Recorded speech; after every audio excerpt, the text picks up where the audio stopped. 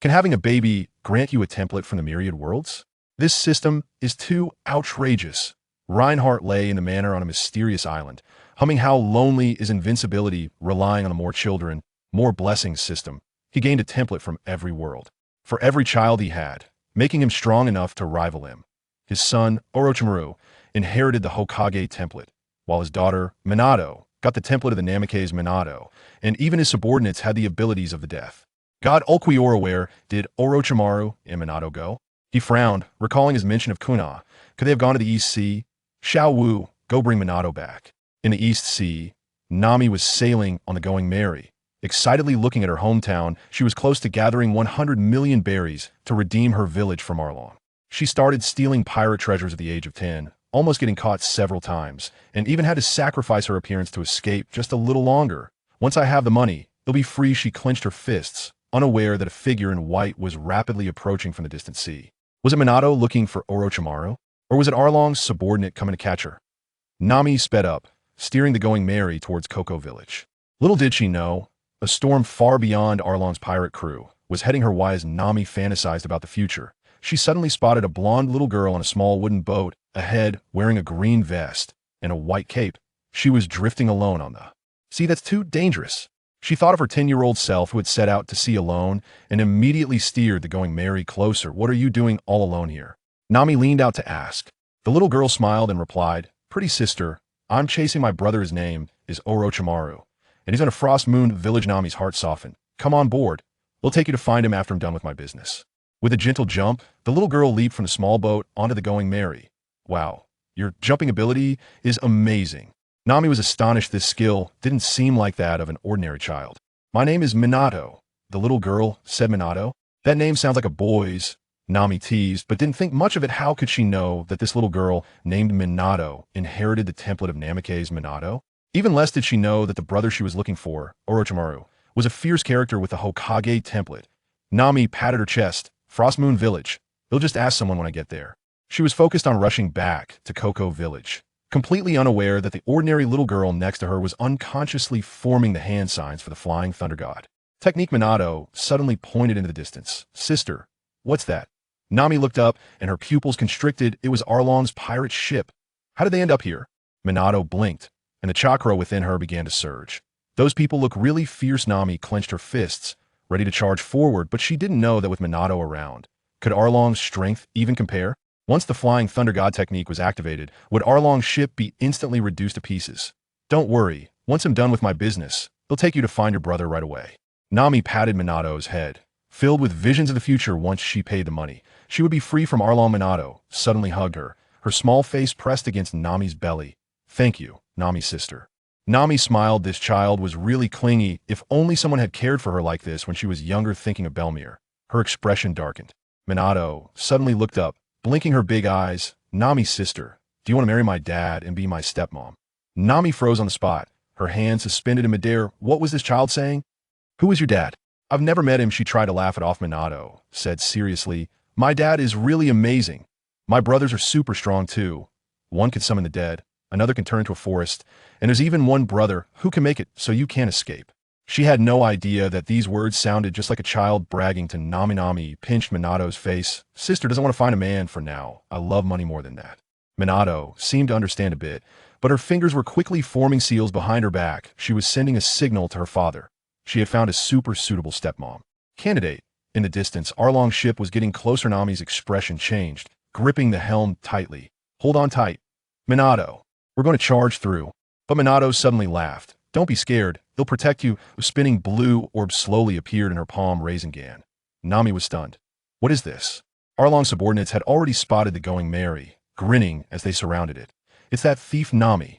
Capture her. Minato threw the Rasengan into the sea. Boom. A massive splash erupted, flipping over Arlong's small boat. Nami stared in disbelief. This is something an ordinary child can do? Minato clapped her hands and said to the stunned Nami, see, I wasn't lying, was I? I'm really strong. She thought to herself. When Dad arrives, he will definitely praise her for being capable. Nami swallowed hard, suddenly realizing this little girl was extraordinary. Who exactly was her father? If even the child was this powerful, how strong must the father be? Arlong's main force was coming. But Minato wasn't worried at all. Instead, she looked expectantly at the sky. She knew someone would come to pick them up soon. Nami, sister, my dad is super strong. Aren't you considering marrying him? Minato was still persuading her. Looking serious, Nami sighed. Let's talk about it later. Then whatever difficulties you have, my dad can solve them. Minato patted her chest. There's nothing he can't do in these seas. Nami couldn't help but ask, is your dad famous? My dad is the invincible king. Minato tilted her head back. He always sings how lonely is invincibility, so I named him that. Nami almost laughed out loud. This child must have been spoiled at home, right? Even Pirate King Roger wouldn't dare to claim invincibility, nor would the Navy admirals or the four emperors. What gave her dad the right? Is your dad really that strong? Nami teased her deliberately. Of course. Minato got anxious. My brother can summon the dead. My sister can turn into a forest. And there's a brother named Dio who always gets beaten up by dad. But they're all super strong. Nami listened, feeling confused, thinking it was just a child bragging. Little did she know, everything Minato said was true. The one who could summon the dead was her brother with the Orochimaru template. The one who could turn into a forest was her brother with the Hashirama template. And even the unruly Dio was easily defeated by her dad. Up ahead is Coco village. Nami pointed ahead, feeling a bit anxious. She was about to meet Arlong. Minato suddenly pulled her. Sister, are you scared of that guy named Arlong? I can help you fight him. No need. No need. I can handle it myself. Nami quickly waved her hand. She didn't want to involve a little child. But she didn't see Minato secretly taking out a strange talisman and throwing it into the sky. It was a mark of the flying thunder god. Dad, I found a super suitable stepmom candidate. It's just that she's a bit scared of bad guys. Hurry up and come. Nami had already spotted Arlong's base. Taking a deep breath, Minato, wait on the ship. They'll be right back. She clenched the bag of money tightly, silently praying. I must succeed. Suddenly, Watergate smiled and said, Sister, don't be afraid. My dad will be here soon. In the distance, a figure appeared in the sky, moving as fast as lightning. Was it the invincible King Dad coming to find Watergate? Was he really that powerful, able to easily deal with Arlong? Nami stood on the shore, watching the figure approaching rapidly, feeling a bit anxious. Could this kid really be telling the truth? Once your father helps me with my troubles, he'll consider being your stepmother, Nami replied with a smile. Brushing it off, she didn't believe the child's words at all. But Watergate took it seriously, his eyes lighting up. Sister Nami, do you have troubles now? I can help you too. No need. Sister can handle herself. Nami pinched her cheek, thinking it was just childlike innocence. Watergate extended his little pinky. Pinky, swear. You have to keep your word. Nami, feeling helpless, linked her pinky with her, thinking that once she got the money, she'd take this child to find her brother. Little did she know, Watergate was secretly planning, I must help sister solve her troubles and bring her home to be my stepmother. On the other side, at the Bartai restaurant, Luffy had just defeated Kuro, and Sanji was sent off by Zefko. Pursue your dreams. Sanji, with red-rimmed eyes, finally boarded the ship with Luffy and going to find the man of all blue. They didn't know that Zoro, already injured, had gone ahead to Coco village to find Nami. Even less did they know that Mihawk was also in the East Blue, had originally come to find Shanks, but was drawn in by Zoro's spirit. Sister Nami, is that the village up ahead? Watergate pointed ahead. Nami nodded, but felt increasingly anxious. Would Arlong really keep his promise? She tightened her grip on her money pouch and took a deep breath. Watergate, you wait here. They'll be back soon. Watergate suddenly grabbed her, his little hand glowing faintly blue. Sister, is that guy named Arlong a bad person? Let me help you fight him. Nami didn't pay attention to the blue light, thinking it was just a reflection. Be good. Wait for me. She turned and walked toward Arlong's base, not noticing Watergate had secretly pressed a seal in the distance. A figure was flying at incredible speed. Watergate's invincible King Dad. Nami pushed open the door to Arlong's base, and Arlong walked out with a smile. Did you bring the money? Nami took out her money pouch, just about to hand it over when she suddenly heard a loud crash behind her. Was it Watergate? Or was it Luffy and the others? Arlong suddenly turned around, his expression changing drastically. What is that? Mihawk had spotted Luffy in the East Blue. The kid who said he wanted to be the Pirate King and had also noticed Zoro, the determined swordsman. This trip to the East Blue was worth it. He turned to look for Shanks. But in his mind, he remembered the green-haired one who shouted, never retreat under the setting sun. Nami brought Watergate to anchor the Mary at a secluded coast of Coco village. There were no fishmen stationed here. You wait in Belmir's cabin. They'll make you orange stir-fry. Nami instructed. She first went to the orange grove to dig up the treasure spot, hid the money well, and picked a few oranges before heading to find Nojiko for meat. Here, Nojiko handed over the meat, watching Nami pay and leave with a heart full of concern. Back at the cabin, Nami quickly prepared the orange stir-fry. Watergate took a bite, and his eyes lit up. Sister Nami, marry my dad. Then I can eat this every day. Nami rolled her eyes. This kid never stopped talking about her dad. She calculated the money and realized she needed another 7 million berries. So it looked like she had to steal from pirates again that night. Nami boiled hot water for a bath, and Watergate followed her in. Sister has such a nice figure. My dad will definitely like it. Watergate said seriously, staring at her. Nami covered her face. Did this kid even understand what privacy meant? Suddenly, laughter from the fishmen came from outside. That woman Nami is back. The boss sent us to take a look. Nami tensed up instantly, signaling Watergate to be quiet. But Watergate quietly formed a seal. Flying thunder god's chakra danced at his fingertips. The fishmen had reached the door, their hands about to touch the latch. Nami grabbed a knife beside her, her heart racing. Watergate suddenly smiled. Sister, watch me. Was she going to use Flying Thunder God to deal with the fishmen directly? Or summon her invincible king dad? The door creaked open, and a fierce fishman poked his head in. Found you. Before he could finish his sentence, he suddenly vanished. Nami was dumbfounded. Where did he go? Watergate clapped his hands, as if he had done something trivial. All right, sister, let's continue our bath. What a stubborn little child. There's nothing wrong anymore. Let me help you with the bath. Saying that, I took a towel and started wiping Watergate's body. This reminded her of the memory of Belmare wiping her body. She had grown up, taking on the task that Belmare once did. She was kind-hearted to bring a child home. After everything was done, she would take him to find his brother. It was certainly better than leaving him to drift alone at sea, where the extreme weather could be a natural disaster that a small child couldn't handle. And she wasn't sure she could handle it either. And there were those terrifying sea kings. There were too many of them in this world. If she accidentally encountered one, it could very well lead to becoming fish food. Seeing Nami's unwillingness to speak, Watergate understood that this must be her pain. She just wouldn't tell him. So he didn't ask further, but he knew that as long as he stayed by her side, he would eventually find out and help her solve it.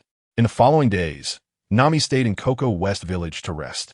During this time, she also freed Zoro and Usopp, who had been captured by the Arlong pirates. She didn't expect these guys to catch up and want her to go out to sea with them again, which was impossible. Being a pirate was not her wish. She had more important things to do. She just needed 7 million berries to fulfill her promise with Captain Arlong. Redeeming the village, restoring the villagers' freedom, that was her only task. Then she prepared to set off again. After all, she was so close. She had rested well, and with a little more effort. 7 million berries were a bit challenging for her, but not a big problem. With her skills, she was very confident she could get it done in one go. Once she gathered 100 million berries, she could fulfill her promise with Captain Arlong. She believed he would not break the promise. He had once said, rather than let me break a financial promise, I would rather commit seppuku right away. That's the kind of man I am. So Nami was convinced that he wouldn't violate the agreement, and as long as she gathered enough 100 million berries to complete the promise, she could redeem the village. The village would be liberated, and she could escape from the Arlong pirates. The first thing to do was to entrust Watergate. Stealing from the pirate crew was too dangerous.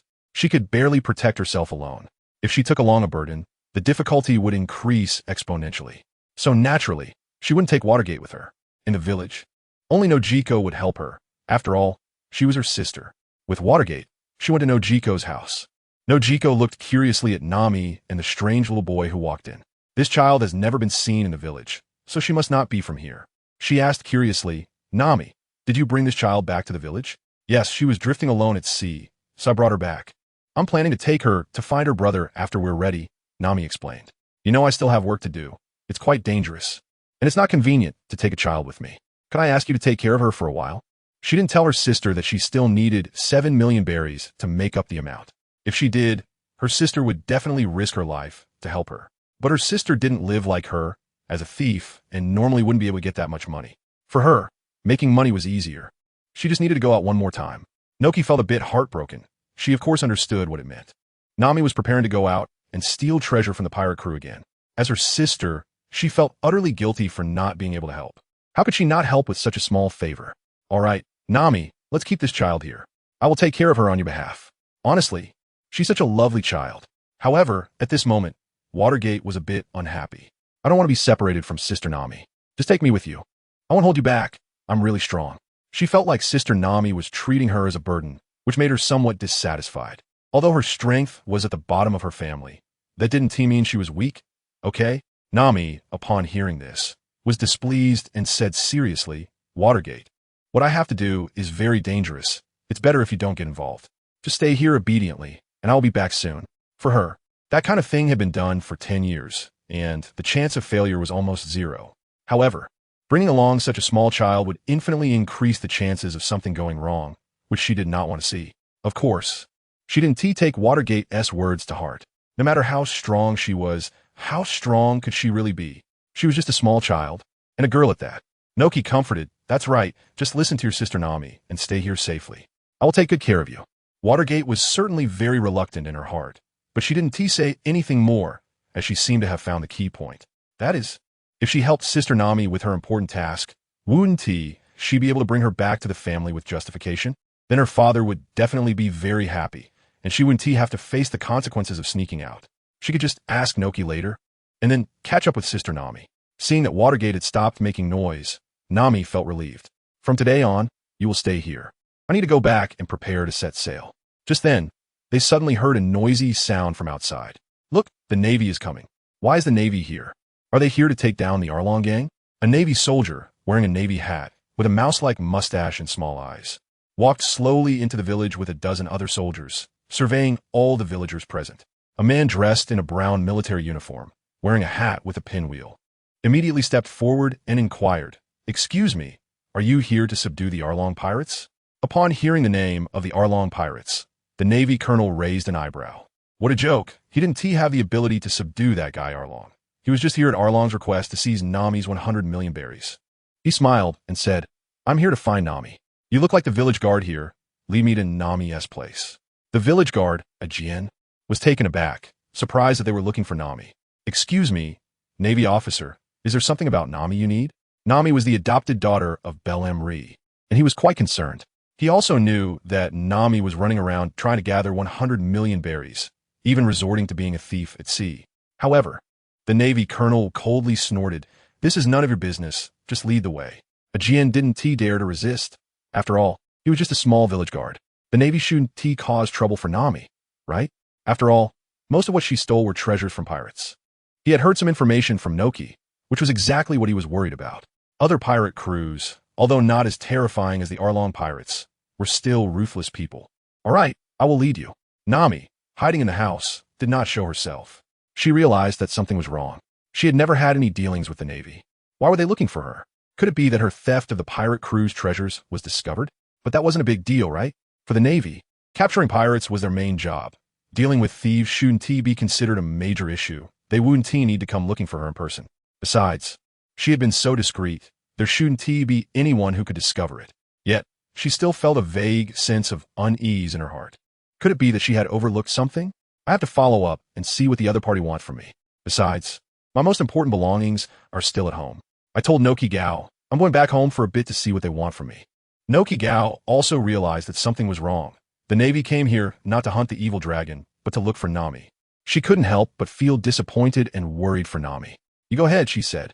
After that, Nami climbed out of the window and stealthily followed the path through the small forest. Watergate, who stayed behind, didn't follow. It seemed Nami was facing some trouble. She looked at Noki Gao, who was sitting at the table, and asked Sister Noki Gao, "Is Nami facing some kind of trouble?"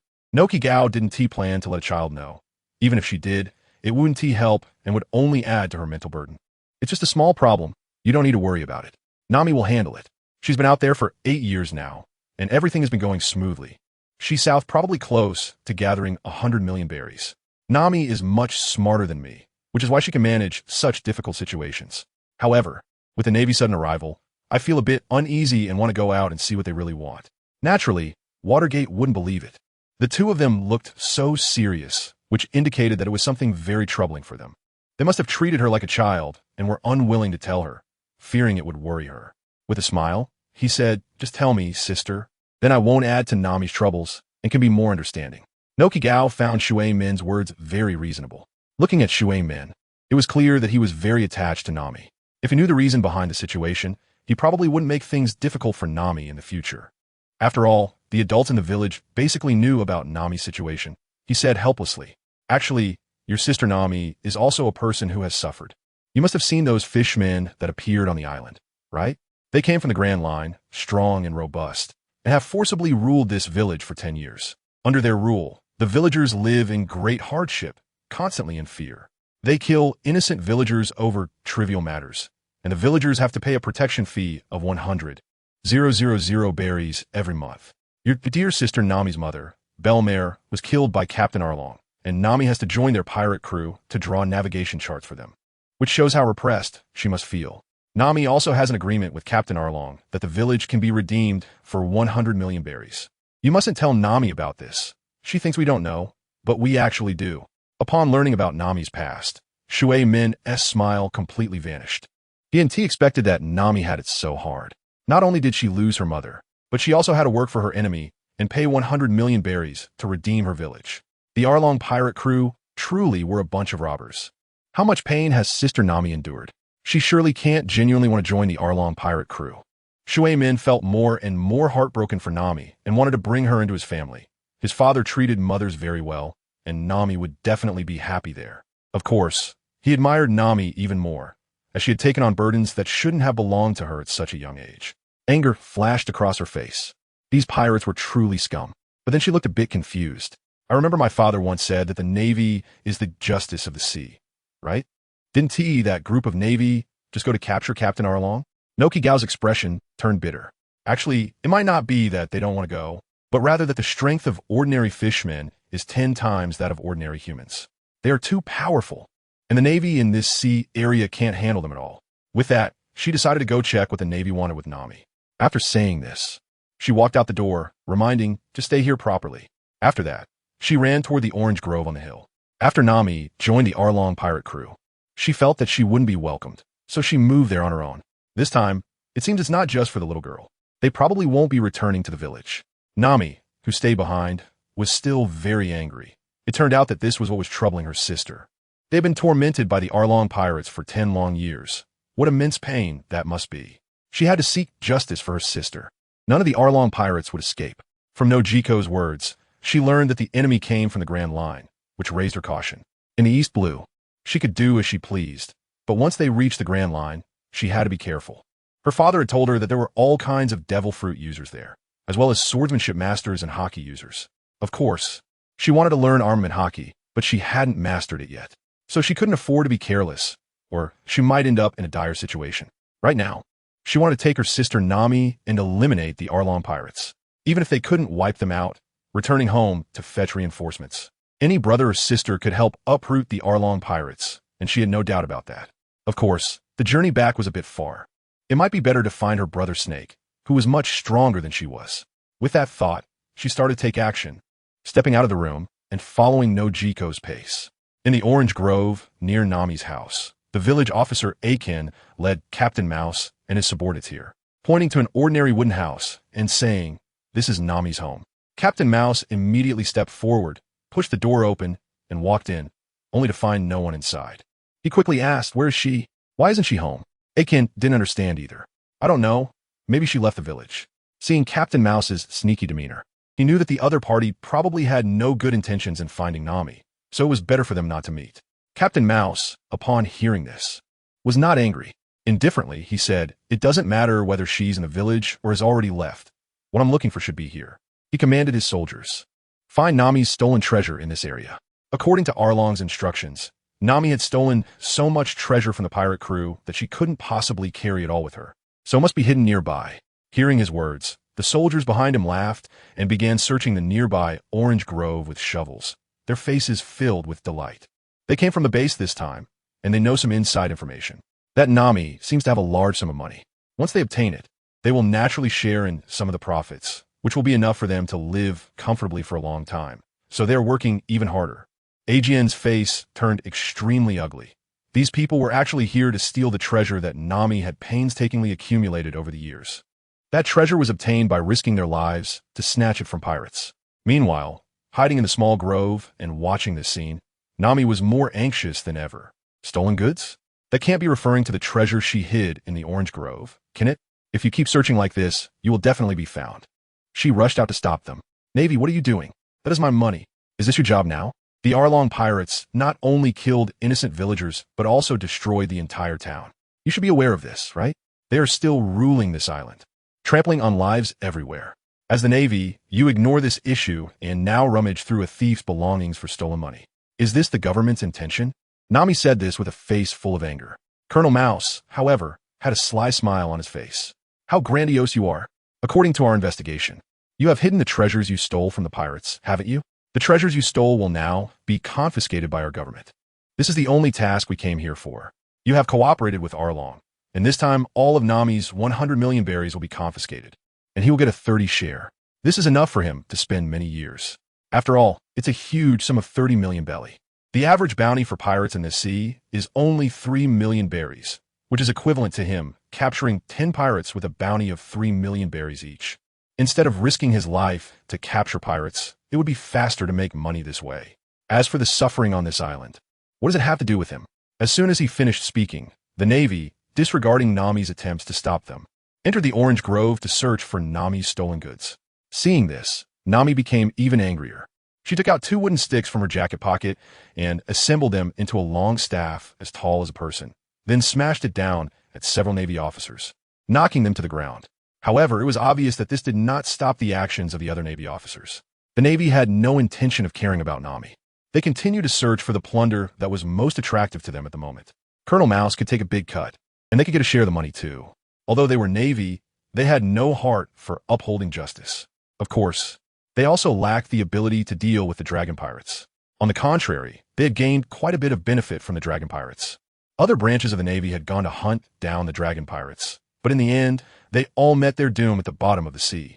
They were clear about what to do. On one side was the danger to life, and on the other side was the opportunity to indulge in wealth and luxury. At this moment, Acheon, who witnessed everything, could no longer hold back. This child's money was meant to save the village of Coco West. Do you still have the right to take this money? Navy. Colonel Rat turned his head dismissively and looked at him with a sinister smile, replying playfully. What did you say? A mere village officer is going to lecture a Navy colonel? Nami looked even more incredulous. Mr. Acheon, how did you know? She had never mentioned this to the villagers, fearing it would add to their burdens. She could handle everything on her own. Acheon helplessly said while pinching the edge of his hat. We already knew, Nami. At that time, we couldn't believe your actions no matter what. We want to question Nojiko. We knew you joined the Arlong pirates to save the village, but we pretended not to know all along. We were afraid that our expectations would become a burden for you when you wanted to escape Arlong. Nami couldn't believe it. The villagers had known back then and had acted like they didn't care, fearing they would become a burden to her. At this moment, the burden in her heart was greatly reduced. She also didn't want to be hated by everyone in the village. Colonel Mouse stretched out his arms with a wicked smile and said, if that's the case, then everyone in this village is a thief. Should I arrest all of you? At that moment, a voice came from behind her. They said we are all fighting for survival. It's all because you government people are so unreliable. Since you don't want to save this village, just disappear from here quickly. The speaker was Noki Gao, who stood with her hands on her hips, glaring at Colonel Mouse with a fierce disdain. If you keep hesitating, you will also be targeted by Aaron's ship. Upon hearing Aaron's name, Colonel Mouse smiled, almost laughing to death inside, and said disdainfully, targeted by Aaron? That's hard to say. Nami's expression changed, and she had a strong bad premonition. Unable to understand how a Navy colonel could openly land on the territory of the evil dragon pirates. At this moment, Colonel Mouse's face became increasingly dissatisfied, and he shouted loudly, haven't you found it yet? It's not like we're looking for grains of rice. That's 100 million berries. Upon hearing Colonel Mouse's words, Aegeon's face turned pale, and he questioned, how do you know the amount? The Mouse Colonel has hardly been here a few times, so it's impossible for him to know this clearly. The Mouse Colonel wore a smile on his face. I just thought there would be about this much. Not only was Aegeon's face pale, but even Noki Gao's face was also pale. Gritting her silver teeth and clenching her fists, she realized that something was wrong. It was definitely someone who had leaked information. The villagers on the island are extremely united, so the only ones who could have leaked the information are the dragon pirates. If that's the case, the consequences are extremely terrifying, which means that the dragon pirates not only want to seize Nami's treasure, but also want to nullify her 10 years of hard work. At this moment, Nami was completely stunned, and feelings of despair and fear surged in her heart. It quickly turned into anger. She shouted loudly, was it Arlong who sent you here? The Mouse Colonel did not respond, and his smile grew even broader. With a hint of mockery, he said, who knows? We're just acting as government officials, dealing with thieves as we should. Aegeon angrily retorted, you're a bunch of corrupt scoundrels. Noki Gao was also filled with rage. The Navy actually colluded with pirates. Nami's eyes widened in shock, biting her lips tightly, her brows furrowed, and her head shaking in anger. This is an expression of extreme anger. At this moment, a Navy officer exclaimed in surprise, Found it. The stolen money is here. Colonel Mouse was very happy to hear this, and immediately rushed to the orange grove, where he saw a box revealed by the broken soil. He quickly opened it with his hands and discovered a large amount of banknotes, coins, and gold jewelry inside. His face filled with joy. He never expected that a little girl could manage to get so much money. 30% of these treasures belonged to him. At this moment, Nami, wielding a wooden stick, angrily approached the Navy, her heart filled with rage. Don't touch it, don't touch it. Aiken and Nokigo saw Nami losing her rationality and hurriedly tried to stop her. Even though they were equally furious, engaging in battle with the Navy was undoubtedly unwise. Captain Mouse, seeing Nami like this, slowly pulled out a pistol from his left pocket and pulled the trigger at her. Killing a civilian posed no burden for the Navy. At that moment, Aiken grabbed Nami's arm, and Nokigo stood in front of her. Just as the bullet was about to hit Nokigo, a golden figure suddenly appeared behind her, wielding a kunai to block the bullet. With a bang, the bullet was deflected. Nokigo felt a chill behind her, thinking she was about to be shot. But there was no pain. Turning her head, she saw a child holding a short knife behind her. Noticing the dissipating smoke from the knife and the traces of the gunpowder explosion, she realized that Watergate had blocked the bullet aimed at her. She was stunned. Could Watergate really block bullets? But what made her even angrier was that the shameless Navy not only robbed people of their wealth, but also attempted to harm a girl. It was utterly despicable. Nami's anger was even more intense at this moment. The bullet almost hit Noki, who was standing in front of him, just like his mother was shot and killed by Captain Aaron. How infuriating. These Navy soldiers are even more despicable than pirates. However, she was surprised that the Watergate could block bullets. It turns out that the Watergate is really strong, able to stop bullets with a short knife. Something only some powerful pirates can do. She still looked relaxed. Thanks to her this time, Ajien saw that Nami was no longer impulsive, and also released the arm he was holding her with, staring blankly at the little girl. He was extremely surprised in his heart. This little girl is not an ordinary person. Ordinary people cannot block bullets with a small dagger. The most surprising one is Colonel Mouse, who fired the shot. He knows the power of his strike. Ordinary pirates, even fishmen, cannot withstand it. Only great pirates with a bounty of over 10 million berries could block like this. Could it be that this little girl is a master? At such a young age, she is already a skilled fighter. It seems she is standing up for Nami. If she grows up, it will be something else entirely. Such a person must be eliminated as soon as possible. He arrogantly said, "How dare you defend the criminals who attack the Navy? It seems you're also a criminal, deserving of death." After saying this, he pulled the trigger without hesitation, firing several shots. Schuman's expression remained unchanged. She could see the moving bullets. It is worth noting that she often practiced with her brother. The pressure from the bullets was much lighter than what her brother gave her. She directly wielded the kunai in her hand and blocked all the bullets.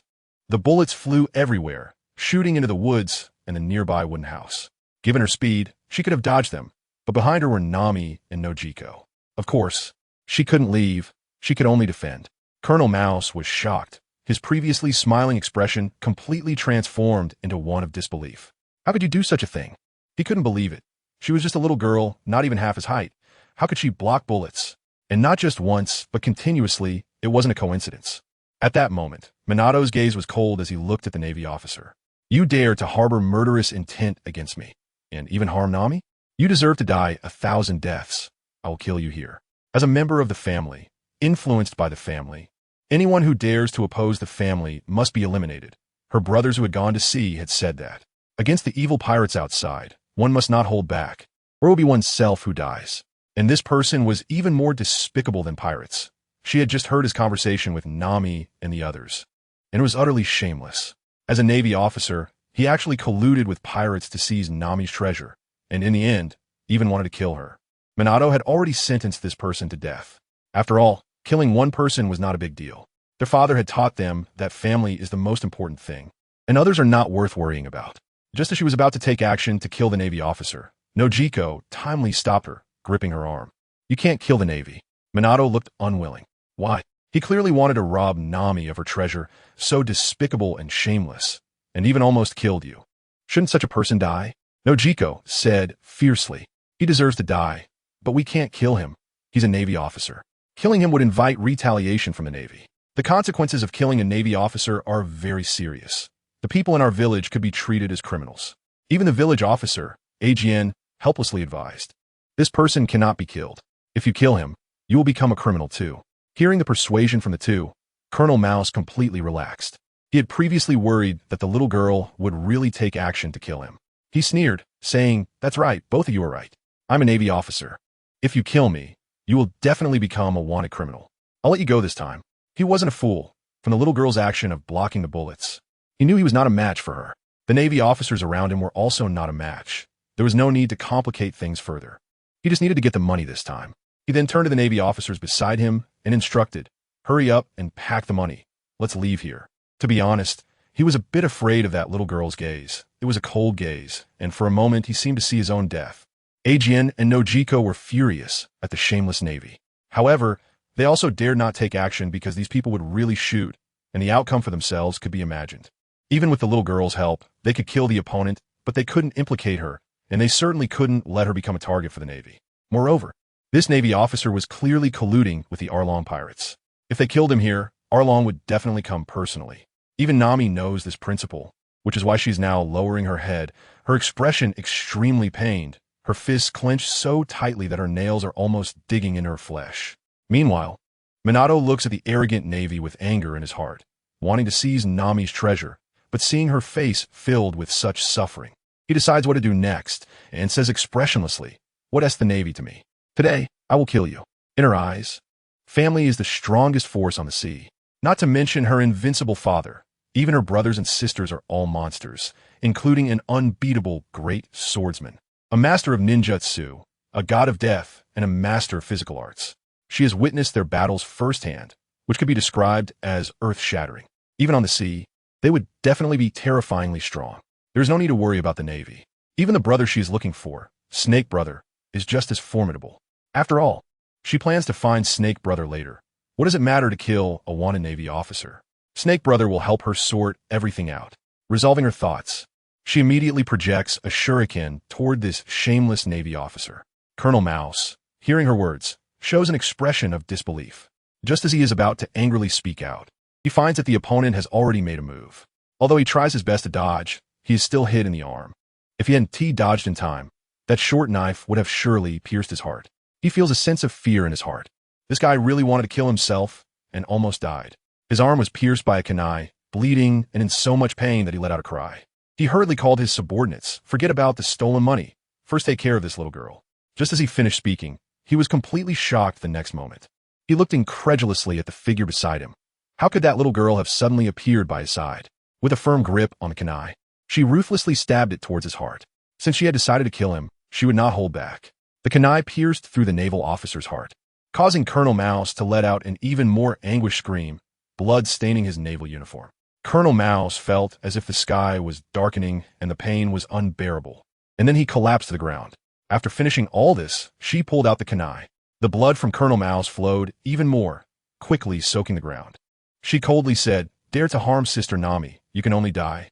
Colonel Mouse clawed at the ground a few times, then struggled weakly. He wanted to call his subordinates for help, but his vision became increasingly blurry, and finally, his eyes lost all focus. Such a scene left everyone present stunned.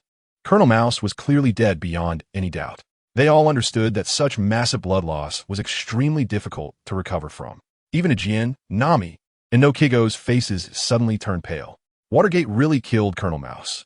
Now Watergate has completely become a wanted criminal, comparable to the evil pirates. She killed Colonel Mouse. And if the Navy finds out, she will definitely be treated as a criminal, with a bounty even comparable to that of the great pirates of the EC. No doubt about it. At this moment, the Navy soldiers who followed Colonel Mouse were also dumbfounded, watching helplessly as Colonel Mouse was easily taken down. That guy appeared right beside Colonel Mouse in an instant and delivered a fatal blow. What kind of ability is that? This is definitely a devil fruit user. One of the Navy officers exclaimed. This guy is a devil fruit user.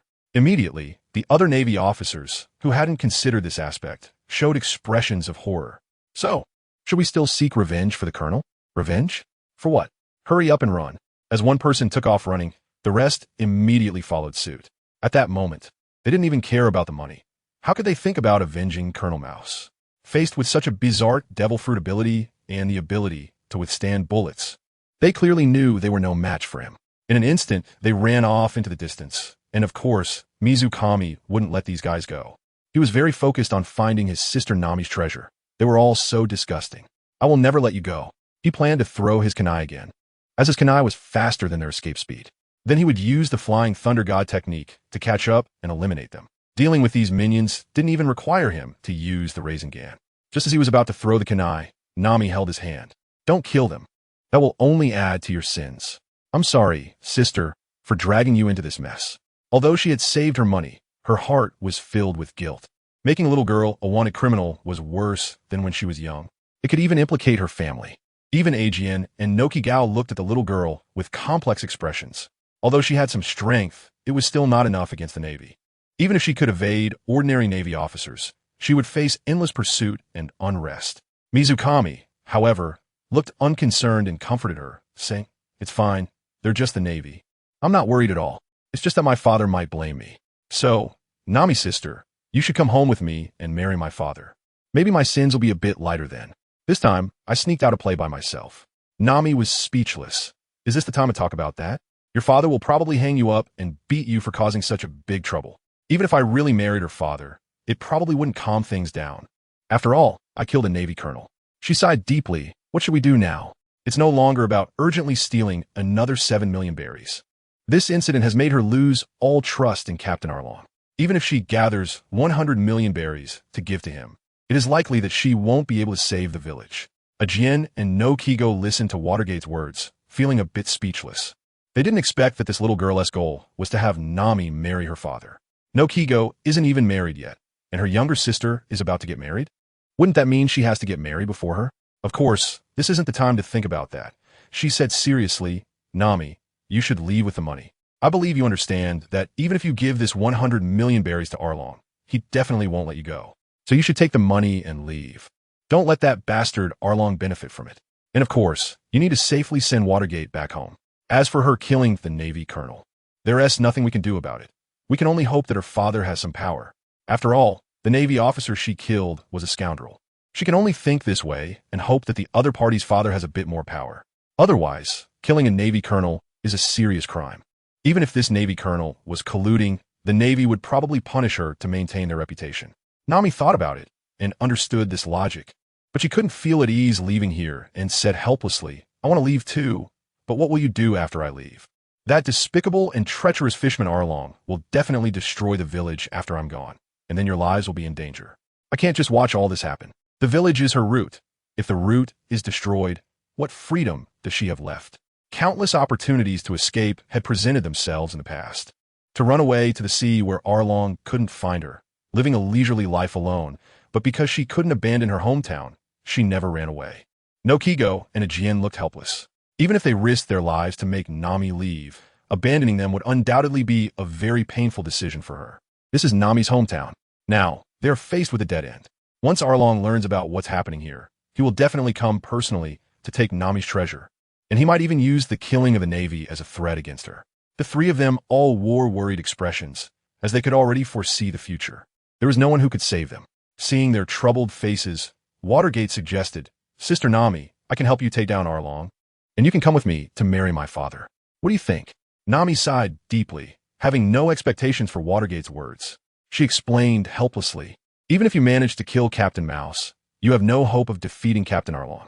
He is 10 times stronger than a human, and he is one of the best among the fishmen, a subordinate of the 7 warlords, who has ended up here." Aiken and Nojiko both had expressionless faces, thinking this was just a child's fantasy. They had witnessed Captain Arlong's terror firsthand, in the past. Righteous Navy forces had come to take him down, but were all crushed by him, as his physical strength was unbelievable and he was unafraid of gunfire. Even if this little girl had the power of a devil fruit, against the impressively defensive Arlong, her attacks might not even work. After all, guns and cannons wouldn't be effective. So, there was no hope of breaking through his defenses. Watergate listened with a cautious expression. "Sister Nami has a point, so I'll just give it a try. If it doesn't work, I'll leave to find Brother Snake. Brother Snake will definitely be able to take him down. He doesn't back down even against the 7 warlords you mentioned." She still knew that the 7 warlords were the top combatants of the sea, so she didn't dare to boast. After all, Brother Snake's level was only average in their family. If her powerful brother came, he would definitely be fearless, and only the very top sea strongmen would be his opponents. Aiken and Nojiko were a bit surprised by her words. If Watergate was that strong, then her brother must be very powerful too, perhaps even able to defeat that bastard Arlong. Hearing her words, Nami's eyes lit up. Maybe her brother really could defeat Arlong. But where could she find him in this vast sea? By the time she ran away to find the brother snake that Watergate mentioned, perhaps the village would have already been destroyed. If Watergate went alone, she could get lost. How would she find it? It seemed she was not familiar with this sea at all, and might even be from another sea. Nami bit her lip, realizing that the current predicament was still unsolvable. Watergate saw Nami's worried expression and felt a bit heartbroken, knowing that Nami was worried about her. Don't worry, even if I can't beat Arlong, I can escape. You all saw my teleportation ability just now, right? I'm just going to see if I can take down Arlong. After saying that, she quickly dashed towards the dragon castle. When she arrived on this small island, Nami had reminded her to stay away from that castle, saying it was home to a demon. Now, who is that demon? There was no need to think. It must be the Arlong pirates. Nami, Aiken, and Nojiko were all a bit stunned. How could Watergate just go like that? They hurriedly wanted to stop her, but unfortunately, her speed was too fast. In the blink of an eye, she had jumped over 100 meters away, and even if the three of them tried their best to chase after her, they could no longer see her figure. The three of them returned to the village. They all stopped in the village, and Aiken was panting heavily. How could she run so fast? Even I, as an adult, couldn't catch up to her. Nojiko looked helpless. What should we do now? Although she really has a way to escape, it's too dangerous for a little girl to face the Arlong pirates alone. Nami also looked worried. If something happened to Watergate, she would feel uneasy. At this moment, the villagers all gathered around, asking with concern, Aiken, what happened? We just heard gunfire. Did the Navy attack you? Are you all okay? We saw those Navy soldiers fleeing in a panic. What's going on? Aiken briefly explained what had happened earlier to the villagers. Upon hearing this, the villagers' faces instantly turned to anger, cursing the shameless Navy captain actually colluded with pirates. How despicable. What a disgrace. That little girl did well, doing what we dare not do.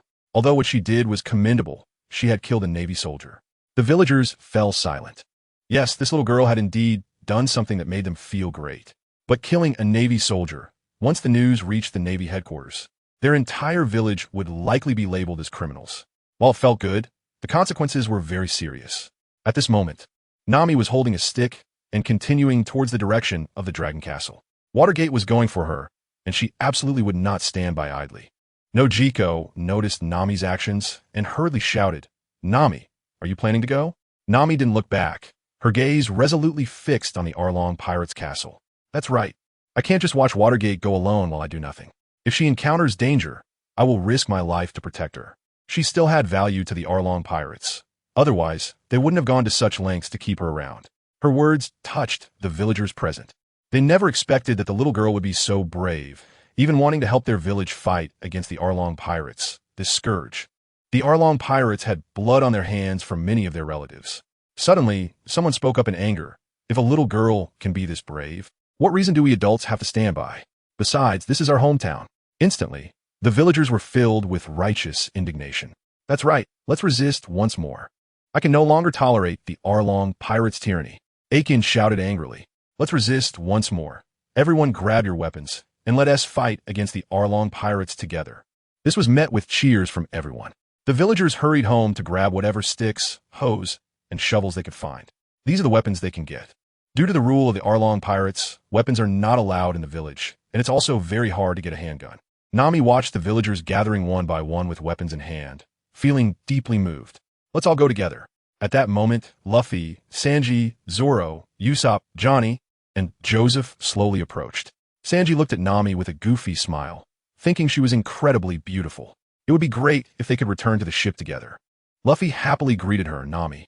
Nami's face turned angry when she saw him. Why are you still here? Although Luffy wasn't the kind of pirate who burned, killed, and plundered, she was already indifferent to pirates. Pirates are indeed despicable, and she could not and did not want to become a pirate. She then ignored Luffy. With the speed of Watergate, he probably had already broken into Arlong's castle. She followed Aegean and the other villagers with her stick. Only Nojiko stayed behind. She knew these people had come a long time ago and learned through conversation that they were Nami's former companions, treating Nami as one of their own. She informed them about the previous events, including a little girl planning to fight against the Arlong pirates. Hearing this, the Straw Hat Pirates were filled with anger, especially Sanji, who was even more furious. He couldn't believe the Arlong pirates were so despicable, oppressing Nami for so many years, even colluding with the Navy to scheme against Nami's bounty of 100 million berries. Colonel Mouse deserved to die, and this group of Arlong pirates should die too. I will contribute today as well. Upon hearing this, Luffy immediately replied, of course, I will too. After all, Nami is my companion. Nojiko felt very happy upon hearing this. She knew these pirates were different from other pillaging pirates, which is why she calmly explained the reasons to them. Of course, she also wanted to leverage their combat strength. Today was the day to fight the Arlong pirates to the death, and having one more ally was one more advantage. Otherwise, the consequences of failure would be severe. Not only would the village be destroyed, but they also didn't know how many villagers would survive. Usopp sympathized deeply with Nami's plight. Naturally, he considered Nami one of them. And at this moment, he worriedly said, that little girl is so brave, much braver than I am, to dare to set out alone to confront the Arlong pirates. Previously, he had trembled in fear when he saw Captain Arlong, overwhelmed by the fierce aura of the other party, especially since he was not brave to begin with. Zoro, at that moment, was also gripping his sword. Let's set off immediately.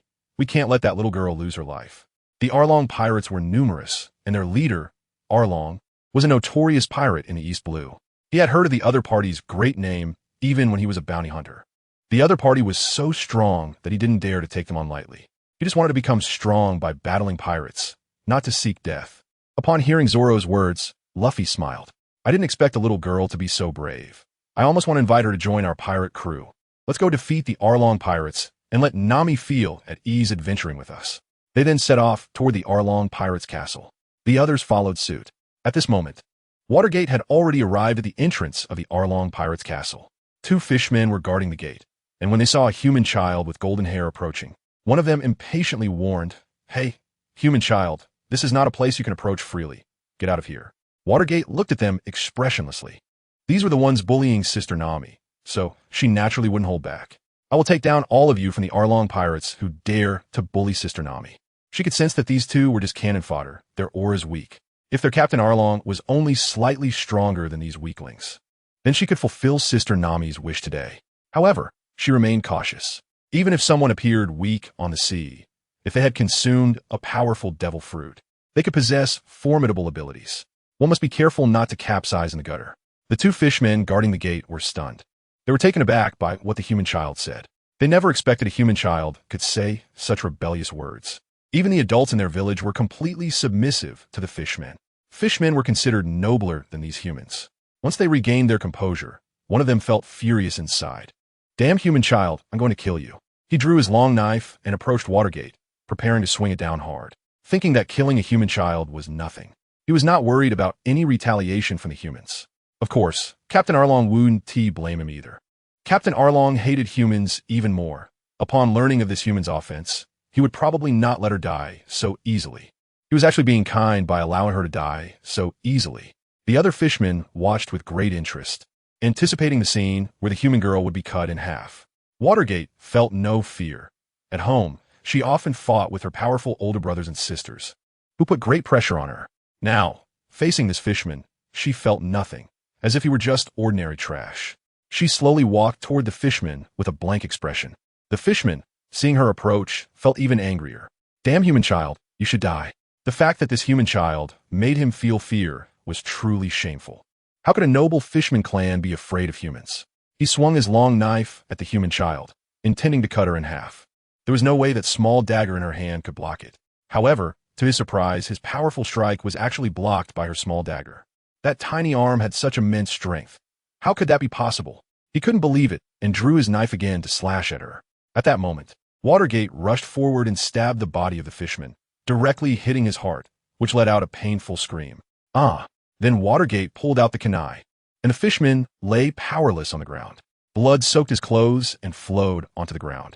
Another fishman looked at this scene in terror, and his companion, who was about the same strength, took the initiative to attack.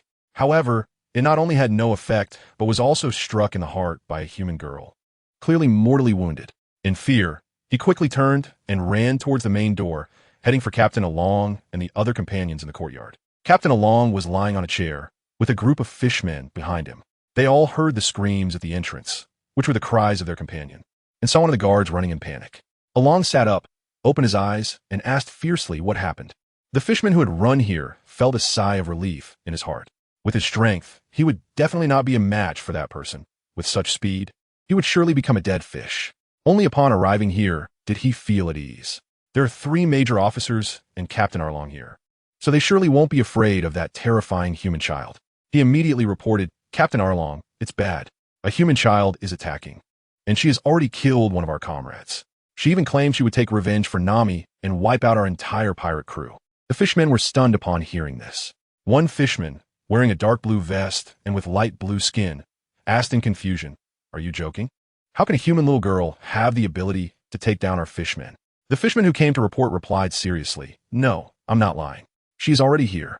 He looked fearfully towards the door, where the expressionless golden-haired little girl was walking in. The Arlong pirates all turned to look at the door and indeed saw a little girl wearing a green vest with golden short hair, holding a bloody dagger in her hand.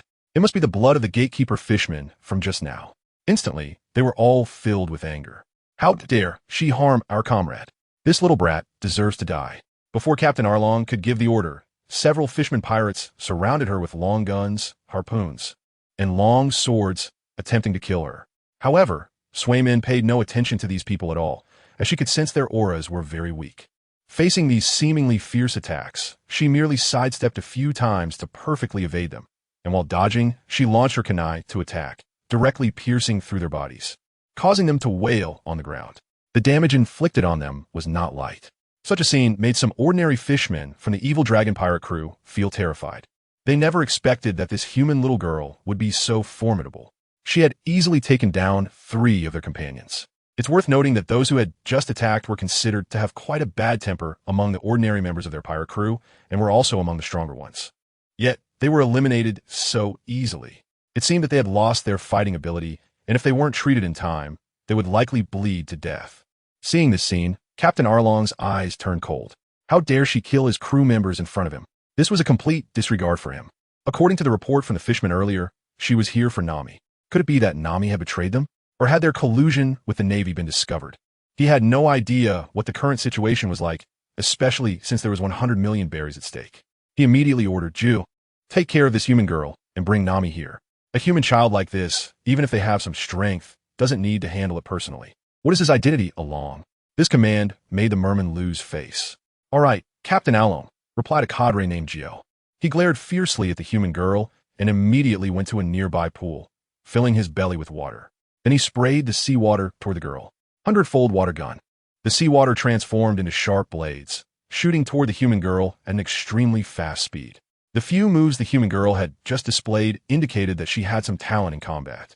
Therefore, he was serious as soon as he made his move. Facing such an attack, the water gate opened wide, and she was surprised to find that a merman could store so much water in his belly.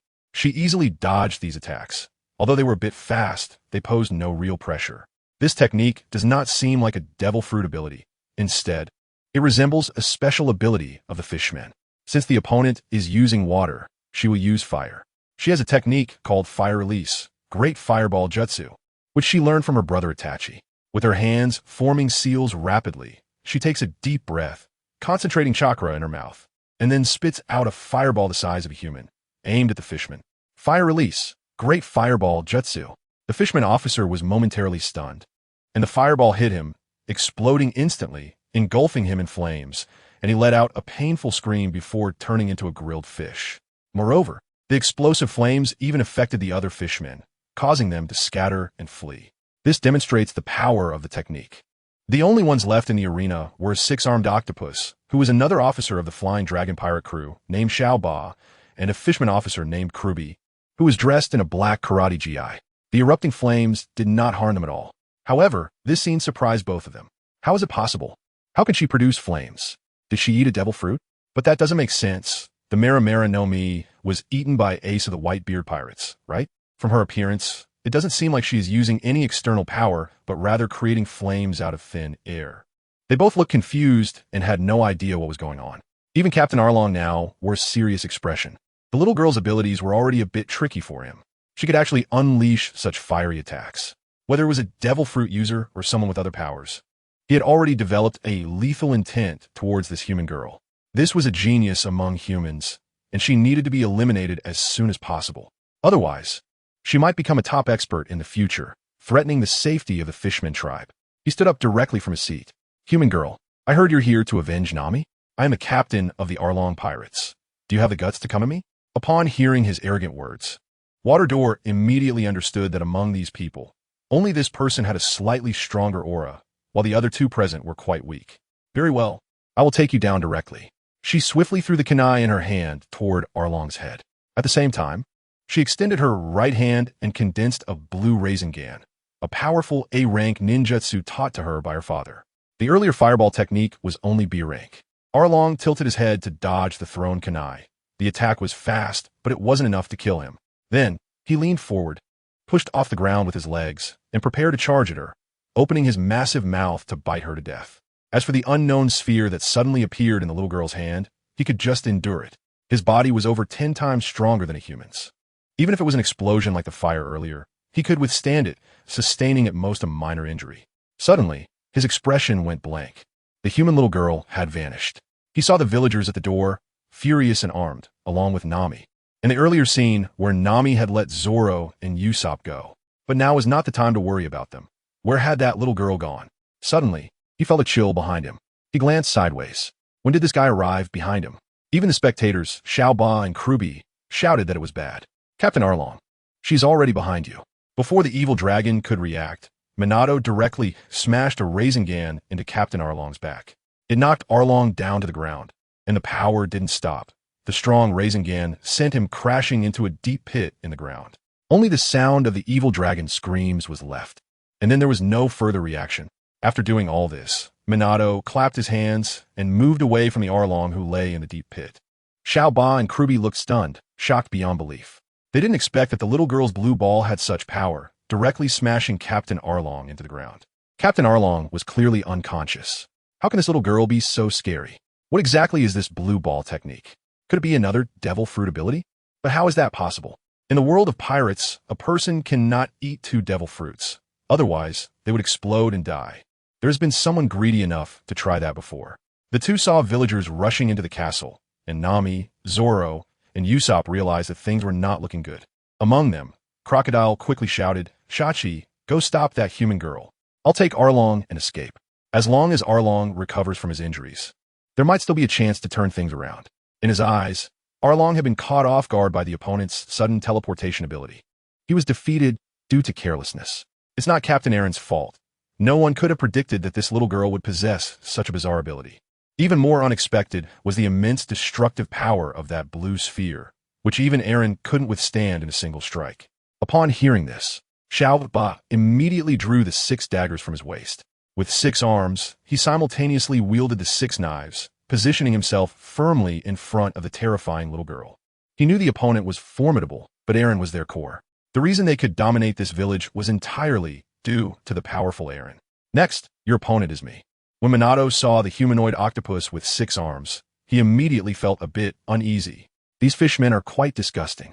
The first fishman she encountered, who spat out water swords, made her feel a bit nauseous, and although Captain Arlong seemed a bit weak, he looked extremely fierce. Now, this one is even more heavyweight. She couldn't help but complain, "You're so disgusting." Upon hearing the girl's words, Xiaoba instantly became furious. Am I really disgusting like this?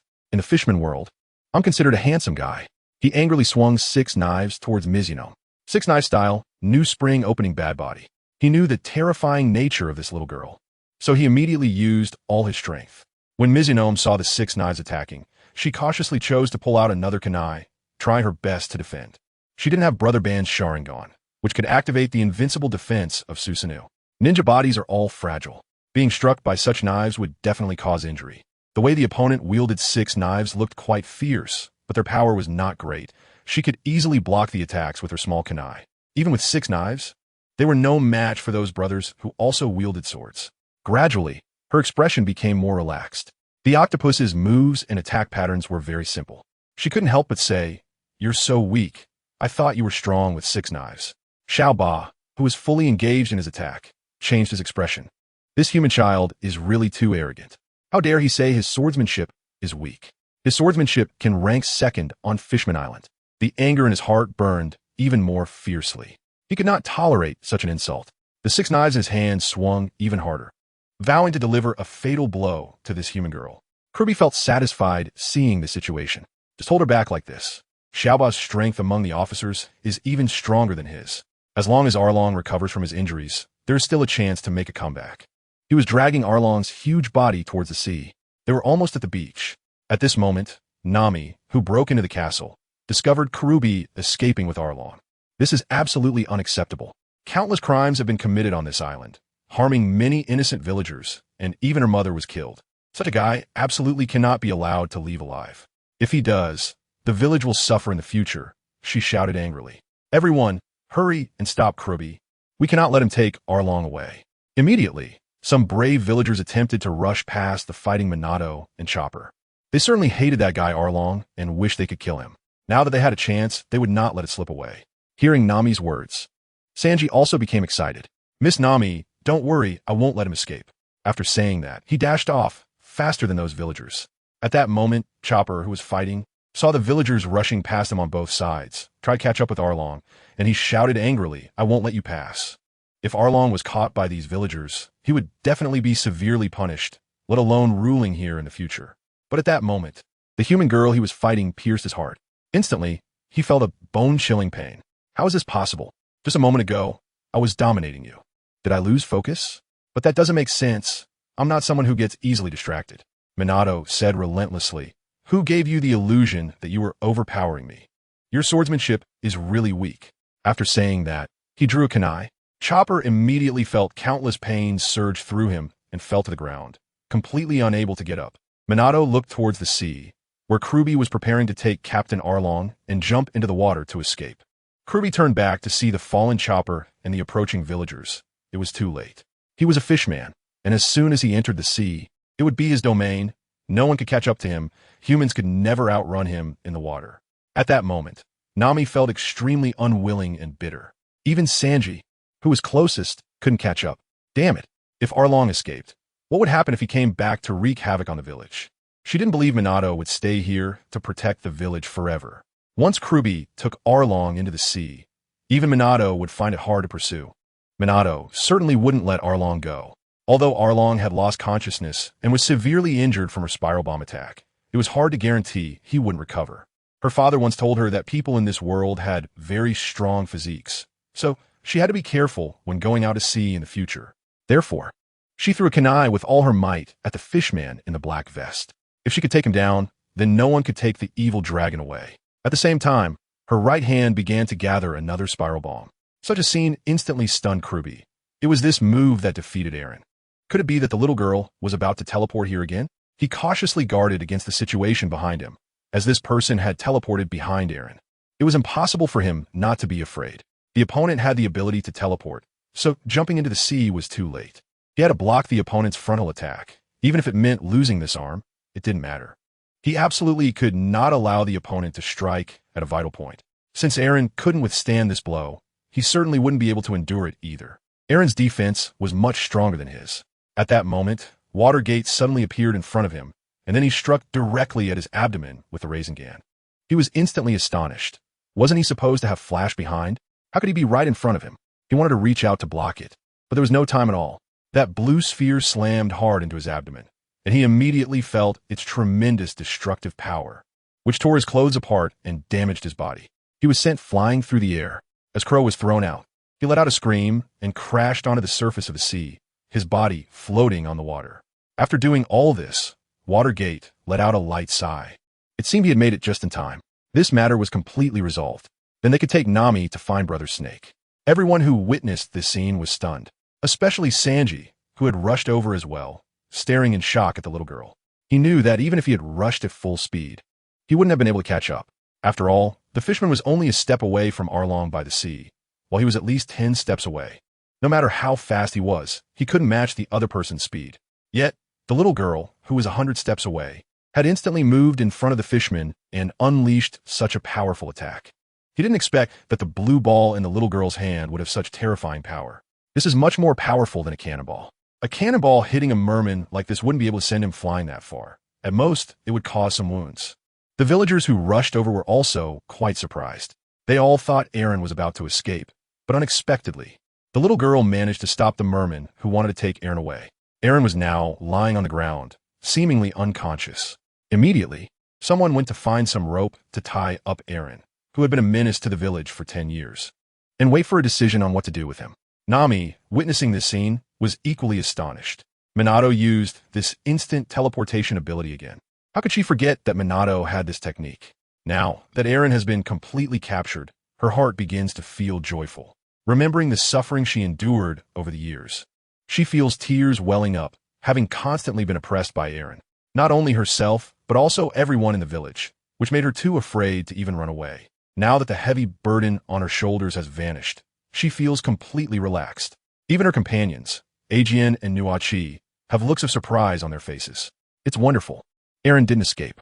Eren has been captured, and now the village is liberated. At this moment, Ajian also feels a sense of tears welling up. byHaving, the one who killed you has finally been defeated. What awaits him is either imprisonment or execution. There's no doubt about it.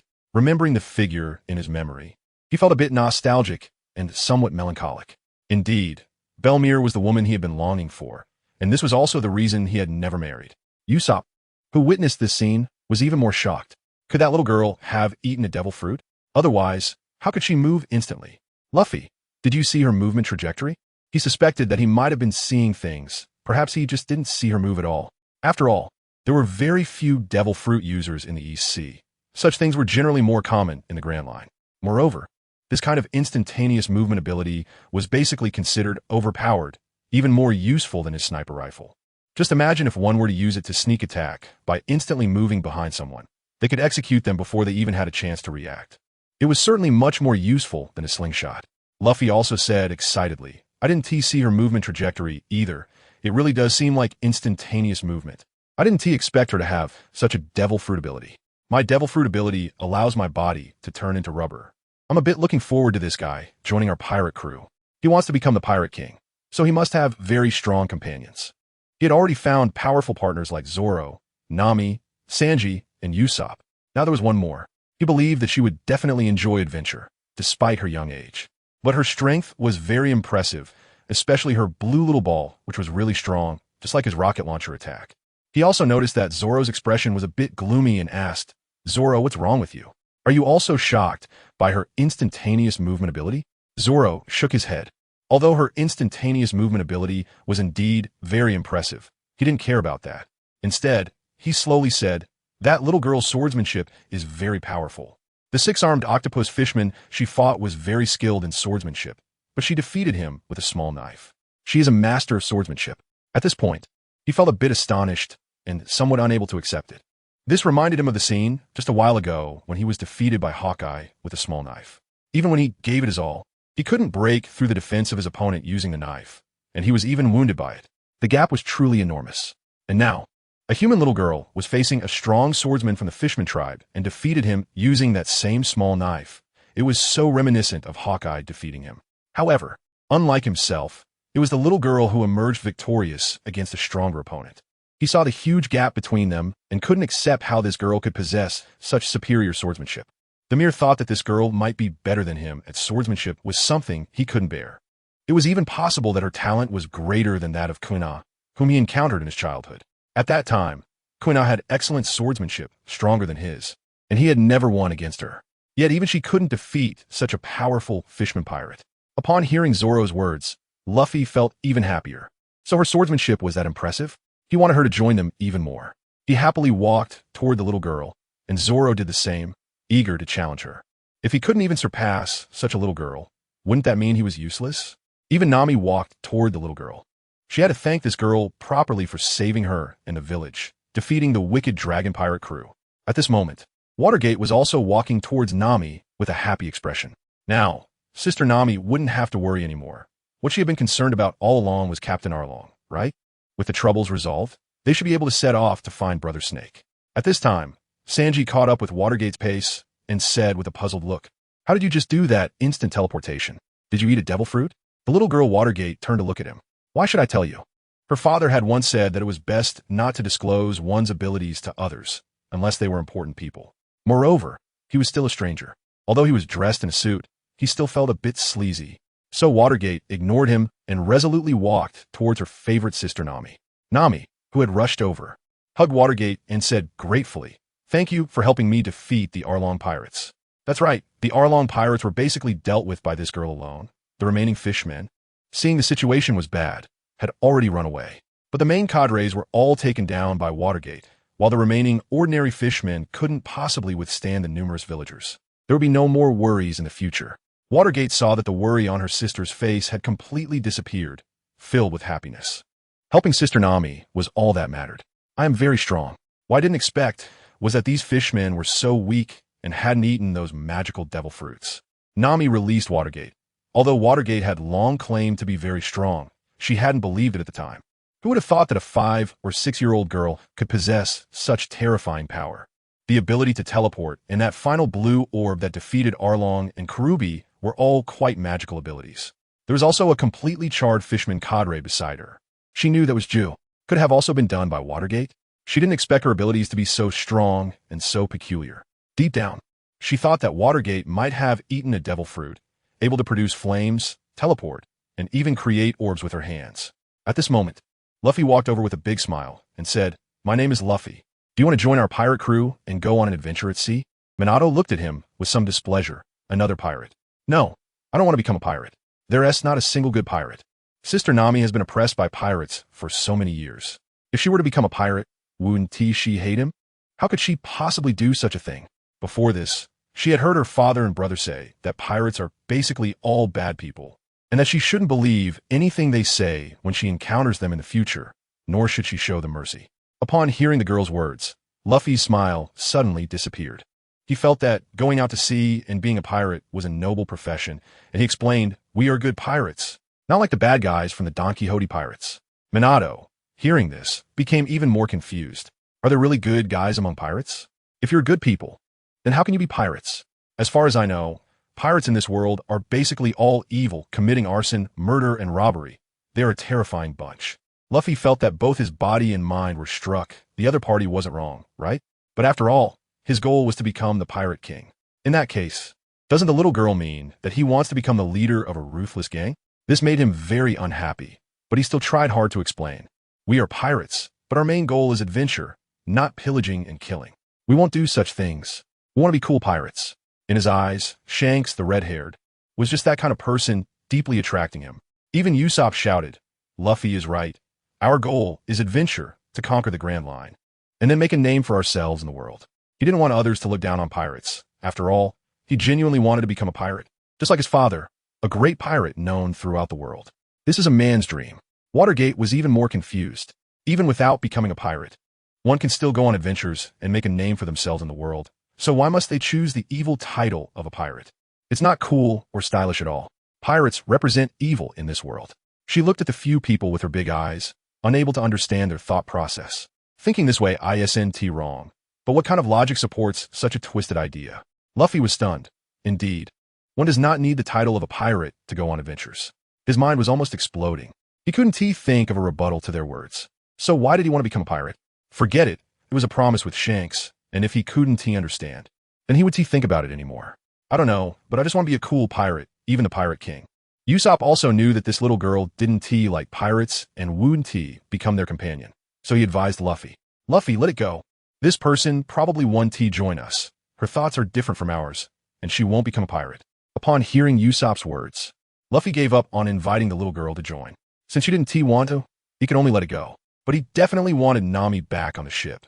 She was an excellent navigator, and they were in need of one. "Nami, the dragon pirates have been defeated. Come back to our pirate ship for an adventure." Sanji, who had just arrived, also looked excited and approached. "Miss Nami, I've just joined the pirate crew. If you come back, I can make delicious food and mix great drinks for you every day." When Luffy heard this, his eyes sparkled. Delicious food and drinks. "Sanji, you're so nice. There should be some for me too." Sanji glanced at him. That depends on my mood. Compared to Luffy, he certainly preferred to serve women. And it was for free. Nami looked at these people and didn't know what to say. It was actually quite fun to go on adventures with them. They weren't fierce pirates, just adventurers with the title of pirates, as they said. However, she still didn't want to become a pirate. And she certainly wouldn't go stealing on the sea anymore. The title of little thief should indeed disappear. Although she liked money, stealing was a very dangerous action. And getting caught would definitely lead to bad results. Most importantly, she no longer needed to steal treasures since the dragon pirates had been defeated. Of course, the treasures of the dragon pirates had to be returned to the villagers, as they were looted from dozens of nearby villages. As for the 100 million berries she had gathered, that was her own money. She could spend that for a long, long time. She looked at her former companions with an apologetic expression. Luffy, I'm sorry. I can't be a pirate with you anymore. Upon hearing Nami's refusal, Luffy felt very unhappy and looked disappointed. Nami, how can this be? Didn't you promise us? Besides, the dragon pirates have already been defeated, so there's nothing bothering you now. Let us go on an adventure together. It will definitely be a very happy thing. You're also the navigator we really need. A navigator is essential for a pirate crew. Otherwise, we can't sail safely on the sea. This is also a necessary partner for him to become the pirate king. Even Usopp is trying hard to persuade Nami to stay. Nami, Luffy is right. Our crew really needs you. Although he knows a little about navigation, it's not much. His goal is still to become a great sniper like his father. Sanji was even more surprised by Nami's words and quickly advised, Nami, without you, my journey at sea will completely lose its color. You have to stay. Nami is just too beautiful. If he could sail with her, every day's life would be colorful. Hearing these words, Minato was very unhappy. How could Nami's sister go with these people? How could she marry her father then? Angrily, he said, you should give up this delusion. I have already made a promise with Nami's sister that as long as I help her defeat the evil dragon pirates, she will marry my father. Nami was stunned. It seemed she really had agreed to that. At that time, she didn't believe she had such ability and was very worried about her safety. She was still so young and had no thoughts in this regard. Although such a cute girl must have a very handsome father, it's not guaranteed that she would accept him just because he was handsome. Even though she was very grateful for saving the village, she still couldn't marry the other person's father just like that. But if she rejected him, would it hurt Minato? Sigh. Thinking of this guy, it seemed he strongly demanded her to marry his father the first time they met. It was quite difficult. Hearing this, Usopp, Luffy, and Sanji were all stunned, wearing expressions of disbelief. Sanji directly opposed it. To be able to marry such a beautiful Miss Nami, I really envy him too much. This is absolutely unacceptable. Little girl, even if you save this village, you cannot use such things to threaten Miss Nami. That is too rude. After all, marriage is a woman's lifelong happiness, and Miss Nami cannot agree so easily. Luffy was certainly not happy either. Nami was actually going to get married, and she was the navigator he had his eyes on. If Nami got married, wouldn't he lose his navigator? He immediately opposed it. Nami, you can't get married. You are supposed to be our pirate crew's navigator. Now, Minato was unhappy. If Nami married my father, she would definitely be very happy. My father would be able to provide ample protection for Nami and wouldn't let anyone hurt her again. Moreover, aren't you being a bit excessive? Nami has just ended the oppression of pirates in her hometown, and you invite her to be a pirate? Nami recalled the 10 years of oppression from the evil dragon pirate crew, and her expression changed. Although it has ended now, the memories have not disappeared. Just like Minato said, she didn't want to become someone like the evil dragon pirate crew, whom she despised. I'm sorry, Luffy. I really can't become a pirate. Just thinking about pirates reminds me of the evil dragon pirate crew. They even killed my mother. And you should be able to understand that. This time, you can dock your pirate ship at the coast of the back mountain. You should be able to find it. Even Sanji let out a deep sigh. Nami's experience shocked him. He never expected that pirates would actually kill Nami's mother. How could they possibly ask her to be a pirate? Even though he strongly wanted Nami to join the crew, he couldn't bring himself to make such an unreasonable request. After all, a man's duty is to protect women. Even Luffy was at a loss. Today was just too disappointing. Not only had a promising new member turn him down, but it also left him a bit dazed. Now, even the Nami he had set his sights on was about to leave. The pirates had killed Nami's family. What reason did he have to invite her now? Even his shrinking brain knew that this would give her nightmares. But he couldn't help but feel a bit lost. No, very lost. It made him waver even about being a pirate. Could it be that pirates are really this evil? At this moment, Watergate was very happy. It seemed that Nami's words had an effect on them. They no longer fantasized about having Nami join the pirate crew, as that way Nami could return her family with him. Nami's sister was still very much liked, and being her little mom was just right. This can also strengthen the family. Nami is still so beautiful, and father will definitely praise her. At this moment, Zoro looked at the blonde little girl with a serious expression and said, I want to duel with you. Is that okay? If he didn't fight with this little girl today, he would feel uneasy. If he couldn't even defeat such a small girl, he might not have the qualifications to be a great swordsman, let alone aspire to become the world's #1 swordsman. Previously, he became a pirate hunter to fight against pirates and improve his strength, of course. It was also for a living. Without killing pirates, where would the living expenses come from? As for now, being a pirate, he didn't care about reputation. As long as he became the world's #1 swordsman and fulfilled his promise to Kuina, that would be enough. When Nami heard Zoro's words and saw his fighting spirit, she said, "Zoro, aren't you being a bit excessive? You're actually looking for a duel with a little girl." Even Sanji criticized him, saying, "Green algae head. Miss Nami is right. You're already an adult. Why do you want to duel with a little girl?" He naturally supported Nami's words unconditionally. Zoro still said seriously, "She's not an ordinary little girl. Her swordsmanship is very impressive, capable of defeating that fishman swordsman just now.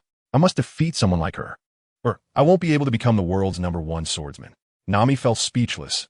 He really was a swordsmanship fanatic. She knew in her heart that Zoro was a very stubborn person, even more so than Luffy when it came to swordsmanship. Mikoto, however, felt a bit speechless. Although she was very skilled in ninjutsu, she wasn't proficient in swordsmanship, especially compared to her brothers. So she used kunai instead of a sword. She explained, "I'm not a swordsmanship expert, so I don't want to duel with you." Zoro was a bit confused upon hearing her words. "What? You actually don't know swordsmanship? How did you manage to block all the attacks of that fishman swordsman with just a small short knife, and even deliver a fatal blow? Could someone who doesn't know swordsmanship defeat a fishman swordsman in one hit?" This made it even harder for him to accept, as it indicated that the other party had not practiced swordsmanship. If they had trained in swordsmanship, how remarkable their skills would be, which filled him with a sense of anxiety. After thinking for a moment, Watergate explained, "Perhaps it was because I fought with my brothers before. Their swordsmanship is much more advanced. When I faced that merman, I didn't feel any pressure at all. Their speed was too slow, and their strength was weak. If my brothers were here, they could probably defeat him in one blow." Nami was extremely shocked to hear this. She thought the little girl was already very strong, but it turned out her brothers were even stronger. She became even more curious about this family. Although she wanted to learn more, Watergate, the little girl, seemed to want to pull her to her father. Sanji looked at Zoro and said, "Did you hear that, seaweed head? She doesn't know swordsmanship at all. If she wants to find someone to duel, she should look for someone else." In his eyes, seeking a duel with a little girl, no matter how strong she was still a very rude act. These swordsmen were truly irrational. Even Usopp was shocked. He couldn't believe her brother was so powerful. After all, this little girl was already formidable, having defeated a fearsome dragon that he could never conquer. He had experienced the terror of that dragon. Just standing in front of it made his legs tremble uncontrollably, rendering him unable to walk. Luffy also looked astonished. "Is your brother as strong as you? Does he have special abilities like you? Would they be willing to go out to sea as pirates?" He wanted more powerful companions to join his crew. After all, a pirate king couldn't do it alone. Just like Shanks, who had many strong companions. He needed to be stronger than Shanks and have companions stronger than Shanks' crew to truly be the pirate king. If this little girl was already so impressive, her brother being even stronger would definitely make him a great candidate. Watergate said softly, "My brother's abilities are even more impressive, but most of my brothers probably wouldn't want to become pirates. The brother who wants to be a pirate is probably someone you wouldn't want to join you, as he is truly evil. He might be the kind of person who becomes a real pirate." She thought of her brother Dio, who was bold enough to defy even their father. Among her siblings, he was one of the strongest. Even her brothers Aizen, Pain, and Jeanri, Sai might not be his match, as he seemed to possess extraordinarily powerful abilities, which were incredibly strong. Of course, he was also quite good to her, but that didn't mean he would be nice to others. Usopp was shocked to hear this. A truly evil pirate? That was terrifying, and it reminded him of the cunning crocodile, who was not only powerful but also shameless, lurking in the Kaya household to seize her wealth. He hurriedly said, "Luffy, let's not invite someone like that to join the crew.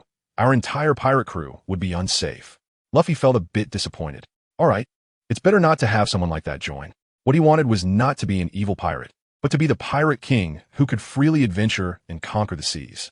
Such a dream is truly his dream. After the conversation with the little girl, he became clearer about his goal. He absolutely cannot become one of those evil pirates. Only Zoro was seriously considering the little girl's words, and that was her brother. The little girl looked to be around 5 or 6 years old. So how old could her brother be? He was 18 this year, and perhaps the little girl's brother was only 10 or at most 15. If he were even stronger than the little girl, he would definitely be a super top genius. Of course, at 15, one would be considered close to adulthood in this world, and if he were really strong, that would be understandable. He might still be able to catch up through hard work. He still had hope, but if her brother were 10 years old, he feared he would have no hope at all. That would indicate an insurmountable gap in talent between them, which hard work alone could not easily bridge. He asked a bit nervously, "How old is your brother?" Kisame calmly asked, "You mean those brothers who use swords, right?" I have several brothers who are very skilled in swordsmanship. From the look on your face, you must want to challenge them. But you definitely can't be their opponent because they are monsters among monsters. Very strong. Nami was shocked. So her brother was so powerful? Kisame, this little girl, probably wouldn't lie. She was already this strong, so when she described her brothers as strong, they must indeed be very strong. Usopp found it a bit ridiculous. One brother wasn't enough. There were so many strong brothers who practiced swordsmanship. Even Luffy was quite surprised, thinking of his two brothers. Ace had already made a name for himself, becoming the captain of Whitebeard's 2nd Division, a top-notch powerhouse of the sea, with a bounty of 560 million berries. When would he be able to reach that goal? As for his other brother Sabo, he had died young. Otherwise, he would definitely have become a great pirate, as he was the first to set sail, and his combat power was on par with Ace. What a pity. Thinking of this, he felt a bit downcast. After hearing the little girl's words, Zoro was very unhappy. He felt that he had already lost without even fighting. He would never accept defeat so easily, nor would he give in so easily, even if he had to put in 100, 1,000, or even 10,000 times the effort. This is his promise to Kuina. He must not disappoint her, nor can he disappoint himself by breaking the promise. Thinking of this, he began to feel confident. You still haven't told me how old they are. Seeing the fighting spirit on the other person's face, Mizukage naturally knew he hadn't listened to his words. Well, if he wants to fight, then let him fight. After all, it's not her who will suffer, but this person. Once he understands a gap between them, he will probably give up. Most of my brothers are around 11 or 12 years old. Nami was stunned upon hearing this. What? They're so powerful at just 11 or 12 years old. Mizukage wouldn't lie, so it must mean that the other person's father is incredibly strong to have such talented children. This is definitely a very good companion. She certainly hopes her child can become very strong in the future, and she's a bit moved. Zoro was shocked to hear this. Is it really the case that someone at the age of 11 or 12 possesses such powerful strength? If that's the case, they would definitely be a top-tier swordsmanship genius. Even world-class. He is definitely his strongest competitor. He is very eager to compare himself. The huge gap with Mihawk makes him realize that he is not qualified to challenge Mihawk at all. So this might be the goal he wants to surpass. Can you tell me where they are? How can I find them? Watergate immediately refused without hesitation. They're usually on their family island. But I can't tell you the location of your family. Our family island does not allow outsiders to enter. They only go out occasionally. And if you happen to meet them, you can challenge them to a duel. But I advise you not to provoke my brother easily. If they take action, your life might be in danger. Zoro immediately felt a heavy pressure. This is the kind of action that only a true swordsman would have, just like Mihawk, who could easily destroy a pirate crew of 5,000 like the Klee pirates. With one sword strike, he could cut their large ship in half. This should be the flying slash. Only such powerful people would not care about others' lives. So he subconsciously agreed. Don't worry, I definitely won't provoke your brother too much. It's just a duel to compete in swordsmanship. So how should I find them when they go out? Or what are their names? Watergate slowly said. You really seem to be particularly fond of swordsmanship. Well, I will generously tell you. I have a brother named Ulquiorra, and his swordsmanship is very impressive. A casual flying slash can kill a sea king. Then there's my brother Aizen. His swordsmanship is also very strong, although he excels in other areas even more. And there's another brother called Kenpachi. I hope you don't choose to duel with him, as he always strikes with full force. The lucky ones end up severely injured, and the unlucky ones might even die. These brothers are all very skilled in swordsmanship in her memory. Especially that guy, Kenpachi. He's simply a battle maniac, and he doesn't hold back even with his little sister, having previously injured himself by mistake. Fortunately, their father healed him, leaving no scars, and at that time, their father punished him very seriously. Usopp was shocked to hear this. To think he could slay a sea king with a single sword strike, that's just amazing. This is even more impressive than byHaving. At least, in his impression, although byHaving was strong in swordsmanship, he couldn't unleash flying slashes. He should be able to injure weak sea kings, but it's absolutely impossible to take them down with a single strike. Zoro, you should refrain from fighting these people. One wrong move could lead to serious injury. Moreover, if you encounter someone called Kenpachi, your life might be at risk. Zoro is a companion he recognizes. He is the second strongest fighter on the ship, and he can't just watch him seek his own demise. Even Sanji looked serious. He knows Zoro is someone who pursues the pinnacle of swordsmanship, aiming to become the world's #1 swordsman. He has witnessed Zoro fighting against the world's #1 swordsman. Even the world's #1 swordsman couldn't make Zoro back down. The result was severe injuries, almost being cut in half. He doesn't want the green algae head to make such an irrational decision. So he advised green algae head it's better not to challenge them. After all, these people might be as terrifying as Mihawk, capable of killing sea kings with a single sword strike. Mihawk can slice through pirate ships with one blow, and right now, you probably aren't his match. It would be better to wait until you become stronger before dueling. They're still young and will naturally become stronger. Zoro will also get stronger. Perhaps that will be the time for an evenly matched battle. Zoro was completely shocked by the little girl's words, not expecting that one strike could kill a sea king. He had certainly seen such creatures when he went to sea. They are indeed very dangerous marine life. If he isn't careful, he could end up in the belly of a fish. He didn't expect there to be such strong people. Right now, he most wanted to spar with such a person, but he still took the little girl's words to heart. That guy named Ulquiorra is strong in other abilities. Although he is powerful, Zoro doesn't really want to fight him. However, if he could, he wouldn't refuse. Of course, Kenpachi is also acceptable. Since he pursues the way of the sword, he can't be afraid of death.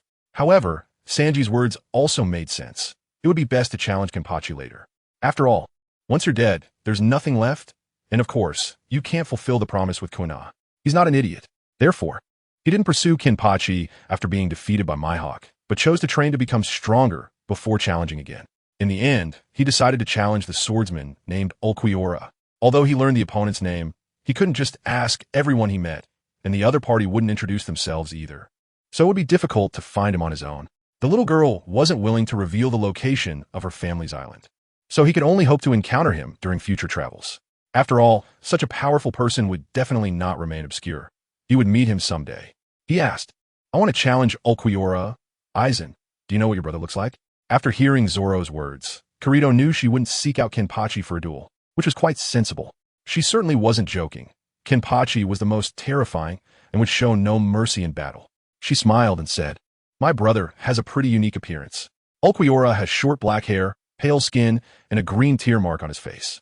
He wears a white outfit with a black base, and his sword is sheathed at his waist. As for my brother Aizen, he has short brown hair, brown eyes that look very gentle, wears glasses, and is dressed in a white haori, which is the Shinigami uniform, with a black shirt underneath. He also carries a Zanpakuto at his waist. After hearing this, Zoro realized they would definitely be recognizable if they met. After all, he already knew their appearance and clothing. He hoped to have a duel with them. Before that, of course, he had to work hard to improve himself. If they were stronger than the little girl, their swordsmanship would definitely be formidable. He just didn't know how strong they would be. He needed to accelerate his training now. He looked at Luffy and said, Luffy, let's go. Head to the next town and buy some training equipment. He had to increase his training intensity. For example, he wanted to grip weights stronger than swords to enhance his sword-swinging strength, speed, and power. And these could only be bought in larger towns. While Kokoyashi village was clearly just a small village and wouldn't have them, he was already a bit impatient to head out. These two people are his next targets. And as for Hawkeye, he certainly can't see his back yet. He feels too weak. When Luffy heard Zoro's intention to leave, he looked at Nami with some reluctance. Finally, he sighed and headed towards the back mountain coast that Nami mentioned. Zoro immediately followed him. Usopp glanced at Nami, knowing that the two of them were on different paths in the future. He would still have to balance his responsibilities as a navigator. Fortunately, he understood a little, at least enough not to capsize in the sea. Sanji, on the other hand, was even more reluctant. Without Miss Nami, his enjoyment of going to sea would be reduced by a large portion. Such a life would be truly unfortunate. And the most important thing is that this little girl actually wants to marry a beautiful girl like Nami to his father. If Nami were to marry, she might only end up as a second wife or a concubine. This is disrespectful to beautiful women. So even if it goes against Nami's wishes, he still issued the invitation again. Miss Nami, are you really not considering it? Nami pouted and said, let's forget it. I can't become a pirate. She still couldn't get over that hurdle in her heart. Even if the goal was adventure and sailing the seas, she just couldn't accept the title of pirate. Sanji looked very happy. As long as Sister Nami doesn't become a pirate, he can take her back to his father. And his father will definitely praise him for being so sensible. Sanji clearly noticed the little girl's excitement. The little girl must be having bad ideas about Ms. Nami, reminding her, Ms. Nami, you mustn't marry that guy's father. Nami waved her hand and said, I'll handle this myself. You go catch up with your companions. Sanji looked at the few guys who had already walked far away and could only follow helplessly. After all, he was going to set sail. Since Nami didn't want to be a pirate, he couldn't force her. Forcing someone is disrespectful to a woman. At that moment, no Kigo and Aiken walked over. Nokiko looked at Nami and asked, Nami, have you said goodbye to those previous companions?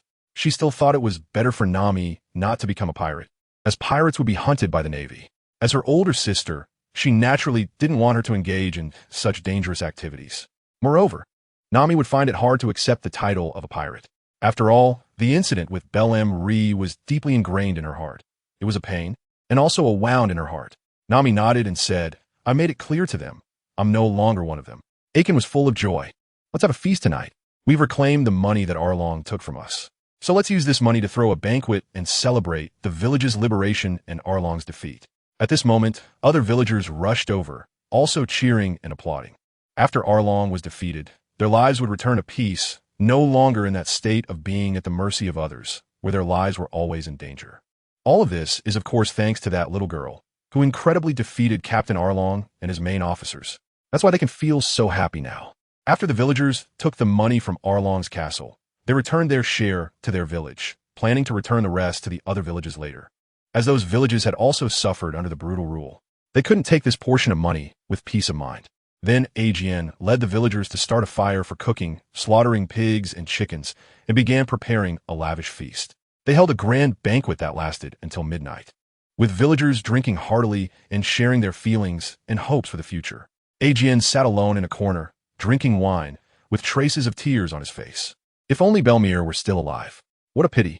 However, now that the evil dragon pirates have been defeated, Arlong and his officers have been captured and are seriously injured, so there's no fear of them escaping. Belmir's revenge has been taken. Nokigao then walked over.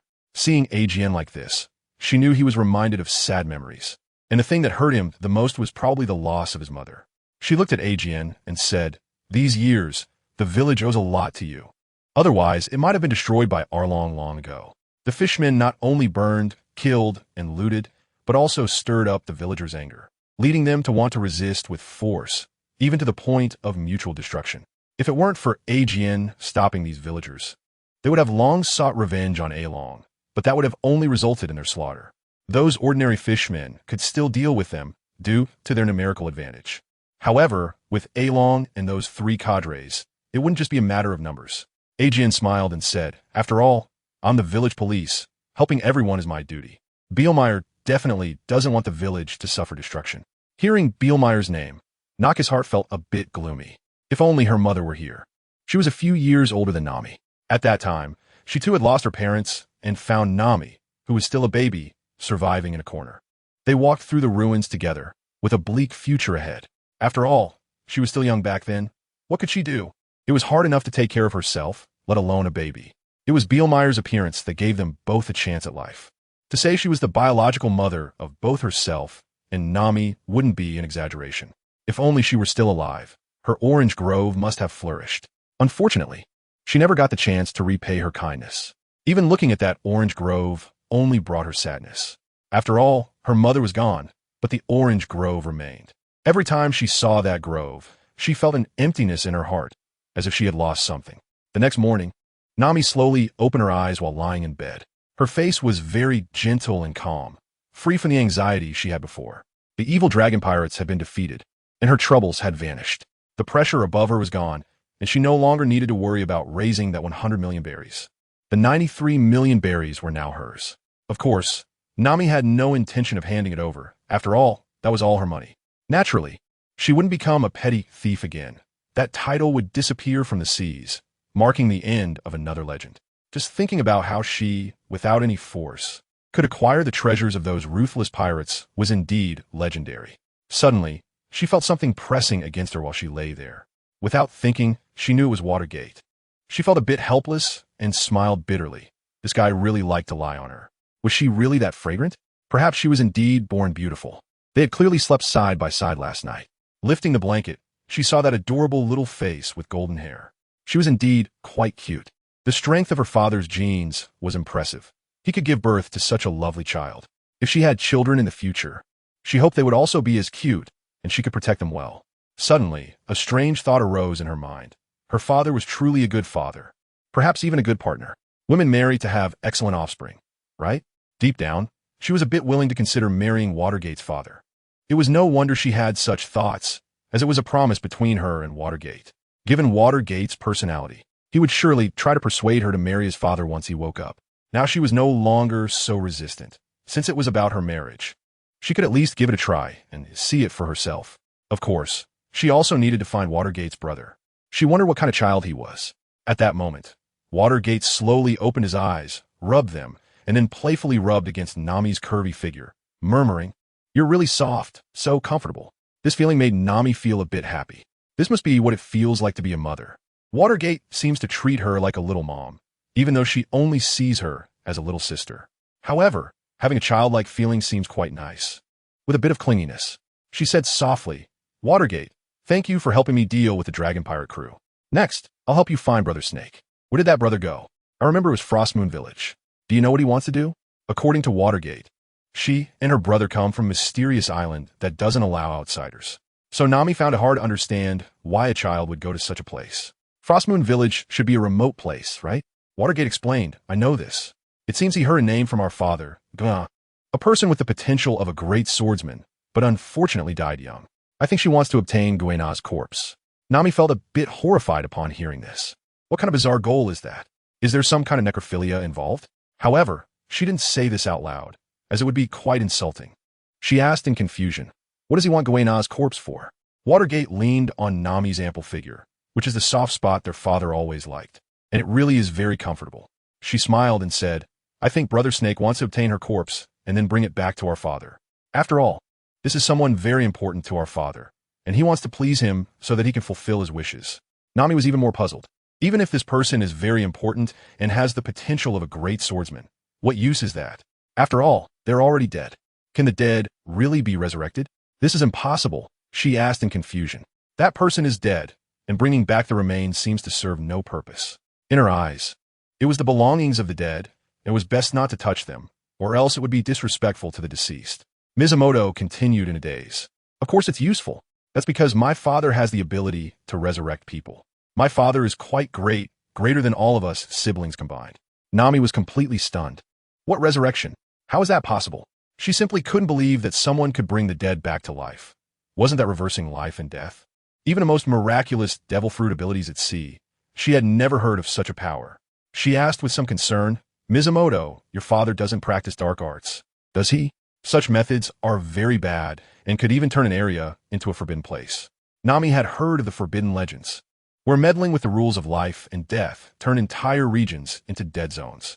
Of course, that was just a legend. She had never witnessed it herself.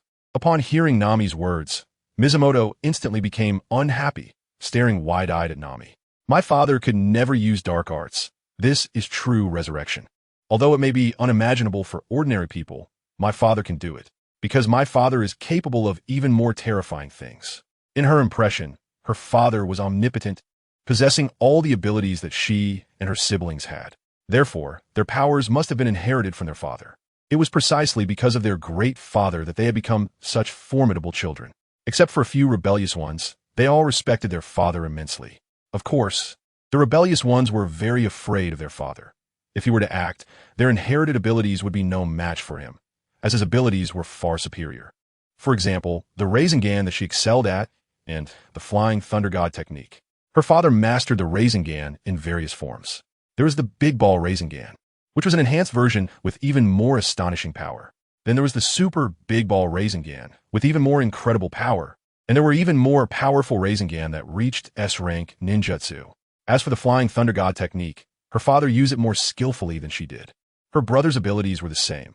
For instance, the invincible Dio brother thought that inheriting their father's abilities would enable him to defeat their father. But in reality, their father was far more powerful than he imagined, with everything under their father's control. Nami realized that Mizumoto was serious. Her earnest expression felt like she wasn't lying. However, she still found it hard to believe. After all, this was about resurrecting a person. Even he had not heard of it. Historically, there were indeed some legends of resurrection, that an entire country would turn into ruins. But Mizumoto was so healthy and sunny, her father probably wouldn't practice dark arts. Could it be that her father could really accomplish such a thing? This still raises a big question mark, even for the child of Watergate who won't lie. But it's hard to say if her father is just exaggerating. However, even the doubt would upset Watergate, so she decided not to question it further. Instead, she planned to leave Coco village with her and look for her brother.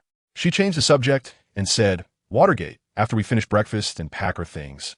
I'll take you to that place in Frost Moon Village. We just need to ask at the National Administrative Center. There should still be people who know where it is. I want to send you back to your family as soon as possible. Although it's to help the village, we did kill those Navy rats, the Colonel. Even though he was wrong, I'm afraid the Navy will act indiscriminately against you. Because the Navy actually colluded with the evil Dragon Pirate group, claiming to fight for justice and peace, but it turned out to be so despicable and shameless, even more disgusting than pirates. Although Watergate is very strong, she doesn't want any accidents to happen, so it's best to send her home early, to her brother, for a good explanation. Watergate mumbled, I'm not afraid of the Navy. If they're all like these useless fools, they can't catch me. Nami pressed down on her little head and said, the Navy is the most powerful force in this world. It's not just these incompetent colonels. There are very powerful experts, like the 3 admirals of the Navy, or Admiral Sengoku and the hero Garp. It's better to be careful. Watergate continued to mumble, of course I have to be careful of those people. But as long as I find my brother Snake, I won't be afraid of them, even those people. Her brother Snake is quite powerful, a master of ninjutsu. Although he might not be that strong compared to those invincible brothers, he is still a terrifying presence to outsiders. Nami felt she was joking. Even if her brother is strong, he can't possibly be stronger than the 3 admirals of the Navy, Admiral Sengoku, and that hero Garp, who are the top forces in this world. The admirals seem to be invincible devil fruit users, with Akainu possessing the magma fruit, having killed many pirates. Admiral Akiji has the ice fruit, capable of freezing the sea. Admiral Kizaru has the light fruit, with speed that is said to be the fastest in the sea. As for Admiral Sengoku, there's no need to say more. He is the commander of the Navy, with top-tier combat power, and is known as a strategist. Garp, although just a vice admiral, is one of the strongest in the sea, having chased the late pirate king around in the past. It is precisely because of them that the 4 emperors of the pirates can be resisted, and the many pirates on the sea can be fought against. Although she doesn't have a good impression of the Navy, these people are still above reproach, representing justice. Without them, the sea would be even more chaotic. Therefore, she does not believe that the little girl's brother could be that strong. If her siblings could be that strong, wouldn't her father be even more of a freak? Stronger than the Navy's highest combat power, wouldn't her father then be the overlord of this world? This is certainly impossible, so it is very likely that the other party's father was just boasting. Otherwise, how could Watergate have such an understanding? At this moment, Noki and Aegean walked in through the door. Of course, the 2 of them heard what Watergate said about resurrection. Aegean naturally did not believe it. Aegean smiled and said, actually, you don't need to worry about the matter of the colonel. Although Watergate helped us kill the colonel, it was deserved. He colluded with pirates, and the Navy cannot tolerate him. When we handed over the members of the evil dragon pirates to the Navy, we informed them truthfully. However, Watergate seemed a bit unhappy after hearing this. Why? That guy Arlong bullied the villagers and even bullied Sister Nami, causing her so much suffering. Shouldn't such a guy be tortured properly and then killed? This approach is not in line with their family's usual style. Even she, who is kind-hearted and soft-handed, understands that when facing an enemy, one must be as ruthless as autumn winds sweeping away fallen leaves. Aegean also did not expect that this Mizukage would be so brutal, but considering her immense power and tenacious character, it is understandable. He explained, the reason for handing him over to the Navy is, of course, to exchange for the bounty. Our village, as well as other villages, should receive some compensation. Moreover, behind her is one of the 7 warlords of the sea. If we were to kill him, and that warlord came seeking revenge, we would likely be unable to withstand it. Nami fully supported this plan. Aegean, let us decide on this. I'm in favor. Aegean's handling of the situation was very appropriate, as it maximized the benefits. Using Arlong to exchange for the bounty is, for this evil fishman pirate, a far more brutal fate than killing him. The benefits from this are much greater than simply killing him. Let him obediently turn in a belly. Although she did not pocket this money herself, but rather gave it to the villagers of her village and surrounding ones, it was enough to vent her anger. There was no reason to oppose it. Noki Gao did not express her opinion. She was not concerned about Arlong right now, but rather about other matters. Because of what Mizukage said about resurrection. Is this true? The idea of resurrection is truly bizarre, but even with a 1 chance, she is willing to give it a try, as her mother's death has left a huge void in her heart. If there is hope for a remedy, then why not try to make amends? This is a regret in life. This is more important than anything, she asked. Watergate, I just heard you talking to Nami about resurrection at the door. Can your father really do it? Watergate replied unhappily, of course my father can do anything. Then she added, by the way, you must not tell anyone about this. Otherwise, it would be too sensational and would cause a lot of trouble for my father. I guess my father would punish me. She only said that because she wasn't fully awake yet. Otherwise, for such a huge matter, even Sister Nami wouldn't speak out. Father is afraid that the family members will cause trouble on the sea, which is why he prohibits most of the brothers from going out. If an incident were to cause a stir on the sea, it would attract the attention of the world government and pose a threat to the family. However, recently, Father seems to not care about this issue anymore. Even Brother Dio sneaked out, and of course, Brother Jotaro must have gone with him. They didn't take me along, and I snuck out on my own. Staying in the family is nice, but after a while, it can feel a bit stuffy. The outside world is really great, vast, and every place has a different scenery. After hearing her earnest words, Ajin still found it hard to believe. This is too exaggerated, resurrecting the dead. Although her father may be very powerful, how is it possible to do such a thing? Only a god could achieve this. Nami also seemed to be in disbelief, as it was too shocking. Even though Minato said it seriously, she still couldn't believe it. It's not that she didn't trust Minato, but this kind of thing was just too bizarre. However, Nojiko looked at Minato with a serious expression. My mother Belmir has passed away. Can you ask your father to help me bring her back to life? Ajin's expression changed. He didn't expect Nojiko to make such a request. It seemed that he wasn't the only one who cared about Belmir. Nojiko remembered her too. Belmir's sacrifice was not in vain, but he still spoke out against it. Let's forget about that. It's impossible to do, and we shouldn't disturb Belmir. She deserves the peace she wanted. Nami was stunned. How did she not think of this question? Although she didn't believe it, what if they tried? How would they know if it was true or not? What if it really worked? Then her life would be complete, with no regrets. So she ignored Ajin's words. Yes, Minato, would your father be willing to resurrect my mother? Minato thought for a moment and said, it shouldn't be a problem. I think as long as Nami's sister marries my father and then asks him, he should agree. As long as Nami's sister has a few more children for my father to like, it should definitely work. My father really loves children. That's why I have so many siblings. Nami's face turned red upon hearing this. The idea of having children, and having to have several, was quite shocking. Although she knew such things required great sacrifices, the act of having children was the biggest sacrifice for a girl. But she had just become a mature woman, and now she had to consider a partner, and even having children. While she really wanted to have adorable kids, like Minato, it still felt a bit too early for her. At that moment, Nojiko looked at Minato with determination. I can also have children for your father if it means bringing my mother back to life. I can have as many as needed. After saying this, she felt a bit excited because this was truly her only chance to fulfill her life's regret. Of course, she had to try, even if she didn't know if it was true or not. But at least by meeting Minato's father, she should be able to get the truth. She hoped it was true because Minato was so powerful at such a young age, and his father must be very strong too. There might be a glimmer of hope for knowing the real resurrection technique.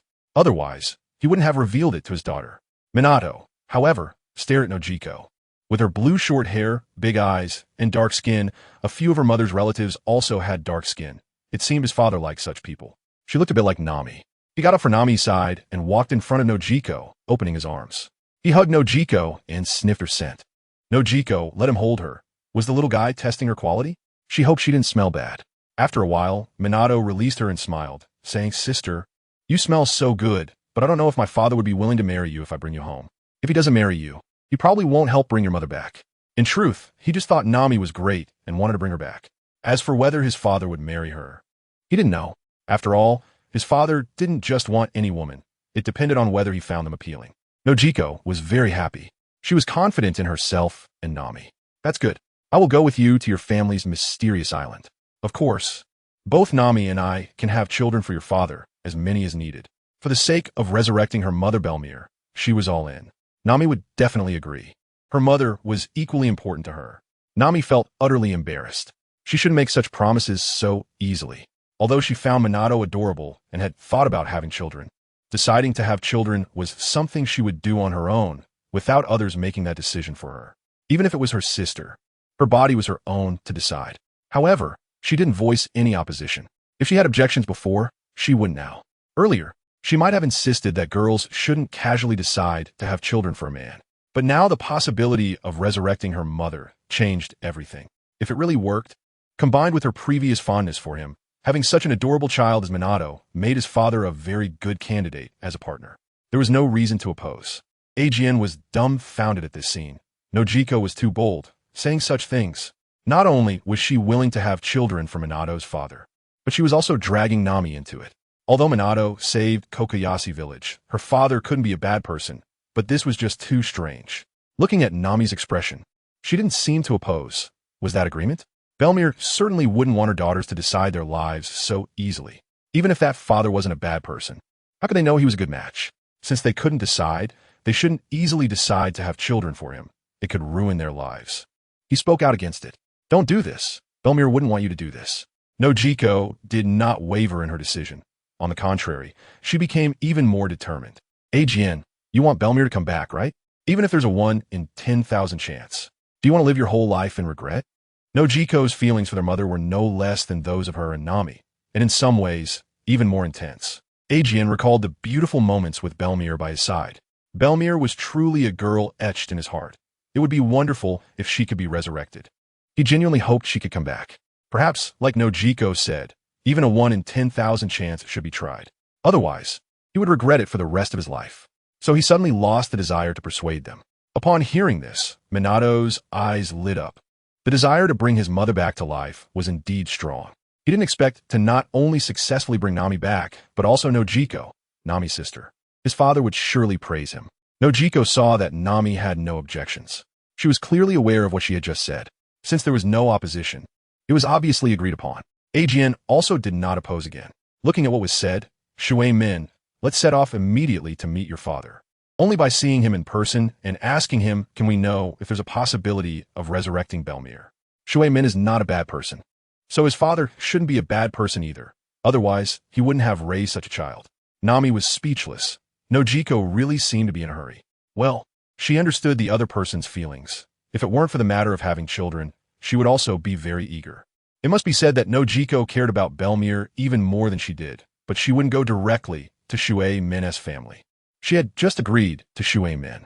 So she said, Nojiko, first help Shui Min find her brother, and then we will go find her father. Upon hearing this, Nojiko smiled and said, what are we waiting for? Let's go look for her brother right away. Shui Min looked very happy. Okay. So after the three of them had breakfast and packed some essentials, they set off in a small boat. Ajin watched them from a distance, filled with hope, wishing that this was true, that Belmere could really be resurrected. Not only can I make up for the regrets in my heart, but Nami and Nojiko can too. On the small boat, Minato was obviously very happy to bring back the two of them. Their father would surely be very pleased. And everything smelled so good and felt so soft. Nojiko looked at Nami. Do you know where we're going? Nami patted her chest and said, don't worry. Since it's a village with a name, we can definitely find it. After hearing this, Nojiko felt relieved. It seemed that Nami was quite experienced. She turned to look at Minato, who was smiling. This guy's really happy, isn't he? Is he happy to bring back two women for his father? Thinking of this, she couldn't help but curiously ask Shui Min, what kind of person is your father? Shui Min lowered his head and thought for a moment before replying. My father is someone who cares a lot for his wife. And of course, he is quite indulgent with his children. Aside from not allowing us to cause trouble outside, he is also very strong, handsome, gentle, and caring. Hearing this, Noki felt relieved. Gentle, caring, strong, and handsome. He also loves his wife and cares for his children. He seems like a very easygoing person. Although she is not afraid of having children for the other party, she also hopes that her partner is a very good person. And now her psychological expectations are truly satisfied. She feels that this time, not only can she resurrect her mother, but she can also find her other half. She is no longer a young girl like Nami who has just come of age. She is 4 or 5 years older than Nami, and at this age, she should have already found her other half. However, being under the rule of the evil dragon pirates before, she had no way to look for one, and of course, she hadn't encountered anyone. To make a living, she was already exhausted, let alone doing such things. Not only she, but others in the village are the same. Perhaps this time, the little girl not only saved the village but also brought her a good husband. Maybe all of this is destined. At the Marine headquarters in Marineford, in the office of the Admiral, Sengoku, Vice Admiral Tsuru, and Vice Admiral Garp are gathered together. They have been old comrades for many years. Having joined the Navy during the same period, there are not many old folks left together.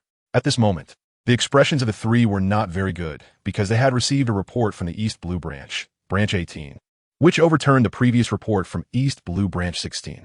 Previously, they had received a report from East Blue Branch 16 stating that a pirate had killed Colonel Mouse of the 16th Branch. For such a heinous pirate, Sengoku immediately issued a bounty of 10 million berries. The bounty is not low for a little girl. Unexpectedly, there's also a report from the East Blue's 18th branch. The dragon pirate crew, which has been causing chaos in the East Blue, was defeated by a little girl. And Captain Arlong was subdued by her and handed over to the Navy by the villagers. The dragon pirate crew had ruled over a dozen villages in the East Blue and committed such crimes. Furthermore, the report mentioned that Colonel Mouse from the East Blue's 16th branch colluded with Pirate Arlong to oppress the villagers. Sengoku's expression darkened. He was actually deceived. He didn't expect such a navy to emerge under his command, which was a disgrace to the Navy. Carp was also a bit heartbroken. He never thought that after years of capturing pirates in the East Blue, such a ruthless pirate could still appear. It seemed he had been too negligent. The East Blue is his hometown, after all, and he must do his best to protect it. The reason it is called the weakest sea is precisely because he had eliminated those who had the potential to become great pirates early on. Thus, they had no opportunity to become great pirates. Moreover, it is also because there are fewer devil fruits in the East Blue, so there are fewer strong pirates. Vice Admiral Crane asked with a gloomy face, how should they deal with the Navy in the 16th branch and the handling of Arlong? After all, he is the one that the warlord Jinbei is supposed to protect. Carp angrily said that the presence of such people in the Navy is a disgrace. As for the members of the 16th branch, they should all be eliminated, and their responsibilities must be investigated. As for the pirate Arlong, who committed such heinous crimes while under the protection of Jinbei, he should be executed directly. Even Sengoku had an angry expression. Those people indeed brought shame to the Navy. He didn't expect there to be termites within the Navy. However, if they easily eliminated them, where would they recruit so many new Navy members? So it would be better to send a new branch colonel to strictly enforce military discipline. As for Arlong, he should be imprisoned and impelled down. Otherwise, the world government might think he is undermining the warlord system. Carp was very dissatisfied, grabbing a plate of sunbae from the table and pouring it into his mouth. Sengoku asked, can those termite Navy members still protect civilians? Isn't the punishment for Arlong too lenient? Such people should be crushed to death by his iron fist. After all, they have committed capital offenses, especially that Arlong, Sengoku said helplessly. Although they made mistakes, let's at least give them a chance for redemption. As for putting Arlong and impelled down, the suffering he endures is no less than being killed outright. Garp didn't say anything more. He knew Sengoku was speaking the truth. Impelled down is a hellish place for pirates, and letting such despicable pirates suffer there is quite fitting. Vice Admiral Tsuru did not oppose either. She felt that this handling method was very good. After all, they had already let Arlong go once because of Jinbei, so they certainly couldn't let him go again. The fleet admiral was already quite determined, and even so, he did not kill the evil dragon, which also needed to be explained to Jinbei. Of course, there was also an explanation to the world government, as the Navy's original duty was to capture pirates. Letting Arlong go once had already violated the Navy's duty. However, that was done under the orders of the world government. It was for the sake of the warlord system that Jinbei joined the warlords. Now, there was another issue to resolve. This incident greatly tarnished the Navy's reputation, and such a scandal must not be leaked. I have already ordered 18 branches to keep the news confidential. Of course, there was also that little girl who killed the Navy captain. Sengoku, how do you think we should handle this? He still admired the little girl who took down the evil dragon pirates. Arlong's bounty was 20 million berries, which was quite significant in the East Blue. It was unexpected that a little girl had the ability to take him down, so she proposed further.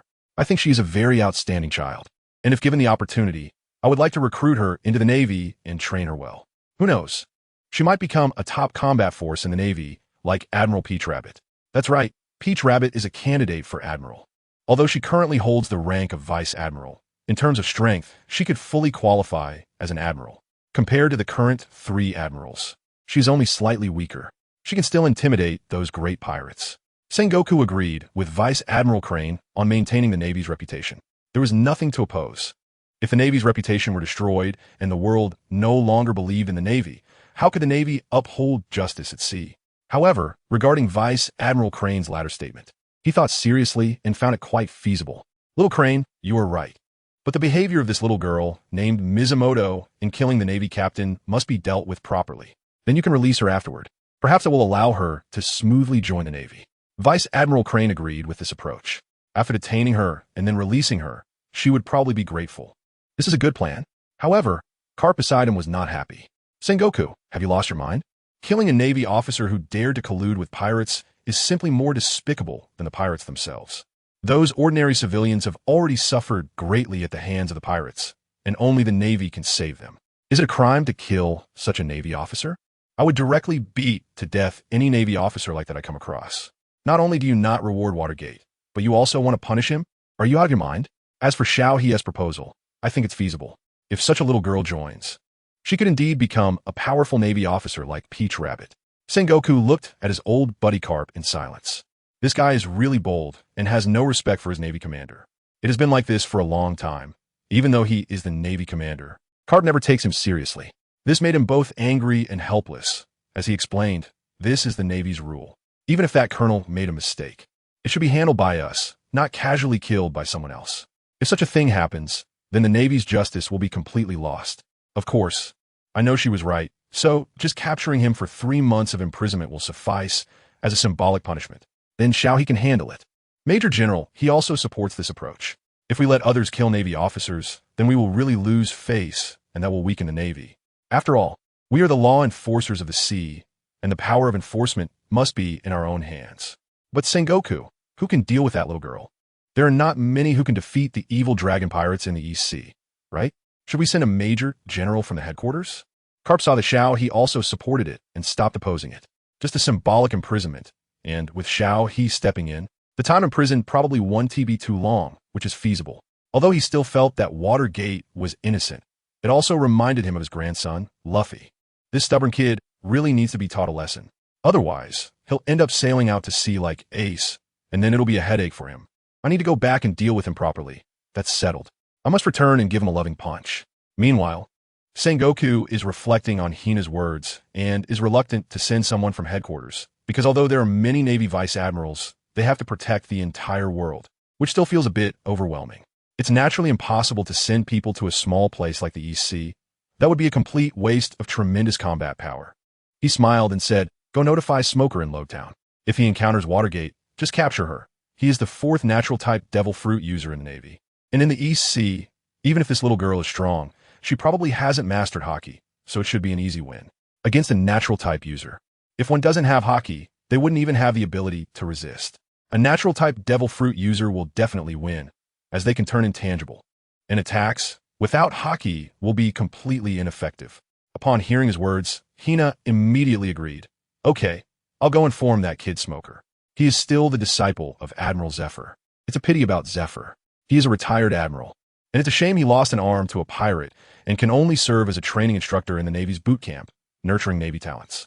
However, he still has quite a few disciples, not just the 3 admirals, but also many elite vice admirals from headquarters." After saying this, Hina exited. As the chief of staff, she certainly has a way to contact Smoker.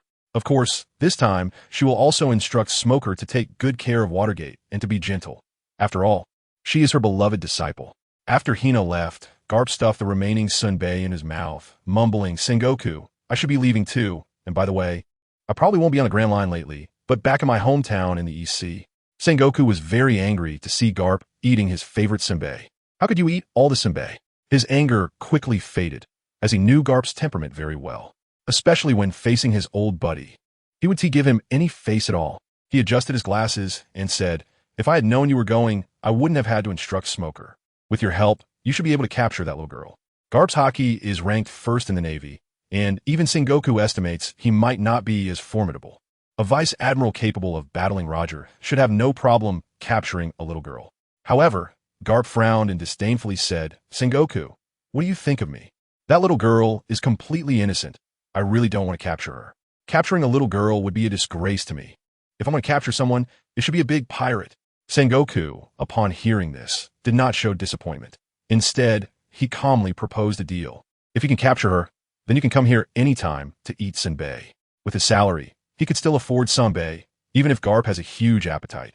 Upon hearing this, Garp's eyes lit up. Then it's settled. If I encounter her, I'll casually capture her and hand her over to Hina for processing. Capturing such a little girl is nothing. It should be easy. He naturally looks forward to the Navy having an excellent junior. The new generation of the Navy seems to be lacking. To be honest, the older generation in the Navy is very strong, and the middle-aged generation has the 3 admirals backing them, along with many top vice admirals. However, The new generation that follows seems to have no one promising at all. After speaking, Garp left the marshal's office. He had to return and board his ship.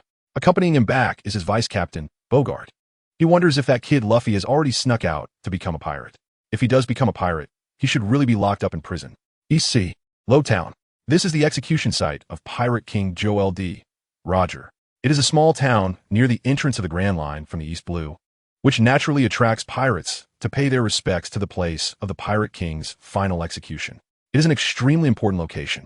Therefore, the Navy has dispatched a very powerful Logia Devil Fruit user, Smoker, to guard this place. With his Logia abilities, he is an incredibly terrifying presence for these yet-to-mature pirates. With Smoker's combat power, he would be more than qualified to serve as a Vice Admiral at headquarters, because he is a Logia Devil Fruit user. That's right, Devil Fruit users are just that amazing.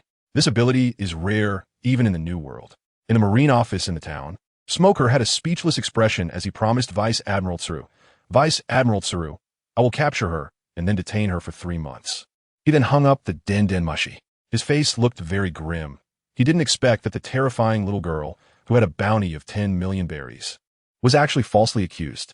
The Navy colonel she killed was actually colluding with pirates, which is a scandal for the Navy. He didn't expect that the little girl was the one who saved the villagers harmed by the evil dragon pirates, and such actions made him feel respectful. Next to him, the glasses-wearing, big-eyed, short-haired Dasky also felt a bit emotional. She didn't expect it to turn out this way. Vice Admiral Tsuru took a liking to Watergate and wanted her to join the Navy.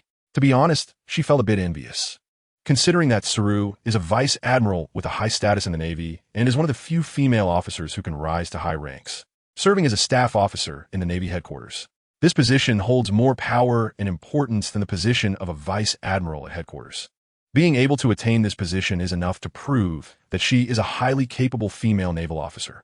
However, she may never reach the rank of Rear Admiral in her lifetime. The reason for her 3-month confinement is that she knows it is to temper Watergate's temperament. Although Colonel Mouse is quite detestable, it is not the civilians who should handle him, but rather the Navy.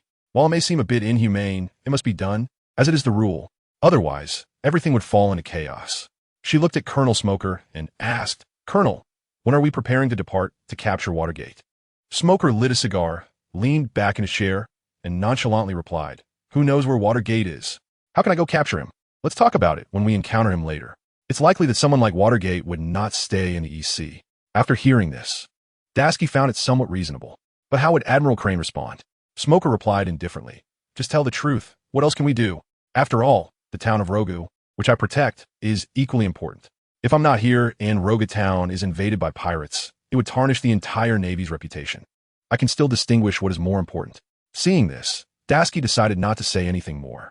After all, this place is very important. Otherwise, they wouldn't have sent such a colonel down. It is said that he was once an elite in the Navy's recruit training camp and a natural-type Devil Fruit user. The other 3 Devil Fruit users in the Navy are all admirals, commanding respect across the seas and intimidating pirates in the New World.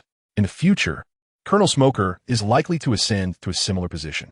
On a small boat in the waters near Rogu town, a person wearing a black and red hat and possessing eagle-like eyes wielded a jet-black long sword, preparing to enter the Grand Line through the Calm Belt. Although the Calm Belt is filled with a large number of sea kings, it can be said to be extremely dangerous. Almost no pirate ship can pass through. Only the Navy can effectively navigate it. However, with the swordsmanship of the eagle-eyed man, he is completely unafraid. Even the strongest of sea creatures would be split in half by his sword. The smell of blood would soon attract other sea kings, allowing him to pass safely. Before returning home, he planned to meet with red-haired Shanks. He did not expect this trip to the East Sea would lead him to such an interesting kid. Not only was it the straw hat Luffy that red-haired often mentioned, but red-haired actually handed his straw hat to that kid. The eagle-eyed man knew what that straw hat represented. If he remembered correctly, that straw hat once belonged to the former pirate king, Joel D. Roger. Red-haired passing that hat to that person carried significant meaning. He wanted to observe him closely, but unexpectedly, a young kid dared to challenge him without realizing the gap between them.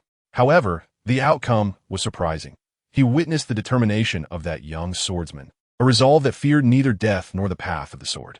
As long as such a young person does not die, they will undoubtedly become a great swordsman in the future. Whether they can become a rival to me is still uncertain. This is confidence in oneself. However, he is still dissatisfied with his swordsmanship because the strongest man in the world is Whitebeard. Although he holds the title of the world's greatest swordsman, it is only within the realm of swordsmanship. He believes that his swordsmanship must surpass that of the strongest man in the world. He still has a long way to go. At this moment, a small boat is slowly sailing from the calm wind zone. This surprised him greatly. On the ship stood a young boy with green tear marks on his face, dressed in white, with a dagger at his waist. He stood quietly with his hands in his pockets, as if the small boat were moving on its own towards the East Sea. This kid's outfit looks like that of a very skilled swordsman. Otherwise, how could he pass through the calm belt so safely? As for passing through the calm belt without encountering sea kings, that's just luck. This probability is close to zero. A target as small as a boat appearing on the sea would undoubtedly be swallowed whole by that group of ferocious sea kings. However, a thought flashed through his mind, that this guy might be a swordsmanship expert similar to himself. Otherwise, how could he maintain such a cold demeanor? But then again, that also seemed impossible. The boy is at most in his teens, and definitely not an adult yet. At this age, he absolutely cannot pass through the doldrums. He doesn't have the strength for it. The boy in the small boat, dressed in black with short hair and white clothing, has a look of indifference on his face. This time I came out specifically to find my little sister, Mizuki. I didn't expect that this little rascal would sneak out. She is our father's treasure. That Orochimaru's little brother also managed to slip away. Shortly after, my sister went missing. She probably followed Orochimaru when he sneaked out. As for Orochimaru's little brother, I'm not worried about him. His strength is quite decent, especially in the East Sea, the weakest of the seas. Even in the New World, he has the ability to protect himself. After all, he is proficient in ninjutsu. And then there's his amazing substitution technique, the Orochimaru-style substitution technique. It can be said to be a miraculous life-saving ability. Even if he suffers a fatal injury, he can use it at a critical moment. He can use an external body as a substitute, transferring his essence from his mouth without needing to form hand signs. However, my little sister is different. She's only 5 or 6 years old. Although she is skilled in the S-rank ninjutsu flying thunder god technique, the outside world is complex, and she is still too naive, making her easy to deceive. That's why her father asked me to bring her back. Just then, the sea began to surge violently, causing even the small boat to shake wildly. A huge shadow appeared beneath the water. Yet he remained calm. Also witnessing this scene was Mihawk, who also looked grave. As expected, crossing the calm belt would inevitably attract the attention of the Sea Kings. Those ferocious Sea Kings would even target pirate ships. For ordinary people, Sea Kings are terrifying creatures. This small boat might even be swallowed whole. Although he is not a good person, he wouldn't just stand by and watch such a scene unfold before him. He gripped his black sword with one hand, ready to slay the fish the moment it emerged. Within seconds, the shadow beneath the sea grew larger, opening its enormous maw as it leaped out of the water, aiming to bite the small boat. It was a gigantic fish-type Sea King, looking extremely fierce. At that moment, Ulquiorra drew the sword at his waist and, in a flash, swung it behind him. A massive green slash directly cut towards the Sea King behind him. The enormous Sea King was instantly sliced in half, its body falling into the water and creating a huge splash. However, those splashes hit the small boat, but it seemed as if an invisible barrier surrounded the boy, keeping him completely dry. This is his spiritual pressure protecting his body. Hawkeye Mihawk, who was about to take action, looked extremely shocked.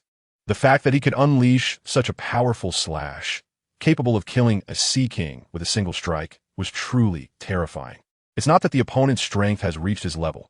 Is this really the level of swordsmanship a young man should have? A swordsman of this level is at least a formidable master, even reaching the level of a great swordsman. His strikes are clean and efficient, with no unnecessary movements, and his speed is extremely fast. The ability to deliver such slashes indicates that the boy's physique is very strong. Most importantly, he possesses a calm demeanor. Even at such a young age, having this kind of strength has not made him arrogant. This suggests that he is not an ordinary swordsman prodigy, but rather a truly terrifying swordsman genius. Only true swordsman geniuses would not feel pleased with executing such a terrifying strike. For them, it is a common occurrence. Thinking of this, Hawkeye's emotions stirred a bit. He did not expect to encounter such a terrifying young swordsman in the East Blue. This one is far more impressive than the swordsman Zoro and might not even belong to the same level. Although Zoro possesses a strong will to pursue the pinnacle of swordsmanship without fear of death, he is clearly already an adult. While his strength may be somewhat formidable in a small place like the East Blue in the new world of the Grand Line, any random swordsman will be much stronger than him. In fact, he might not even be as skilled as the nearby chimpanzee swordsman. It could be that being born in the nurturing environment of the East Blue has resulted in his insufficient strength. However, Hawkeye still does not see any potential in Zoro that could compare to himself. Yet, in the case of this boy before him, he can see hope. Given a few more years, perhaps this boy will possess the strength to challenge him. At that moment, a boy rowing a boat passed by him and asked indifferently, "Excuse me, sir, have you seen a beautiful little girl with golden hair? She's about 5 or 6 years old. Here is the East China Sea. The area is really too vast. It's like searching for a needle in a haystack for one person. You can only ask the people you encounter to see if you can find any clues." Hawkeye's excitement immediately diminished because he heard the way the other person addressed him. They actually called him uncle. This made him feel a bit depressed. Has he really grown old? However, he didn't dwell on it too much. "I have never seen it before, but judging by your recent move, do you also want to become the world's greatest swordsman? To possess such a strong swordsmanship must have come from practicing since childhood. Without a love for the sword, without a determination to become #1 in the world, it's unlikely one would achieve such swordsmanship." Ulquiorra remained expressionless upon hearing this. "I have no interest in becoming the world's greatest swordsman, or rather, I have no interest in swordsmanship at all. Since I don't know, I will take my leave." Then the small boat gradually moved forward. This is certainly his ability to propel the ship using spiritual pressure. In fact, he could have flown directly, but his father told him not to attract too much attention in the outside world. Flying would definitely be quite astonishing to others. In this world, people with the ability to fly are extremely rare. If one were to fly out of nowhere, it would certainly attract the attention of those with ulterior motives who would want to study how it was done. Therefore, one cannot fly directly to avoid bringing trouble to the family. Although he thinks his father's worries are unnecessary, because his father is invincible. Even the world government or pirates that his father fears pose no threat at all. Upon hearing his words, Hawkeye was taken aback. What does that mean? Is he really not interested in swordsmanship? How could someone not interested in swordsmanship be so terrifying in it, to the extent that he can effortlessly unleash flying slashes? This made it impossible for him to believe. Does that mean the opponent's talent in swordsmanship is even above his own? He had never seen anyone with swordsmanship superior to his own. Even the red-haired Shanks, who had fought against him several times, was the same. Perhaps Shanks' overall strength could surpass his, but in terms of swordsmanship, he would definitely not be a match for him. That's why he was the world's #1 swordsman, while Shanks was one of the 4 emperors of the sea. Hawkeye asked displeased, "Are you joking? If you weren't interested in swordsmanship, how could you possibly have such strong sword skills? Such swordsmanship is developed from a young age, even for geniuses. Otherwise, it would be impossible to achieve such profound swordsmanship. This is absolutely not something that could be achieved solely through talent." Ulquiorra looked at him coldly. "It doesn't matter if you don't believe it. The way of the sword is too childish, lacking refinement." He had recently mastered a new ability called the Power of the Hollow, which was far more useful than his swordsmanship. It allowed him to unleash a hollow flash, condensing spiritual pressure into a beam of light. He had mentioned it to his father before. This was his special ability. Every time his father had a child, that child could inherit a template, and some templates possessed hollow abilities. These abilities surpassed the ninja templates and even some Shinigami templates, except for the top-tier Shinigami templates, like those of Aizen and Urahara. However, according to his father, if he developed his ability to a very high level, he might stand a chance against those 2 brothers. But he had no intention of confronting them directly. After all, they were family, and as long as he could make the family stronger, he would be happy. Hearing this, Dracula Mihawk's expression froze. The anger in his heart kept rising. How dare he say that the way of the sword is childish, knowing that it was his lifelong pursuit and should not be trampled upon by others? Moreover, in the sea, the way of the sword was a significant branch of a power system. In terms of attack power, it was no weaker than those powerful devil fruit abilities, which was why he insisted on the way of the sword and had no pursuit for devil fruit powers. Looking at the young man before him, he said coldly, "Fight me, and I will show you what the first swordsmanship of the sea looks like." After saying that, he gripped his black sword, Ura, with one hand, unleashing a strong sword intent. Normally, he wouldn't bother to fight someone who wasn't a top sword master of the sea. But now, this person had insulted the way of the sword, igniting his anger. He had to make the other party understand that the way of the sword was not childish. Ulquiorra nonchalantly replied, "I'm not interested in dueling with you. I have important matters to attend to." His father had also instructed them not to cause trouble outside unless they encountered danger, to avoid exposing the family and attracting unwanted attention. Although he didn't think being targeted would lead to anything, he would still follow his father's orders. After saying that, his small boat sailed away again. Seeing his indifferent attitude, Mihawk felt even more furious, directly swinging Yoru, sending a terrifying black slash towards the young man ahead. The terrifying slash even caused the sea to split open, coldly stating, "If you don't fight me today, I'm afraid you won't be able to leave." He had already decided to teach this young man a lesson for looking down on the way of the sword. Then he would use the very swordsmanship that the other party despised to teach him a lesson. Ulquiorra was not frightened by this terrifying attack. Instead, he looked at the man coldly. This person acted on his own, so his actions naturally did not violate his father's orders. He indeed drew his sword again. Then he turned around and swung it fiercely with one hand. A green slash quickly rushed toward the black slash to meet it. The two terrifying slashes collided in the air. Then they both extinguished, their power completely exhausted. Eagle-Eye was a bit surprised to see this scene. Even his ordinary strike could completely block it, and the opponent's slash was also a casual one-handed swing, just like his own. This fully demonstrates that the opponent's swordsmanship has reached the level of a great swordsman. However, this only made him feel angry. He casually unleashed a black slash towards the opponent. "Since you possess such power, why do you disdain the way of the sword?" Ulquiorra looked at the incoming slash and responded with a green slash. The colliding slashes both extinguished each other. Did he ever disdain the way of the sword? He never looked down on it. Pure swordsmanship was simply too weak. Even though the spiritual pressure slash he unleashed had decent power, it wasn't particularly strong. Even his brothers, Aizen and that Genroi Sai, were definitely not terrifying solely because of their swordsmanship, but because of their powerful Zampican abilities. However, this guy in front of him, who could collide with him, didn't feel like a native of the East Sea. Who exactly are you? There can't be such a person in the East Sea. He remembered his father mentioning that the East Sea was known as a weak sea. At least, it was like that at this stage. Hawkeye Mihawk directly stated his name. The world's #1 swordsman, Hawkeye Mihawk. The title of Warlord of the Sea didn't even register in his eyes, so he naturally didn't mention it. This title is merely for him to act more conveniently, allowing him to avoid being hunted down by the Navy, granting him a peaceful life. He continues to wield his soaring slashes, needing to teach the other party a lesson in contempt for the swordsmanship. This time, the slashes were even more powerful.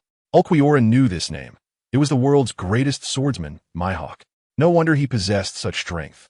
Facing Mihawk's terrifying, relentless slashes, he used his own blade to block each one. Now he was somewhat intrigued. He wanted to see what kind of strength this top-tier powerhouse of the sea, whom his father feared, truly had, and at the same time, he unleashed his own green slashes. The two sides clashed fiercely. At this moment, countless terrifying slashes erupted on the sea, cutting through the entire ocean. Both sides released horrifying flying slashes. If they didn't collide and cancel each other out, such power could easily tear the sea apart. Mihawk grew increasingly astonished as the battle continued. He never expected this young man's swordsmanship to be so formidable and enduring. He didn't seem like a mere youth, but rather like a seasoned swordsman. The opponent's body was incredibly robust. Otherwise, he wouldn't have such stamina. Few could match him in a sword duel on the ocean. Each of his strikes was at least at the level of a great swordsman. He no longer regarded the opponent as a junior, but as a formidable rival at the level of a great swordsman. The battle lasted for over 10 minutes before their conflict gradually subsided. The surrounding waters also began to return to calm. Mihawk looked at the young man, who was undoubtedly a genius in swordsmanship. Up until now, the boy remained calm and composed, just like himself, indicating that he still had considerable energy left. Confused, he asked, "Why do you, with such swordsmanship, consider it a mere trick? With such strength, even in the New World, he could dominate as long as he didn't provoke those monstrous figures. Even when facing other warlords of the sea, as long as he didn't act recklessly. Retreating safely wouldn't be a problem." He wasn't boasting. He truly believed he was at a higher level than the other warlords.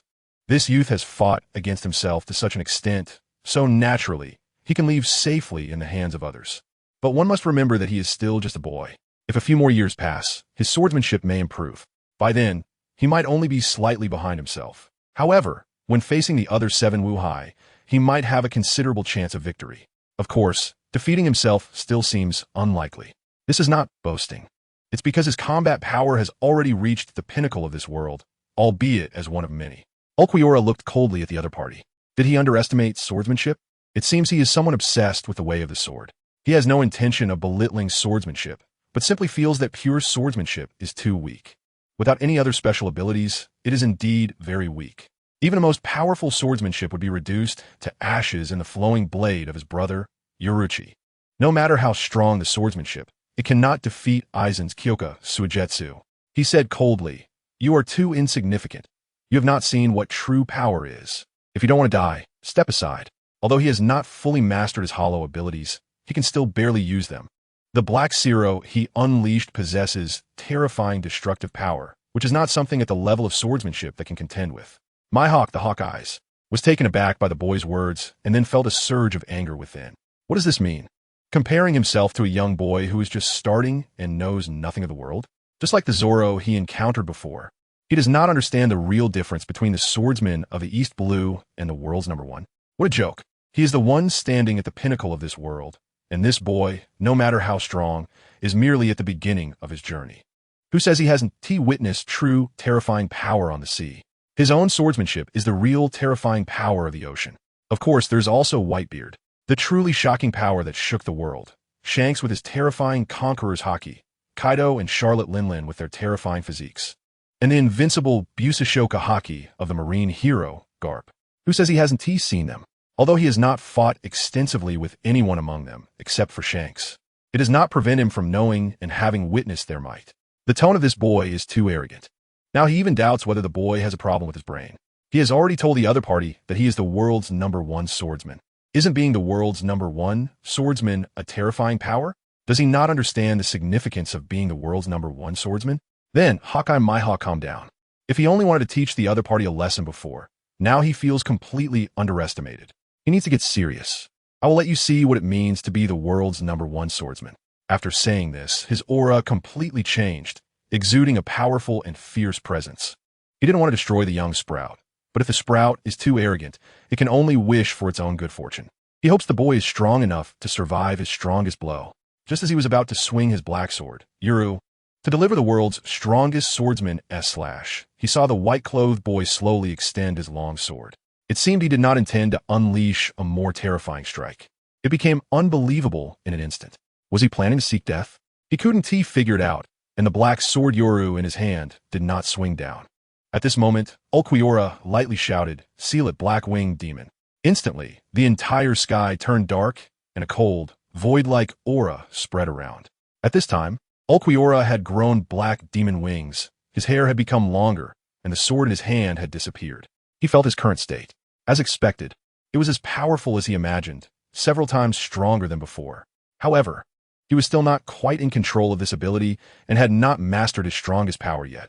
Logically, he should be able to use the Thunder Spear, but he found he still could not condense it. This move has the power to destroy a small island. Of course, he has mastered another form of. Is merely the condensation of spiritual pressure and does not require the use of the Thunder Gun. He coldly looked at the person before him. Since he had witnessed such a state, today he would eliminate the world's greatest swordsman right in front of him. In the past, whenever his brothers went out to sea, those who truly witnessed their abilities usually ended up dead. Therefore, their family had not stirred up any waves on the ocean, as those who had seen their strength were all dead. The person before him was already a dead man in his eyes. Once you witness my true power, all that awaits you is death. Upon hearing the other party's cold words, Eagle, I sneered inwardly. It turned out the opponent was serious. It seemed like a kind of devil fruit ability, with wings growing from his back, giving off a sense of deathly silence. He could feel the void. This kid is really not simple. However, right now, I just find it very amusing, and my fighting spirit has diminished quite a bit. I initially thought he was a genius in swordsmanship, but it turns out he is just a mediocre devil fruit user. Devil fruits can indeed grant people tremendous power. In this world, many have become top-tier masters thanks to their devil fruit abilities. Take the 3 admirals of the Navy, for example. Their mastery of their Logia-type devil fruit abilities allows them to intimidate the entire sea. Then there's Kaido of the 100 Beasts, who is also a devil fruit user, which gives him even greater combat strength. However, this strength has a flaw. If they fall into the sea, they lose their mobility, becoming nothing more than lambs to the slaughter. Of course, they are not just lambs to the slaughter. If no one comes to rescue them, they will drown in the ocean. And now, being above the sea, the opponent has no chance at all. All I need to do is cut down their ship. Then they will naturally fall into the water and drown. There is another possibility, though. The opponent might have wings and possess the ability to fly. But what does that matter? My sword can reach several kilometers, and that distance is still within my attack range. So no matter how I strike, I win. He lowered the raised black sword, Yoru, and said with a cold smile, "Do you really think you can surpass the world's #1 swordsman just by relying on your devil fruit abilities? It is you who has never witnessed true power." He is certainly qualified to say this, even when facing the Navy's 3 admirals who master their Logia abilities to perfection, or Kaido, who wields the mythical Zoan fish fruit. He remains unafraid. His sword can injure them. If he isn't careful, he could even be killed by his own strikes. Ulquiorra remained expressionless. "You actually think this is a devil fruit ability? Don't compare the kind of garbage power to my abilities. Anyway, you're going to die. So let me make you understand. This is the power of the hollow." He slowly extended his right index finger, suddenly gathering energy that resembled black lightning. In an instant, a terrifying column of black energy shot toward Dracula Mihawk. Seeing this scene, Mihawk was momentarily stunned. This move gave him a very dangerous feeling. He could only use both hands to hold a knife for defense. The speed was truly too fast. The strike directly destroyed the sea surface ahead, shooting straight into the seabed. An incredibly terrifying explosion occurred, sending up a spray of water and causing the sea to shake as if a tsunami had struck. Ulquiorra's small boat was constantly rocking. However, he remained steady, as the surging seawater could not submerge him due to his spiritual pressure acting as a protective barrier. Not long after, the sea surface calmed down. He controlled his spiritual pressure to propel the small boat forward. The world's greatest swordsman, Hawkeye, must have been defeated by his black Zoro with no chance of survival. He released his blade form, his wings disappeared, and his hair became shorter. A dagger was sheathed at his waist. This strike took a heavy toll on him, as he had not yet fully mastered this power. However, his father had demonstrated it to him before, and the move was indeed incredibly powerful. The strength he was able to unleash now was merely child's play.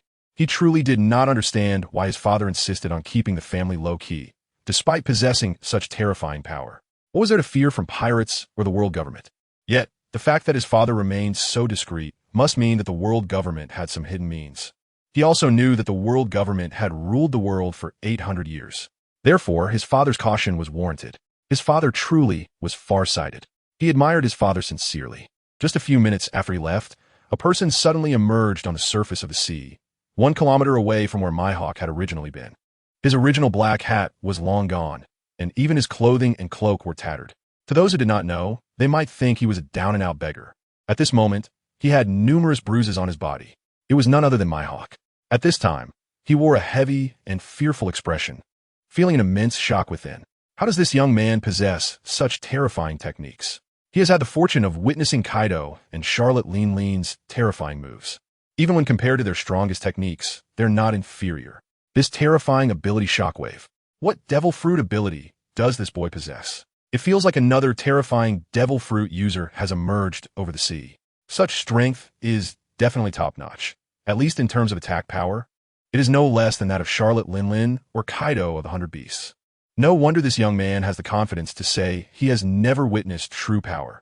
The guy who delivered this blow indeed has the qualifications to say such words. Such a blow is not weaker than his strongest attack. What a terrifying young man. This guy shouldn't be from the East China Sea. He entered the East China Sea through the doldrums from the Great Route. Where is he from, exactly? It seems that the person has already left, probably thinking that he was dead.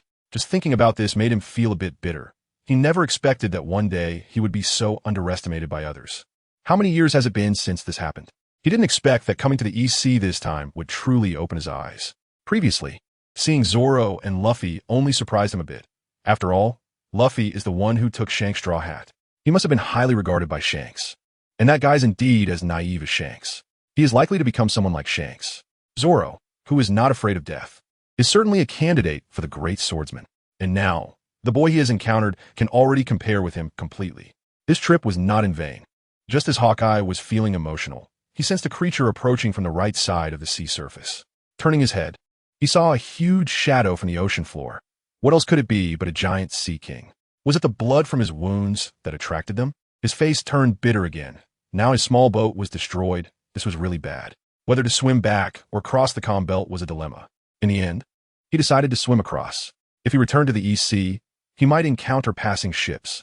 If he were seen in this state by others, the world's greatest swordsman, Hawkeye Mihawk, would surely be laughed at.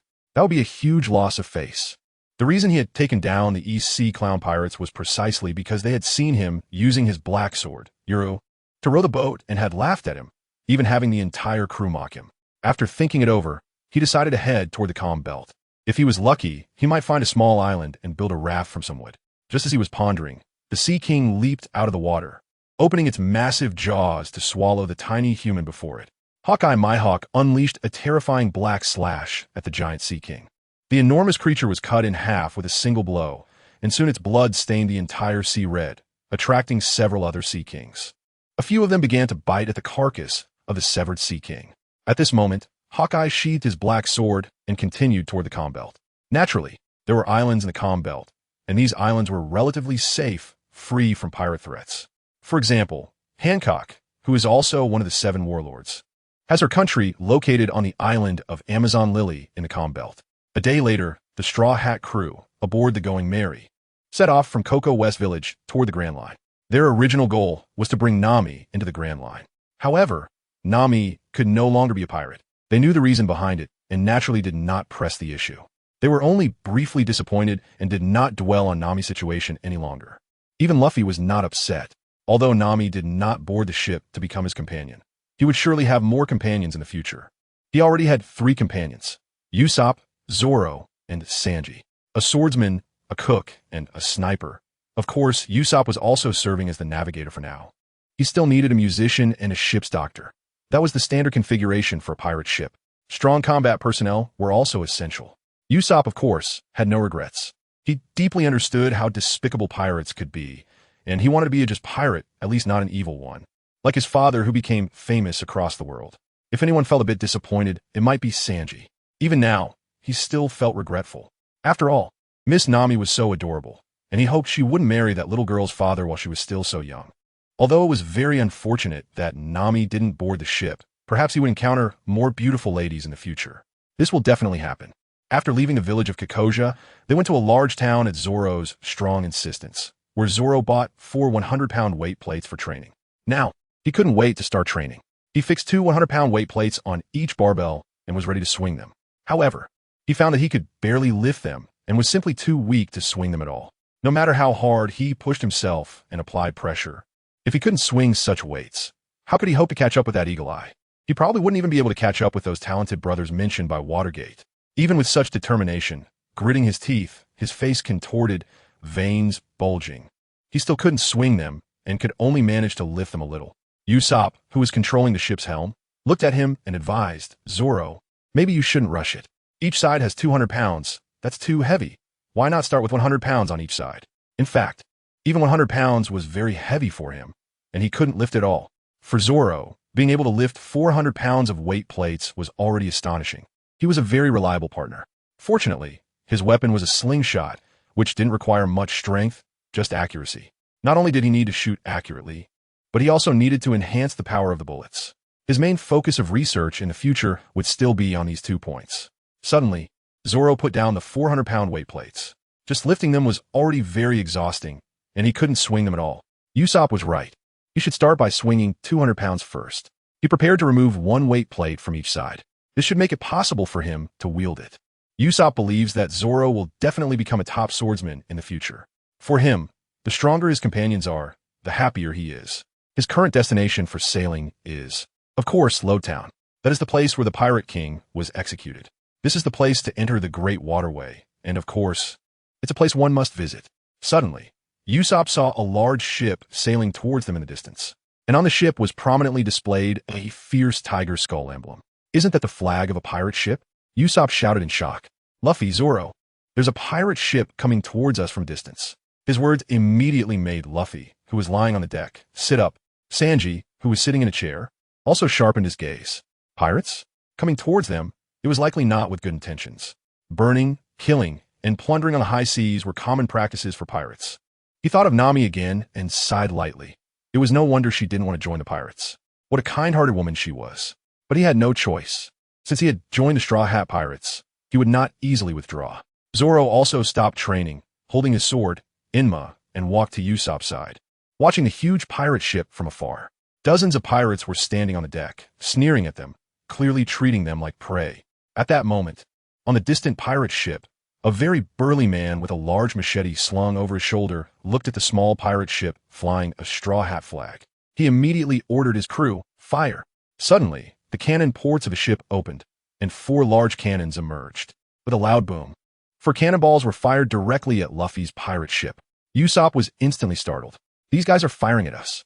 Although the Mary also had cannonballs, his primary responsibility now was to steer the ship and avoid being hit. As for counterattacking, that would have to wait. He estimated the trajectory of the cannonballs and immediately turned the helm to try to evade the attack. Under his control, he managed to dodge 2 cannonballs, but 2 others were still heading straight for them. In this dangerous situation, Luffy looked at the 2 incoming cannonballs, went straight to the edge of the railing, and inflated his body, becoming as huge as a wall. He directly braced against the 2 cannonballs, which smashed into his body. However, before they could explode, he was able to deflect them away. One exploded in midair, while the other fell into the water and exploded, sending up huge splashes. Zoro looked at Luffy, feeling a bit helpless. This reminded him of Hawkeye, who could sever a large pirate ship with a single sword strike. Swordsmanship also has long-range attacks, such as the flying slash. If he could unleash it now, those 2 cannonballs wouldn't even get close to the ship. They would have been sliced in half and exploded in the air. But unfortunately, he couldn't perform it. However, as long as he trains his arm strength with a barbell, he believes that one day his power could reach the level of executing a flying slash. By then, he should be considered to have reached the realm of a swordmaster. However, achieving such a realm is not easy. The pirate ship captain who ordered the cannon fire was taken aback when he saw the suddenly inflated huge body of the straw-hatted kid. This is simply against the laws of nature. A person's stomach cannot grow that big, so there is only one explanation. The other party has eaten a devil fruit. It is known that even the weakest devil fruit abilities are worth 100 million berries. Such devil fruit users are rare in the East Sea. Doesn't that mean the other party is some powerful pirate? If it were on land, he would indeed have to be wary of the other party, but right now, they are at sea. A devil fruit user like that is simply a live target. All we need to do is sink their ship into the sea. Then this devil fruit user will be like a lamb to the slaughter. If we can take them down, we will definitely be able to obtain a nice treasure. After all, they have a devil fruit power. If we're lucky, we might even get a devil fruit ourselves. He shouted excitedly, "Keep firing." At this moment, he noticed that the enemy's ship was trying to turn and flee. Hearing this, the pirate henchman became even more excited. Yes, Captain Evil Tiger. In the East Blue, there's the Evil Dragon pirate crew, and they're the Evil Tiger pirate crew. At this time, Usopp was already controlling the Going Merry to turn the ship around and prepare to escape. But then he saw that the enemy was catching up, and they were still firing cannons. Fortunately, the cannonballs were only hitting the sea on either side, creating huge splashes. At this moment, Luffy spoke up, "Usopp, what are you doing? Get the ship to charge at them. Since they're attacking us, watch me knock them all away." Having been under constant attack, his anger was rising. These guys are the culprits preventing Nami from joining their pirate crew. They are all evil pirates. Usopp was a bit surprised, but after thinking it over, he realized this might be the only solution. The enemy has been relentlessly pursuing them and firing cannons. Right now, the Going Merry speed is not enough to shake them off. A tough battle is inevitable. Although his companions are few, each one is quite skilled. Luffy has even defeated a big pirate named Creek, who supposedly has a bounty of 17 million berries. This group of pirates cannot be stronger than Creek. So he immediately turned the ship around and reminded everyone, "Make sure to block the cannonballs they fire. I don't want the Going Merry, which Kai gifted me, to be blown up." However, Luffy wasn't happy to hear that. "The Going Merry is mine. I'm a captain. You just steer the ship, and I'll take care of those cannonballs. Zoro, Sanji, when the 2 ships get close, let's beat these guys up together." Sanji lit a cigarette and coldly stared at the pirates. "Don't worry, I'll let these pirates taste my whip kick." Being chased and attacked like this, he was also displeased. And as for Zoro, he was even more so. These guys should honestly become stepping stones for progress. Another skill to improve swordsmanship, of course, is practical combat, especially against fierce pirates. He actually hoped the opponent would be a bit more capable. The captain of the Evil Tiger pirate group discovered the fleeing pirate crew and turned the ship around, clearly intending to fight to the death. But he became even more excited. "Don't hold back on the cannonballs. Fire them all." This is simply asking for trouble. Just the cannonballs alone are enough to blow them up. At that moment, he also caught sight of a small boat speeding towards them, right at the intersection of the 2 pirate ships. He immediately became alert. Could it be that those are the companions of the pirate ship ahead? Otherwise, how could someone be sailing alone in a small boat on the sea? The more I think about it, the more likely it seems. He immediately ordered his men on the ship, "Draw your guns and shoot that person on the small boat." As he spoke, he pointed directly at the small boat.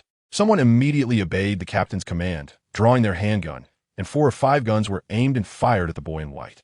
The boy in white merely looked coldly at these people, hands in his pockets, expressionless. Moments later, bullets exploded in front of him, yet he remained unharmed. The members of the evil tiger pirate group were somewhat taken aback by this scene. Is this guy another devil fruit user? Otherwise, how could he block it with this air wall? This was even more surprising than the previous moment when that person expanded into a round ball. He felt something was off and realized he shouldn't provoke this pirate crew. The earlier Straw Hat Luffy seemed manageable. After all, it was just a massive body. So what was the big deal? His machete was no joke, and with one swing, his opponent would be nothing but a live target. However, this person was a bit too cold, even instilling a strong sense of fear in him. Meanwhile, the members of Straw Hat Pirates also witnessed this strange scene. It was as if an invisible barrier had blocked the pirates' gun attack. It felt like there was a layer of magical energy standing in front of him, stopping the bullets. Straw Hat Luffy exclaimed, "What kind of amazing ability is this? It's even more incredible than my gum fruit ability." In his eyes, he was convinced that the other person had eaten a devil fruit. Otherwise, they wouldn't possess such a miraculous power. Compared to the other person's ability, his own seemed less impressive. His gum fruit ability could also deflect bullets, but his body would feel like it was being pierced before bouncing back. However, the other person's ability meant that the bullets couldn't even touch his body. Without a doubt, it was much cooler. He felt a bit excited. Such a person is wanted to be invited to join the Straw Hat Pirates. Originally, the crew had 5 members, but after Nami left, it became 4, which is quite few for a pirate crew. After Nami's departure, the crew lacked vitality. A powerful partner like him is certainly what they need. At this moment, Usopp looked at the extremely indifferent boy and couldn't help but feel a sense of familiarity. Although he had never seen this guy before, it seemed he had some impression of him. He lowered his head in thought, wondering where he had seen this boy before. Meanwhile, Zoro was surprised as he looked at the boy on the small boat in the distance and slowly said, "This boy is the brother that the little girl, Mizum, mentioned. He has short black hair, a green teardrop mole under his eye, white clothes, and a sword at his waist. His name is Ulquiorra." This is exactly the opponent he wanted to pursue. He didn't expect to encounter them here. This is really lucky. He must have a good duel. Only by defeating these powerful opponents can he make progress and possibly become the world's greatest swordsman. Hawkeye is truly terrifying. He is completely no match for him now. So he can only defeat opponents stronger than himself. In his eyes, the little girl's brother is a very suitable opponent. Although the other party can unleash flying slashes and slay sea kings, he is still far from reaching Hawkeye's level. He must be a suitable opponent for him. He does not fear that the other party is stronger. Only by competing in swordsmanship with stronger people can he improve. After hearing Zoro's words, Luffy was a bit surprised. He didn't expect this guy to be the little girl's brother, and he instantly felt a bit disheartened. The little girl had said before that her brother didn't really like being a pirate. He wondered if this person would be willing to accept the invitation. After worrying for a while, he decided to give it a try later. At that moment, Ulquiorra slowly drew his sword and suddenly swung it towards the attacking pirate ship. A terrifying green slash followed the direction of the sword and attacked the pirate ship. In an instant, the ship was split in half, along with the pirate captain who ordered the attack on him. He certainly saw the skull flag. These people were indeed pirates. Since they attacked him, it is only natural for him to eliminate them. At this moment, the people on other pirate ships were all shocked, their faces twisted in fear. This terrifying guy actually split the captain in half. This is terrifyingly powerful. Who on earth is this? How is it possible to accomplish such a thing? It's known that their captain of the evil tiger pirates is somewhat well known in the EC. Even if he is not as strong as Captain Arlong of the evil dragon pirates, he is not weak in terms of strength. When did such a terrifying person emerge in a place like the EC? Before they could seek the truth, the pirate ship had already split in 2, and the cabin was taking on water. It was even starting to sink. All the pirates were in a panic. What should we do? The ship is taking on water and is split in half. It can't be repaired. Everyone, jump into the water, grab as much treasure as you can, and swim away quickly. At this moment, they were still thinking about the treasure on the ship. As long as they had that treasure, they could still find a place to live happily. Meanwhile, the Straw Hat crew was stunned, their mouths agape at the sight. Luffy's eyes sparkled even more. Is this the brother who can unleash flying slashes to defeat sea kings? Just like the little girl said, that's so strong. Since he could wield a sword to slay sea kings, he could naturally wield a sword to cut through a pirate ship. In terms of size and durability, the Sea Kings are obviously larger and have stronger defenses. A wooden pirate ship just can't compare. This person is really so handsome that it blows Luffy away. He really wants to invite such an amazing guy to join his pirate crew. That way, he would definitely become a strong battle partner. Even Sanji looks surprised. This person is really strong. He doesn't seem like someone from the East Sea.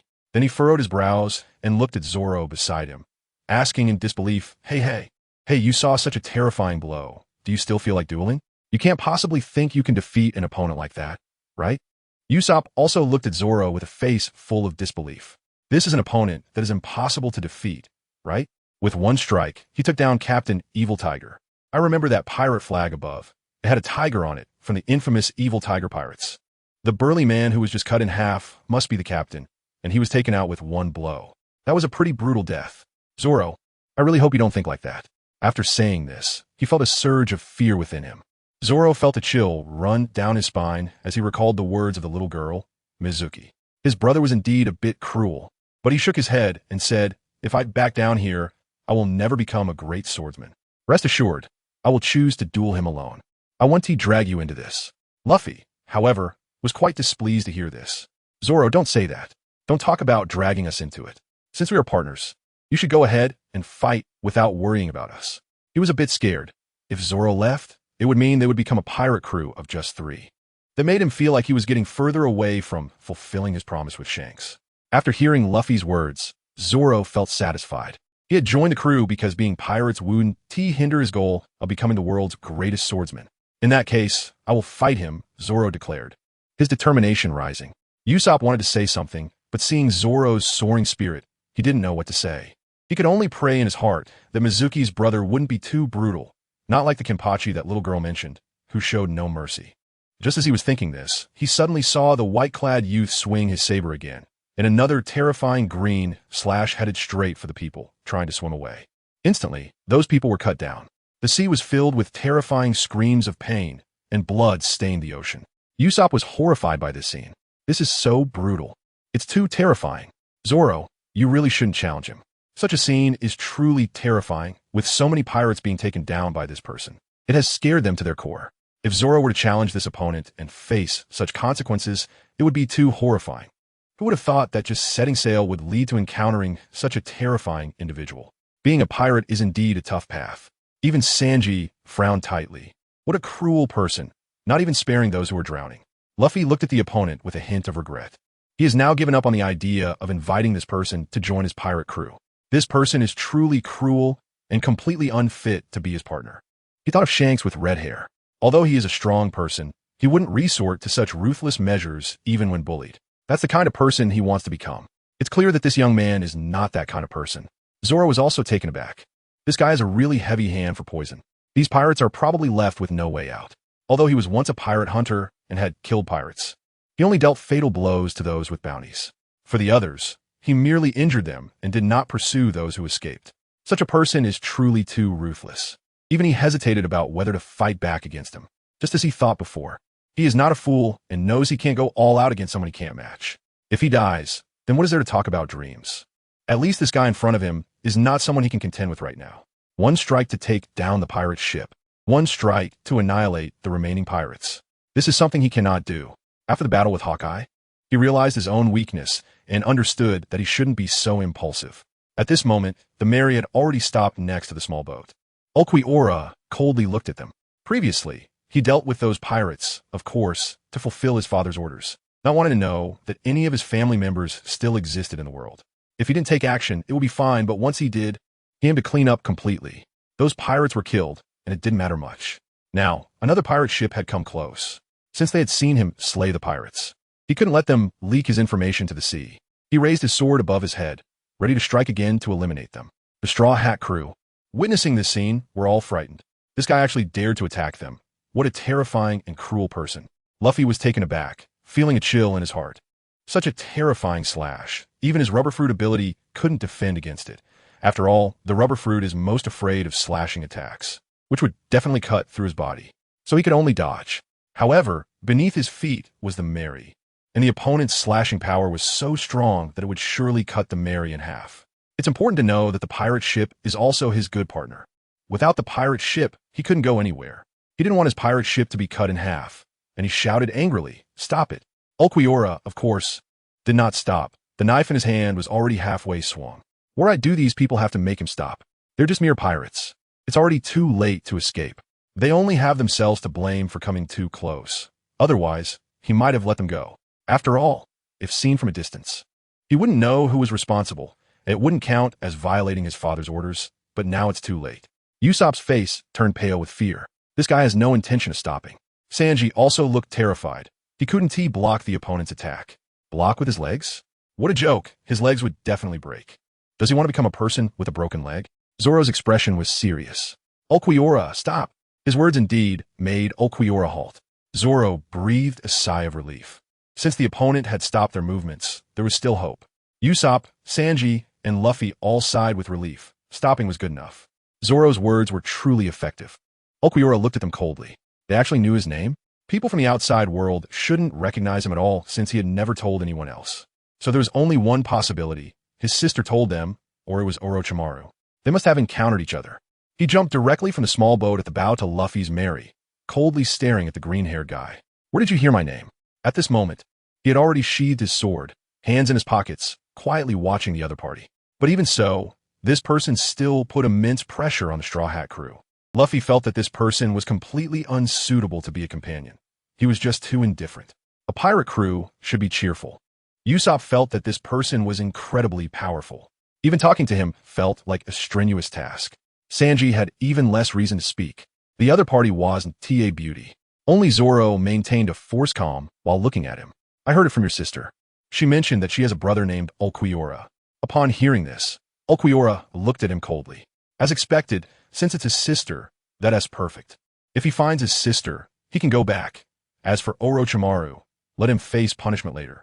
His sister was still too naive, and, as for Orochimaru, in this vast sea, there were very few who could harm him. So the rest no need to worry. He slowly asked, where is she now? Seeing that the white-clothed boy didn't make a move, the stone in Usopp's heart finally fell, and he quickly said she should be in Coco village. Probably with Nami right now. We have a good relationship with her, so you wouldn't attack us, right? Having witnessed his terrifying strength and his ruthless attacks on those pirates, Usopp was truly afraid. This person's strength is unfathomable. Clearly, he is not someone that his companions can contend with, let alone himself. His legs were trembling before. Now it would be best to hope that he, for the sake of his younger sister, does not take action against them. Sanji understands the reason behind Usopp's words, and it is better to remain silent for now. Ulquiorra looked at him coldly. If the other party knows his sister, then he would indeed feel awkward about taking them out. After all, his sister is quite favored by their father in the family. He coldly said, do not disclose our encounter. Moreover, in which direction is Coco village? Upon hearing this, Usopp completely relaxed and quickly pointed in the direction of Coco village, saying, Coco village is that way. Just go straight and you will reach it. The direction of the sea was naturally what he indicated, so his pointing was fairly accurate. Upon hearing this, Ulquiorra prepared to turn and leave. Hearing news about his sister, he felt relieved. At that moment, a voice came from behind. Can I have a sword duel with you? Upon hearing this, Ulquiorra turned to look at the person who spoke, and it was the green-haired man. This reminded him of the world's #1 swordsman he had just defeated. The person in front of him looked much weaker than that individual, and coldly said, you are not my opponent. You are too weak. Hearing this, Zoro's expression darkened. This was the second person to think he was weak during this time. But this was a stark reality, and it dealt a heavy blow to his psyche. Usopp quickly shouted, Zoro, what are you talking about?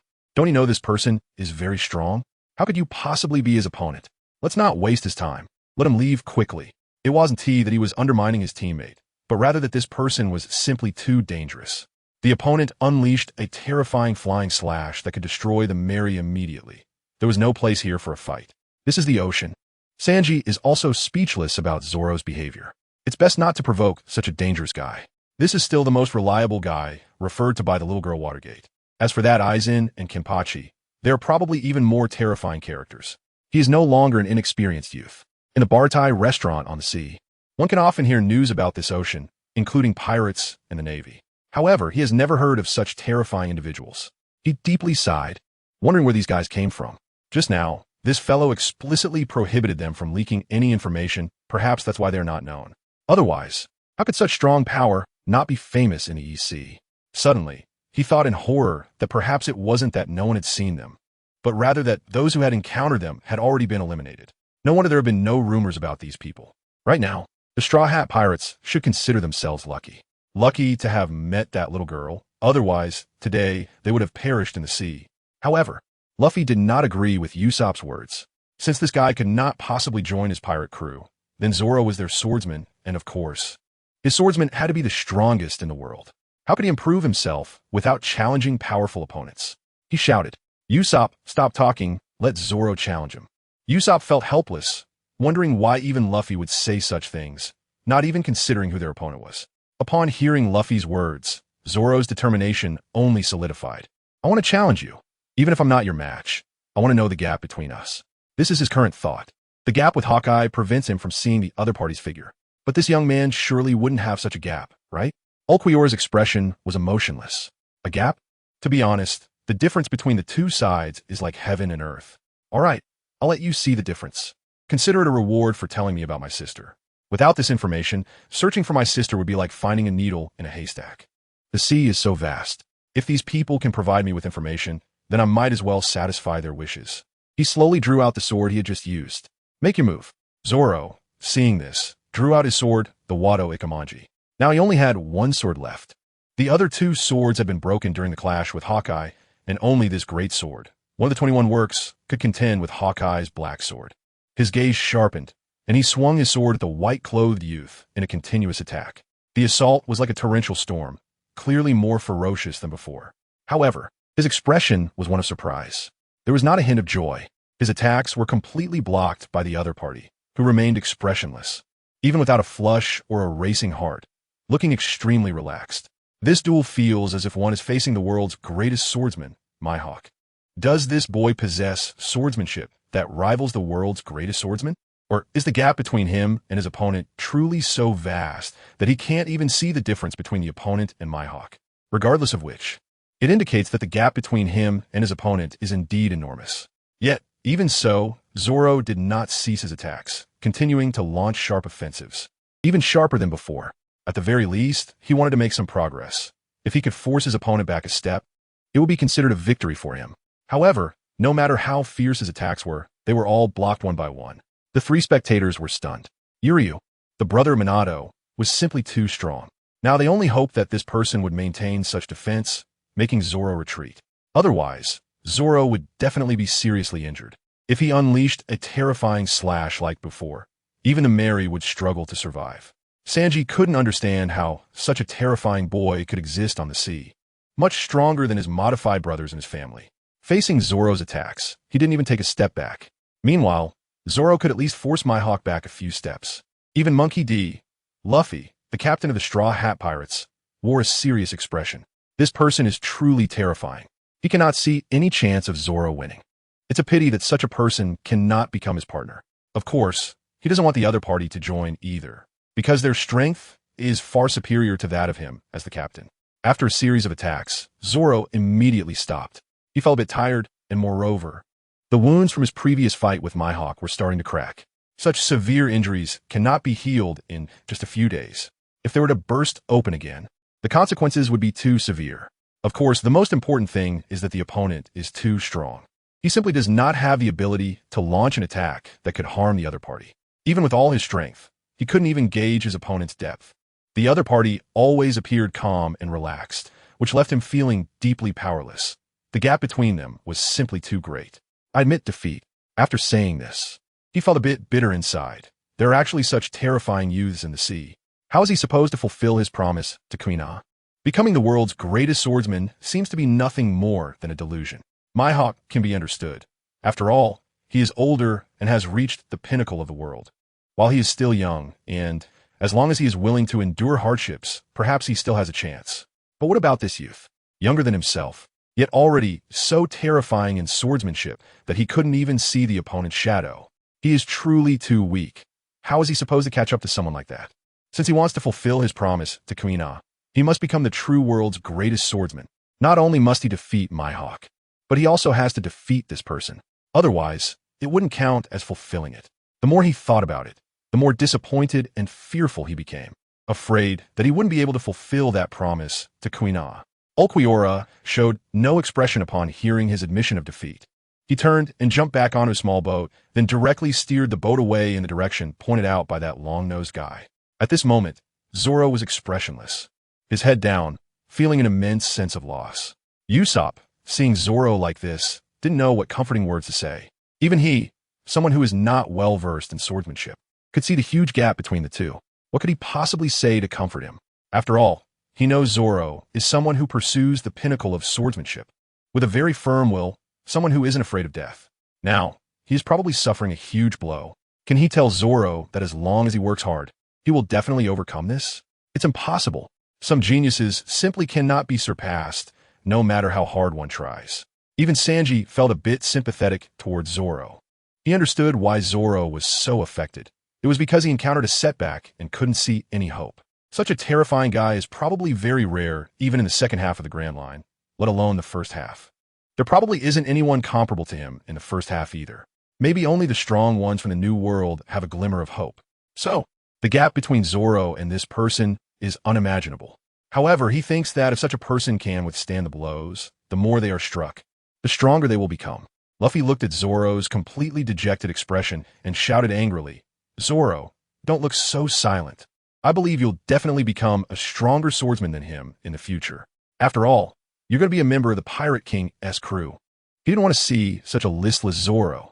That's not the kind of partner he wanted. Zoro slowly lifted his head to look at Luffy, feeling envious of his spirit. He completely didn't understand the gap between himself and that boy. But when he thought about how Luffy wanted to become the Pirate King, he remembered the first time he heard that phrase. He thought it was a joke, a complete fantasy. A Pirate King coming from the small East Blue was already a miracle among miracles. Considering that pirates in the East Blue are looked down upon by pirates from other seas, regarded as the weakest sea. Perhaps he hadn't realized it before, but after encountering Mihawk and the boy he just fought, he understood the enormous gap between them. The difference was like heaven and earth. He had no strength. How could Luffy possibly become the Pirate King? Yet, he felt a bit envious of this guy's spirit. Perhaps not overthinking things is what allows one to work toward their goals with peace of mind. With that thought, he perked up. He had indeed been lost in thought lately. Had he been hit hard? Or what? These have always been the reasons holding him back from progress. Thinking too much is useless. He just needs to keep honing his swordsmanship until he becomes the strongest in the world. Just like Luffy, overthinking is pointless. And it might even prevent him from moving forward. Looking at Luffy, he thought, I will definitely become the world's #1 swordsman. Just wait and see. After saying that, he walked towards the middle deck, where his training tools were. 4 weight plates and 2 bars. He picked them up and began to swing them, with 100 pounds on each side. Luffy felt happy seeing this scene. Although he didn't know how Zoro suddenly became motivated, it was good enough for him. He didn't want to see a lifeless Zoro. Today's scene made him realize how difficult it was to become the Pirate King, but that's what he wanted to do. He just needed to do it, even though he had been laughed at along the way. He remained stubborn in his beliefs. Usopp felt reassured seeing Zoro regain his spirit. As long as he wasn't discouraged, that was good enough. He was afraid that Zoro might fall into despair and give up his swordsmanship. If that happened, he would lose a powerful partner. Sanji suddenly took a deep puff of smoke. Perhaps Luffy's words made Zoro see things clearly. That's good.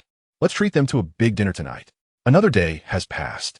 Nami brought Noki and Minato to an ordinary small island in the East Sea. Frost Moon Village is naturally located here. The 3 of them arrived by small boat. Nami looked at the island. According to the map, it should be here. Minato said happily, since we've come here, we should be able to find Brother Snake. Nami is really amazing. The unfamiliar environment made her feel very curious. The outside world is indeed vast. Even Noki admired his sister a bit. Nami found Frost Moon Village so easily. It's just an ordinary small island. It shouldn't be famous. At least she hasn't heard of it, Nami explained. In fact, there's a famous swordsmanship dojo here, and there are quite a few apprentices. Many people from different places come here to learn swordsmanship, so it's relatively easy to find. If it were really a village on an unknown island, I think it would be hard to find.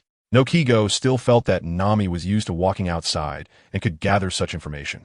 Let's hurry and find Snake Brother from Watergate. I wonder if he has come to this island. Nami said calmly, we have to go to the island and see for ourselves. I heard that her brother wants to revive Kuina, so I asked those who have come here to learn swordsmanship. Kuina is the biological daughter of the dojo master and a swordsmanship genius, but she died 10 years ago. This made her feel a bit regretful. Doesn't that mean they died when they were just children? They probably only have ashes left.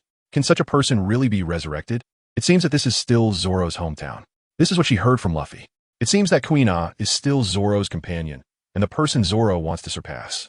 Minato is unhappy and actually questions Snake Brother. Snake Brother can definitely do it. Although I haven't seen it myself, since Snake Brother is here, he must be capable. These solemn words left Nami and Nojiko stunned. They had already witnessed Watergate's unique ability, that kind of teleportation power. It seems like not many people can do that on the sea. Nami had even asked Watergate how he accomplished it, but at first, he was reluctant to share.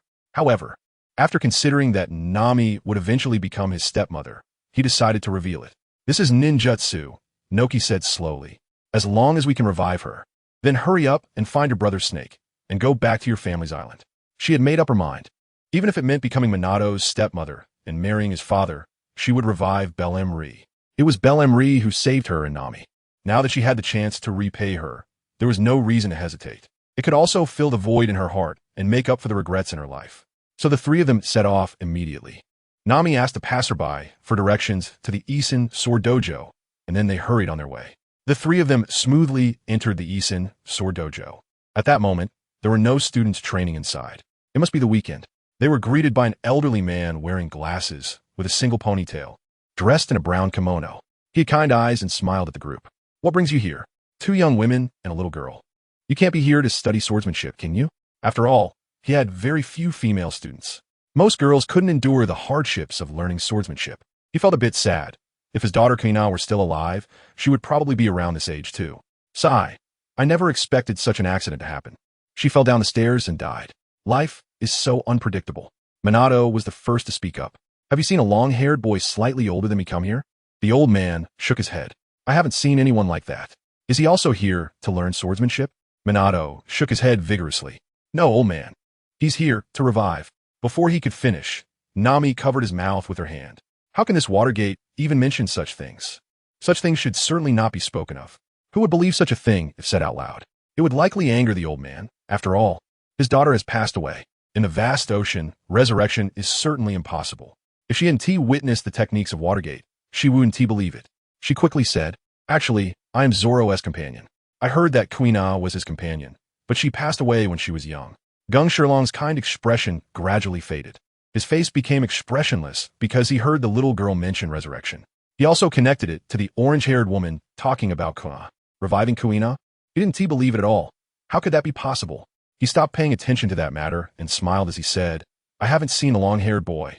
There haven't been any strangers coming here recently. You were Zoro's companion. What is Zoro doing now? Is he still a bounty hunter? He had already heard the news that Zoro has become a somewhat famous bounty hunter in the East Sea. He naturally knew about the promise he made with his daughter, that one of them would become the world's greatest swordsman. So, Zoro must be a bounty hunter, hunting evil pirates to enhance his strength and swordsmanship. Zoro will surely become a formidable swordsman in the future. Nami breathed a sigh of relief, seeing that the other party did not delve deeper into the word resurrection. I was also a pirate with Zoro on the ship, but I have left the crew now. I came this time to pay respects to his former companion. May I ask where her grave is? Gung Shirlang was a bit surprised. Zoro actually became a pirate? He didn't plan to get involved. He thought being a pirate would mean being one that pillages and kills. His pursuit should still be swordsmanship. That's fine. Looking at Nami. Since you want to pay respects to Kuina, her grave is on the back mountain. They learned about the location of Kuina's grave from her father, Keishur. Nami and the others bid farewell to Keishur and headed towards the back mountain grave. Only by checking if Kuina's grave had been disturbed could they know if Orochimaru had been there. Perhaps he had moved Kuina's grave without alerting Keishur. She had asked Minato how the Edo Tensei technique resurrected people. This kind of thing is clearly not simple. It should require some special materials. Minato has never used it much, but he still knows the method. He tells her that a type of impure earth will be needed, along with a vessel to contain the soul, and most importantly, the body of the deceased. Even ashes would suffice. So, by checking if anyone has disturbed Kuina's grave, they could determine whether Orochimaru has been there. Typically, graves wouldn't be disturbed. If they have been, it's likely Orochimaru has come. In that case, Nami might need to find another way to help Minato return home. Minato has already forgotten the way home, so it's best to find her Orochimaru. On the way, Minato curiously looked at Nami. Why not tell the old man the truth? He seems kind and gentle. If he could see his daughter again, he would surely be very happy, right? Nami explained helplessly. If he could see his daughter, he would definitely be happy. But if we just tell him, he won't believe us and might even try to stop us. It's better to revive Kuina first and then tell him. The impure world reincarnation requires Kuina's remains, which means disturbing the grave. I believe no father would allow that. In fact, she and Nojiko also want to see if this Orochimaru can really revive Kuina, because it relates to whether they can bring back their mother, Belmir. After hearing this, Minato understood a bit. Then we'll wait until Kuina is revived. However, impure world reincarnation ISNT true resurrection. Only a father could do that. About 10 minutes later, the three climbed to the back mountain. In a clearing on the mountain, they found a tombstone and a small mound. It read, "Grave of beloved daughter Kuina." It seems this is the place. Nami immediately began checking the surroundings. She found no signs of the soil being disturbed, indicating that Orochimaru had not come at all. Perhaps his brother Minato is just a child and can't find the way either. Is it very likely? Nami asked. Kushina, how old is your brother? Around 10 years old, I guess. He's a head taller than me. Nami was a bit speechless. Wasn't he still just a child? Kushina, could it be that your brother also doesn't know the way? Could he get lost at sea? Although he was strong and there was no need to worry about danger. If that were the case, finding this place could take an indefinite amount of time. If luck was good, it might take a few days. If not, it could take months. Narika also looked a bit dazed. If it was like this, she might have to wait a long time. And her passion for resurrecting her mother had faded somewhat. She had heard that one needed to find the other person's father in order to truly resurrect them. Of course, she wanted to see her mother as soon as possible and complete this matter. Kushina shook his head. That shouldn't be the case. Brother Snake seems very clever. He wouldn't get lost. After hearing this, Nami relaxed a little. Kushina was only 5 or 6 years old, and her brother was 10. So, it couldn't be calculated based on normal age. Other 10-year-olds might know nothing at all. They might not even understand going out to sea. But if it was Kushina's brother, he should still be able to find Frost Moon Village. Then let's wait here for a while. Norika nodded in agreement. Besides that, there was no better way. A day later, a small boat slowly approached the shore. On it was a boy with long black hair, golden vertical pupils, wearing a kimono, and a purple belt around his waist. After smoothly docking the boat on the shore, he murmured to himself, according to the map, this should be the location of Frost Moon Village, and the One Heart Sword Dojo should be right here. He felt very happy in his heart. After spending several days, he had finally found this place. Next, he just needed to search for Kuina's grave. As long as he could obtain a part of her remains, even if it was just ashes, he could resurrect her. Then he would take it back to his father. His father would surely be delighted and would grant him the Kaleidoscope Sharingan, or even the Eternal Kaleidoscope Sharingan. This is exactly what he has been longing for. Because his other brother Itachi possesses the Mangeki Sharingan. During their battle, Itachi said something that deeply shocked him. Any technique you use is useless in front of my eyes. Of course, he was unwilling to accept this. He then used various ninjutsu in an attempt to defeat Itachi, but all were seen through without exception. Itachi was right. With the ninjutsu he can currently use, there is probably no chance of defeating Itachi. The Mangeki Sharingan is just too powerful. He really wishes he could have a pair as well. In that case, his strength must have improved significantly. Since the Kaleidoscope Sharingan can see through ninjutsu, he might be able to use this to develop even more powerful ninjutsu. After realizing this, he headed towards the nearby village. Are there any cemeteries nearby? As long as I know that, I can go look for it. Of course, he wouldn't go looking for Goena's father, Gongshiro. After all, he was going to dig up the grave of the other S-daughter. As a father, how could he allow such a thing to happen? It was absolutely impossible. He walked along the path towards the center of the island. Soon, he arrived at a village. As he wandered around, he prepared to ask the locals. But then, an astonishing scene unfolded before him. He couldn't help but rub his eyes. How could this be? Isn't that golden-haired little girl his own sister, Minato? How could she be here? He suddenly felt a bit panicked. This guy can't be following me, right? When I left before, Watergate looked for me. But I didn't take her with me at all. I'm here this time to handle serious business. How could I bring a burden along? After confirming that it was his younger sister Watergate, Orochimaru quickly walked over with a cold expression. Not to mention wanting to obtain the Mangeki Sharingan. It would already be quite good if he could avoid severe punishment. Watergate is his youngest sister, the most favored by their father. He even personally taught her some ninjutsu, such as the Flying Thunder God technique. This technique is a ninjutsu that even he has not been able to master. Its difficulty is indeed very high. However, the other ninjutsu he has mastered may not be inferior to this one. In fact, it could be said to be stronger, just not as convenient. At this moment, Minato, who is wandering around the village with Nami and Noki, seems to sense something.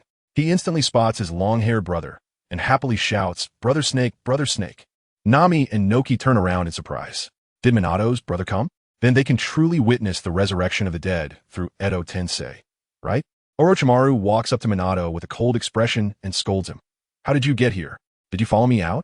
But you actually arrived before me. It's impossible for my little sister to do something like this." And then he looked at the two women next to Minato. Could it be that these two were leading the way? It seemed they hadn't harmed Minato.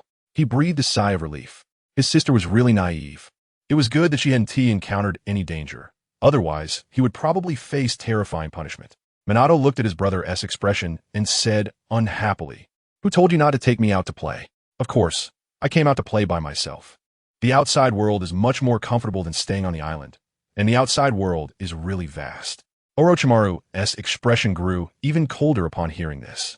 Just as he thought, although his little sister was fine, he didn't know if their father would punish him for letting her come out with him. He felt he had been too careless. He said somewhat angrily, "Although the outside world is great, it's not something you can explore your age. Be careful not to be deceived by outsiders." Minato replied unhappily, "I won tea. I even took down the famous Captain Arlong from the East Sea before. He is one of the strongest pirates in this sea, so no one in the East Sea can hurt me at all." Orochimaru looked surprised and worried upon hearing this. That Arlong, he had heard about him in the East Sea. He was the most famous pirate there. Even the Navy couldn't do anything about him. His bounty had reached 18 million berries, and he couldn't believe his little sister was so strong.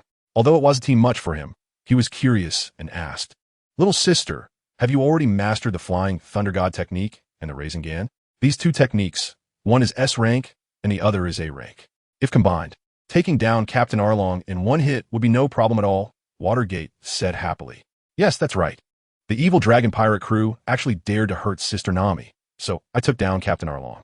By the way, I haven't introduced you yet. This is Sister Nami, and this is Sister Nojiko, the concubine I found for my father. She will be my future stepmother." Both Nami and Nojiko's faces turned a bit red. Being introduced like this was quite strange, but they still composed themselves and introduced themselves. "I am Nojiko. I am Nami." Orochimaru was completely shocked. This little sister was actually found two stepmothers. Looking at these two, they were indeed very good-looking and had great figures. Of course, he wasn't angry. Instead, he thought his little sister was truly a genius. Two such beautiful women, father will surely like them. If that's the case, father definitely won't punish my little sister anymore. Although she is the most favored one in the family, she will still be punished if she makes a mistake. Just as father said, if there are no punishments, who knows what kind of twisted children they would grow up to be. He naturally understands father's good intentions. However, why can't he follow the example of his little sister? If he also brings back two beautiful women for father, it would not only strengthen the family, but also win father's favor. Then he could avoid the punishment for leaving without permission, as well as the punishment for his little sister who followed him out. This debt will undoubtedly be counted against him. If he can also win his father's favor, he might just obtain the Rinnegan. Thinking of this, a smile appeared on his face. His little sister is truly a genius to have such a good idea. He had already made up his mind. If he has the chance to meet a few beautiful women in the future, he must send them back to his father. He also introduced himself with a smile. "I am Orochimaru, the brother of Minato. Thank you for taking care of my little sister." Minato happily asked, "Orochimaru, when will you resurrect Kuina?" Upon hearing this, Nami and Nojiko were excited. They would now get to witness the miraculous resurrection technique. If it could resurrect her, it meant that their mother could also be brought back to life. Orochimaru was a bit speechless. "How did you tell them about this?" Minato shrugged it off. "Since she's going to be my stepmother, it's fine for them to know. By the way, we have already found Kuina's tomb. Let's hurry." Orochimaru felt a bit helpless. Although she would be his future stepmother, she hadn't officially become one yet. However, with such looks, their father would definitely like her.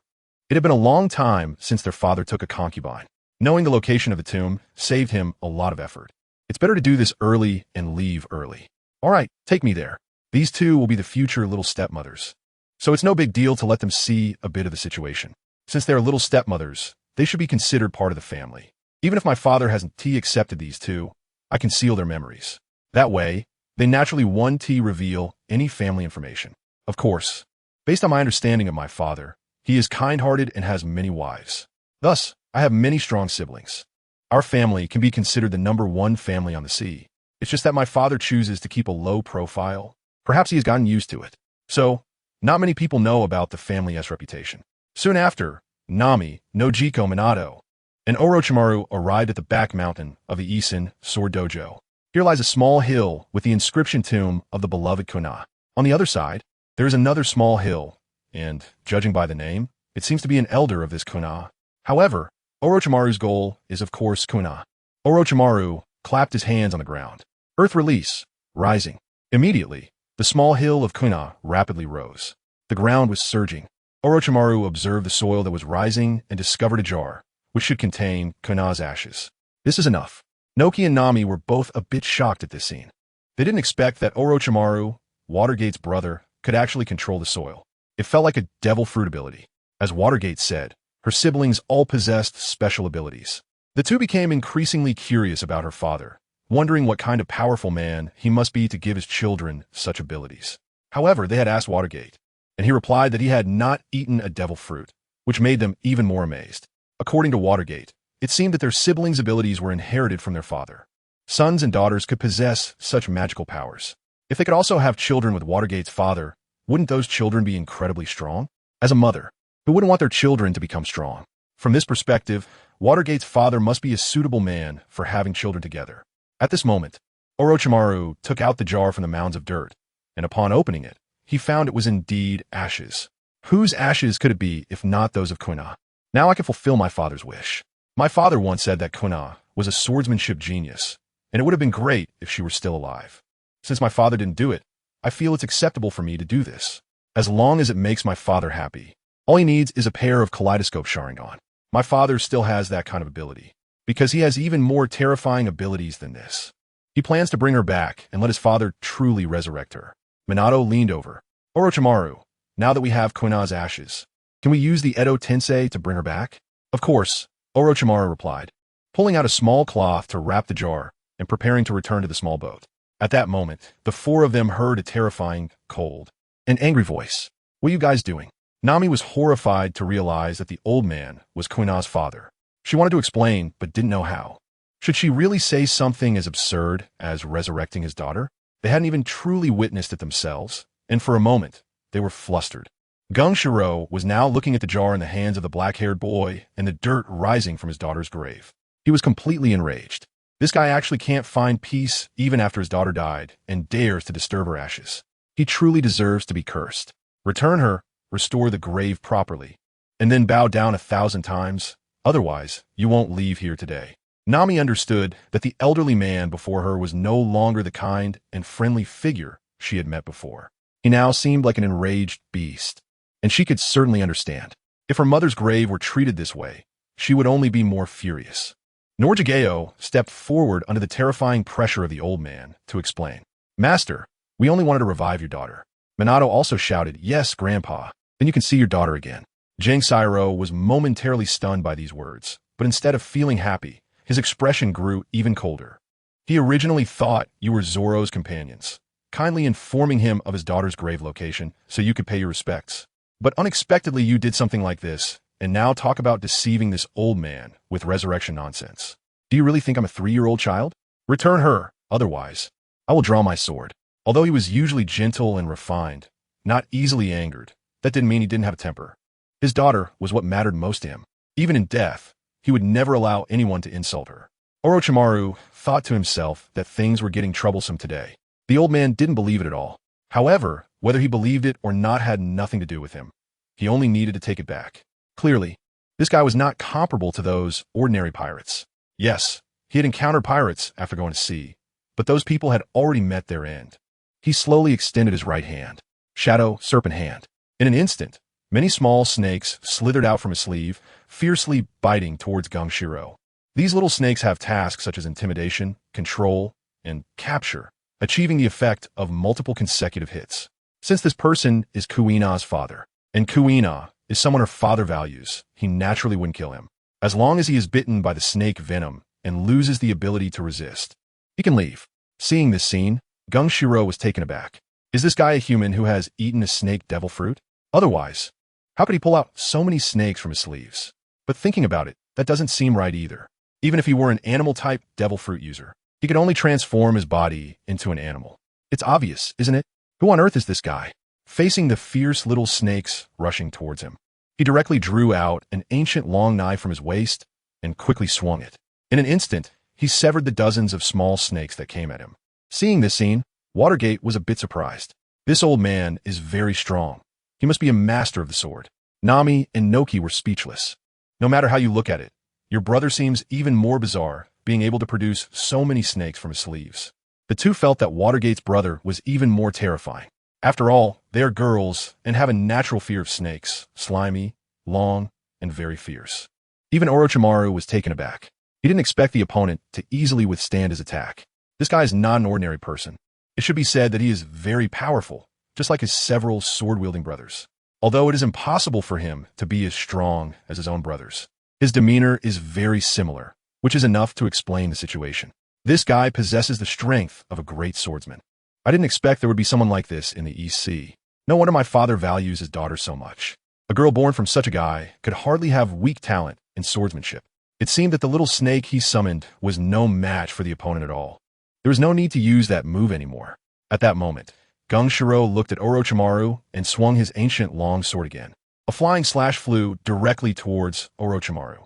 The terrifying slash even split the large tree behind him in half. Gungshiro said coldly, "Put down the ashes of Kuina, or the next strike will cut through you." He was not joking. The opponent had completely provoked his limits. Even though he usually kept a low profile at this moment, he could only barely control his anger. This is still due to the good temperament he has developed over years of practicing swordsmanship. Otherwise, if it were someone else, they would definitely not hesitate and would directly kill the 4 people in front of them. Nami and Noki looked at this scene in astonishment. The flying slash was indeed a very terrifying strike. This strike could chop such a large tree in half vertically, flying far away before disappearing. They had no doubt that this blow could cut a pirate ship in two. This kind-hearted old man is actually a terrifying swordsmanship master. I didn't expect that there would be such a skilled person in a place like this. They felt a bit anxious, not knowing what to do. However, at this moment, Mizumoto comforted them, saying, "It's okay, Snake Brother will be able to handle it." She wasn't worried at all. This old man was indeed very impressive. The speed of such a terrifying slash is extremely fast. Even she has to be cautious, otherwise she could get hurt. She feels that her father was right. One should indeed be more careful when navigating the seas. Who would have thought there would be such powerful people in the East Sea? Since she thinks they are strong, they must be quite extraordinary. She should be more careful in the future. It seems that ordinary-looking people can possess such great strength. Nami's heart calmed down a bit. Since Minato said not to worry, then it should be fine. Minato's brother also has very amazing abilities. Among the 4, Orochimaru is the one who can truly appreciate this strike, as he narrowly avoided it. Although he could use the substitution technique to withstand such damage at the moment of impact. This miraculous substitution technique is only mastered by him and his father in the family. However, this old man is truly formidable. It seems he is not an opponent that can be easily subdued, and of course, there's no need for a deadly fight. After all, since Kuina's ashes are already in hand, I can use the Edo Tensei to resurrect her. If I take this person down here, my father might blame me. He looked at Minato. "Minato, you guys leave first. I'll catch up later." "Okay." Minato immediately agreed. It seems that Snake Brother intends to retreat. This is certainly good. We can't just get rid of this old man like that. After all, he is just a father. She firmly grasped Nami and Nojiko's hands and instructed them. "Close your eyes. I'm going to teleport you both." The first time, teleporting can be a bit uncomfortable for the body, especially for the eyes, which might feel a sense of dislocation. It's better to keep them closed. Nami and Nojiko were startled. Could it be that they were going to use the teleportation ability? They hurriedly closed their eyes. They had both witnessed Minato's technique with their own eyes, which was truly amazing, allowing him to leap a great distance in an instant. Once Minato saw that they had closed their eyes, he immediately used the Flying Thunder God technique to teleport them to the small boat at the shore. Here is marked with her Flying Thunder God technique. Looking at Nami, who had her eyes closed, and Sister Nojiko, I felt relieved. It seemed that both of them were not in serious trouble. I said softly, "All right, you can open your eyes now." Nami and Nojiko slowly opened their eyes and saw the ocean, and then looked down at their feet. Wasn't this the small boat they had come over on? They showed a look of surprise. This is truly amazing. Look at that mountain in the distance. That's where Kuina is buried. We arrived here in an instant. Despite the great distance, it was barely a few seconds with my eyes closed.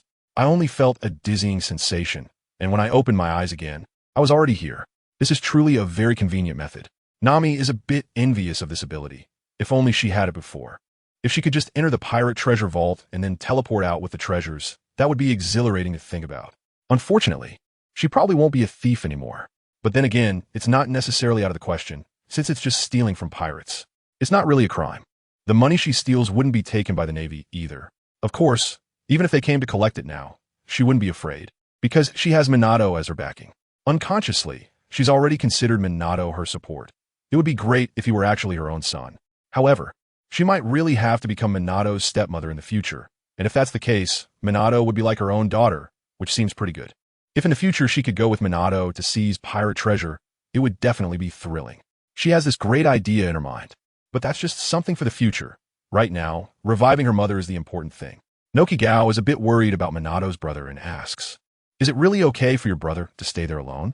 That old man is really scary when he gets angry." Thinking of that strike, how can he be called a kind old man? Much scarier than those ruthless pirates.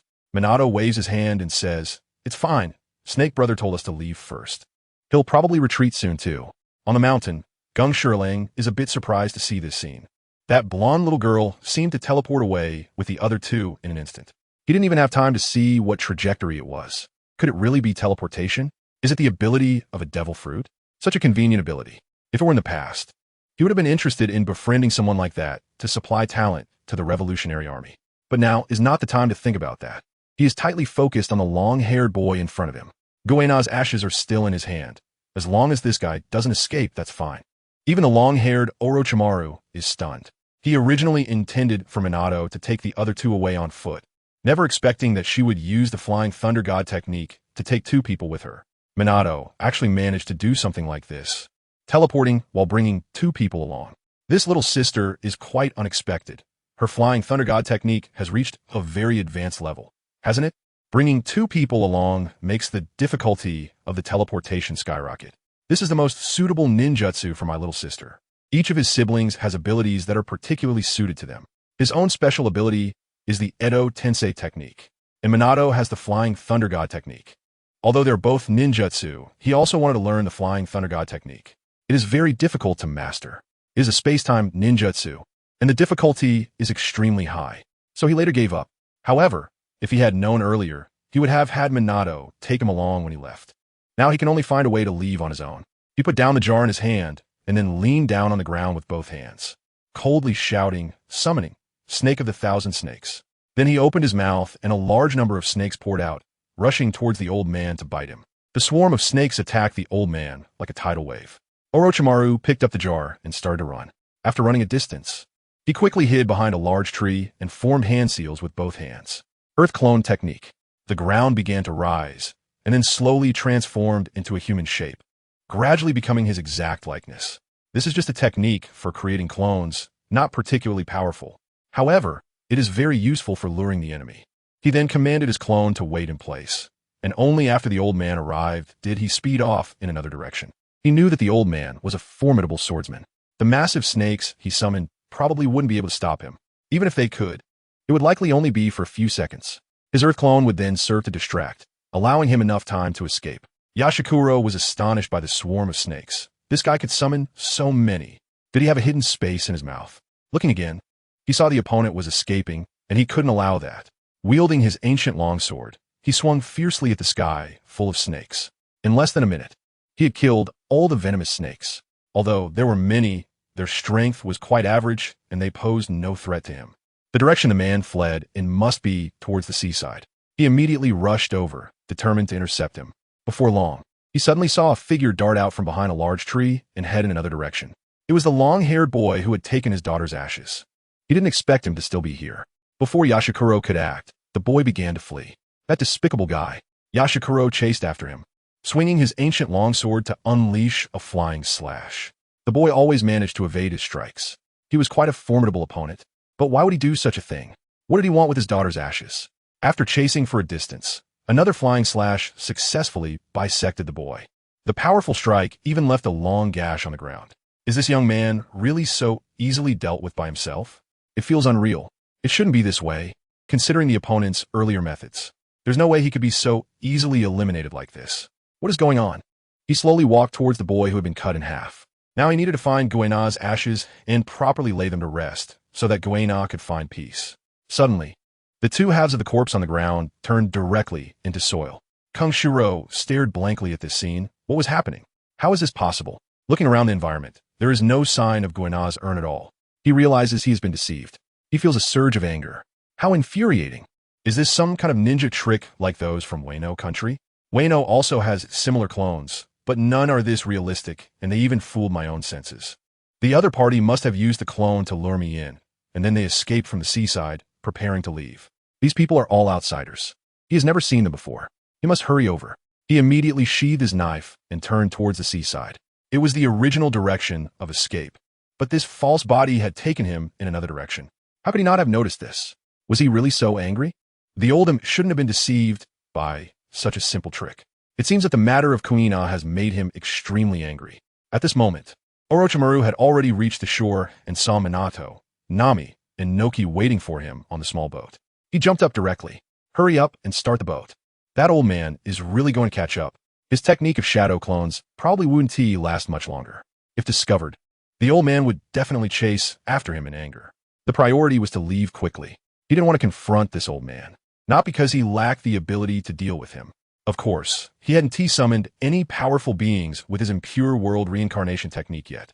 Right now, his combat power was only a large summoning beast, a giant snake. However, he felt he could handle a great swordsman. But once he summoned Pirate King Roger, dealing with such a character wouldn't be so difficult.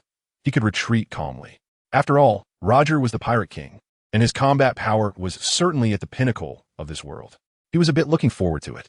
Upon hearing this, Nami hurriedly started the boat. Soon, the small boat was sailing on the sea. Before long, even the coast was out of sight. Only then did Nami feel relieved. The old man wouldn't be able to chase them on the sea, but at this moment, she felt a bit guilty. Harassing a father like this is truly immoral. If it were possible to resurrect his daughter, then he probably wouldn't be so angry. She looked at Orochimaru, who was sitting in the small boat. Orochimaru, you should be able to resurrect Kuina, right? Now she wants to see the Edo Tensei technique in action, even though it's not a true resurrection. Minato is also looking forward to it. Snake brother, let me see it. This resurrection technique is much more miraculous than my own flying thunder god technique.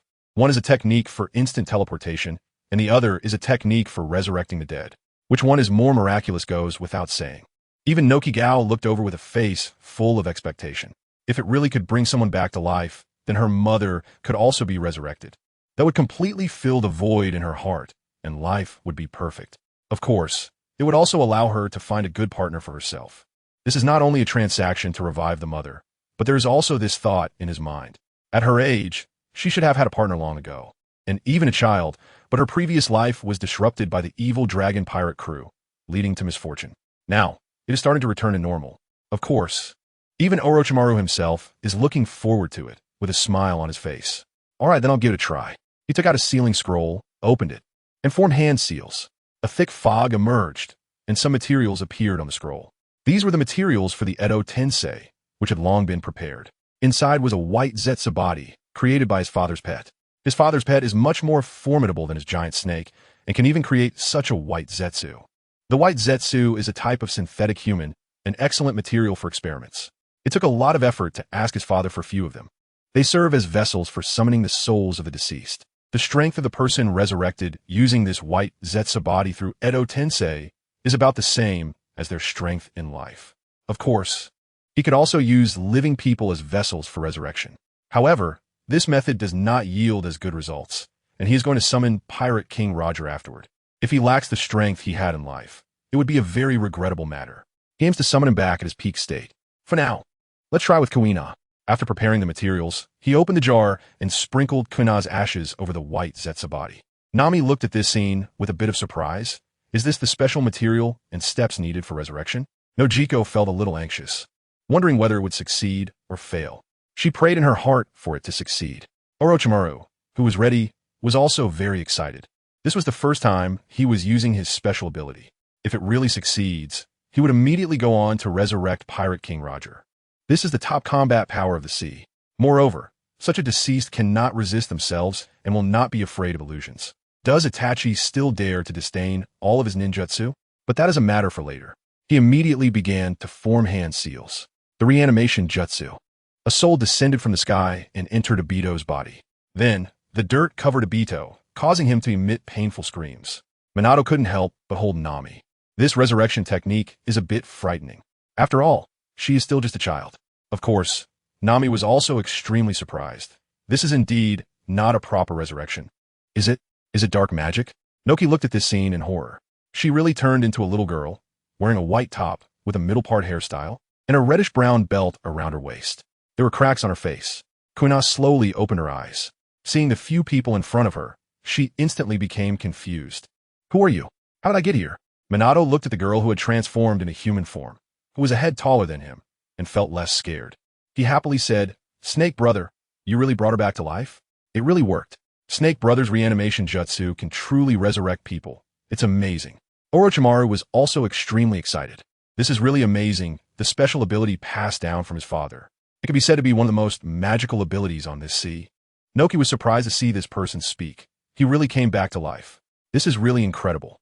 If that's the case, then my mother should also be able to come back to life. Her heart has settled down, and she no longer feels the previous anxiety. GainAll herself was stunned. Did they mean to resurrect her? She remembered falling down the stairs before and felt an unbearable pain at that time. Did she actually die then? Her father must be very sad. However, it seems like she has really come back to life now, carefully feeling her body. There is no breath, and when she touched her chest, there was no heartbeat, which immediately panicked her.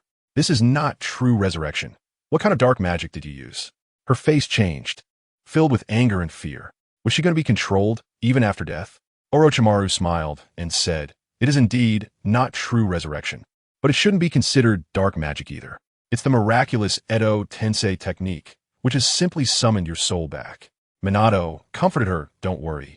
Father can truly bring you back to life, right, Snake brother? GainAll was shocked. Can this really be done? She really wanted to live again. There were still many things she hadn't completed. Then her father wouldn't be sad anymore, as she was the only daughter in the family. Orochimaru confidently responded, Of course, Father S abilities can certainly do that. He possesses the Rinnegan, a supreme eye that can truly resurrect the dead, with the power to control life. Noki and Kanami both believed it. Although this isn't true resurrection, the miraculous scene before them was enough to make them believe that Minato's father could accomplish such a thing. The two of them became more and more expectant. After finding Snake Brother, their next destination should be to her family, to meet that father with miraculous abilities. This is also their future husband. If they could really resurrect their mother, both of them would marry that person without hesitation. At this moment, Watergate also suggested, Snake Brother, are we going home now? Having come out this time, she was already very satisfied. If they went home now, there would be no regrets. She also wanted her father to help Nami resurrect her mother, as well as resurrect the taller sister in front of her.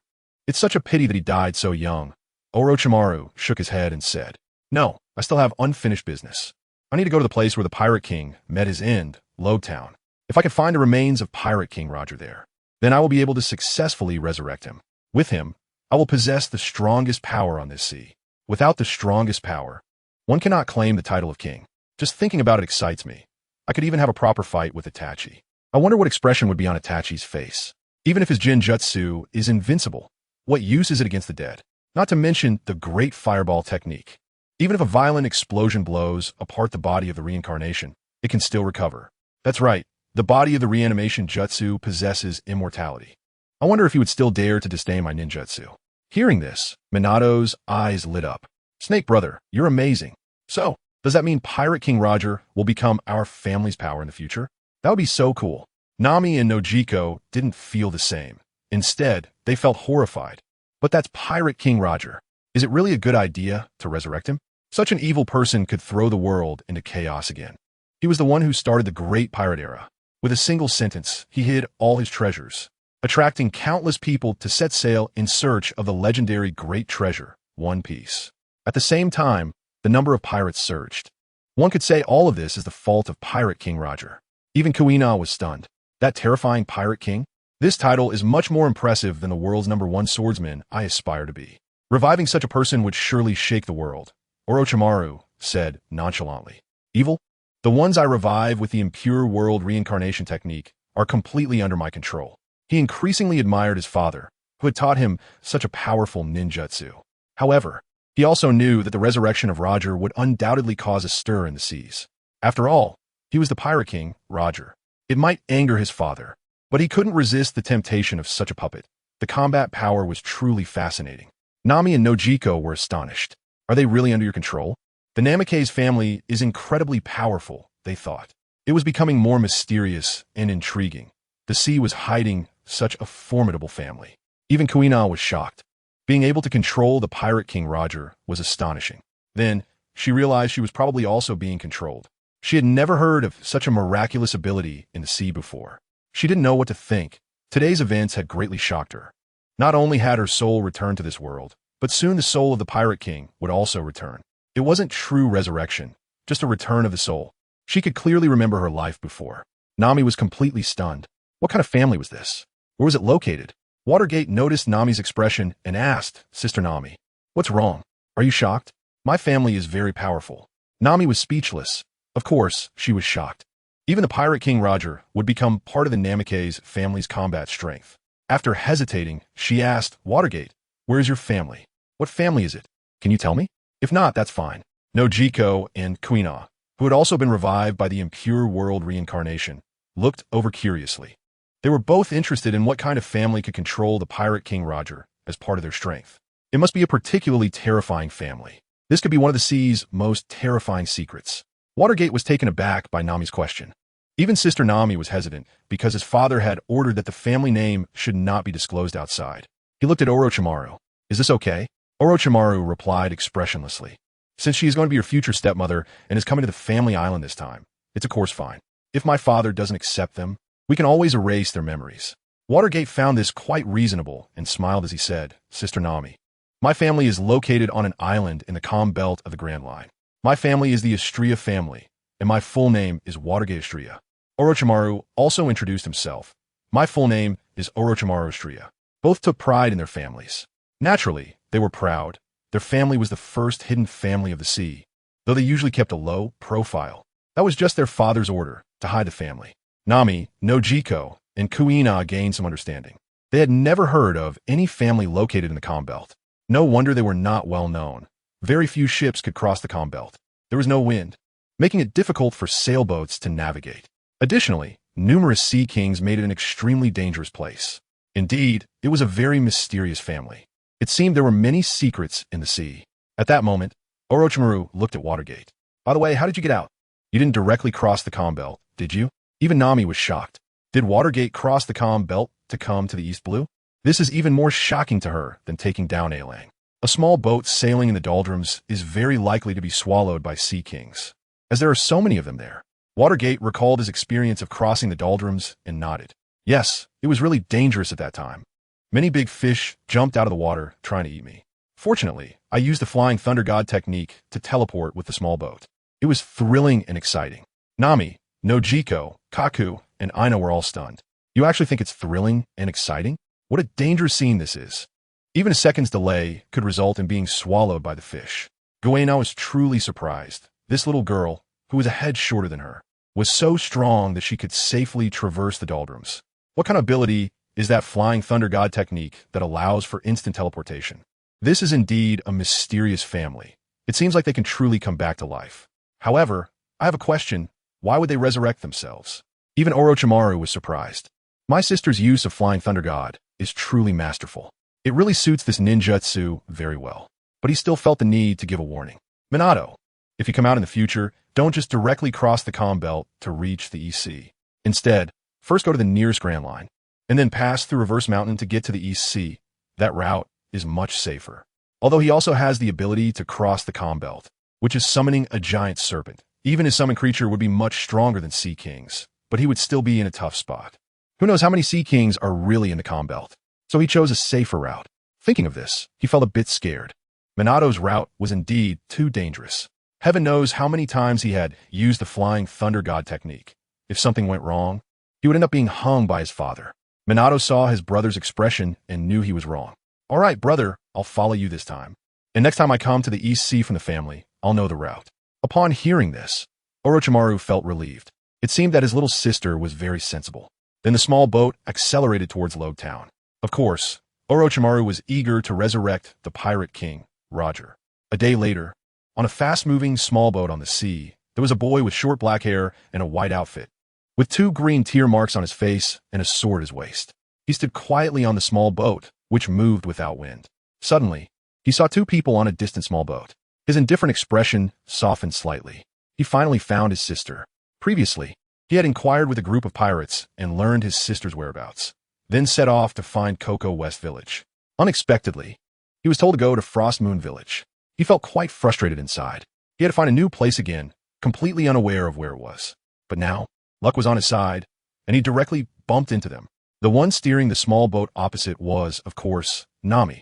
Her navigation skills were the best, so she naturally took on this heavy responsibility. Then she saw the person on the fast-approaching small boat and was a bit surprised. She then woke up Minato, who was sleeping in Nojiko's arms. Minato was indeed a little guy, enjoying lying in Nojiko's embrace. "Minato, wake up! That person can't be your brother, can he?" She had heard Minato mention him. One of them was named Ulquiorra.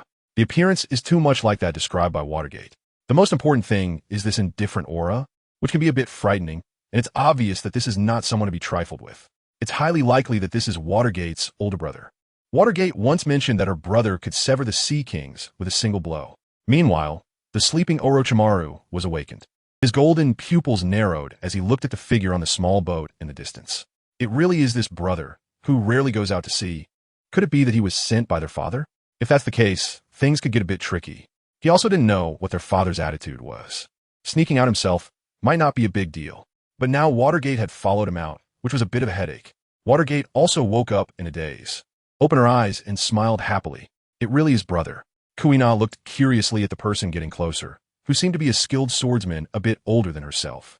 She felt that he was much stronger than her. The boy opposite had the posture of a master, completely natural, not pretended. Moments later, Ulquiorra steered the small boat closer. Watergate happily asked, "Brother, how did you find us?" After all, she went out to sea, and without Nami's help, even knowing Snake Brother's destination, it would be difficult to find Frost Moon Village. The East Sea is just too vast, and she didn't recognize any of these places. Ulquiorra calmly replied, "I learned of your whereabouts from a group of pirates." Nami couldn't help but ask in surprise, could that group of pirates be the Straw Hat Pirates? Only they would know our whereabouts. Ulquiorra nodded, recalling that one of them was indeed wearing a straw hat. He then turned to Watergate and asked, "Who are these people?" Watergate cheerfully introduced them. "This is Sister Nami and Sister Nojiko, and this is my little mom." Both Nami and Nojiko felt a bit embarrassed. Is this how she introduces herself? It feels a bit shameful, almost like being sold, even though they were all willingly there now.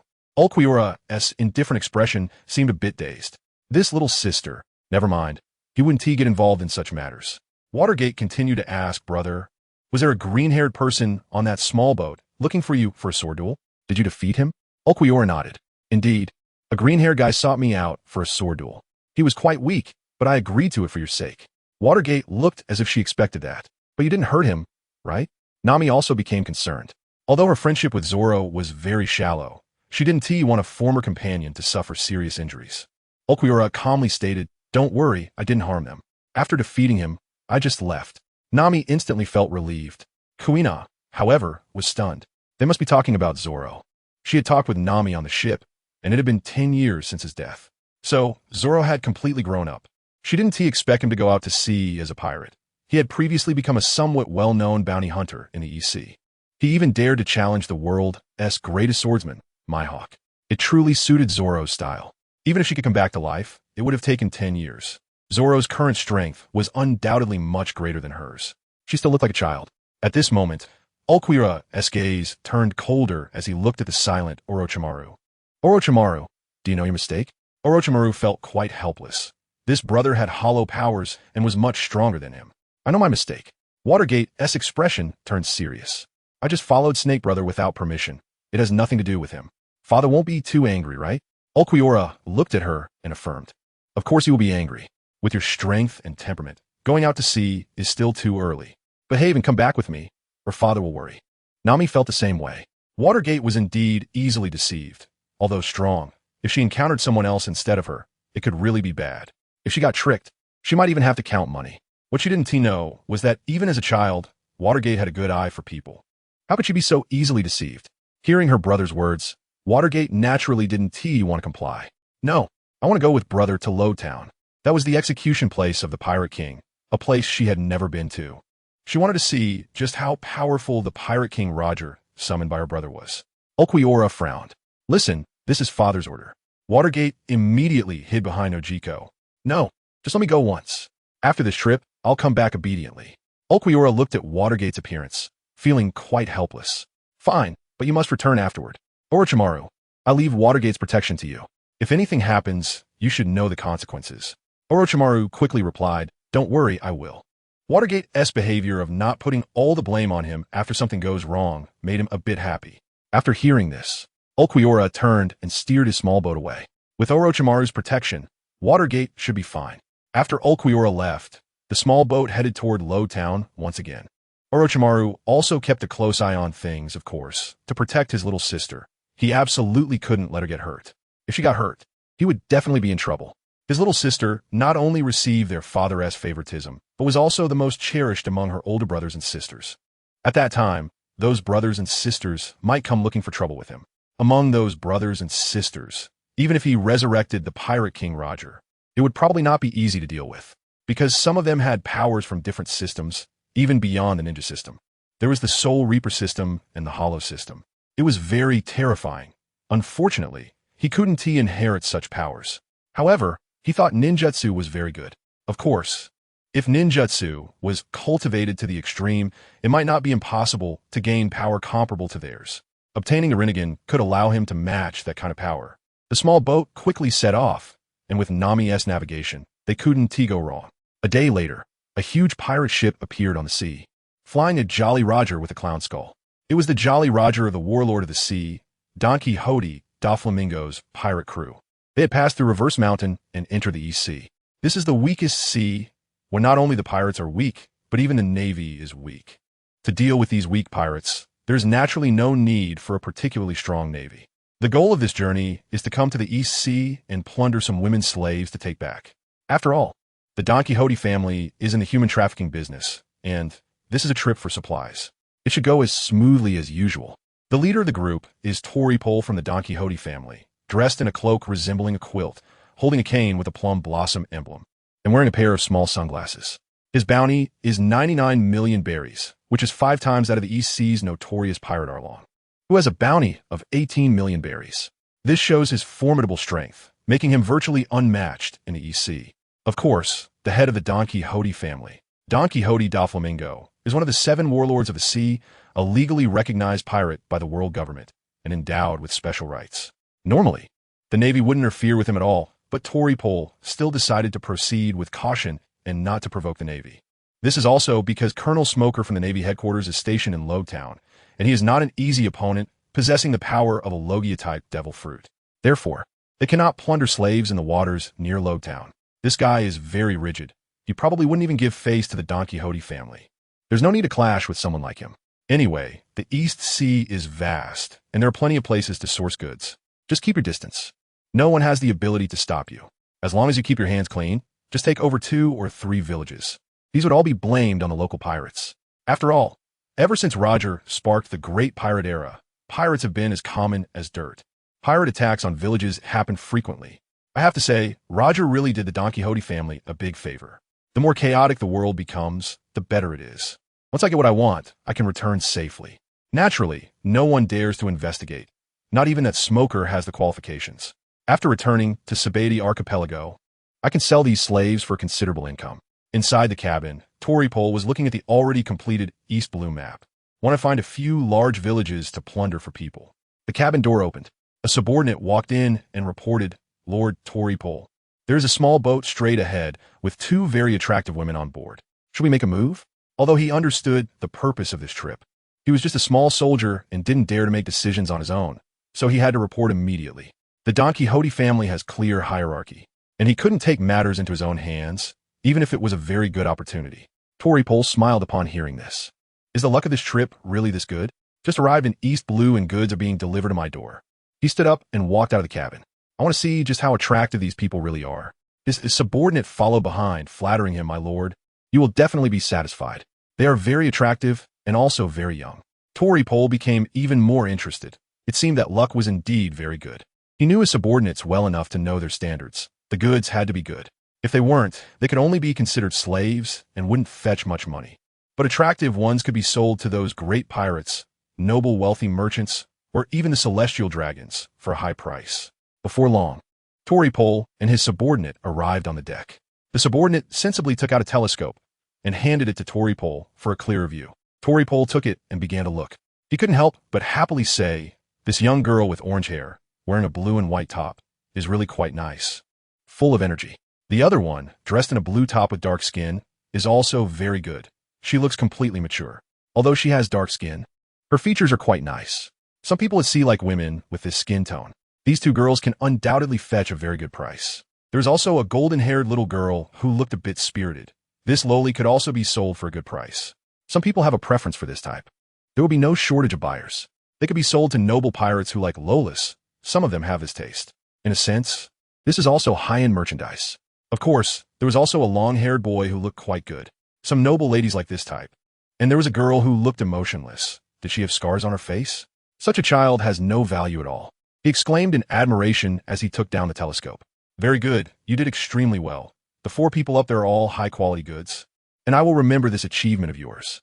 He then immediately commanded someone to steer the small boat towards the distance. At this moment, Orochimaru on the small boat was also excited. They would soon reach Log Town, and he wondered if he could find Roger's remains. He certainly hoped that Roger's grave was in Log Town. However, he also needed to take precautions because if Roger were to come back to life, given his stature as the Pirate King, he probably wouldn't obediently listen to him. Therefore, it was essential to prepare defenses early, and that meant controlling him. If necessary, he might even have to erase his soul. Keeping him as a combat puppet would also be quite advantageous. Whether it was his inexhaustible stamina or his indestructible body, that would be terrifying. Suddenly, Nami, who was steering the small boat, noticed the situation ahead. A pirate ship was approaching us. Upon hearing this, Orochimaru's golden pupils narrowed. That was a pirate ship flying a skull flag. What else could it be but a pirate ship? These people approaching him obviously do not have good intentions. It's quite exciting. He also has a spirit beast, the giant snake, which hasn't yet a chance to show its strength in the outside world yet. It can be let out to test it soon. Nami felt a bit startled by the dangerous aura of Orochimaru. Orochimaru really is much more terrifying than Minato. No wonder Minato usually looks very innocent and cute, but when he moves, he shows no mercy at all. It turns out he learned this from his brothers. However, that is not a big deal. Walking on the sea, if one is too naive, they might only end up getting hurt. She doesn't have much to worry about with the giant pirate ship approaching now. In the past, she might have been scared, but now she feels nothing. After all, Minato and her brothers are around. Both of them are quite strong and are not afraid of any pirates.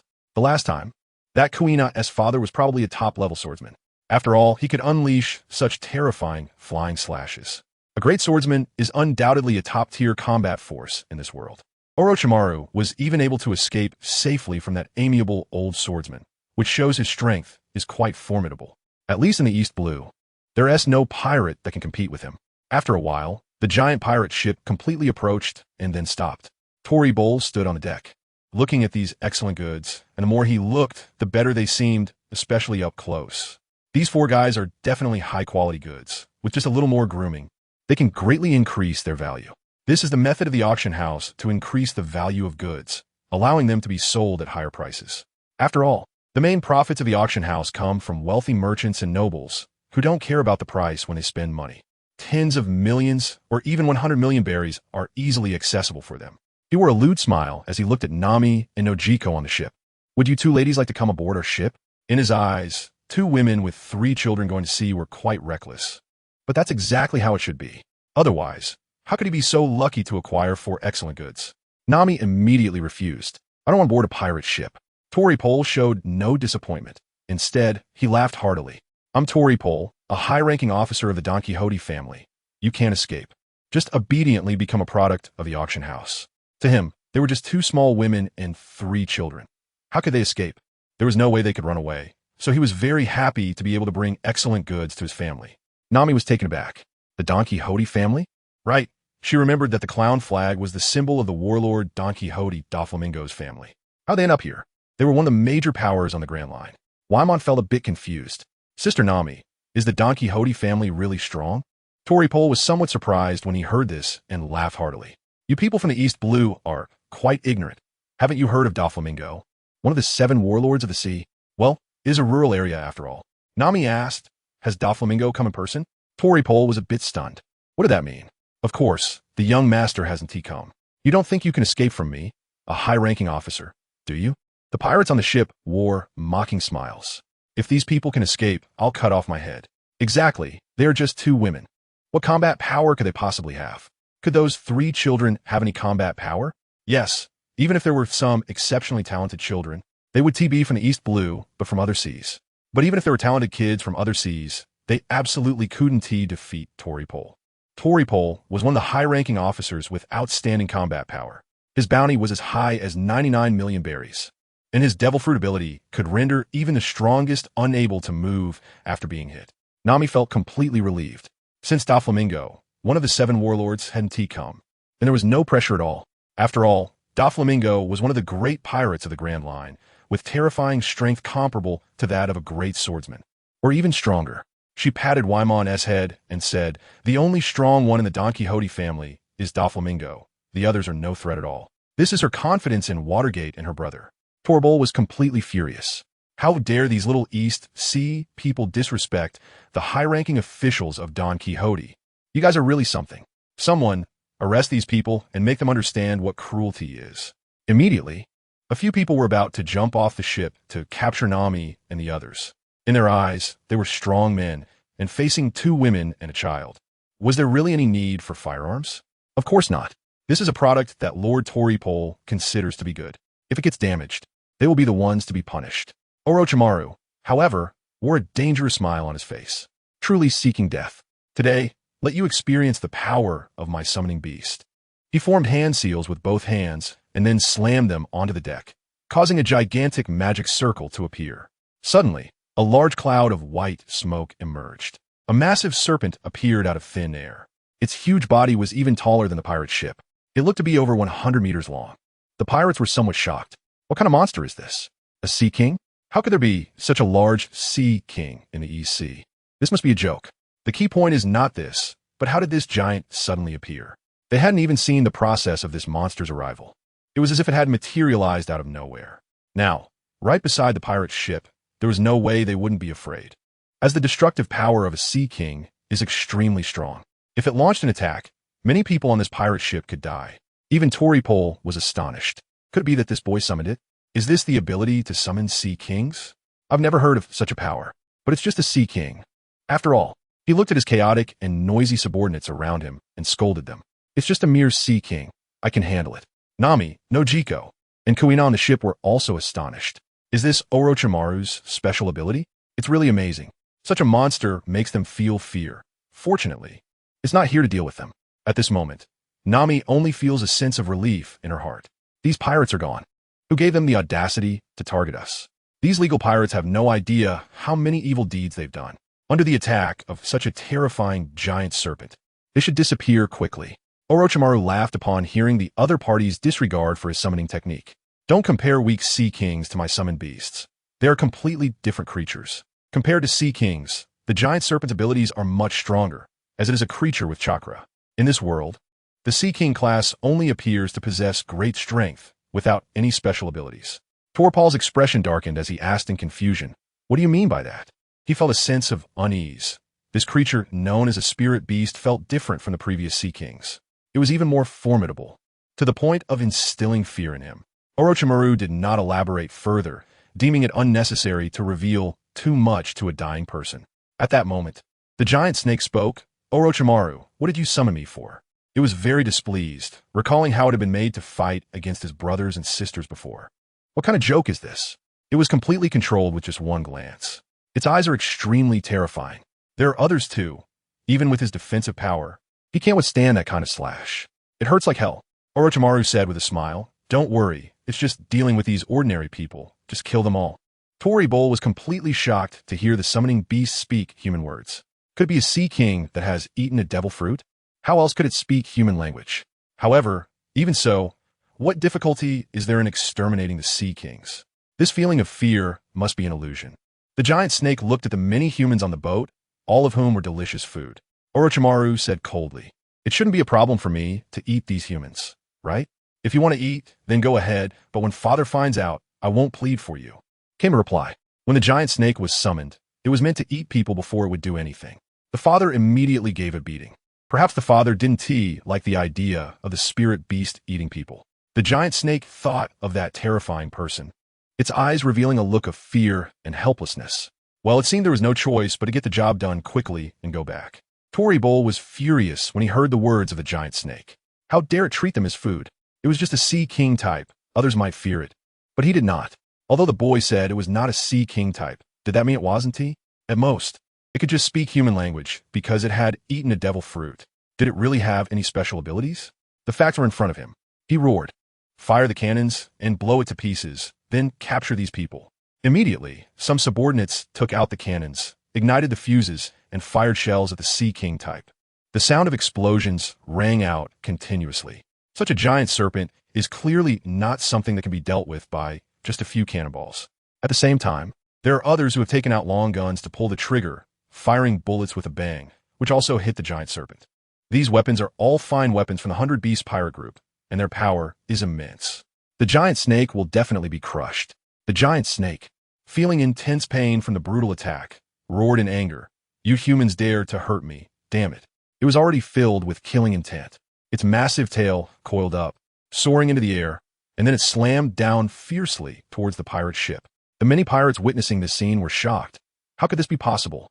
After the smoke from the explosion cleared, the giant snake had hardly suffered any significant injuries. There were only a few traces of gunpowder left on its hard scales. This defense is incredibly strong. If the previous attack had hit other Sea Kings, even the weaker ones would have been directly killed, and even the powerful Sea Kings would have been severely injured, bleeding profusely, and then fleeing in panic. It definitely wouldn't be like the one in front of us, who became even more ferocious after being attacked. What kind of monster is this? Torpol was also extremely shocked. This is truly a monster. Is it really not a Sea King?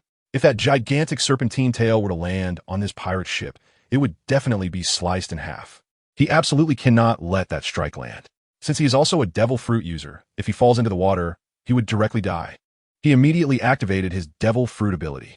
A thick, tea-colored, moist slime oozed from his nose, and then the slime transformed into a gigantic white blade, shooting towards the massive serpentine tail at a terrifying speed. Snot Blade. This attack of his is much stronger than a cannon's firepower, and he hopes to sever that giant snake in half. However, even such a strike could not break through the giant snake's defenses. It only provoked the serpent to roar even louder. The force of its tail striking the pirate ship grew even stronger. Torpol was astonished. How could the body of a Sea King be so strong? This has never been seen in previous Sea Kings. Could it really not be a Sea King? What kind of creature is this spirit beast? At that moment, a massive serpent tail had already struck the middle of the pirate ship. A cracking sound echoed. The pirate ship violently split in half. Countless pirates fell into the sea, struggling and panicking. Of course, some were directly crushed to death by the giant serpent's tail. As the pirate ship broke apart and sank into the water, the surface churned. Nami had left the ship early and watched this scene in shock. The destructive power was truly immense. Next, the people on the ship witnessed an even more terrifying sight. The giant serpent not only destroyed the pirate ship, but also began to brutally kill the pirates, biting them to death one by one. Cries and shouts filled the ocean. However, the people on the ship felt no sympathy at all. After all, these pirates wanted to treat them as auction items, which was essentially human trafficking. Their fate would be incredibly grim. 10 minutes later, the sea finally calmed down, leaving only some broken planks behind. The pirate ship was completely destroyed beyond recognition. The surface of the water was also stained with patches of bright red, which was the blood. All the pirates had been wiped out. Of course, the corpses of those bitten to death by the giant snake are still floating on the surface of the sea. It dared not eat these people, as the giant snake still remembered the terrifying words spoken by that person. Dare to eat people, dare to kill you. Naturally, it did not want to die. After completing all of this, the giant snake swam over. Orochimaru had a smile on his face. Well done. The giant snake snorted coldly. The job is done. I'm leaving. It not only got beaten, but also worked for nothing. Then it transformed into a cloud of smoke and disappeared. Nami, Noki, and Kuina were even more surprised by this scene. It disappeared with a bang, truly a magical ability. If it weren't for the scene they had just witnessed, along with the pirate ship shattered in the distance, they would have doubted whether there was something wrong with their eyes. Minato's brother, Orochimaru, is indeed very powerful. This time, they took down the highest-ranking member of the Don Quixote family. Nami isn't the least bit worried about the retaliation from the warlord of the sea, Don Quixote Doflamingo. In the past, she would have been extremely fearful of the revenge from such powerful figures. After all, the Don Quixote family is one of the major forces in the Grand Line, and Doflamingo is not a typical pirate. However, with Orochimaru's terrifying abilities, not to mention the powers of her other brother, Minato, they're incredibly strong and likely far more powerful than the Don Quixote family. Nami thought about how the highest-ranking members of the Don Quixote family must have bounties. She wondered if she could take the body to the Navy base and claim the bounty. The highest-ranking member would surely be worth a lot. But looking at the gruesome scene, she felt quite nauseous. Previously, she had only stolen pirate treasure and had never hunted pirates. Nor did she have the ability to do so. After thinking it over, she ultimately decided against it. Although she loves money, dealing with Treble's corpse wouldn't be easy. Plus, there's Minato on the ship. She wasn't sure if she could handle it. Forget it, she thought. At this moment, Mizumin looked at her brother Snake with a bit of surprise. This is summoning technique, right? It can summon creatures from another world. She doesn't have the summoning technique.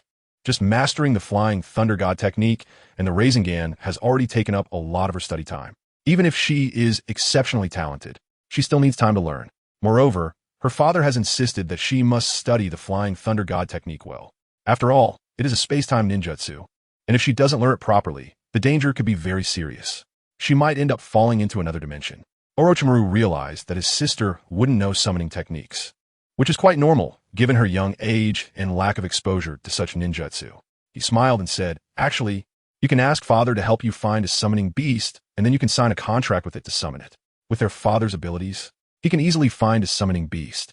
The summoning beast given to Mizumin would definitely be powerful enough to protect her, and powerful summoning beasts are undoubtedly very proud. Even fierce. It's not easy to sign a contract with them, but their father could easily use force to make them agree." Mizumin's eyes lit up. "Then after we go back, I'll ask father to give me a summoning beast. After all, this time I brought sister Nami and sister Nojigao back with me." This remark indeed awakened Orochimaru. He wondered if he could find one or two attractive women in Lowtown. Of course, they had to be like Nami and Nico Robin, otherwise his father wouldn't be interested. This time, not only do I want to revive Roger, but I also want to collect beautiful women. After all, these are the last few towns. Of course, there's another town on Reverse Mountain. However, there are very few quality women there. I have to try to find them in Road Town. Nokigao and Nami were having conversation and realized that it was a summoning technique. It really is amazing. Summoning beings from other worlds? At this moment, Orochimaru called out to Nami. "Nami, set sail." Nami hasn't married her father yet, so she can't be considered a stepmother. Upon hearing this, Nami immediately set sail without any hesitation. After half a day, they successfully arrived at the coast of Road Town. After docking the boat, Nami, Nokigao, and Minato were all ready to go sightseeing in Road Town. Kuina was also curious about the execution place of the Pirate King. She had never been here before when she was younger. She looked at the others and asked, "Can I go too?" After all, she is still just a dead person and hasn't truly revived. Minato replied confidently, "Of course you can, right, Snake Brother?" This is someone who is about the same age as herself, and she still feels a bit of sympathy for Kuina. Orochimaru nodded. Of course. Although her father valued this swordsmanship genius very much, from his observation, she had no combat power, so naturally, she was not considered as part of his combat strength. "This is just to make my father happy, and he has important matters to attend to as well. That is to search for the grave of Pirate King Roger and retrieve his remains." Watergate said happily, "All right, Snake Brother." The other three also knew he was going to find the grave of Pirate King Roger. That king of the sea is probably going to be resurrected. Just think about the waves that will rise on the sea afterward. However, with Watergate's family's capabilities, they should still be able to handle it. The few of them also didn't think they could stop each other. Nami, Nojiko, and Kuina were just weak girls after all. Watergate pulled sister Nami and went down the ship, with Nojiko and Kuina following along. The two also wanted to look around and sightsee. As the four of them passed through the crowded crowd, a few passersby noticed the little girl with golden hair, their eyes widening in surprise. It turned out to be the pirate with a bounty of 10 million berries, who even killed a Navy colonel. It's truly unbelievable, so small yet so ruthless. But to have the audacity to come to Lowtown, that's just too arrogant. This place is guarded by Colonel Smoker. Any pirate who comes here will be brought to justice. One person quickly walked towards the naval base on the island to inform Smoker of this news. In that case, he would also receive a bounty, although not as much as the wanted poster. Nami and her crew did not notice such changes. After all, there were too many people on the island. It was a very prosperous town in the East Blue. Of course, Nami and the others needed to restock, as the supplies they had brought were almost used up. The ordinary man who saw the Watergate quickly arrived at the naval base. After communicating with the soldiers at the entrance, he was granted access and went to the colonel's office. In the office sat a middle-aged man with silver-white hair, smoking a cigar. Looking at the visitor, he said, "What is it?" "Colonel Smoker, I have discovered the blonde little girl pirate who killed a colonel and has a bounty of 10 million berries. She has already arrived at Logtown." Both Smoker and his colleague Tashigi were taken aback. Tashigi was a bit surprised. It seemed that Colonel Smoker was right. Such a person wouldn't stay in the East Blue for long. It appeared she wanted to leave the East Blue via Reverse Mountain. Tashigi looked at the colonel and asked, "Colonel Smoker, should we go capture her? This is a special order from Admiral Kizaru to imprison her and then let her join the Navy." Smoker stood up from his chair with a blank expression. "All right, let's go. You lead the way." Although he didn't want to capture this little girl, as she hadn't actually done anything wrong, it was still a demand from the higher-ups. And more importantly, from Admiral Kizaru. It was just about locking her up and then letting her join the Navy. He wouldn't treat her the same way he treated those ruthless pirates. At this moment, the informant smiled and said, "Colonel Smoker, what about my reward?" Smoker looked at him expressionlessly. "Don't worry, you won't get less. There are often pirates mingling in the crowd in Logtown, and without reports from these people, the pirates would really be able to roam freely here, coming to admire their so-called holy land. Roger's execution site has ironically turned into a tourist attraction. All right, I'll take you there right away." The informant was very satisfied. Smoker would definitely not owe him anything. This is quite a decent income, better than nothing. After all, he himself doesn't have the ability to capture such fierce pirates. On the other side, Kuina, Nami, Noki, and Minato are walking on the streets of Logtown. They have already purchased some necessities. Minato constantly looks around. Everything is very novel to her. Although it isn't as luxurious as her family's mansion, it's lively here, with many shops on the streets selling all sorts of interesting items. Kuina feels the same way. She has never left Frost Moon Village, so she has never seen such a prosperous town. Unfortunately, she hasn't truly come back to life. In fact, she feels nothing at all right now. At that moment, a man with green hair and 3 swords at his waist walked over. It was Zoro from the Straw Hat Pirates. He had acquired 2 swords, Shusui and Sandai Kitetsu, from a weapon shop, so now he had 3 swords. He was in a good mood. The Sandai Kitetsu is a cursed sword, but it seems he has already conquered it. The Straw Hat Pirates came to Logtown to stay for a few days, purchasing supplies since Logtown is the last supply point before entering the Grand Line. Then, they would pass through Reverse Mountain to enter the first half of the Grand Line. Today was the day they planned to set off. They decided to take a good stroll on their last day. Just then, his gaze froze completely, because he saw a little girl wearing a white top and reddish-brown pants. How is this possible? He was stunned. Isn't this the old Kuina from when we were kids? The figure had never left his mind. The person who had promised to become the world's greatest swordsman with him, his rival. Someone whose swordsmanship talent was far superior to his own. But wasn't she already dead? How could she be standing here alive? He must be seeing things. He immediately closed his eyes, then opened them again, and it was still the same person. Crystal clear, it was Kuina. He still couldn't believe it. After all, Kuina had fallen down the stairs and died. He had seen her covered with a white cloth. She had died so simply, it was unimaginable that such a powerful person could die like that. At that time, his heart was completely broken. Could it be that he was dreaming now? Otherwise, how could he see Kuina? He slapped himself hard with all his strength. Then he felt a burning pain in his face. Looking at that figure again, it was still that figure, and the pain he felt proved that he was not dreaming. The people around him were also looking at him. Why did this person suddenly slap themselves? Are they sick? But no one dared to mock this person, because he had 3 knives strapped to his waist. Such a person is obviously not easy to deal with. The loud slap attracted Kuina's attention. She showed a surprised expression, wondering if this could be the grown-up Zoro. It couldn't be wrong. That green hair was just a larger version of little Zoro. She quietly watched. They had promised each other to become great swordsmen, but she had died so early. She felt a bit guilty towards him. Zoro noticed Kuina's gaze, a familiar look. Yes. She recognized him. Now he saw Nami, Nojiko, and others beside her. What was going on? He quickly walked up to her. Kuina looked at Zoro. Zoro. Zoro couldn't hide his excitement. It really was Kuina. He couldn't be mistaken about that voice. But how could this be? How could she be alive? She had clearly died back then, leaving him puzzled. Kuina, what is going on? How are you alive? Nami and Nojiko also noticed Zoro. They didn't expect to run into him here.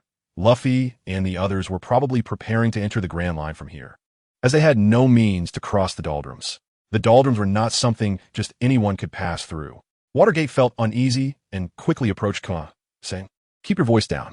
We can't let anyone know about your resurrection. It would cause chaos. Resurrection is definitely the most miraculous thing at sea. A skill that controls life and death, which would attract a lot of attention." Kuina understood and leaned closer to Zoro. "Calm down. Don't be too surprised. Actually, I was resurrected by my brother Orochimaru, but right now, it's just a soul resurrection. Later, I need to go to his family for a true resurrection. Don't let others know about this." Zoro looked astonished. How could this not surprise him? But he still controlled himself and didn't make a sound. He couldn't hide his excitement. He never expected that even life and death could be manipulated. The facts were right in front of him, and he had no choice but to believe it. His body trembled constantly, but he suppressed it.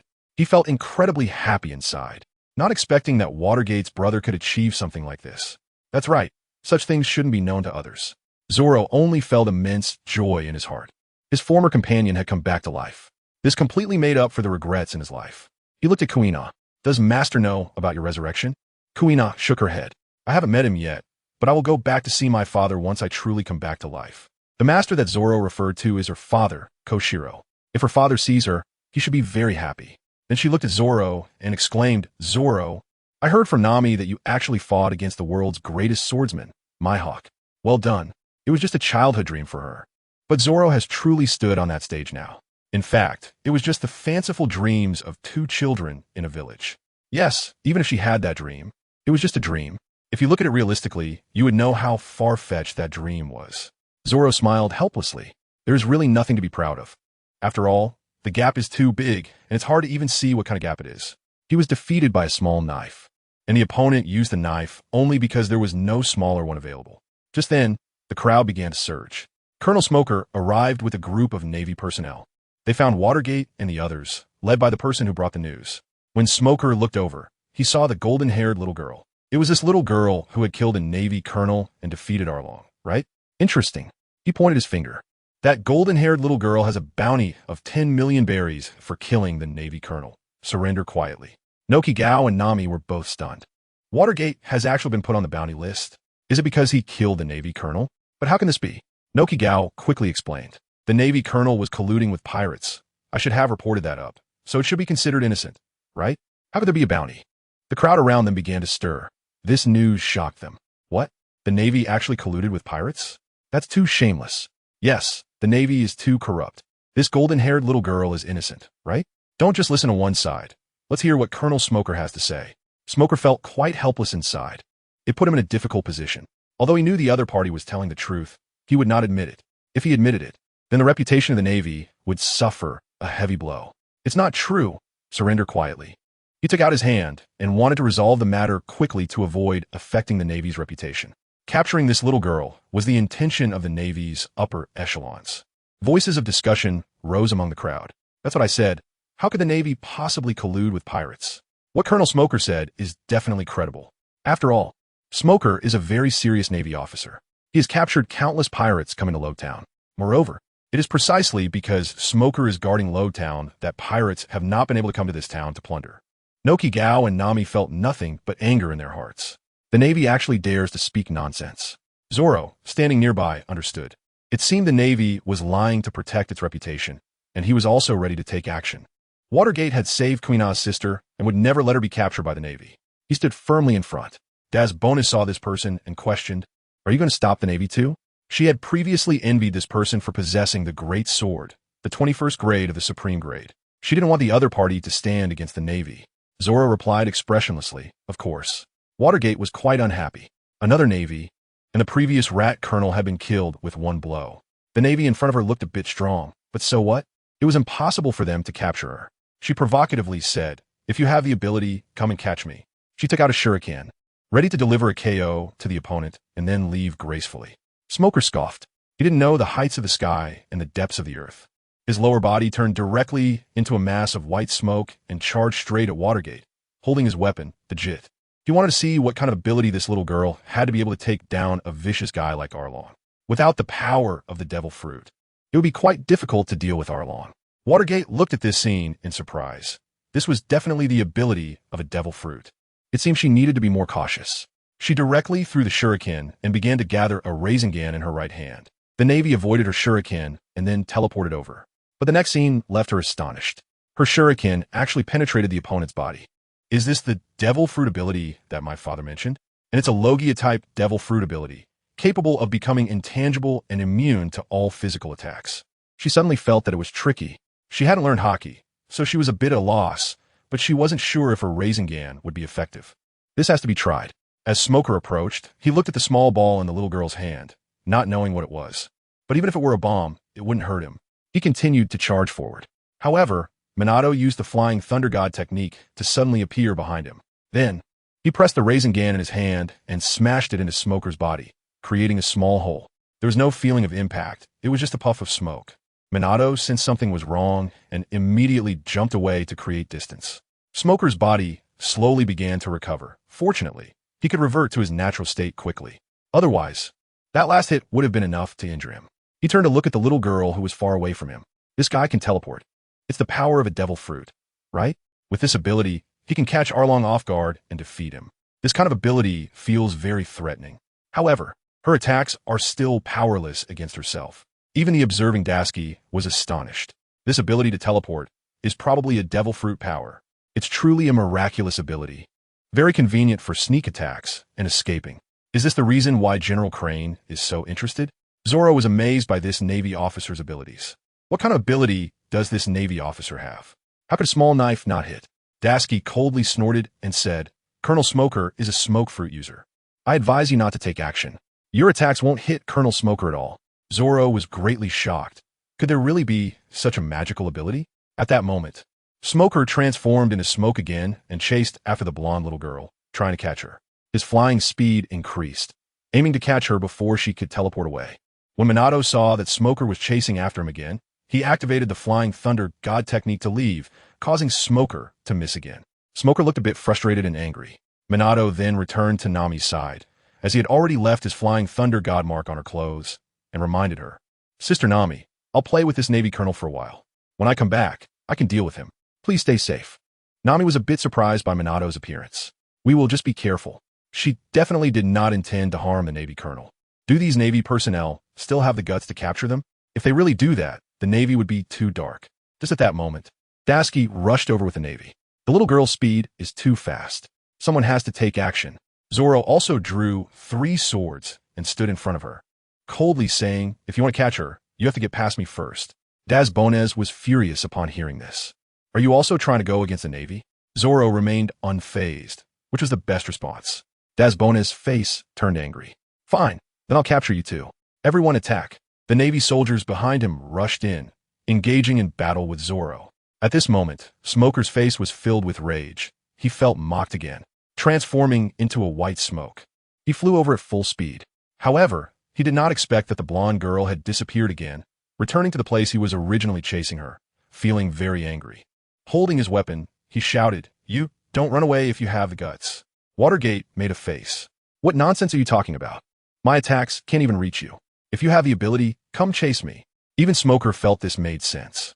It seems that this little girl does not possess hockey, so she has no effective attacks against him. Although he remains undefeated, he does not feel very happy about it. The fact that this guy's teleportation is truly troublesome. Instead of confronting him head-on, she keeps fleeing. This teleportation ability doesn't require any preparation. It truly is instantaneous. It's hard to deal with, really frustrating. This time he was also smart. Simply relying on pursuit would definitely not catch up. So he decided to launch a long-range attack. As long as she appeared in one place, he would attack. It wasn't him anymore, looking so disheveled. He charged towards that figure, and from a distance, a fist transformed into smoke was launched.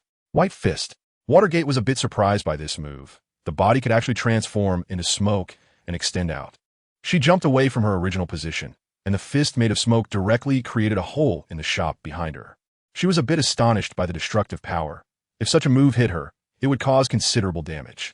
Dealing with such a guy without armed color hockey was indeed a bit difficult. This time returning to the family, I must learn to master the armament hockey well. This is her next goal. Otherwise, if she wants to go to other seas or the new world in the future, not being able to use armament hockey would put her at a significant disadvantage. Sigh. At this moment, she noticed that the cloud of smoke was rushing towards her again. She quickly dodged, while leaving flying thunder god marks all around. As long as she leaves enough, this guy won't be able to catch her, and it will become easier for her. Although she can't win and feels a bit unwilling, the fact that the opponent can't hit her alleviates her frustration. On the other hand, Smoker's attacks became increasingly alarming. This guy was able to evade her fierce attacks without using that teleportation ability. His eyes grew serious. This little girl was no simple opponent. Having such skills at such a young age, it's no wonder Vice Admiral Kizaru wanted her to join the Navy. It seems that catching this guy is truly going to be difficult, and the next step will be a war of attrition. He doesn't think his stamina will lose to a little girl. This will make him lose confidence. After a while, the commotion attracted the Straw Hat crew on the island. Luffy watched in surprise as Zoro fought against the Marines. Now, those Marines had already been knocked down to the ground by Zoro, of course, only using the back of his sword. This is exactly the result of Zoro's training over the past few days. I didn't expect it to actually be useful. Luffy approached. Zoro, could it be that the Navy has discovered your identity? That's why they want to capture you. They are pirates. So it's only natural for the Navy to catch pirates. Zoro shook his head. No, that's not it. At this moment, Sanji, with his keen eyes, noticed that Nami had also arrived. He immediately felt happy and ran over to her side, with Luffy and the others following suit. Luffy and the others learned the truth from Nami. Luffy was furious. These Navy guys are really despicable. How could they frame a little girl? And they deny collusion between the Navy and pirates?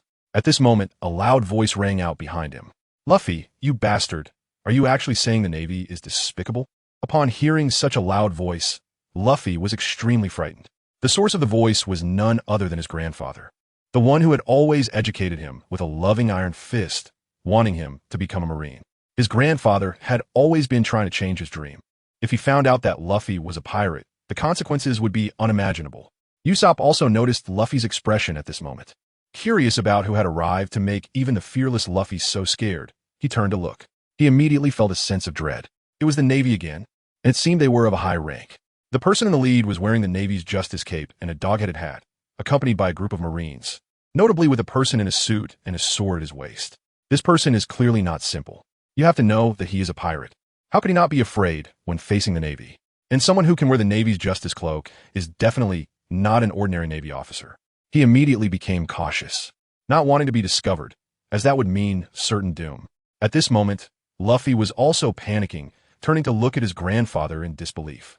It really was his grandfather who had come. Carp slowly walked up to him and asked in a stern tone, Luffy, you are actually in Road Town. You little brat. You aren't really going out to sea to become a pirate, are you? Ace went out to sea at the age of 17, and Luffy was now the same age. Although Luffy didn't have a bounty yet, it might be because he hadn't committed any major crimes.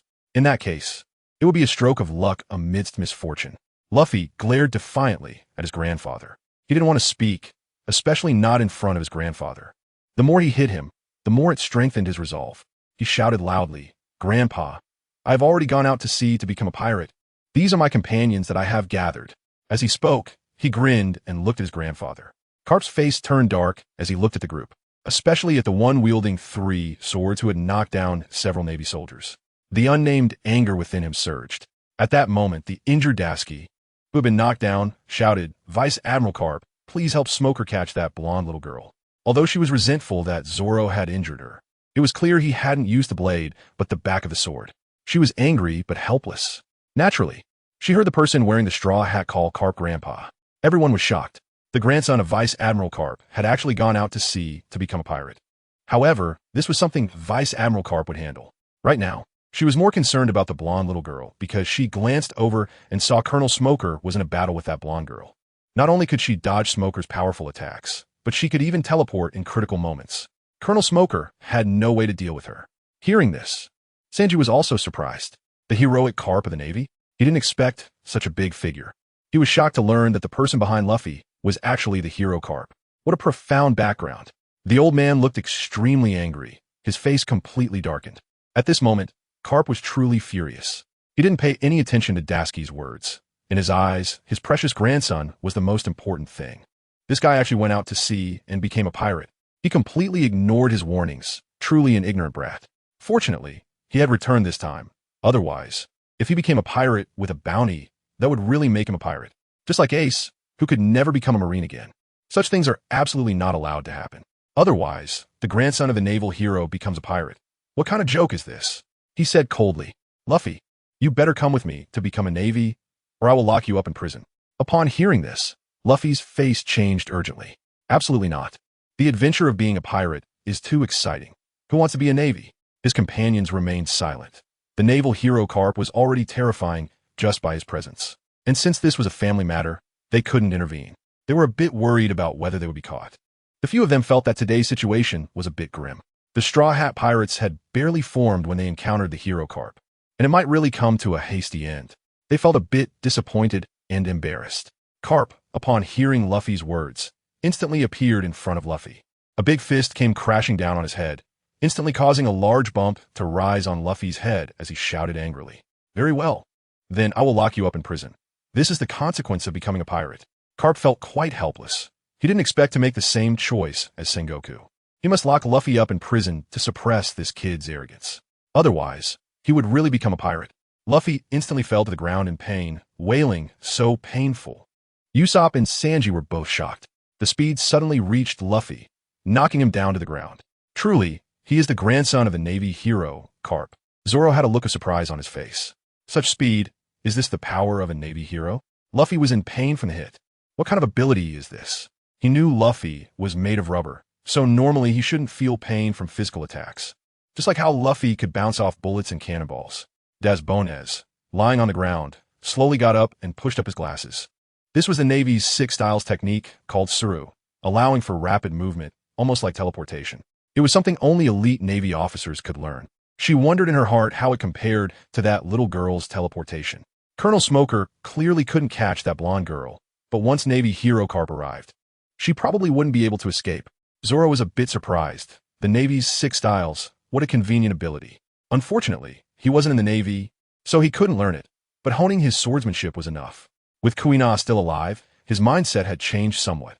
He felt no more regrets in his heart. The next step was, of course, to continue their agreement. One of them would become the world's greatest swordsman. At that moment, a terrifying explosion sound came from afar. One of the shops had completely turned into a sea of fire. The people around were already frightened by the sight, hiding far away, fearing they might get caught in it and burned. They were all scared. How terrifying. This little girl could even unleash explosive flames. Carp was also drawn to the sound of the explosion, frowning as he looked over. Could this blonde girl be the one mentioned in the Warring States? Is it really such a coincidence? At this moment, Dasky also felt that things were getting out of hand. This little girl could unleash explosive flames, causing such severe destruction to the town. It couldn't go on any longer. Colonel Smoker clearly couldn't handle her, so he went to Marine Hero Garp.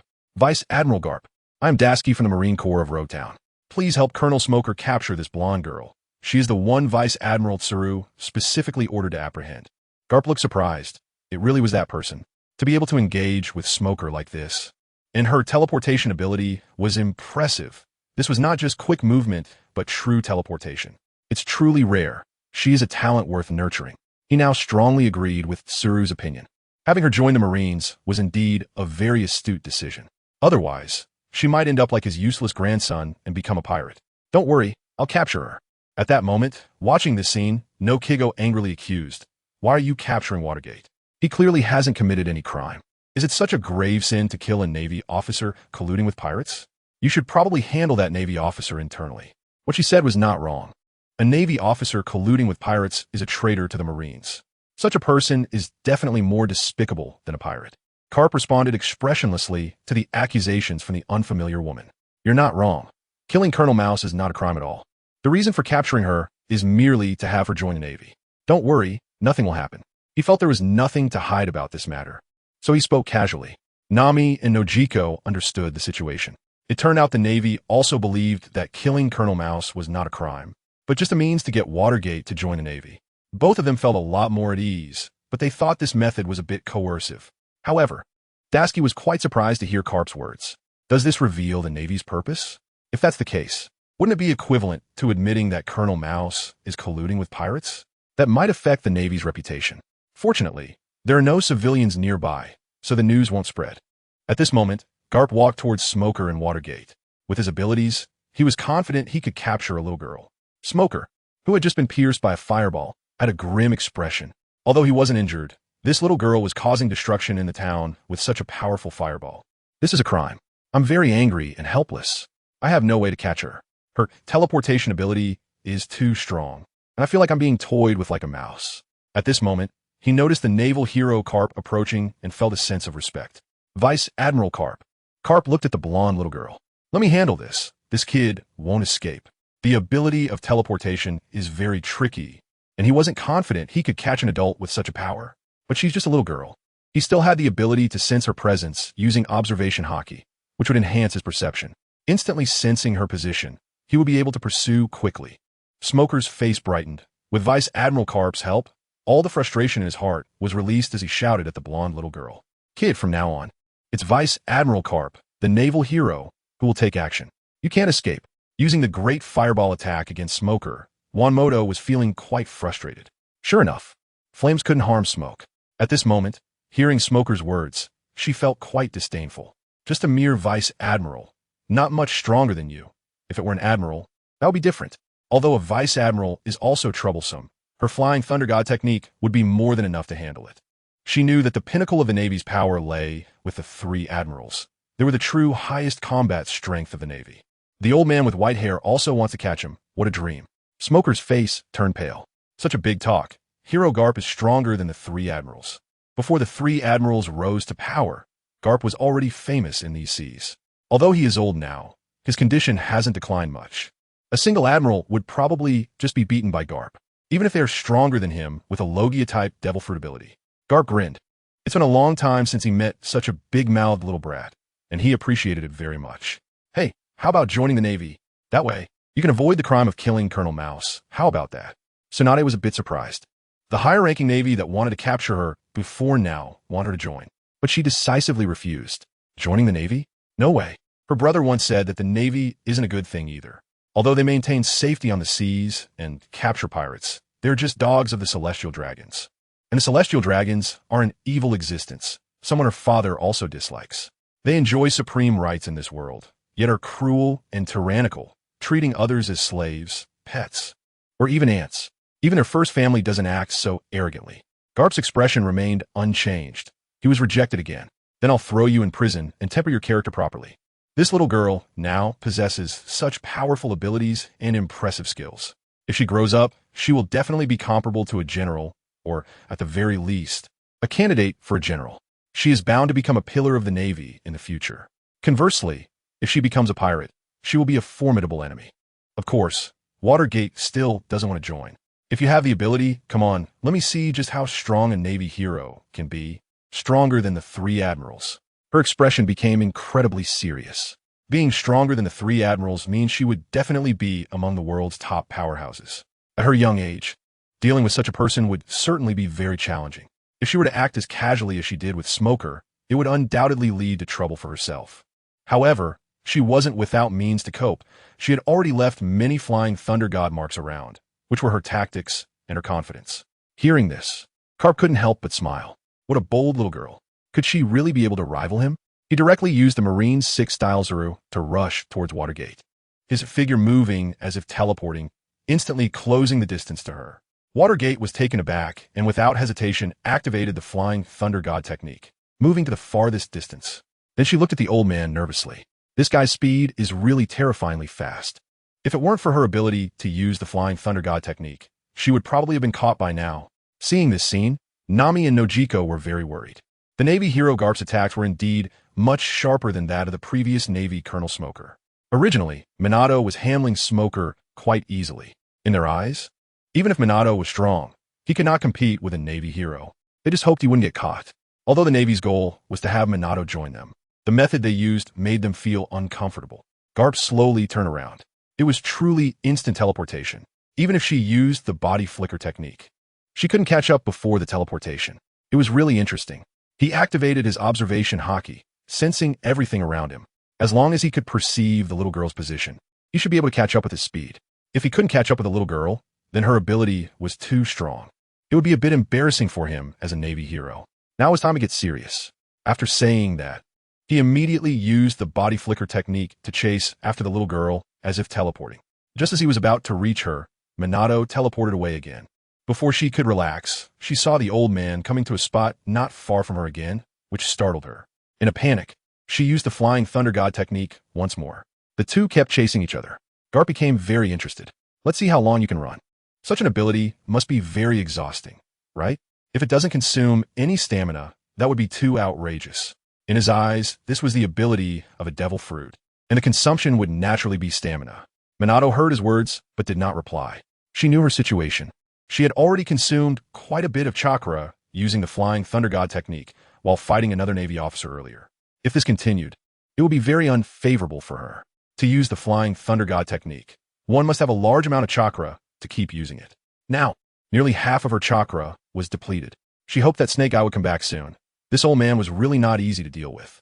He could quickly chase her down every time. Whenever she teleported to the next location, it seemed like he already knew where she was and immediately pursued her, which put a lot of pressure on her. At that moment, the white-haired old man caught up again. Minato's expression changed, and she teleported away once more. There was no way. She had no intention of engaging in close combat with this person at all. This guy looks very sturdy. Now moving so fast. It's completely because of his powerful physique, not like her speed using ninjutsu. Engaging in close combat with him is not feasible. It's too dangerous. Watching the continuously teleporting Minato, Nami is deeply worried. The Navy hero Carp is too fast. This is the strength of a Navy hero. Minato must be under a lot of pressure right now. She hopes he can hold on until Orochimaru returns.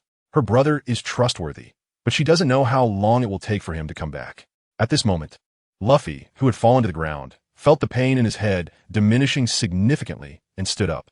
Watching the battle between Minato and his grandfather, he was stunned. He had never seen his grandfather so serious. His grandfather's truly terrifying, and even more terrifying is this Minato. Minato is so strong, capable of making his grandfather use such power. He still can't catch up. For the first time, he realizes the terror of this teleportation. Even his grandfather can't catch up, and he himself can't avoid his grandfather's punches, always getting hit on the head before he can react. Smoker had already retreated to the edge of the battlefield. With the Navy hero's strike, he certainly didn't need to intervene. That would be disrespectful to the Navy hero. Besides, a middle-aged man and an elderly man attacking a little girl would lose face even if they won. He heard Luffy's words and agreed that this little girl is indeed very impressive, making the Navy hero take her seriously as if he were fighting a powerful pirate. However, he could tell that she would soon be defeated. She wouldn't be able to escape for long, as her complexion was already very off. Luffy also noticed this. That is, Minato looked very exhausted at this moment, breathing heavily. But that's already quite impressive. At this time, Usopp, watching Luffy talk to the colonel, felt even more scared.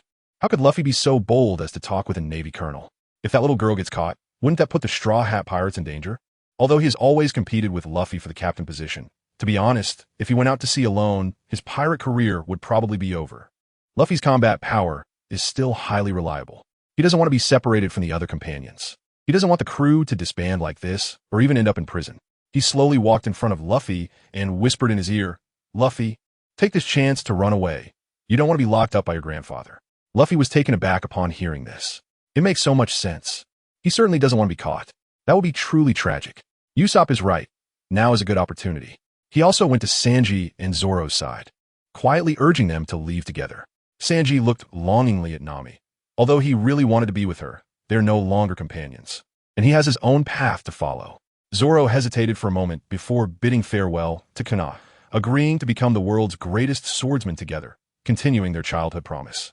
In the future, Kuina will definitely be able to come back, and that little girl should be fine. The Navy hero just wants to use some tactics to get her to join the Navy. So the four of them quietly left. A few minutes later, Nami and Nojiko's faces turned anxious. They looked at Minato, whose breathing was becoming increasingly labored, and his complexion was getting worse. If Orochimaru doesn't come, then it will really be dangerous.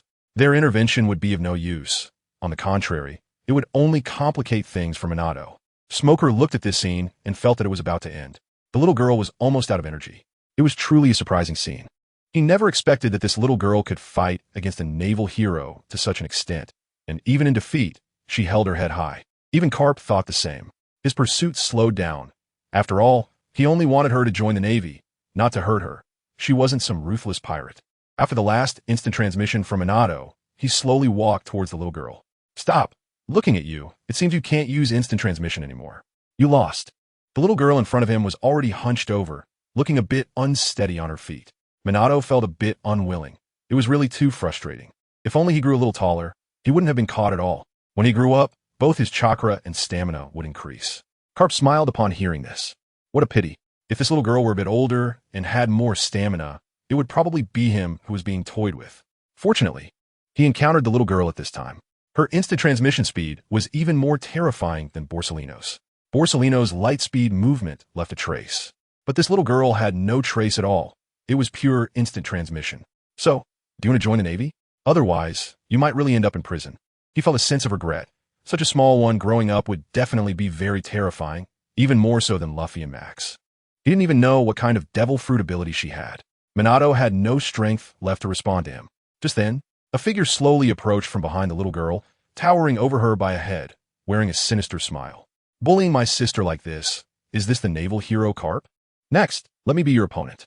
Nami and Noki were relieved to see Orochimaru return. This person might be able to withstand this terrifying naval hero. With the giant serpent he summoned, he might even succeed in resurrecting the Pirate King, Roger. It's unclear whether Roger has been successfully resurrected. If he could be brought back to life, he would undoubtedly have an advantage even against the naval hero, Garp. In their eyes, the Pirate King Roger is undoubtedly stronger than the naval hero. They have heard that the naval hero once chased Roger, but those pursuits were fruitless multiple times, which clearly indicates the comparison of their strengths. The Pirate King Roger is a pirate who embodies wealth, fame, and power. The first and only captain of the Roger Pirates to conquer the Grand Line and the legendary owner of the great treasure, One Piece. Just thinking about this excites Nami. If Roger were to come back to life, she wonders if she could ask him where this great treasure is. After all, Orochimaru has said that the resurrected Pirate King Roger would be under his control. Perhaps she could obtain Roger's treasure in front of everyone. Just the thought of it is a bit thrilling. She wonders how many hidden treasures are accumulated. Could it be a treasure as large as a small island? That would be a lot, and she can't even imagine how much that would amount to. Each item could be worth its weight in gold. Of course, she is also curious about what expression Garp will have later.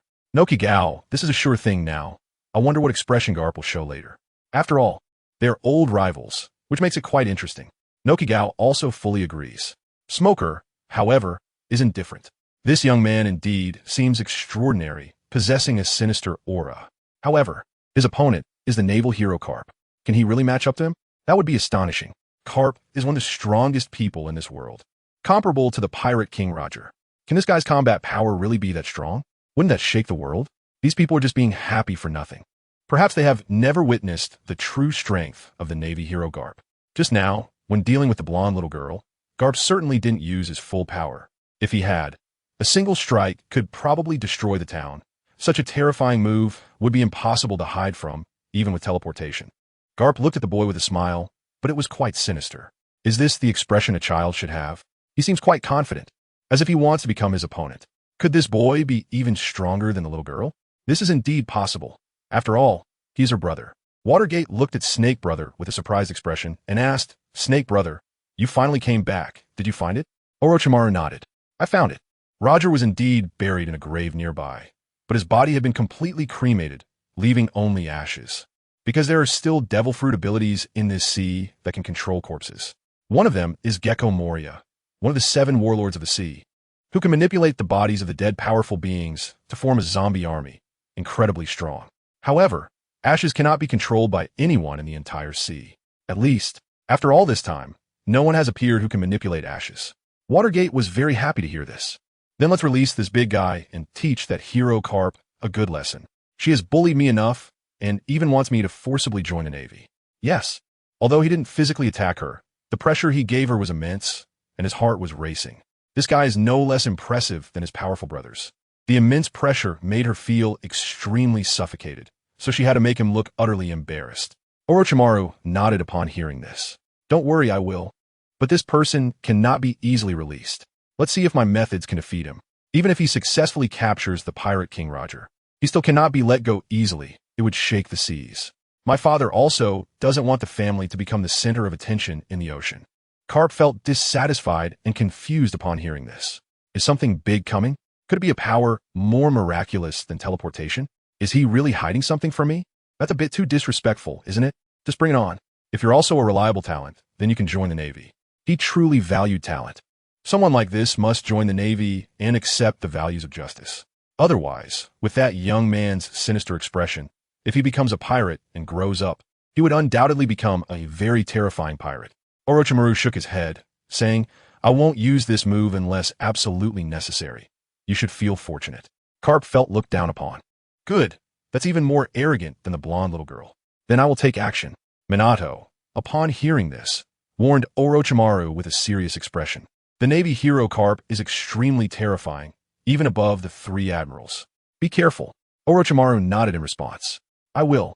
His expression also grew serious. So it turns out he is a Navy hero. That is indeed a terrifying opponent. I'm afraid I won't be able to cope. Do I really have to use that move? But using that move would definitely violate my father's orders, and that would make him angry. I might really face punishment.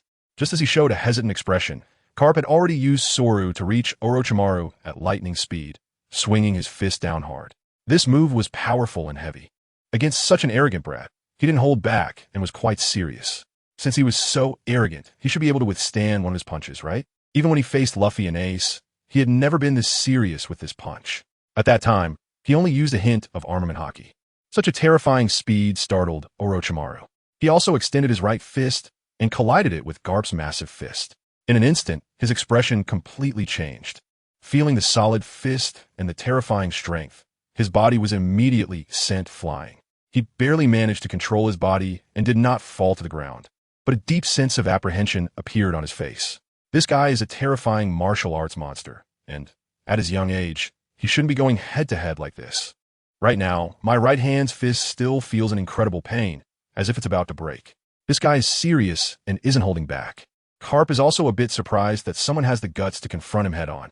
He smiles widely, at such a young age, with a body that hasn't even fully developed yet. Being able to take a serious punch from him without having their bones broken is already something that can be called genius. The performance is quite impressive. He uses Shave again to catch up an extremely fast speed. Next, you're done for if you don't have any special abilities. Of course, the likelihood of that is very low. He believes this person must have some special abilities. Orochimaru is now completely cautious and focused, able to see Carp's movement trajectory. His body keeps retreating while countless poisonous snakes emerge from his right sleeve, striking at him. Shadow Snake Hand. Although these snakes' venom won't kill Carp, it would be great if it could make the naval hero Carp faint and lose consciousness. Even temporarily slowing down his movements will be a very good result. Carp was a bit surprised to see such a scene. They were actually venomous snakes. However, this tactic was of no use to him. He directly covered his right hand with armament hockey. The suddenly emerging venomous snakes bit into his fist, but couldn't penetrate it, instead shattering their own teeth. Those teeth fell to the ground. At that moment, Carp clenched his right fist and directly struck at the suddenly appearing snakes. The little snakes were shattered by a few punches. Seeing this scene, Orochimaru narrowed his eyes. This is the armor of hockey. That's why his poisonous snakes couldn't break through the defense. Even those snakes that weren't hit by the fist were destroyed. This guy can use armament hockey to its fullest extent. Only those with extremely strong armament hockey can achieve this level. Truly worthy of being the hero Carp, who is even stronger than the 3 admirals. This is really going to be bad. If I don't use that move, I probably won't be able to escape. With a Watergate like this, it's powerless to use the Flying Thunder God technique. Even if it can barely be used, Orochimaru won't allow it. Using the Flying Thunder God technique in this situation is extremely dangerous. A careless move could lead to falling into a spatial rift, and that would be disastrous. Although my father, with the supreme power, could still find Minato and revive him, I would face terrifying consequences. Smoker observed the scene and felt that the boy had been a bit too boastful earlier. In terms of difficulty, he was far less troublesome than that blonde little girl, performing much worse and lacking teleportation abilities. It's impossible for there to be 2 devil fruits with the same powers in the sea. He could only summon some small snakes, which were of no use to Carp at all. Nami and Noki were speechless. It was indeed the case, but the big snake hadn't appeared yet. Nor had he summoned Pirate King Roger. If he did, Smoker would definitely be startled. As Carp's strongest former enemy, how could he not be afraid? At that moment, after smashing the small snakes, Carp approached Orochimaru again using Shave, aiming to subdue him. He even activated Observation Hockey. He had to beat this little brat into submission. Otherwise, he couldn't join the Navy with peace of mind. Orochimaru was caught off guard and was sent flying by a single blow, crashing to the ground and leaving a long scratch. This showcased the power of the attack. Although it wasn't a full-strength hit, the force was definitely serious. If he had gone all out, Carp's destructive power could probably have created an enormous hole. However, clearly, there was no need for such force against just a young boy. He just needed to be serious. Seeing this, Smoker's expression completely relaxed. It seemed he was just an ordinary boy after all, much easier to deal with than that blonde little girl. He had no miraculous abilities. It appeared that Carp's move had taken him down. Nami and Noki were a bit worried. Could Orochimaru really end like this? Why hadn't he summoned the big snake or Roger? Did he fail? Just then, Orochimaru on the ground suddenly opened his mouth, and then a pair of hands pushed his mouth wider. Another Orochimaru crawled out, dripping wet and looking serious. Truly worthy of the Navy hero Carp. If he hadn't used the Orochimaru body substitution technique in time, he would have been seriously injured. The Orochimaru body substitution technique is quite amazing. It allows one to substitute their body surface to absorb such attacks, so he could be considered unharmed now. Smoker was surprised to see this. There was actually such a bizarre method. He crawled out from his own mouth. It seemed he hadn't been injured. What kind of strange ability was this? Was it really a devil fruit power? Even Nami and Noki were astonished, as this was a type of ninjutsu they had never seen before. They knew this ninjutsu was very magical. Orochimaru appeared to be unharmed despite taking such a severe hit. However, he was drenched in liquid, which made him feel a bit nauseous. Carp was also completely stunned. He had fought various pirates and seen all kinds of devil fruit abilities, but he had never encountered such a devil fruit power. It seemed his heavy punch hadn't injured the opponent. However, this only indicated that the opponent's life-saving ability was very strong. Although he was greatly shocked, that was all there was to it. As long as he could hit him, even with such a life-saving ability, it would be enough, just a few more punches. In contrast, that blonde little girl's teleportation ability was something he couldn't catch up to even when using Shave seriously. That kind of ability was truly extraordinary. Carp grinned and said, "If this is the extent of your abilities, then this is where it ends. You might as well join the Navy obediently." Hearing such contemptuous words, Orochimaru was very angry and realized the terror of this Navy. Carp was indeed a hero of the Navy. He hadn't really wanted to use that technique. However, there was no other method to deal with him. A more sinister smile appeared on his face. Next, he trembled, and he suddenly slammed the ground. A huge seal appeared on the ground, and a coffin slowly rose. Inside was, of course, Pirate King Gold. Roger and Orochimaru had already implanted the control technique seal. If such a guy is not properly controlled and summoned at will, it can be very dangerous. Carp looked on in shock at this scene. A coffin unexpectedly emerged from the ground. It seemed that it was not coming out of the soil, but rather from the suddenly appearing magical seal on the ground.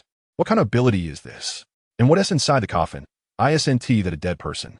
He knows that one of the 7 warlords of the sea, Gecko Moria, can control the corpses of the dead to fight, which is a terrifying devil fruit ability. Could this boy have a similar power? And this is Lowtown. Could it be that he is summoning that guy? This is impossible, absolutely impossible. Roger's body is indeed buried here, but it has already been burned to ashes, precisely to prevent his corpse from being controlled by such similar abilities. Moria's ability is already extremely rare, and there have been no records of anything similar in this sea. He shouted, "Kid, who is the person in this coffin?" Dashki also had a premonition. Could something terrifying be about to happen? This ability is indeed very strange. It's not much less impressive than teleportation. Smoker's expression also changed. Could it be that the person inside is his hidden trump card? Perhaps it is even more bizarre than that little girl's teleportation ability. He also thought this kid was not simple. After all, the golden-haired girl looked excited, and she seemed to relax when she saw her brother arrive. And who could be inside this coffin? Even Nami and Nojiko were completely stunned. They had witnessed the resurrection of Kuina, which was very simple and probably took only a few minutes. The coffin that appeared undoubtedly contained the Pirate King, Roger. And this was exactly Orochimaru's goal. There would be no one else, and they felt relieved. Now Minato could leave safely without fearing any naval heroes. They also disliked the actions of the naval heroes. How could they force people to join the Navy? What is the difference between such a Navy and bandits? Just then, the heavy coffin lid fell directly to the ground. With a loud bang, it kicked up a large amount of dust. Suddenly, a rough, large hand grasped the edge of the coffin, and a figure dressed in a red coat, with thick hair and 2 mustaches, slowly walked out, mumbling to himself. Wasn't I beheaded? What was going on? He could see the light, and he had a body he could control. He had clearly been executed by the Navy. When Smoker saw this person, his face was completely shocked. How could this person possibly be alive? Impossible, absolutely impossible. He had witnessed the execution in person. He saw him beheaded. No way. He must be dreaming right now. He slapped himself hard, but the intense pain shot straight to his brain. Is this really reality? Looking again, That figure is indeed Pirate King Roger. Dasky is a bit surprised and confused. How could Colonel Smoker make such an astonishing move? Could this person be extremely terrifying? Who exactly is Colonel Smoker? At this moment, Noki Gao, Nami, and Kuina are all staring at the figure emerging from the coffin. They all know this is the Pirate King, so this is what he looks like. He appears to be a very strong man, very imposing, but not too fierce. At this moment, Carp's expression changes, filled with immense anger as he roars. You little brat, what have you done? How did you bring that bastard Roger back to life? In truth, he doesn't hate Roger. He actually sees some similarities between them. Both are deeply trusted by their companions and would dare to destroy a country to protect them. There's even a bit of innocence to him. But if such a person were to come back to life, it would definitely send the pirates into a frenzy because their king has returned. The sea will tremble again, and even the world will be thrown into chaos. This guy should be buried underground. After hearing Carp's words, Dasky's expression completely changed. Trembling, she asked, Colonel Smoker, is this person really the Pirate King Roger? He's been dead for decades. I wasn't even born when he was executed, so I've never seen him, but Colonel Smoker is over 10 years older than me. So he must know. At this moment, Smoker's expression had completely frozen. That's right, this person is indeed the Pirate King Roger. I never expected this boy to have resurrected him. This ability is truly more bizarre than teleportation. No wonder the three women felt relieved when they saw the young man appear. Could it be that they already knew? At this moment, even a Navy officer Bogart brought by Garp changed his expression. He was different from the other Navy officers. He had followed Vice Admiral Garp the longest. So he knew that this person was the Pirate King, Roger. They had crossed paths many times in the past. Of course, he had never faced him directly, as he didn't have the capability to confront such a terrifying powerhouse. His opponents were former companions of the Pirate King. Roger heard the rough and loud voice and recognized it immediately. It was none other than Garp, and he smiled at him. Garp, long time no see. This is Lowtown, right? The change is indeed significant. When he left, it was still an ordinary small town, not the skyscrapers that now line the streets. Then he turned to look at the young man behind him. Young man, you're the one who brought me back to life, right? He had just heard Garp's questioning voice. It had to be him. Was it the power of a devil fruit that controlled life and death? What a miraculous ability. At least in his knowledge, there was no such devil fruit ability. Orochimaru wore an excited smile. That's right, I brought you back to life. From now on, you will be my strongest combat force, and teach this guy a good lesson. Roger's expression completely froze. Strongest combat force? Although he was grateful for being revived, as he still had many unfinished matters, he would not simply become a thug. He wondered how his son Ace was doing, whom he had entrusted to Garp before he died. Garp should keep that promise, right? If Garp were not a Navy officer, he would definitely make a great partner. Garp's white-haired appearance made Roger realize how much time had passed. There was also the matter he cared most about, whether the sun god Nika had reappeared on this sea. He was the man destined to change this world, a legendary figure. Unfortunately, he had died over 20 years ago. Otherwise, he would have had the chance to meet this legendary person. Orochimaru, upon hearing Roger refused to become his combat force, was not angry. Instead, he formed hand seals. This is not up to you. Obediently let me control you. Navy hero Garp, how about this ability? Now please enjoy it. After forming the seals, he opened his mouth wide and spat out a Kusanagi sword, the hardest sword made from the toughest material. He had studied Roger in detail. Roger was not only a top-tier user of Conqueror's Haki, but also a top swordsman. Naturally, such a person needed a good weapon. He then threw the sword in front of Roger, where it embedded itself into the ground, showcasing its sharpness. Roger couldn't help but grasp it, then walk towards Garp. But his face showed a hint of panic. What have you done to me? Why can't I control my body? Are you controlling me? Damn it. Garp, be careful. Garp's expression had already turned serious. This guy could actually control the Pirate King Roger? As for spitting out a sword, it was no longer a rare feat compared to reviving Roger. He sighed. He had misjudged this guy. He was far more terrifying than that blonde little girl, capable of reviving and controlling even the Pirate King Roger. At this moment, Roger directly raised the sword of Tatsuka and unleashed a terrifying black slash towards Carp. Carp clenched his fists, which turned pitch black, and shattered the terrifying slash. Questioning, Roger, can you really be controlled by a little brat? That's quite embarrassing. Roger was also speechless. He desperately tried to control his body. After all, he was Pirate King Roger and would never be treated as a puppet by others. However, he found that he couldn't feel his body at all, completely severed from it. He shouted, "No, I can't control my body at all." At this moment, Roger had already rushed in front of Carp, swinging the sword of Tatsuka to strike at Carp. Carp blocked with his fists. A fierce battle was about to erupt.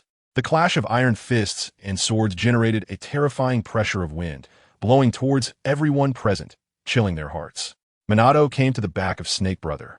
Snake Brother, this combat power is really useful. Very good, take this old man down. Orochimaru immediately responded, of course. He hadn't forgotten being underestimated by this person. He really disliked being looked down upon. The fact that Roger could engage Carp in a balanced fight indicated that the Roger he summoned was indeed at his peak, and White Zetsu's body was quite useful. Amidst his joy, he also felt a vague unease. Although this incident had a reason, it was to protect his sister. It would undoubtedly cause a terrifying stir in the sea. When he returned to the family, he might face harsh punishment from his father. He thought of finding some beautiful women for his father. How could he appease his father's anger without bringing back a little gift?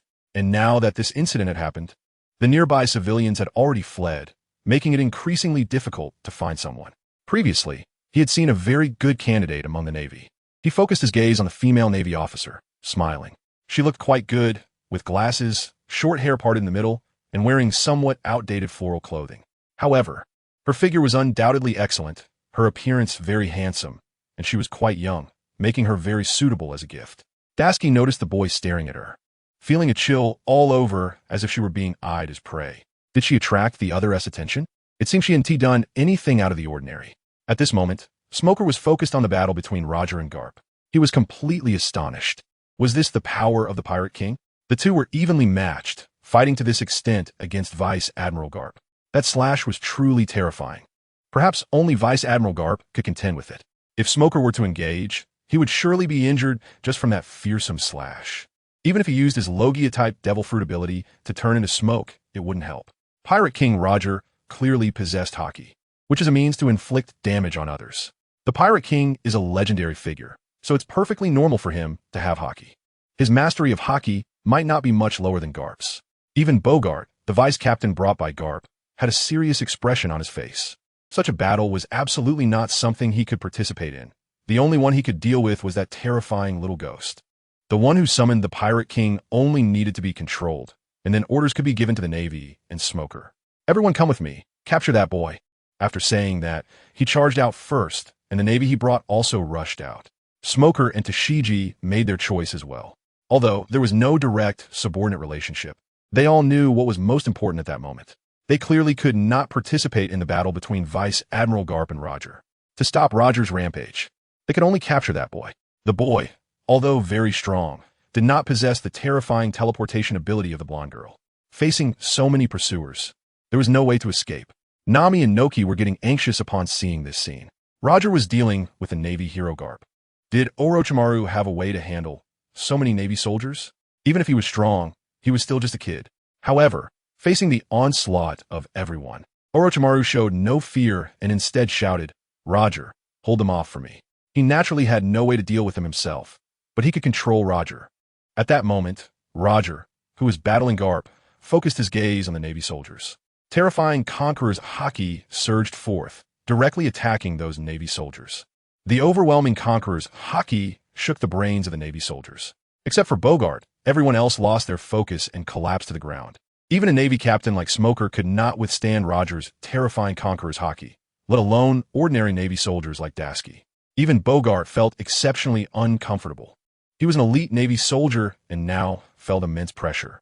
Roger's Conqueror's Haki was still as terrifying as ever. He had felt it countless times before. Otherwise, he would have collapsed to the ground and lost consciousness by now. Suddenly, he sensed a terrifying crisis approaching and turned to see the Pirate King, Roger, charging at him. With a swing, a slashing attack came at him. All he could do was raise his sword desperately to defend, but he was still sent flying by the attack. Bogart, blasted away by Roger's terrifying slash, crashed heavily to the ground. His body trembled continuously. He could no longer muster any strength. The previous impact of the terrifying Conqueror's Haki had already left his body somewhat stiff. His reactions were not sharp enough, and he barely managed to block the terrifying slash. It was already fortunate that he was able to survive.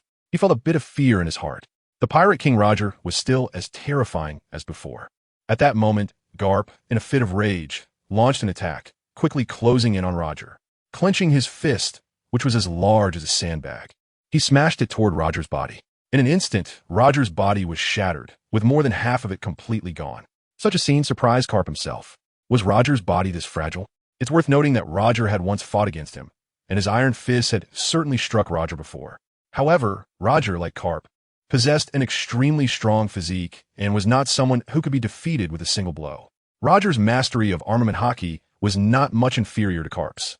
Yet now, his attack had truly penetrated Roger's body. Isn't this not true resurrection? There are no blood or internal organs. It seems that this is not true resurrection, but merely some kind of devil fruit ability. This Roger has clearly lost his ability to move. That's good. If this bizarre power of the devil fruit gives Roger the physical strength he had in life, that would really be a disaster. Now, Carp feels relieved. At this moment, Roger realizes he can't move and happily says, "Carp, well done. This way, I want to be treated as a puppet." Carp grins. Of course. It's better for you to stay buried in the ground like a good guy. Hearing this, Roger smiles helplessly and asks, "How's that matter I entrusted to you back then?" What he is most concerned about now is Ace's situation. Carp naturally knows what this kid is asking about. It's about taking care of his son, Ace. He doesn't believe a little baby could pose any threat, nor does he think he has an evil lineage. What his father did has nothing to do with Ace. He's just a newborn life. Very good. He has gone out to sea to become a pirate like you. I originally wanted him to join the Navy, but I failed in the end. He has now joined the Whitebeard Pirates and is the captain of the 2nd Division, so you can rest assured. Roger looks at Carp in surprise, not expecting this guy actually wanted to train his son to become a Marine. Fortunately, that didn't happen. Otherwise, he, as the Pirate King, would have his son as a Marine. Wouldn't that be a huge joke?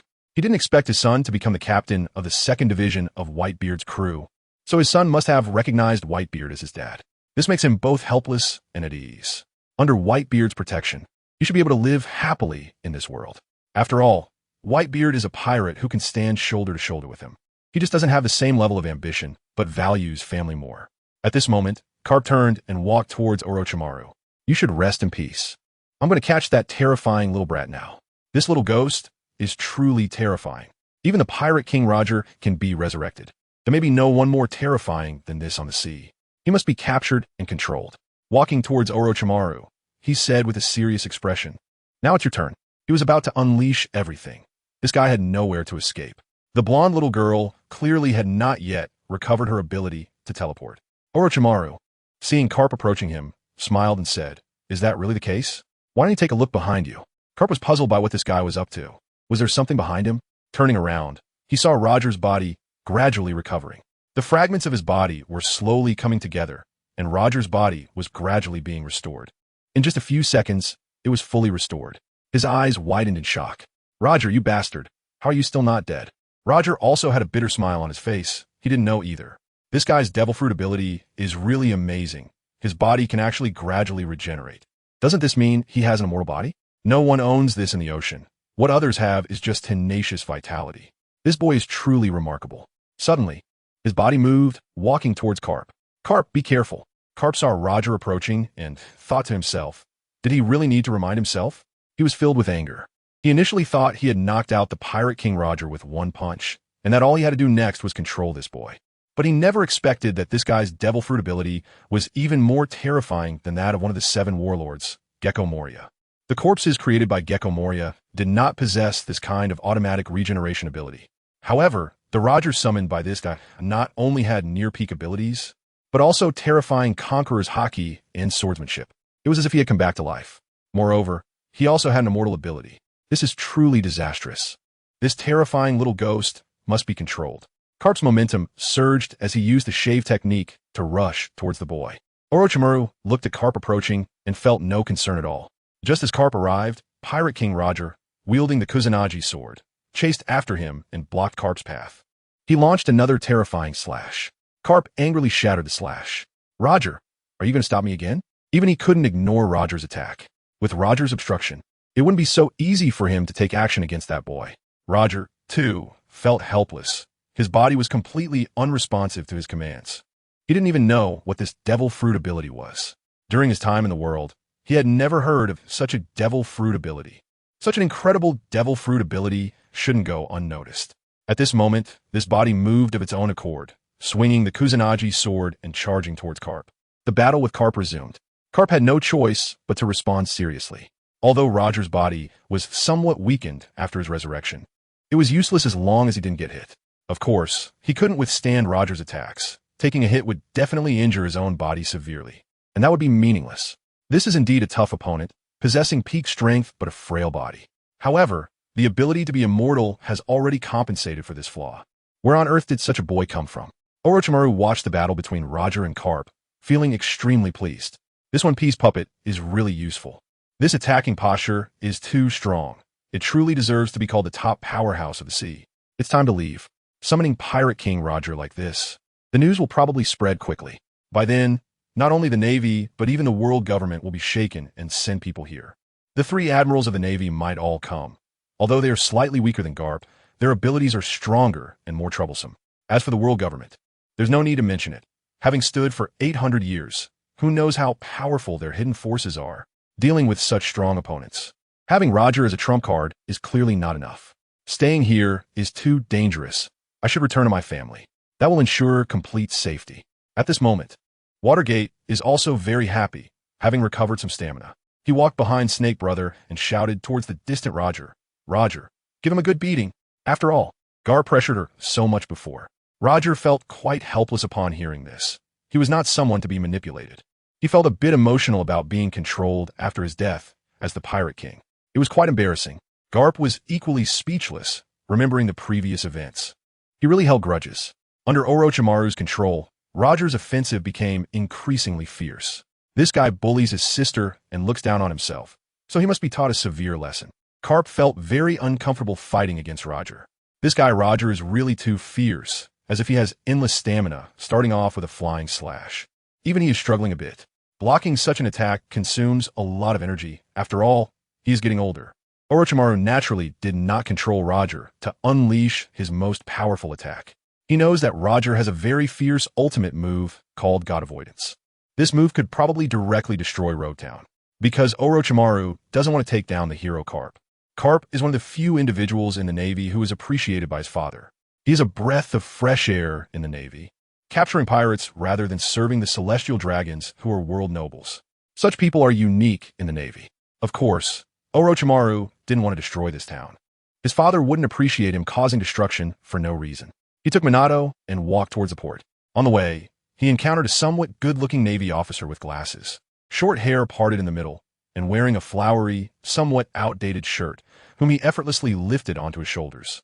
A refined lady like this should be liked by her father, just right to become his concubine. This time he caused such a big commotion. It will definitely make his father angry, so bringing this gift back should help calm his anger. At least he shouldn't be too mad.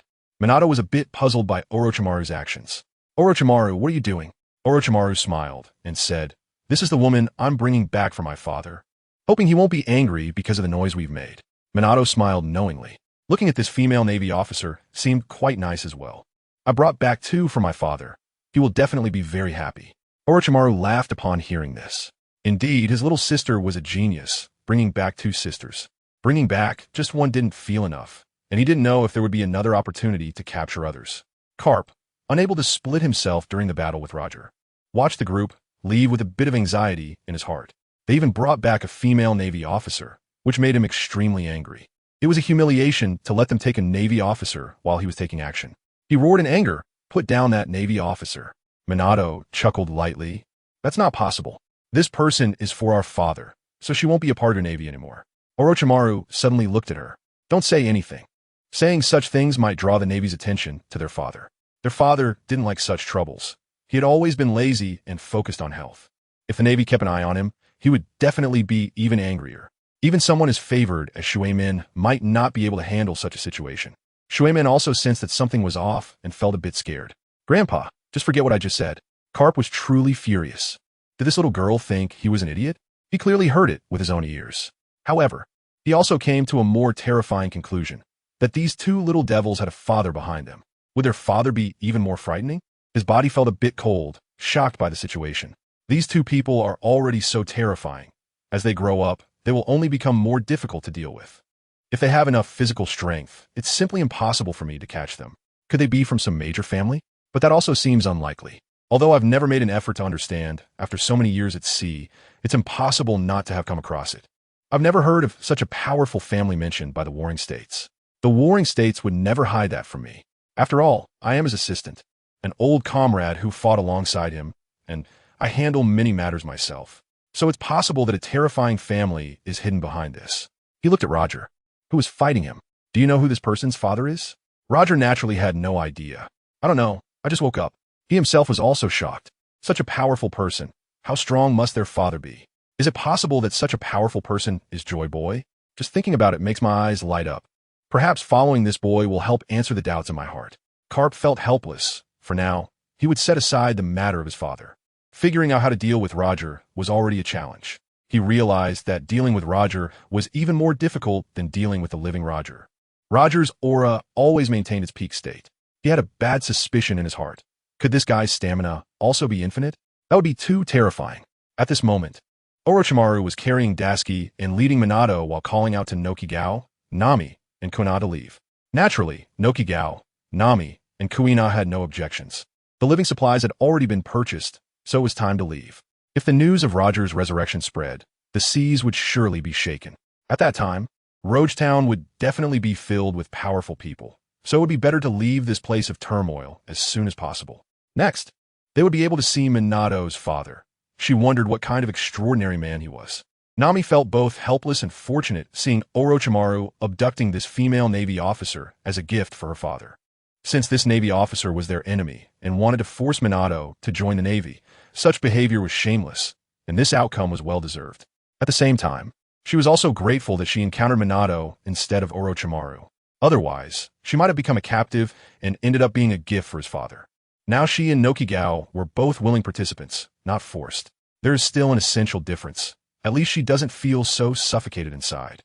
If this female Navy were to wake up and learn about such matters, she would probably be very distressed. Orochimaru is indeed not as Na'vi as her sister. Instead, she seems a bit sinister. Soon after, they arrived at the port and set out to sea on a small boat. Carp wanted to stop them, but simply didn't have the energy to pursue. Every time he tried to catch up, that guy Roger would attack him like a madman. He clung to him tightly, making it impossible for Carp to free his hands. It was as if Roger had endless strength, with every strike comparable to his peak period. Just being able to withstand this guy's attacks was already quite impressive. What troubled him was that their battle had already destroyed the surrounding terrain. At least the ground was completely shattered. At this time, the residents of the town have all kept their distance, even leaving Rogtown. Such fluctuations in battle can cause serious injuries even from near misses. If directly hit, survival would be impossible. Naturally, these residents are distressed about their homes and belongings. The battle between these two individuals is terrifying. One of them shouted with a hint of sorrow. Who are these two? Why are they causing such destruction in the town? One of them is dressed in a Navy uniform, but he is not from the local Navy. Even if the Navy is capturing pirates, is there really a need to make such a big fuss here? Can't they choose a different location? This is not protecting them at all. It clearly leads to devastating damage to their assets and property. This is also the opinion of most people. They're dissatisfied and, of course, even more confused. Is there really such a terrifying guy in the East China Sea? The strength of these two people is far more terrifying than that of Colonel Smoker. Shouldn't such a terrifying powerhouse stay in the Grand Line? That's where such strong beings should be, right? An elder was completely shocked, sweating profusely and trembling as he spoke. If I remember correctly, that guy in the red coat is the Pirate King Roger, who has been dead for decades. I once witnessed his execution, and he looked just like this back then. At that time, he was also excited because of Roger's last words, wanting to seize that legendary treasure. But before he even set sail, he was struck down by the harsh realities. He was robbed shortly after he set out on his own ship, losing not only his money, but also his boat. Fortunately, he managed to save his life. In the end, he had no choice but to give up that dream and stay in this small town, running a shop to make a living. Some people changed their expressions upon hearing this. They simply didn't believe it. What are you talking about, old man? Didn't the Pirate King Roger get publicly executed by the Navy a long time ago? How could he possibly be alive again? That's impossible. They didn't believe it at all. Roger's execution was a widely accepted fact in these seas. Would the Navy, or even the world government, deceive this world? Would they stage a fake execution? Absolutely not. The Navy is the mortal enemy of pirates, and executing the Pirate King is a tremendous blow to them. It's highly significant. That's why they chose to carry out the execution in Logtown, Roger's hometown. Executing Roger signifies both a beginning and an end. But another man analyzed that Navy officer. I know his identity. He is the Navy hero Garp, Who else could engage in such fierce combat with him, if not the Pirate King Roger? The current 4 emperors of the sea.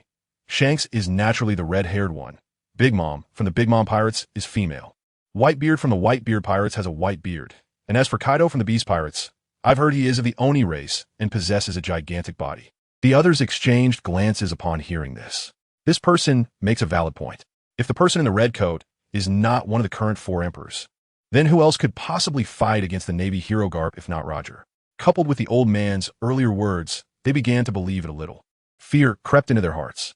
Although they felt proud that such a great figure had emerged from their hometown, they would be terrified if he were alive. This is a very dangerous character. He is the Pirate King, a being more powerful and ruthless than the 4 emperors of the sea. Heaven knows what he might do. At this moment, a red-nosed clown hiding in a corner is filled with excitement. The captain has really come back to life. He's Captain Buggy, who was defeated by Luffy and had planned to ambush the Straw Hat Pirates in Lowtown for revenge. He never expected to witness such a scene, where someone could actually summon the long-dead Captain Roger. It is truly astonishing. At the same time, he feels a bit of anger. How dare anyone mock Captain Roger? He wants to step forward to stop it, but he knows his own strength. There is no way he can intervene. On a rooftop stands a man in a dark green coat, his head covered, with a look of shock on his face. He has a distinct red scar on his face. He never expected to encounter such strange happenings upon returning to the East Blue. An extraordinary figure has emerged in the East Blue. The long-haired boy in a kimono and the blonde girl in a green vest, each with bizarre abilities. He has also heard about their father, a terrifying force he has never heard of before. He must catch up and get to know them. It might greatly help the Revolutionary Army's cause to overthrow the world government and the Celestial Dragons, establishing an equal world. With this thought, his body turns into a breeze and flies towards the port. An hour later, the battle between Roger and Garp has ended, not because Garp defeated Roger, but because Roger transformed into smoke and disappeared, naturally summoned back by Orochimaru's summoning technique. At this moment, the area around Lowtown where they were is already in ruins. This was still under the circumstance that Roger had not used the God Avoidance technique. After all, Orochimaru really did not want to kill Garp. He just ordered him to block this person to facilitate their escape. At this moment, Garp's clothes were already tattered, and his body was covered in multiple wounds, which certainly wouldn't take his life. Staring blankly at the place where Roger had disappeared, this guy suddenly vanished just as he had appeared. However, he was also relieved by Roger's disappearance. Otherwise, the entire Lowtown would have been destroyed. He wouldn't intentionally destroy the town's buildings, but Roger had no such scruples. Also because he was being controlled by someone. He wasn't confident he could completely kill this Roger. Even if he broke his body, he could slowly recover and continue fighting. In the end, his stamina was clearly insufficient, but this guy's momentum was just as strong as at the beginning. He showed no signs of fatigue, which was completely illogical. So Garp could conclude that this summoned Roger truly had inexhaustible stamina. An immortal body, inexhaustible stamina. How terrifying. He was even harder to deal with than the living Roger. At this moment, his mind was in chaos. There was nothing he could do. Roger was being manipulated to reappear in the sea. The sea is bound to be in chaos, and what is even more terrifying is the person capable of doing this. He couldn't think anymore. Thinking was never his strong suit. After cleaning up the battlefield, he would report to the Wano country. Perhaps he knew what to do. Meanwhile, Nami had already left with everyone in the small boat for over an hour. Rogtown was no longer visible behind them, surrounded only by the sea. Those Navy officers would never catch up, and they couldn't possibly do so. Next, they would pass through Reverse Mountain to enter the Grand Line, and then through the doldrums to reach the island of the Watergate family. At this moment, Orochimaru felt very satisfied. Although there was quite a commotion, the gains were undoubtedly enormous. The Pirate King Roger, who could stand shoulder to shoulder with that naval hero, had become his puppet. Now, standing on his deck, it was natural to summon him back using summoning techniques. At this moment, Roger was also extremely surprised. He was in the middle of a battle with Garp, and suddenly found himself in this place. All around was the sea, and Rogtown was nowhere to be seen. Clearly having sailed far out, looking at the long-haired youth, his expression was incredibly serious. What the hell do you want by summoning me? And what kind of devil fruit power is this? He felt very frustrated. As the Pirate King, Roger was actually being manipulated after his death, which truly angered him. Orochimaru did not answer him, but instead formed hand seals, causing Roger's eyes to close, losing all consciousness. The others looked on in shock. The Pirate King suddenly appeared on the small boat, just like in Rogtown, where Roger's coffin had suddenly appeared. This is somewhat similar to Watergate's teleportation ability, but also different. At this moment, a small boat quickly approached, carrying a man dressed in a dark green coat. Nami noticed and became cautious. A small boat was speeding towards them. The others turned to look back. Someone was really chasing them. The small boat quickly caught up, matching the speed of the boat controlled by Nami. He naturally saw Roger standing on the deck, unexpectedly appearing here, which surprised him. They had just been fighting the old man, so it seemed to be some kind of special ability. However, this was not unusual, as he had witnessed Roger coming back to life. It was not merely controlling a corpse, but reviving Roger with consciousness and memory. Orochimaru looked at this guy with a sinister gaze, not expecting Roger to reappear at sea so soon, and that someone good had come. Dragon noticed the boy's ruthless gaze and quickly explained, "I am Dragon from the Revolutionary Army, and I mean no harm. May I meet your father?" From their conversation, it was clear they had someone they referred to as father. Logically, that father should be quite powerful, otherwise they wouldn't have such strong offspring. Of course, it's possible their father is weak, but visiting their father to recruit these two into the Revolutionary Army would be quite beneficial. Such abilities and combat strength could definitely make them pillars of the Revolutionary Army. Whether it was his teleportation ability or controlling Roger, who possessed peak strength, both were incredibly powerful capabilities. These two individuals already possess the qualifications of top-tier powerhouses on this vast sea, especially Orochimaru, who has completely become a top powerhouse of this sea. How many people can rival Roger when he can control him? Orochimaru squinted his eyes, feeling a bit frustrated and angry. That guy Minato revealed the word father, and it has truly been noticed by someone with ulterior motives. He was contemplating whether to eliminate that person. Long also sensed the aura of danger. This young man seemed ready to take action. This young man is really hard to get along with. His own abilities are not low, and there's also a controlled Roger on the ship. Roger has terrifying combat power, just like the old man. Moreover, I'm not here to provoke anyone. I reiterate, I have no ill intentions. At this moment, Watergate asked, "What is the Revolutionary Army?" She had never heard her brother mention it. Nami, however, looked surprised. The Revolutionary Army is a criminal organization that aims to overthrow the rule of the world government, and its leader, Dragon, is an incredibly notorious criminal with a bounty of 5 billion berries. Dragon grinned. "It seems you know my identity, but the goal of the Revolutionary Army is not just to overthrow the world government's rule, but to bring down the celestial dragon's dominance and establish a new world. A world where everyone is equal and can live in harmony." Even though Kigo was shocked. "Are you actually going to overthrow the celestial dragon's rule? They're the nobles of the world." The name of the celestial dragons is known even to ordinary people like her. The celestial dragons are the most esteemed people in the world, and even a slight offense could lead to death, with no one daring to intervene. They're the most powerful figures on this sea. Even the Navy has to protect them. Long look down on them. What kind of nobility are they? They are mere bullies who oppress others at will, turning people into slaves, far more despicable than pirates. He was once a member of the Navy, but later realized that dealing with pirates could not change this world. Only by eliminating the true source of evil, the world government and the celestial dragons, can the world be changed. Now even Watergate is interested. Overthrowing the celestial dragons? She knows these people are indeed very despicable, and her father does not like them either. "Snake brother, I find this matter a bit interesting." When Long smiled and felt intrigued, that was a good start. "I wonder if both of you are willing to join the Revolutionary Army to overthrow the world government and the rule of the celestial dragons, and establish a world where everyone is equal." Watergate began to consider it. "Snake brother, what do you think? Do you want to join?" Orochimaru did not speak, and Nami quickly stopped Watergate's impulsive idea. This guy Watergate was easily swayed and immediately voiced his opposition. "Watergate, no, overthrowing the celestial dragons is a very dangerous act. The world government has been a giant that has ruled the world for 800 years. They have a powerful navy under their command and even unknown forces. Although I don't know the specifics, there must be something. They are an existence that even the pirate king cannot shake. Otherwise, why would they be publicly executed? You will encounter life-threatening dangers." Watergate looked at Sister Nami and nodded. "You are right, but with my father's backing, it will definitely be fine. Besides, getting my brothers to join in will surely be successful. My father is definitely invincible. Once he makes a move, the world government will surely be destroyed. And my brothers are even stronger than me and Snake Brother. If they're willing to help, I definitely want to encounter any danger. At most, it's just a little risk. I just need to be a bit careful." Long was surprised. In this little girl's eyes, her father is such a powerful existence. This should be true. After all, the little girl is already so powerful. He was surprised that she has other brothers who are also so impressive. This father must be incredibly prolific. The long-haired boy's abilities are already terrifying enough, and it's hard to imagine just how strong his brothers must be. He is much stronger than his own son, Monkey D. Luffy. His son is indeed Monkey D. Luffy, and he came back this time with the thought of taking a look at him. Unexpectedly, he also went out to sea to become a pirate, and naturally, he did not stop him.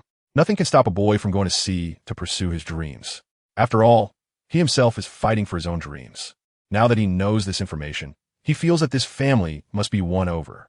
Not only is the father powerful, but the children are also very strong. The woman with orange hair was right. The world government's influence is too great, and the Navy alone is very powerful, with countless strong individuals behind them. The Revolutionary Army desperately needs combat power now. He spoke with a pleading tone. Please let me meet your father. Orochimaru coldly replied. My father does not wish to be disturbed, so leave. Otherwise, isn't this guy's purpose just to invite his family to be the other party's henchman? He even wants to win over his father. What a joke. How could their family become someone else's henchman?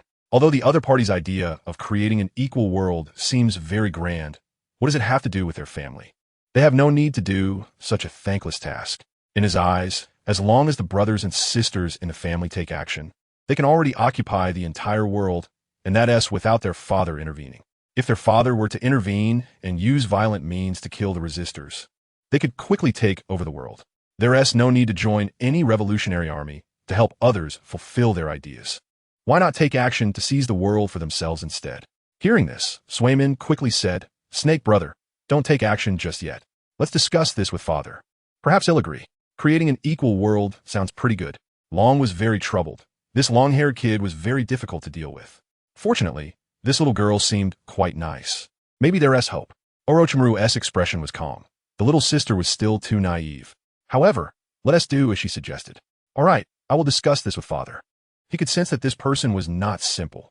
After all, a bounty of 5 billion berries means that even if Joel D. Roger were here, it would be difficult to take him down. Long immediately agreed. All right, I'll wait for your news. If you have any ideas, please contact Gung Shiro in Frostmoon Village. PLL naturally find a way to inform me. Being able to relay the meeting information was already a significant achievement, and they could discuss the details later. GainAll looked confused and asked, Are you a friend of father? Or is father also in the Revolutionary Army? Long was taken aback. Father? He suddenly widened his eyes. Looking at GainAll like this, it seemed he had seen her a few times before. A long time had passed, and his memory was a bit unclear, so he hadn't recognized her earlier. Gung Shiro is not in the Revolutionary Army. He is just an important friend of mine. You and TB Gung Shiro's daughter, would you? Have you also been controlled? His expression hardened, anger rising within him as he coldly said, Casually manipulating the dead is not a good behavior. He had no objections to manipulating Joel D. Roger. After all, he could serve as a powerful force. But what about manipulating GainAll? She was the daughter of his good friend and had no combat power herself in his eyes.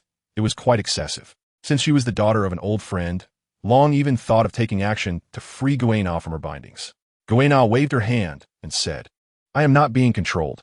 I can act freely. I will go to the family island later to achieve true resurrection. Orochimaru immediately shouted, All right, stop talking. GainAll immediately fell silent. It seemed that the matter of true resurrection could not be disclosed. She had spoken out of turn and shouldn't have provoked him, especially since her resurrection depended on his father. Long's expression froze. His heart churned like turbulent waves. GainAll had just mentioned true resurrection, right? He had seen the scene where Roger was hit by the old man and his body shattered. The body broke into pieces and then reassembled. This is certainly not true resurrection. True resurrection comes with a flesh and blood body. Does this boy's father really have the ability to do such things? It's impossible for him not to be shaken. He realizes he has underestimated this family. Not only is their combat power incredibly strong, but they also possess extraordinary abilities. However, the boy seems very vigilant, indicating that it's best not to delve deeper. Having such a terrifying force as a rival is not a good thing. Every power has its own secrets. It's time for him to leave and return to his Revolutionary Army base. Everyone, I will take my leave now. After saying this, he used his devil fruit ability to control the small boat and quickly departed. He could hardly contain his excitement and nervousness. He hopes that his father will choose to cooperate with him. If they can work together, it would undoubtedly be a tremendous help to the Revolutionary Army's cause. Even a decisive force. Perhaps he wouldn't have to slowly build strength like he is now. After Long left, Nami steered the small boat toward Reverse Mountain. She went upstream and then down with the current, successfully passing through Reverse Mountain, through Twin Cape, and avoiding a giant whale there. It was truly a terrifying whale. Its body was immensely huge. Nami was extremely surprised. Is this what the creatures in the Grand Line are like? Such a sea king is much larger than the sea kings of the East China Sea. After that, continue to advance towards the Grand Line. At this moment, Daski, tightly bound, woke up and opened her eyes to see the blue sky. Looking around, she realized she was above the sea. Confused, she thought, what is happening? She remembered feeling a terrifying shock in her brain and then losing consciousness. She recalled the blonde little girl and the terrifying boy who resurrected Roger. It was clear to her that she had been kidnapped. She had no idea what was happening in Lowtown right now, but her main concern was herself. Thinking about the terrifying long-haired boy staring at her made her feel cold all over. What exactly were his intentions towards her? Although scared, she still asked, "What do you want from me? Let me go back." At this point, she no longer hoped to capture these guys. She simply didn't have the ability. The fact that they could appear here meant that even the naval hero Garp couldn't catch them. This is quite normal, after all. These terrifying guys even resurrected the Pirate King Roger. Orochimaru looked at her, a smile appearing on his face. "Of course. I'm treating you as a gift from my father to become my father's concubine." Daski's face turned pale upon hearing this, and she immediately refused. No, absolutely not. She had just come of age. How could she marry a man and become a concubine? She never expected this guy to have such intentions towards her. These people are truly criminals. Resurrecting Roger, disturbing the world, they must be criminals, and now they want to abduct her. It's just like human trafficking. Orochimaru waved his hand dismissively. "That is not up to you anymore. You are now my captive, and the power to decide lies with me." Daski's face turned ashen. Could it be that she really had to become his father's concubine? How infuriating. Meanwhile, Minato looked confused. "Marrying my father should be an honor for you. My father is a very powerful man and can produce amazing children like us. You would definitely be able to add younger siblings for me. Brothers and sisters inherit our father's abilities to some extent. These abilities are even more magical and powerful than most devil fruit abilities in this world." Daski was completely shocked when she heard this. Do we still need to have children? It's even more terrifying. Is she really going to have a baby at such a young age? Isn't that just like being a civilian taken away by pirates, have her body trampled on? No, absolutely not. Her body is trembling. As for what the other party said about giving birth to capable children, it doesn't motivate her at all. She doesn't want to be forced to have a baby. If she were to have one, it would have to be her own choice. These two guys are truly demons, plotting such evil ideas. Orochimaru, watching the noisy woman, took out some tape from his sleeve and directly stuck it over her mouth. Now it has become much quieter. Nami and Nojiko helplessly watched this scene. In fact, they were not fond of Orochimaru doing such things either. As women, they naturally understood that women do not like being forced. However, it was the Navy that took the initiative, so this Navy soldier only had himself to blame. Moreover, they probably had no ability to speak out against it. They were also relieved that they were doing this voluntarily, not only to revive their mother, Bel-Em-Ri. In their eyes, a man who could produce such a powerful child must be a very good partner. No mother wishes for their children not to succeed. At this moment, in Lowtown, during the previous battle with Roger, Garp had carefully shielded those unconscious Navy soldiers from harm. Now, they were gradually waking up and starting to clean up the battlefield. Lowtown was in complete chaos. Garp decided to report this matter to Sengoku. He truly felt no mood at all. Returning to the East Blue only to encounter such a terrifying situation made him feel as if he were dreaming. He found a deserted place and sat cross-legged, dialing Sengoku's Den Mushi. Soon, the call was connected, and Sengoku at the Navy headquarters asked Garp, "Why do you have the mood to call me? Did you catch that little girl?" "The girl who defeated Arlong is a talent." Garp replied helplessly, "I encountered her, but I didn't catch her." Sengoku asked in surprise, "Are you joking? With your skills, you couldn't catch her? Or do you not want to catch her?" This old friend is really stubborn. Indeed, that little girl did nothing wrong, yet she wasn't caught. Was it that the promise of enough Sunbei didn't move Garp? Garp helplessly replied, "The matter of the blonde little girl is no longer important. What matters is her brother, an even more terrifying boy, who actually resurrected Roger." Sengoku on the other end of the phone was stunned, not understanding what this meant, and asked Garp, "Are you joking? Roger's body has turned to ash. How could he possibly be resurrected? Indeed, there are devil fruit abilities in the sea that can utilize the bodies of the dead, like Gecko Moria from the warlords who can manipulate corpses. However, a body that has turned to ash is certainly beyond Moria's control. Moreover, could there be other terrifying devil fruit abilities? It seems impossible. He had never heard of such a thing. As the fleet admiral, he had access to the devil fruit encyclopedia, and there shouldn't be any ability to manipulate ashes. The matter of handling Roger's body was personally managed by the world government, and they believed that this method was without issue. Therefore, it is impossible for Roger to be resurrected in this world. Any devil fruit ability should be incapable of resurrecting someone who has turned to ash. Carp's tone was low. I saw it with my own eyes. I don't know what this ability is. The scariest part is that these two siblings might have a mysterious family, and their father is even more terrifying. Sengoku on the other end of the phone was left in a daze. What's going on? A terrifying boy resurrected Roger. And now an even more terrifying family has appeared. Why had he never heard of a family with such abilities? After receiving the information relayed by Carp, Sengoku's mind was blank for a moment before he began to think. What kind of mysterious family is this? There are indeed powerful families on the sea. For example, the Vinsmoke family from the North Sea and the Big Mom Pirates are essentially a large family as well. But after thinking for a long time, I couldn't come up with a family that has the ability to resurrect. Could it be a hidden family? If so, that would be a bit troublesome. The Navy has never had any information on this, which indicates that this family is well hidden. His mind was in chaos. He recalled past intelligence, but didn't find anything suspicious. Could Carp be joking? But he would never make such a joke. If Roger really resurrected, perhaps there is indeed a hidden force with a grand scheme. Right now, the urgent matter is to block the news of Roger's resurrection. If such news leaks into the sea, who knows what chaos it would cause.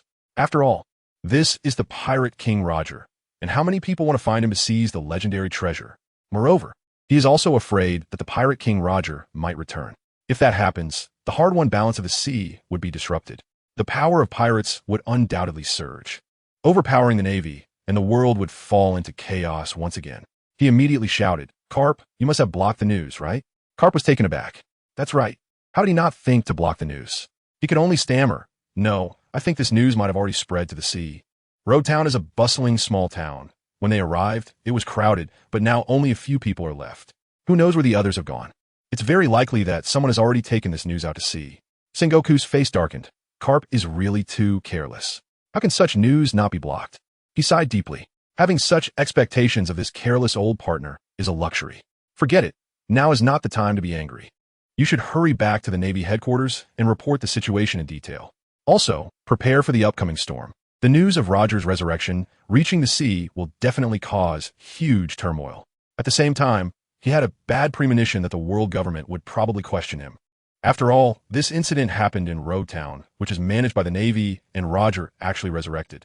Carp was stunned. He just arrived in the EC and now has to return to the Navy headquarters? What about Luffy? Looking around, he found he was gone. He actually ran away. Anger surged in his heart. This brat really went out to sea to become a pirate. But now is not the time to deal with this guy. He must return to the Navy headquarters. Timely responses are necessary. He has a feeling that something terrible is about to happen. If Roger has resurrected, how can it not be terrifying? On the other side, Nami continued to sail on the Grand Line, where the weather and climate change rapidly. Nami was excited and asked Orochimaru, "Orochimaru, how long until we arrive?" According to what was said before, we should be able to reach their family by moving along the Grand Line and then entering the doldrums. Orochimaru slowly replied, "After passing Whiskey Peak, head northwest to the doldrums and then go straight to reach our family island." Nami nodded. "Okay, it seems we're not far now." Nojiko had an expectant look on her face. Once they arrive, she can resurrect her mother, Belmere. She wondered if she would accept her. Perhaps it was just her one-sided wish. She felt that her appearance wasn't as good as Nami's, but Nami should be fine. Nami's skin is much fairer than hers, and she's more voluptuous. Of course, looking at Nami, she seemed to share the same sentiments and didn't dislike such matters. Like herself, she has started to like this mysterious man a bit. A child capable of giving birth to both Minato and Orochimaru, who possess unique abilities. Kuina was also extremely excited. She could truly be resurrected and continue her promise with Zoro. When she returns, her father will surely be very happy to see her. Minato also had a happy expression. This trip has been enough for him. He hasn't seen his father and mother for a long time and misses them a bit. On the ship, the only ones who are unhappy should be Orochimaru and Daisuke. Daisuke feels a bit scared and a bit angry. She can't believe she has to become a man's concubine and even have children. It's simply too terrifying. She feels so unlucky. Orochimaru is also worried. Their father will probably be very angry when he finds out about the trouble they got into. She never thought about hiding it from him, nor could she. Originally, after resurrecting the Pirate King Roger, she could have secretly taken him away without anyone noticing. If it weren't for Carp's appearance, the other Navy members were insignificant. Roger himself wouldn't even need to intervene to defeat them. She initially thought that reviving Kuina would make her father happy, and she would be able to obtain the Mangeki Sharingan. Even with Roger as a powerful puppet, she still yearns for such a magical eye. Those are truly eyes that one dreams of day and night. They possess unique patterned pupils that give an immense sense of intimidation just by looking at them. She wonders if bringing back a female Navy member would be enough to appease her father's anger. It feels a bit insufficient. If only she could bring back a few more, like Minato, who brought back two. Just then, a ship appeared ahead. There was a man and a woman on it. Orochimaru felt a bit hopeful, wishing that the woman in front was a beautiful one. If she could bring another one back to her father, that would surely be enough to secure things. There might even be a chance to obtain the Mangeki Sharingan. Aside from that, there probably isn't any other way to make her father happy. After a while, the two ships passed each other. Orochimaru saw the two people standing on the deck. One was a man wearing a poor-quality crown with two strange tufts of beard. The other was a woman with a high ponytail, blue hair, and wearing a coat. Just looking at her figure, she was decent and very slender. However, when looking at her face, it was not good. She was too skinny and unattractive, and her outfit had a somewhat peculiar feel, which undoubtedly detracted from her overall appearance. She shook her head. What a disappointing woman. If such a woman were to be brought back to father, it wouldn't just make him happy, it would definitely make him angry. With a deep sigh, the two people on another boat were also observing the approaching ship, trying to determine if the people on board were pirates. If they were pirates, they would lure them into Whiskey Peak and gather everyone's strength to take them down. That's right, they were members of Baroque Works. The man was Mr. Nine, and the woman was Miss Wednesday. However, to their surprise, the long-haired boy on the opposite ship spoke such insulting words, leaving both of them stunned. Mr. Nine couldn't help but glance at his partner, Miss Wednesday. Although she wasn't exceptionally beautiful, she wasn't bad-looking either. This guy's standards seemed a bit too high. Miss Wednesday's expression turned angry. How could he say she was inferior? There's only one woman on this ship. Isn't that saying something about who she is? She is originally Princess Vivi of the Alabasta Kingdom, undercover at the Baroque Works. She wants to investigate the masterminds behind the incitement of rebellion among the people of Alabasta by Baroque Works. She is a princess, not to mention the most beautiful woman on the sea. But she is definitely not a mediocre person, even with her current appearance. She is absolutely not a mediocre woman. Of course, her current disguise is to protect herself and prevent outsiders from recognizing her identity. At this moment, the two ships have completely passed each other. Miss Wednesday still has a face full of anger. The more she thinks about it, the angrier she becomes. She cannot forgive them. To say she is mediocre is the greatest insult. There is no woman who doesn't care about her appearance. Mr. Nine, standing nearby, comforted her, saying, "My partner, you are definitely not a mediocre person. You are a beauty. I'm going to turn the ship around and teach them a good lesson." He quickly manipulated the helm, and under his control, the ship turned 180 degrees. Then he swiftly chased after the small boat ahead. Miss Wednesday said a bit embarrassedly, "Is that okay? We still have a mission. This is not an ordinary task. Their mission is to head to Twin Cape to hunt down a whale named Labu. As the food for Whiskey Town, this is a task assigned by the Baroque Works, and failure to complete it would result in execution. Even if they exceed the deadline without completing it, they would be treated as traitors and executed. The punishment can be said to be quite severe." Mr. Nine said nonchalantly, "Don't worry, it's not a big deal. There are only 3 women and 3 children on that small boat. What is there to be afraid of? It won't take long to beat them up. This brat actually dared to insult my companion. How could I let him off easily?" Miss Wednesday said with a grateful expression, "You truly are my good partner." In fact, she also particularly wanted to give that guy a good beating. What are those eyes for? She's clearly a natural beauty, okay? Otherwise, her anger would be impossible to quell. Soon, under Mr. Nine's control, the boat quickly caught up with the one ahead. Then he made a sharp turn and positioned their boat right in front of the other one. Nami, seeing this, hurriedly controlled the pirate ship to stop. It narrowly avoided a collision, and she said angrily, "What do you guys want? You almost hit us." That would have resulted in the ship being destroyed. That would cause huge trouble. This is the Grand Line. Who knows if falling into the water would attract the Sea King's attention. Mr. Nine and Miss Wednesday jumped directly onto the small boat's deck, with Mr. Nine questioning, "Why are you asking me?" This long-haired brat actually dared to insult my companion. calling her a terrible woman when she is clearly a great beauty. Nami looked at the frivolous-looking woman, noting that her figure was nice and her skin was good. But that high ponytail was a terrible hairstyle, completely adding to her negative points. Maybe if she changed her hairstyle, she would indeed be a pretty woman. Orochimaru was feeling irritable at this moment. Seeing these two come to bother him, he had no temper left. He threatened directly, "Get off the boat, or I will throw you into the sea to feed the fish." Mr. Nine was even angrier upon hearing this. All right. A brat actually dares to be so arrogant in the Grand Line. It looks like I must teach you a good lesson today. He directly pulled out 2 silver iron rods from his clothes, poised to attack. Miss Wednesday, reminded from the side, "Just give him a good lesson." Mr. Nine responded with a smile, "Okay." Nami was speechless. Why provoke anyone, but provoke this person? Orochimaru's own strength is also quite formidable. Even a serious punch from Garp did not cause any damage, and the person ahead wearing a crown seems to have a minion-like vibe. How could he possibly be a match? Isn't this just asking for trouble? And indeed, that was the case. He swung the iron rod towards Orochimaru. What he thought was a fast speed was, in Orochimaru's eyes, too slow. Orochimaru directly grabbed the incoming silver iron rod with both hands.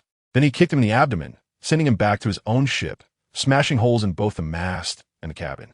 The power of that kick was evident. He lost consciousness on the spot. After doing all this, Orochimaru was not satisfied. Instead, he turned to look at Miss Wednesday. This is a provocation from someone else. As for the criticism, he didn't think he was wrong. Compared to the 3 women on the ship, she was truly lacking. There was simply no way to present her as a gift to his father. At this moment, Miss Wednesday, also known as Princess Vivi, was stunned. Is this really a young man? It's too frightening. Mr. May 9th not be particularly powerful, but he's not bad either. After all, he spent so many years on the Grand Line. His strength is somewhat superior to hers, considering she is a princess and not very strong in combat. Looking at the way he was staring at her, like a venomous snake, she felt fear. This time she had kicked a hardboard and quickly apologized and begged for mercy. "I'm sorry, I'll leave right away." She hurriedly turned to jump back on her own ship. But Orochimaru would not let her go. He summoned a snake from his sleeve that quickly flew toward her, binding her tightly. She was rendered immobile, even losing her balance and lying on her back on the deck. Orochimaru approached to take a look at her condition. Her appearance was truly lacking, making her unfit to be his father's concubine, unworthy as a gift for his father. At this moment, Minato walked over to take a look. She was indeed not as beautiful as Sister Nami. If he took her back, his father would be unhappy. "Orochimaru, should we throw her back onto the ship?" Vivi was dumbfounded, actually being asked to become a concubine. Her heart was startled. Fortunately, she was dressed this way. Otherwise, if they saw her true appearance, it would be disastrous, right? She certainly did not want to become her father's concubine. She still had important matters to attend to. That is to bring back the news that the mastermind behind the Baroque works is the warlord crocodile to the kingdom. Orochimaru naturally agreed with Minato's words and was about to walk over and throw the woman on the ground back onto his ship. This time, just take one back. It's better than none. Princess Weiwei showed a terrified expression at the thought of being subjected to rough treatment, possibly being thrown back on her ship like Mr. Nine. But deep down, she was extremely happy. That's fine. She doesn't want to become her father's concubine. What a joke. After all, she is a princess. At that moment, Nami rushed over. Wait a minute. Vivi was a bit confused. What does this orange-haired woman want to do? Orochimaru was also puzzled. What is this woman trying to do? But they both stopped their actions. Nami bent down and took off the headband from Princess Vivi's head, and her blue hair immediately spread out to the sides. Seeing such a woman, Nami was surprised herself. The temperament is completely different, exuding a noble aura, and there's no need to elaborate on the appearance. Such beauty is not beneath him. When Orochimaru saw this appearance, his feelings of gloom were immediately swept away. This is really interesting. Just by taking off her hair, she becomes a very elegant beauty. Such a gift for father will surely make him happy. Watergate is also surprised. Snake brother, she seems to be quite good-looking. Orochimaru nodded. That's right, now we can take her back. This person is no worse than the 2 women brought back by Watergate. Just now, the demeanor was really disappointing. Maybe it was intentionally dressed that way. But it doesn't matter. Anyway, they're already in his hands. Watergate said with a grin. This way, you can take 2 back with you. Vivi was completely dumbfounded. She didn't expect the other party to let down her hair and see her true self. It seems he has made up his mind to take her back, and she directly yelled in anger. No, I absolutely do not want to become your father's concubine. She is a princess of a nation and has a more important mission. Orochimaru said indifferently. This is no longer up to you. He directly took out tape from his sleeve to seal her mouth, and that made it quiet. At this moment, Vivi felt terrified and guilty in her heart, blaming herself for not controlling her temper and provoking someone she shouldn't have. What should we do now? The truth about the mastermind we finally found has not been sent back and has already been captured. If that happens, the country will be completely doomed. Now, the country of Alabaston has plunged into a serious civil war. The conflicts are extremely sharp, and if we don't bring the truth back, it could ignite this powder keg at any moment, leading to a horrific war. I force myself to calm down. If I panic here, it will truly be the end. On the ship, Dasky, whose mouth is also sealed and tightly bound, is filled with anger. Such evil people. They've captured another beauty and are going to send her to her father. What kind of ruthless father could raise such ruthless siblings? At this moment, Nami stood up and smiled, saying, Orochimaru, this should be a big help for you, right? Orochimaru nodded. Indeed, it really has helped me a lot. He almost missed such a great gift for his father, which would have been regrettable. Now, bringing back two such wonderful women, his father would surely be very happy. Looking at Nami's current expression, he knew she had something to ask for. I wonder what you want? Nami smiled and put forth her request. Can I ask Roger about the legendary treasure? Although Roger was not truly resurrected, he undoubtedly carried memories and emotions from his past life. The information about the treasure was released by Roger, so he must know. Minato also became interested in the treasure, huh? There must be a lot of gold and silver in there. Stars appeared in Nami's eyes. The world's largest treasure trove, perhaps filled with countless riches. Money was something she really liked, shining and dazzling. Minato also looked at Orochimaru. Orochimaru, to summon Roger and ask him. She was also intrigued. Kuina and Nojiko were equally interested. They had naturally heard about the shocking news released during Roger's execution, which was precisely the legendary treasure that attracted countless people to set sail and sparked the great pirate era. Just as Nami said, it must be a mountain of treasures. Even Tashigi perked up her ears to listen. The legendary treasure had never been found. Could it be that this little marine knows about it? It felt a bit outrageous, considering that there were indeed people in the Navy who had searched for it. But they found nothing. Princess Vivi was also stunned. What are these people talking about? Summoning Pirate King Roger. But isn't Roger already dead? Can he really come back to life? Who are these people? Orochimaru nodded in agreement. Well, as you wish. Nami helped him a lot. Although his father probably wouldn't care about any great treasures, money didn't mean much to him. In his eyes, if his father decided to act, he could easily obtain even the entire world. What does money matter? He slammed the floor, and suddenly thick fog appeared, revealing Roger in a red coat. When he summoned him back before, he had once again returned him to the sealed space, which was of course on his family island. Vivi looked at this scene in terror. Someone suddenly appeared. What kind of ability is this? Is this really the legendary Pirate King Roger? Is it really not some kind of trick? She still couldn't believe that someone could come back to life after death. Quietly watching what these people were doing, Orochimaru formed hand seals again and lifted the seal on his soul. Roger opened his eyes, and they began to rotate. Looking at these few people, he felt a sense of helplessness. Being controlled by others was truly uncomfortable. Nami stared at Roger and sincerely asked, Pirate King Roger, where is the legendary great treasure buried? Roger looked down at her. Haven't you found my treasure yet? If you want it, go find it yourself. I left everything there. It was meaningless to try to obtain the great treasure through such means. The great treasure was his way of bringing Joy Boy into this world, so he would never easily tell others. The ancient weapon Pluton should have already been born. If that's the case, the three ancient weapons could be gathered. In the era of great pirates that he initiated, this guy would definitely appear. The stone tablet on Raftel recorded such a person. Someone who would appear in the future and change the world. He didn't know if it was his son Ace. What a pity. He didn't ask Garp about Ace's specific situation. Hearing Roger's words, Nami felt very unhappy. He was really too stingy. She looked at Orochimaru and asked, Orochimaru, can you control him to make him speak? Orochimaru shook his head and said, I cannot control the summoned souls, but my father can. Roger was shocked to hear this. Can this person's father still control the souls of the dead? What kind of guy is he? Could it be that he is really being controlled? This is related to the fate of the whole world. Watergate looked at Roger, equally dissatisfied. Since you are unwilling to speak, then let my father manipulate you to say it. Nami immediately felt happy. Her father was truly powerful, and her fondness for him increased. Of course, she was going to marry her father, and now she could obtain a legendary treasure. It was truly a double joy.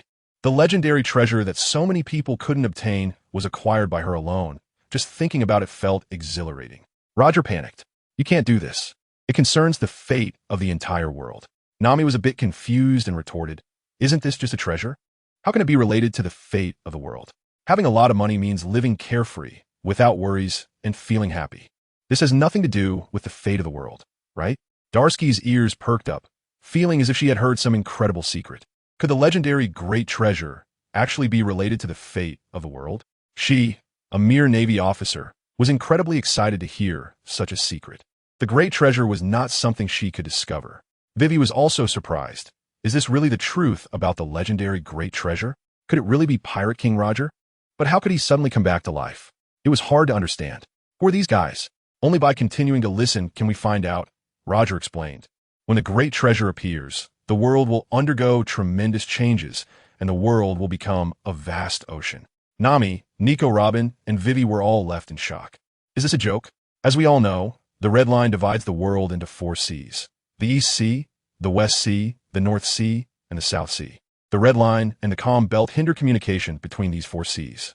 There's no need to elaborate on the Calm Belt. It is home to enormous sea kings, which ordinary people cannot hope to cross.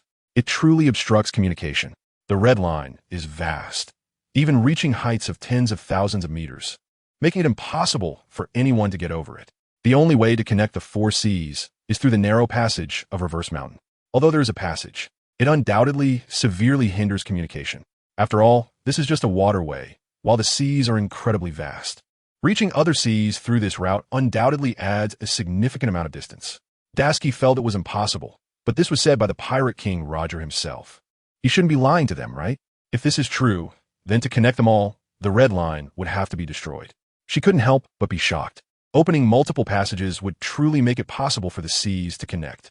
Could it be that they need to destroy the Red Line? Even Vivi found it hard to believe. As a princess, she had once been to the holy land of Mary Geos. How could the seas possibly connect?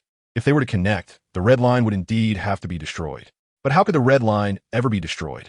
Impossible, absolutely impossible. Nami and Nojiko also thought this was an impossible task. Pirate King Roger, you wouldn't be deceiving us, would you? Roger smirked and said, who knows? Perhaps there are weapons in this world capable of destroying the Red Line, allowing the entire sea to connect. That would certainly require the combination of the 3 ancient weapons, Poseidon, Uranus, and Pluton. When he discovered the Great Treasure, he learned this truth. It is the treasure left behind by Joy Boy. Of course, there are also vast amounts of gold and silver treasures, which is true. Nami couldn't help but be astonished. Does such a weapon really exist in the world? That would indeed be terrifying. What kind of weapon could it be? As Roger said, if the Red Line were destroyed, it would really allow the seas to connect. Nojiko, Dasky, and Vivi listened quietly, wanting to know what this weapon really was. Dasky had naturally seen the majestic scenes of the Red Line. Even 1,000 Navy warships bombarding the Red Line could not possibly destroy it. At most, it would only damage the surface. To create an opening in the Red Line is something that human power cannot achieve. She never expected that behind the Great Treasure there would be such an astonishing secret. If it weren't for Roger saying it himself, Vivi would never have believed it. Her expression had completely changed at that moment. This person seems to make some sense. She certainly knows about ancient weapons, which are legendary. They possess extremely terrifying destructive power. And if they are ancient weapons, it is indeed possible to destroy the Crimson Earth continent. What on earth is going on with these people? They're discussing such terrifying things. Could this person really be Pirate King Roger? She had many questions in her heart, but unfortunately, her mouth was sealed and Watergate didn't seem too surprised. Finding the Great Treasure could destroy the Red Earth continent? So this is the treasure. It feels a bit boring. Roger frowned. This is the biggest secret on the sea. You are lucky to hear the truth from me here. Otherwise, you would never know it. Shouldn't you feel shocked? When he first learned the truth, he was indeed very shocked. Des Bonnie was certainly shocked. She didn't expect such a secret. This news must be told to the Navy. A terrifying weapon capable of destroying the continent. If it falls into the hands of pirates, the world will be doomed. Vivi was also shocked. This was indeed news that could stun the world. After the 4 seas connected, it became a true world. Watergate looked at his brother Snake. Snake, can Father really destroy the Red Earth continent? Upon hearing this, Roger stared at her in disbelief. Don't joke around. No matter how powerful your father is, can he be stronger than the combined forces of the 3 ancient weapons? That's impossible. Although this kid's talent is not inferior to his son Ace, and her father might also be strong, Destroying the vast red Earth continent that reaches 10,000 meters high is absolutely just a dream. Hearing Roger's words, Princess Vivi knew she was right. Just as she had guessed, it was indeed the ancient weapons that could destroy the red Earth continent. Moreover, all three ancient weapons were complete. The destructive power is truly astonishing. It seems highly likely that the red Earth continent could be destroyed now. It turns out that the legendary Great Treasure hides such a secret. However, how could this blonde little girl ask such a question? She actually believes that her father could destroy the red Earth continent with mere mortal strength? Is this something that humans can do? It seems like they're only 5 or 6 years old, still innocent and carefree. That's why they would ask such naive questions. Even Dasky, who keeps her mouth shut, doesn't believe that humans can destroy the Red Land. Even if the 3 admirals of the Navy, the Hero Garp, and Fleet Admiral Sengoku all joined forces, it would still be absolutely impossible to destroy the Red Land. If such a thing were possible, the Navy would have already pacified the seas. And there wouldn't be any 4 emperors of pirates. There would be no pirates wreaking havoc in the world. Therefore, she believes this is absolutely impossible. Nami and Nojiko are also shocked that Watergate would ask such a question. In fact, they don't really believe it, even if it's about Watergate's father. A person who could destroy the Red Land would truly be a godlike existence, even someone who could destroy the world. However, they do have some belief in it, because Watergate's father is capable of truly bringing people back to life. This is also an incredible thing. From what they know, it is a power called the Rinnegan. They weren't given any detailed information about it. They could only listen to what Orochimaru had to say. Orochimaru is a few years older than Minato and should have a deeper understanding of his own father. Upon hearing his sister's words, Orochimaru fell into deep thought. It turns out that the Great Treasure has such a secret to destroy the land of red soil. He had just passed through the land of red soil and knew how majestic and enormous it was, far larger than the biggest sea kings. He believed that even if he possessed the Rinnegan, he might not be able to destroy the land of red soil. It's not that the Rinnegan is incapable, but he felt that his own power was still insufficient to destroy the land of red soil. One of his brothers, Pain, inherited their father's Rinnegan. However, Orochimaru felt that Pain also did not possess such destructive power and answered truthfully. Maybe it could be done, maybe not. He had never seen his father in action. He was indeed speaking the truth. Although he admired his father immensely and believed that his father could do anything, he had never witnessed anything like destroying the land of red soil. Therefore, he naturally did not dare to be certain. After all, what Pain said was definitely impossible. Roger laughed heartily. Such a vague answer was certainly impossible. Even the legendary Joy Boy couldn't achieve that. He would need the 3 ancient weapons to accomplish such a feat and turn the world into a massive paradise. Dashiki also let out a slight sigh of relief. Exactly. How can anyone possibly do that? And especially the father of such a ruthless person. If such a thing could be done, wouldn't all the women in the world be taken away by these terrifying human traffickers? This is really scary. Watergate is not happy. Maybe it's just not possible. How can you be so sure? That an invincible father, able to give birth to so many brothers and sisters. How could it not be possible? Roger asked with a smile. Is your father Joy Boy? The poneglyphs of Laugh Tale record that Joy Boy will awaken the sun god Nika form. In his eyes, the Nika devil fruit, known as the sun god, possesses the power of a deity and can truly destroy the red line. Then his father must be Joy Boy, possessing a power called God, which allows him to have such naive delusions. But even so, he still doesn't quite believe it. Even if there's a title of God, in the end, he is just a mortal. It only means his devil fruit ability is strong. He doesn't believe the other party can be much stronger than himself. He still has confidence in his own strength to become the Pirate King. Watergate shook his head. His father does not have that name. Roger explained. It doesn't have to be that name. It's just a code name.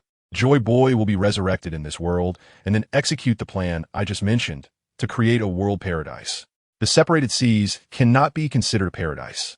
The mermaid princess of Fishman Island has also grown up, and Joy Boy should return. He created the Great Pirate Era to allow this to happen in this time. He certainly hopes his son finds Laugh Tale and becomes Joy Boy. After all, he is his son, so he must be as strong as him. Now, from a news learned from Garp, Ace has already become the captain of the 2nd Division of the Whitebeard Pirates. It's important to know that the previous captain of the 2nd Division was Kazuki Oden, whom he had run away with. He was a very powerful monster. This guy should have returned to his Wano country by now. Thinking of this, he bowed his head and pleaded, "Please allow me to meet your father. Just a brief meeting would be enough to know if he is Joy Boy, the man I've been hoping for all along." This is his only wish aside from Ace. Orochimaru was somewhat moved by Roger's demeanor. To make a pirate king bow his head like this, it seems this matter is very important to him. He also had a question in his heart, which was whether his father was Joy Boy. All right, I will report to my father and see if he will meet you. Roger could only agree.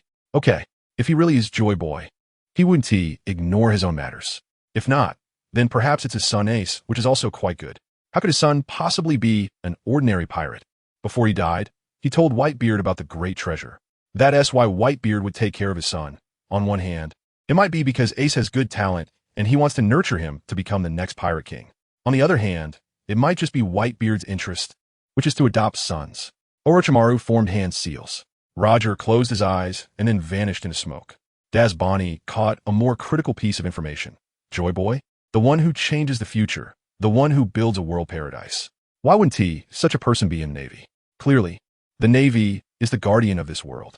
Princess Vivi was also shocked. The topics these people were discussing were getting increasingly strange. Now, they even mentioned Joy Boy, as if there really is such a thing.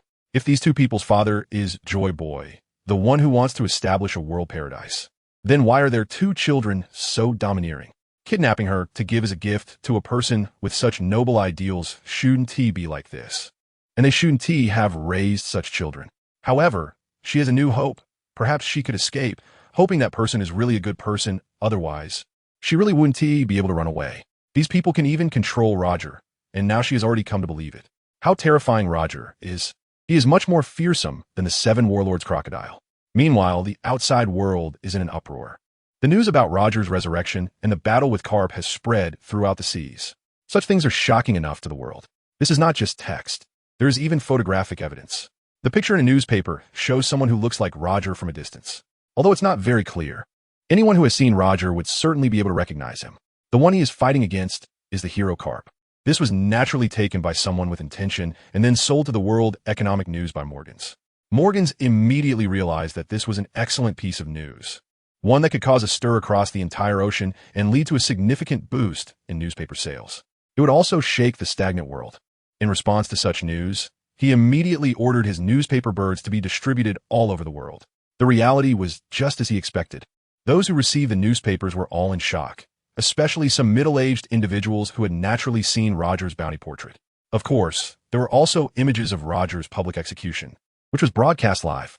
It was exactly like that. There was no mistake. The scene of the execution was deeply engraved in their minds. Not only did the news of the great treasure shake the world, but the execution of the evil pirate king Roger itself was enough to create a stir. However, some people did not believe it. Coming back from the dead, wasn't that nonsense? When a person dies, there is nothing left. In their eyes, this was definitely fabricated news. It was absolutely impossible for someone to come back to life. That contradicted the laws of life. If Pirate King Roger really had come back to life, wouldn't the seas be in chaos? In Frost Moon Village of East Blue, a bespectacled Kang Shiro sat cross-legged in his yard with a blank expression. He looked somewhat haggard. A few days ago, some little thieves had come to steal the ashes of his deceased daughter, Kuina. He had been tricked and allowed them to escape. He was extremely furious at the time, but by the time he set sail, those guys had already vanished into the vast sea, making it impossible to pursue them. His heart was filled with anger and sadness. To have his daughter suffer such humiliation even after her death was unbearable. Just then, a newspaper bird suddenly flew overhead and dropped a newspaper. Kang Shiro helplessly tossed a few coins into its embrace, and then the news bird flew away. It was just a newspaper worth only a few coins. But if he refused to pay, the news bird would never come to deliver newspapers again. He read the newspaper not only to understand the happenings of the world. After all, his identity was not simple, and it was necessary to be aware of major events in the world. Of course, it would be even better if he could learn about the whereabouts of those few evil thieves in the newspaper. He would set sail to pursue them without hesitation. Previously, he had only felt helpless. The vast sea was daunting, and where could he possibly go to chase them? Looking down at the newspaper, the large headline shocked him. Pirate King Roger revived and battles Navy hero Garp. It even included several pictures. Even though his heart was filled with sadness and anger, he now showed a look of astonishment. As an old man, how could he not know what Roger looked like? Back in the day, the newspaper had published the news of Roger's pirate crew circling the globe and officially becoming the Pirate King, as well as the news of his public execution. Did this guy really come back to life? Are you sure this isn't a joke? Looking closely at the person in the newspaper, He really looks just like someone he met before. Suddenly, his eyes widened as he saw a blonde girl in several of the pictures, her gaze filled with anger. This is the guy, one of the culprits who took his daughter's ashes. Could this guy really be in Road Town now? He was suddenly a bit stunned. A black-haired girl in the newspaper caught his attention. She had a red ribbon tied around her waist and was wearing white clothes, which looked exactly the same. How could he not recognize his own daughter? But his daughter was clearly dead. How could there be two people so alike in the world? If there was any difference, it was that the girl in the newspaper seemed to have less spirit. He was filled with disbelief. The anger he felt earlier had vanished, replaced by confusion. He was certain he didn't have a second daughter, and there couldn't be two such similar people in the world. They not only looked identical, but their clothes were the same as well. He thought carefully and suddenly remembered what the blonde girl had said about resurrection. At that time, he didn't believe such absurd words. How could such a thing happen in the world? But now this was happening right in front of him. That person was definitely his daughter, no doubt about it. The probability of two people looking so alike in the world was almost zero. Even if they resembled each other, there would be some obvious differences that he, as a father, could easily identify. If he couldn't even notice that, he wouldn't be able to become a great swordsman. His heart suddenly raced with excitement. Could it be that this group had brought his daughter back to life? Tears welled in the corners of his eyes. Seeing Kuina alive again was truly wonderful. He wanted to rush to Road Town immediately to find his daughter. But as soon as he stood up, he calmed down. If he rushed over now, they would probably have already vanished. Since they could resurrect his daughter, then Pirate King Roger could be resurrected too. Suddenly, he thought, could it be that the resurrection of Pirate King Roger was orchestrated by this group? It seemed they must have already left. They would surely know that resurrecting Roger would make them targets of the Navy and even the world government. In that case, they would definitely hide their tracks. But where could he go to find them? The she is fushed. However, he still had an optimistic thought in his heart. If Kuina had really come back to life, she would definitely want to go home. The only thing he could do was wait. That was the best course of action, much better than blindly searching the sea. Although he couldn't see his daughter right away, he still wore a smile on his face. Nothing made him happier than this. Right? If Zoro had the heart to notice the Kuina in the newspaper, he would surely be very happy too. Tonight, he would have a few drinks. At that moment, the Straw Hat Pirates, fearing being caught and thrown into prison by Carp, had already escaped to a safe sea area. In their panic, they didn't head straight for the Grand Line, but chose a direction to flee. At this time, they also received the newspaper delivered by the newsbird. Usopp held it and looked, his eyes wide with shock. The Pirate King GOL Roger actually came back to life? Is this real? Right after they left Road Town, did such a terrifying event occur there? Luffy, hearing this, moved closer with a look of surprise on his face. Ah, the Pirate King Roger actually came back to life? Looking at the newspaper, it even had a picture of his grandfather. It seemed like he was fighting his grandfather. Is this true? He hadn't forgotten his dream, which was to become the Pirate King. If the Pirate King came back to life, then of course he would defeat him and become the new Pirate King. Usopp and Sanji were taken aback. Luffy really dares to say that. But as crew members, they naturally hoped their captain could achieve that. Then they would be the crew of the Pirate King. At this moment, Usopp was filled with doubt. Logically, Roger had been dead for over 20 years. Even if there was a way to resurrect him, he should have been brought back long ago. How could it be happening now? The newspaper said someone had resurrected him. Could it be another terrifying devil fruit ability? Luffy had a puzzled look on his face. Devil fruit ability? He himself had a rubber-like body that could stretch and expand. However, his ability was not as magical as that. Zoro, on the other hand, knew it should be the work of Kuina's brother who resurrected her. At that time, that blonde girl didn't even allow Kuina to disclose it. So he couldn't say anything haphazardly. This matter was too shocking. Luffy was more of a blabbermouth, naive, and could accidentally reveal such a secret. On a deserted island somewhere in the Grand Line, a group of pirates was temporarily stationed there to rest. Deep in the jungle, a red-haired man with one arm sat quietly with his head down, a knife stuck in the ground before him. Dozens of others were sitting quietly around him. Suddenly, a pirate rushed into the jungle, trembling as he shouted, "Captain, Mihawk is coming." No wonder he was so surprised. This was the world's greatest swordsman, whose fame was not inferior to that of his own captain. His captain was, of course, Red-Haired Shanks. Red-Haired Shanks handed him a wine glass filled with alcohol. The pirate immediately picked up the drink and gulped it down. He instantly felt the heat lessen significantly, even though his captain was one of the 4 emperors. He had no airs about him. On the contrary, he took great care of his crew. The pirate continued to report when he suddenly sensed a powerful presence behind him. Turning around, he indeed saw Mihawk coming and wisely stepped back. Since Mihawk had come in person, There was no need for him to report. The captain would handle it. Shanks looked up at this guy, and his hungover brain instantly became alert. He had never seen Mihawk like this before. His hat and clothes were all tattered and worn. It was truly a pitiful sight. One must know that Mihawk was different from him. He was the world's greatest swordsman, a proud individual who would never allow himself to be in such a disheveled state. This couldn't help but pique his curiosity. He asked with a smile, "Hawkeye, how did you end up like this? Did you have a fierce battle with one of the four emperors? Was it a life and death struggle?" After asking, he felt something was off. The other four emperors didn't have such a significant conflict with Hawkeye, did they? This is the first half of the Grand Line. The other three emperors should be in the second half, which is the New World. Unless there is a life and death battle, there is no reason for Mihawk to be in such a dire situation. Furthermore, these three do not have such a significant conflict with Mihawk. This guy, Mihawk, pursues the peak of swordsmanship and does not seek territory or wealth, so he does not have intense conflicts with those people. They also wouldn't easily provoke Mihawk. At this moment, the other officers glanced over, shocked by Hawkeye's disheveled appearance. They all wanted to know the reason. Hawkeye sat down and helplessly said that when he returned to the Grand Line from the East Sea through the Calm Belt, he encountered a terrifying young man who almost took him down. This state he was in was already considered very lucky. He wasn't lying. Who could have expected such a terrifying attack from the other party? That kind of attack was no less powerful than a strike from one of the four emperors. Even against Shanks, it was the same. If he hadn't blocked it in time, the consequences would have been far worse than just torn clothes.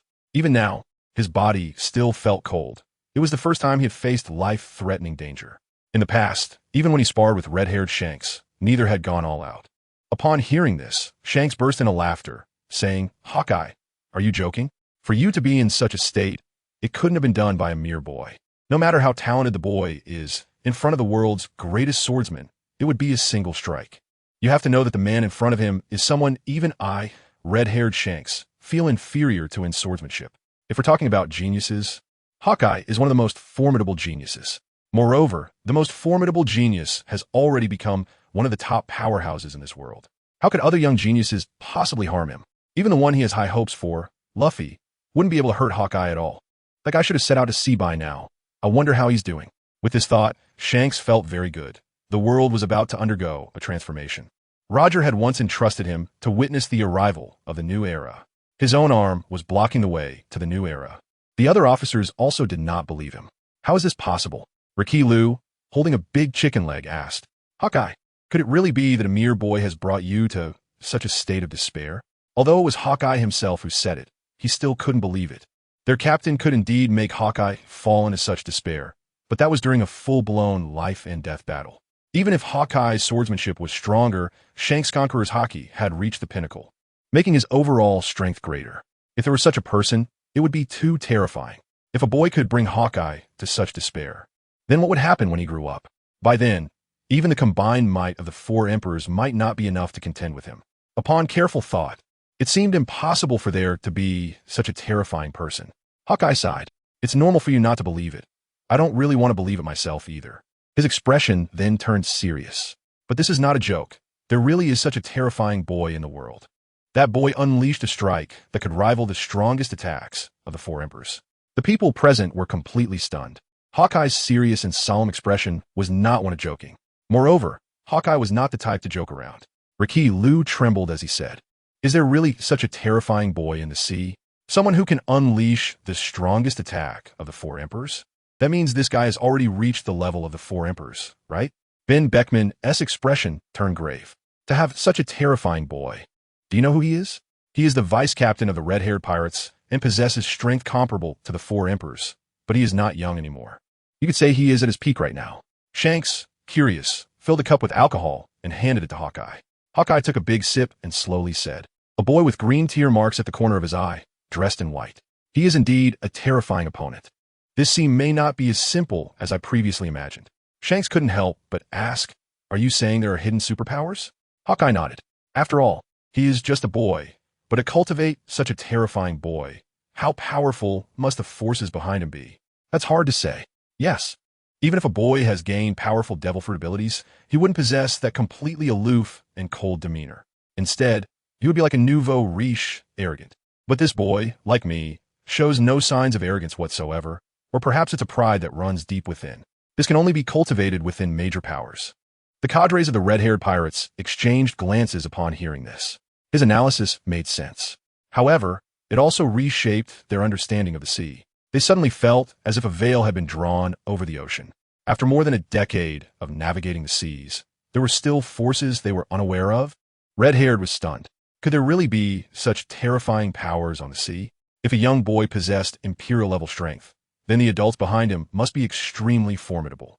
At the very least, they could easily crush these four emperors. His head suddenly began to ache again. It's hard to tell whether this is good or bad.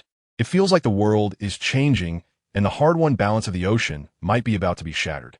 Just then, a newspaper bird flew overhead and dropped a newspaper directly into Shanks' arms. Shanks pulled out a few coins and tossed them to the newspaper bird. Only then did he glance at the paper, and he was instantly shocked and taken aback. How could it be? The captain is in the newspaper? The captain has been dead for over 20 years. He wanted to see what the news was. What could possibly concern Captain Roger now? But the more he looked, the more alarmed he became, his face filled with astonishment, even unable to help but grip the newspaper tightly. The other crew members watched their captain's reaction, and their expressions turned serious. This look indicated that something significant was about to happen. It's worth noting that he had never been this surprised even after his duel with Mihawk. Now even they're feeling anxious. Something that can make the boss panic like this is certainly not a trivial matter. Beckman immediately asked, "Shanks, what happened?" Even Mihawk cast a sidelong glance. Could there be something even more shocking than what he just mentioned? He was curious to see what it was. At that moment, the newspaper that Shanks was tightly gripping began to deform, and the veins on his forehead bulged. Then he looked at everyone and explained, "My captain, Roger, has been resurrected and fought a battle against the Navy hero, Garp, in Logtown." Hearing this, the officers' expressions changed, and the hangover from last night cleared from their minds in an instant. Something unbelievable has happened. Their captain, Shanks, as one of the current four emperors, was once a crewmate of the Pirate King, Roger. Even Mihawk was stunned. How is it possible? Roger can't possibly be revived. I witnessed his execution with my own eyes. There can't be such a miraculous ability on the seas. It should be impossible to come back to life. Once you're dead, even for someone like Roger. The other crew members reacted. "Yeah, Captain, this can't be true, right? It's probably just some fake news released by those unscrupulous newspaper owners to boost their sales." Shanks realized this and loosened his grip on the newspaper, then saw that it was published by the World Economic News. So, its publisher is Morgan's. He slowly said, "This is probably not fake news. It's published by Morgan's of the World Economic News. This person's credibility is still intact. The news he releases is usually true, although it might be a bit exaggerated. Get ready. We're heading to the East Blue. I wonder if we might run into Luffy. That kid should have set out by now." The other members understood. If it's from Morgan's, then there's a high probability it's true. They also understood why their captain was so anxious to return. No one opposed. At that moment, Mihawk spoke up. "I'll go with you." This matter caught his attention. The former Roger was a terrifying swordsman. Of course, he was not only formidable in swordsmanship, but also possessed the conqueror's haki. He was at least as strong as the current red-haired Shanks, someone who could be compared to the strongest man today, Whitebeard. Naturally, he was more curious to see who was responsible for this. Red-haired Shanks did not refuse. Thus, the officers informed the members of the red-haired pirates on the island to board the ship and prepare to enter the East Sea. As one of the four emperors, Shanks chose to return to the East Sea through the Calm Belt, as it was a shorter route. After all, they were just sea kings. With a single conqueror's haki shockwave, Shanks could scare them away easily. Of course, Moonlight Moria, who was in the Magical Triangle area, also received this newspaper and became increasingly indignant. How could someone possess the ability to come back to life on the sea? His heart was filled with jealousy. His devil fruit ability only allowed him to control the corpses of the deceased, and only if they were well preserved. He also needed to capture shadows and place them into the corpses to control them. His strength was not as terrifying as it used to be, for example. He had obtained the legendary Samurai Ryuma from Wano country. Even with such a powerful corpse, controlling it was not as impressive as the legend suggested. He couldn't even defeat it. The puppets he controlled were not only related to the strength of the corpses, but also to the strength of the shadows. Only with a strong corpse and a strong shadow could one obtain a powerful puppet. However, acquiring a strong shadow was not so easy. Only the shadows of strong individuals were powerful. Therefore, even though he controlled many puppets, he did not dare to seek revenge against his former enemy Kaido. Moonlight Moria felt very envious. That person who controlled Roger could even fight against the Navy hero Garp. Garp was still the same Garp from before, not much weaker. As the face of the Navy, It was enough to show that Roger possessed peak or near-peak strength. He was filled with unwillingness. If only he could summon someone with such combat power as Roger, he could definitely defeat his enemy Kaido. He could even resurrect his comrades who were killed by Kaido.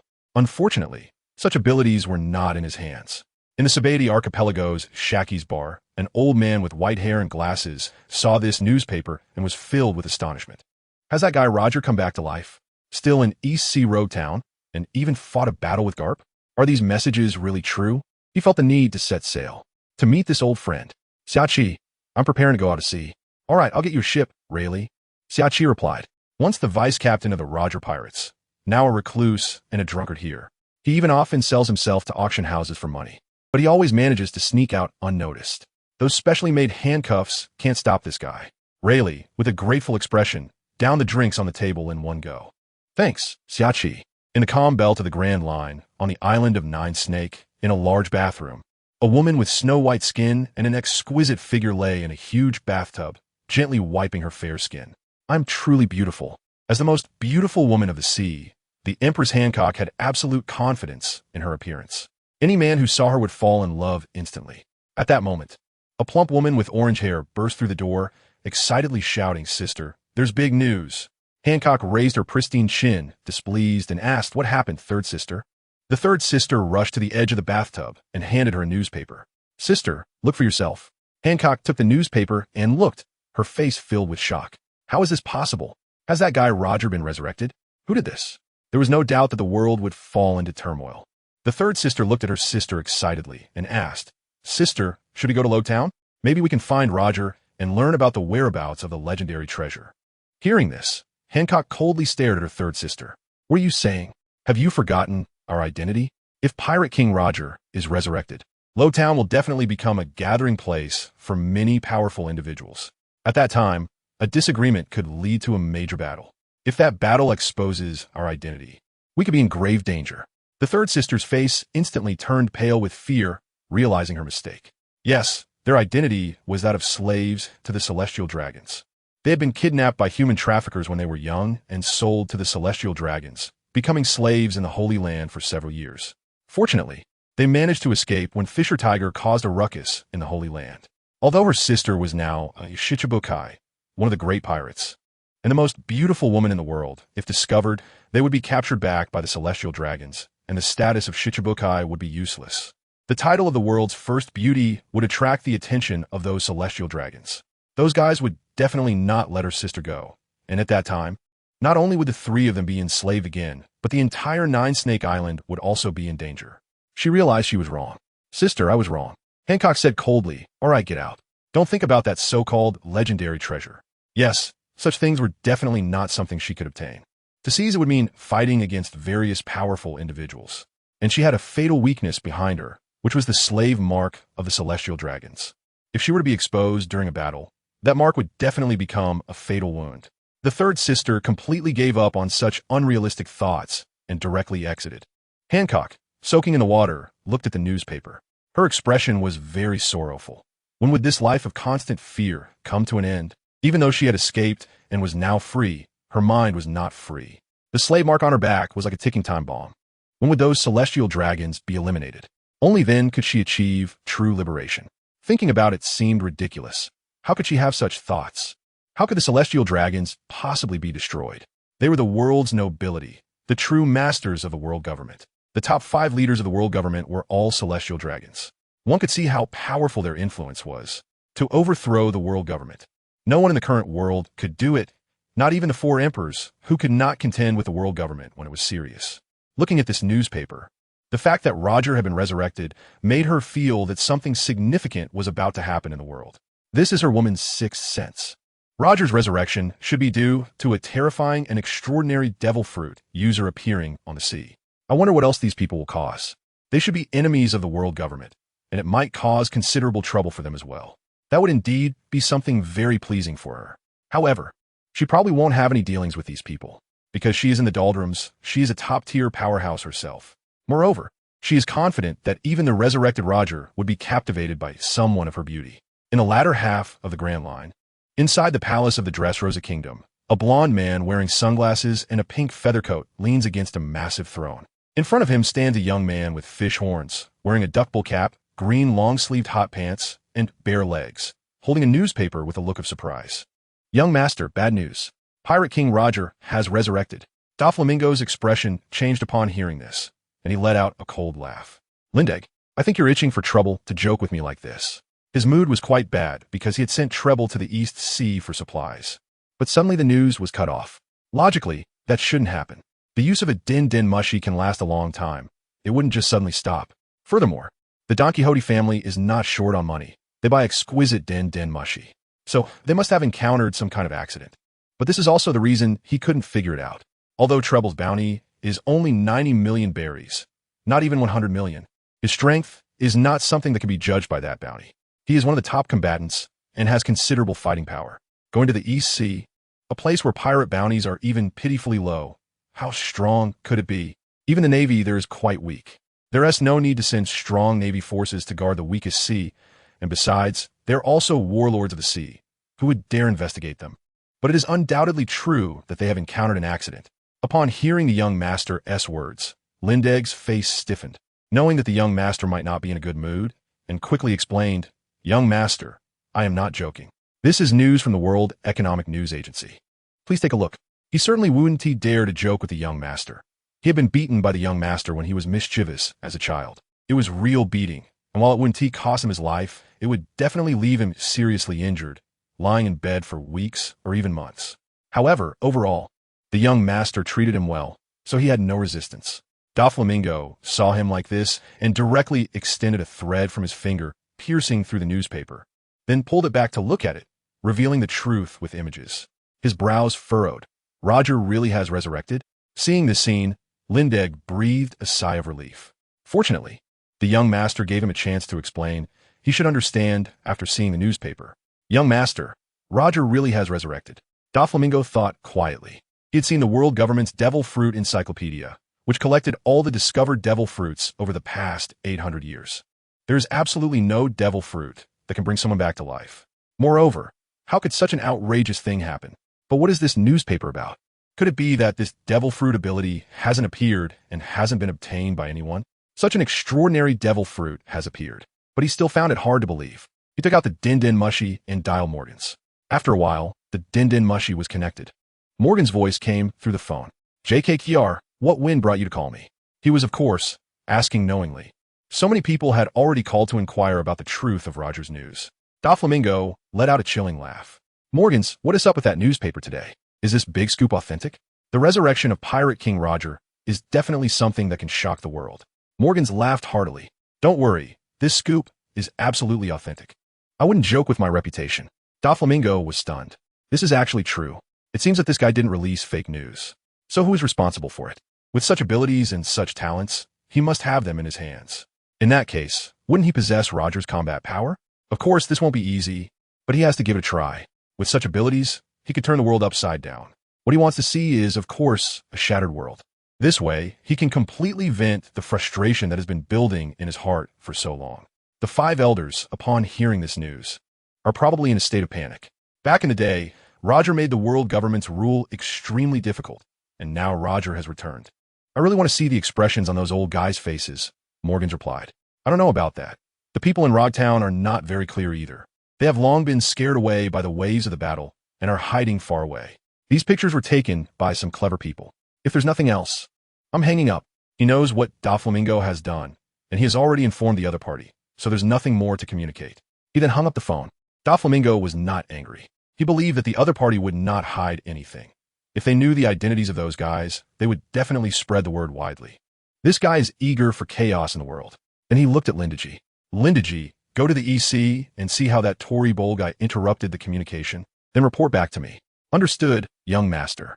Lindeji immediately walked out, preparing to set sail for the EC. It's just a small place in the EC.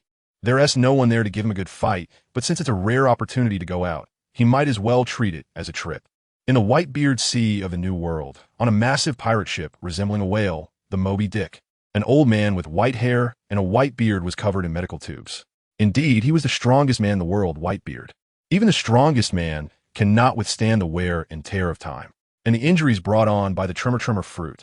It granted him immense attacking power, but also caused his body to suffer more and more injuries. Even so, he could still be called the strongest man in the world today, which speaks volumes about his strength. At that moment, a man with golden hair, adorned with a white beard pirate's tattoo on his chest, quickly ran to the center of the ship, holding a newspaper with a shocked expression. "Dad, it's bad. That guy Roger has come back to life." At this moment, not only was Whitebeard, who was covered in tubes, shocked, but even Ace, who was next to Whitebeard, had a look of disbelief on his face. Whitebeard glanced over. "Marco, what nonsense are you talking about?" Roger was executed, and that was publicly announced by the sea. There were even close-up shots. The entire execution process was made public. There's no way it was faked. The world government wouldn't fake it either. Those guys would not show mercy to Pirate King Roger. This was still Roger personally going to his death. Before setting sail to his demise, Roger told him everything. Roger's purpose was to ignite the great pirate era, to bring forth the legendary Joy Boy on this sea and change the world. That was his goal. When Marco saw that, Dad didn't believe it. He quickly handed over the newspaper. Before Whitebeard could take the newspaper, Ace snatched it away. He looked over. This appearance is definitely Roger. Although Roger was still an infant when he died, I've seen his bounty poster from before. The location in the photo is Log Town, and that old man Garp is also there. It seems this matter is indeed true. Dad, I need to return to the East Blue. I have some questions for Roger. I want to ask him why he instigated such a terrifying era of pirates and why he brought me into this world. Roger is a sinner of the world. He is the bloodline of evil and should not have been born in this world. Even now, there are lingering doubts. He jumped up directly, flew to his small boat, and activated his Flame fruit ability, causing huge flames to erupt from the stern, propelling the small boat forward quickly. Seeing this scene, Marco hurriedly called out to stop him. "Ace, come back." But he couldn't stop Ace at all, and that small boat gradually disappeared into the horizon of the sea. Marco was very puzzled. "Dad, are we really going to let Ace leave like this?" Whitebeard sighed. "Let him go." He naturally knew Ace's identity. Ace had shared his background with him the night before joining his pirate crew. It seems he still hasn't let go. Although Roger is his father, the most notorious man on the sea, Ace is a good kid. Since that guy Roger has come back to life, that is not so bad. I hope Ace can overcome the shadows in his heart this time and carve his own path. On a mysterious island in the calm belt of the first half of the Grand Line, a small boat slowly approached the shore. Orochimaru directed Nami toward the calm belt. Even when they encountered some sea kings along the way, Orochimaru seriously injured them with his wind release technique, causing them to flee in panic.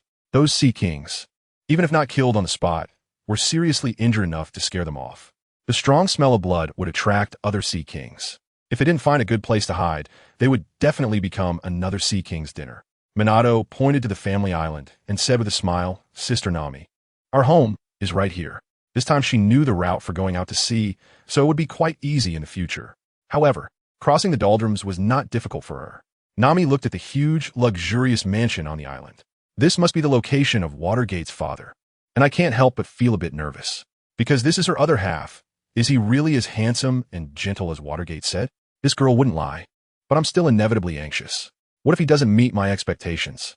Only by seeing him will I know. Dasky's heart grew heavier. Have they really arrived at that demon's home? Is it over? Could it really be time to have a child? Vivi's expression is also not good at this moment.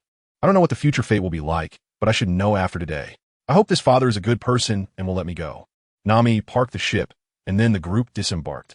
On the way to the mansion, they first had to pass through a dense forest. Just as they crossed the forest, a figure dressed in red clouds and black clothing appeared, with empty sleeves and one hand hanging down from the open front of the garment, looking very calm. "Orochimaru, you dare to defy father's orders and run out. Just accept your punishment." Orochimaru chuckled. "You don't need to worry about that, Itachi. This time I brought back 2 pretty girls, and even if my father gets angry, he won't be too upset. I also brought back the talented Kuina. Here." I ran into Itachi, and it's just the right time to test the power of his Edo Tensei, letting this kid see if all techniques are useless in front of him. He directly formed hand seals and then slammed the ground, causing a huge seal to appear. With the emergence of white smoke, a figure in a red coat appeared. It was Pirate King Roger. "Let me show you a ninjutsu that even the Mangeki Sharingan can't see through." As soon as Roger appeared, he noticed the unfamiliar environment.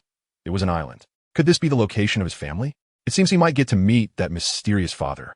However, that kid in front with the indifferent expression doesn't look simple. Could he also have special abilities? It seems very likely. Itachi, seeing the face with cracks appearing on the ground, realized this was the Edo Tensei technique. It was actually used by Orochimaru. Edo Tensei can summon the souls of the deceased, using earth and human bodies as vessels to recreate their powers. It's very powerful. It seems that Orochimaru's purpose for this trip was just this. Of course, he also noticed there was a little girl with cracks on her face opposite him, who should also be from Edo Tensei. How could a normal person look like that? He was a bit interested in Orochimaru. Can the Edo Tensei people resist his eyes? His black pupils immediately turned red, with 3 tomo appearing. It didn't stop there. The tomo spun and formed a 4-cornered windmill pattern. His crimson eyes stared directly at Pirate King Roger. The ocular power quickly gathered, activating the eye technique. Tsukuyami. This is the special ocular technique of his left eye. The kaleidoscope Sharingan, which can pull the enemy's spirit into his illusion space. In the realm of Tsukuyami, everything is under his control. As soon as one is caught by this technique, it means defeat. However, after a while, Itachi realized that he had not pulled the opponent's spirit into space. No reaction. Is this the dead? Without a spirit, they are not afraid of his illusion. This is indeed a bit impressive. The spectators Nami, Daisuke no Kigo, and Vivi felt frightened by his eyes. Just looking at them made them dizzy. It made them feel extremely uncomfortable. Minato quickly reminded them, "Don't look into Itachi's eyes. Your spirit will be sucked away." She herself didn't dare to look at those eyes anymore and shifted her gaze. Fortunately, it wasn't directed at them. Otherwise, their spirits would have already been drawn into the illusion space. Itachi's eyes are truly terrifying. According to him, it is an illusion that one will be caught in as long as they make eye contact. How frightening. The 4 of them quickly averted their gaze, feeling extremely terrified. Who are these people? Just looking at them puts immense pressure on the eyes. Such terrifying eyes. Nami had heard Minato say before that his brother was very powerful. She never expected him to be this strong. Just looking into his eyes was impossible. Orochimaru laughed loudly. "Itachi, your kaleidoscope Sharingan is useless against the reanimated dead summoned by impure world reincarnation." This scene made Orochimaru very happy. He had once fallen victim to Itachi's technique, being pulled into the illusionary space just by making eye contact, and had endured a mental punishment that tormented him. The feeling, as real as it was, still lingered in his memory. Now this scene proved that he had a way to deal with Itachi. "Pirate King, come on, give him a good lesson." Roger immediately charged at Itachi with his sword. Itachi, seeing someone rush at him like that, had no intention of engaging in close combat. Pirate King Roger? I've heard that name. He's one of the top powerhouses on the seas. The top powerhouses of this world mean that their physical techniques are incredibly formidable. Not only is their attack power impressive, but their defense is also astonishing. Although he can use armament haki, such haki is completely useless in front of these people. Therefore, he chose to use his special ability, the 3rd power of the kaleidoscope Sharingan. Susanoo. As soon as the words were spoken, blue chakra erupted around Itachi's body, and a white skeletal frame emerged, complete with a skull and 2 skeletal arms. Facing the charging Roger, he directly controlled the massive skeletal fist to smash down towards Roger. Upon seeing this scene, Roger was shocked. This was yet another miraculous ability. Under Orochimaru's control, he swung his sword towards the gigantic fist, directly withstanding the tremendous impact, causing the ground beneath him to sink. This power is truly terrifying.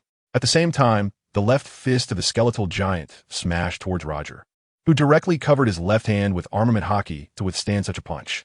The large fist and the small fist collided heavily, and the ground was once again devastated. Even Roger's body sank into the ground. Itachi's expression became serious, no longer showing the previous indifference. This guy truly lives up to being a top powerhouse on the sea. Being able to withstand his own Susanoo is no simple feat. The 2 continued their fierce battle, and the ground around them shook constantly. The collision force between the 2 was immense. Orochimaru, who was watching the fight, grew more and more fond of it. The ability of the kaleidoscope Sharingan is truly amazing.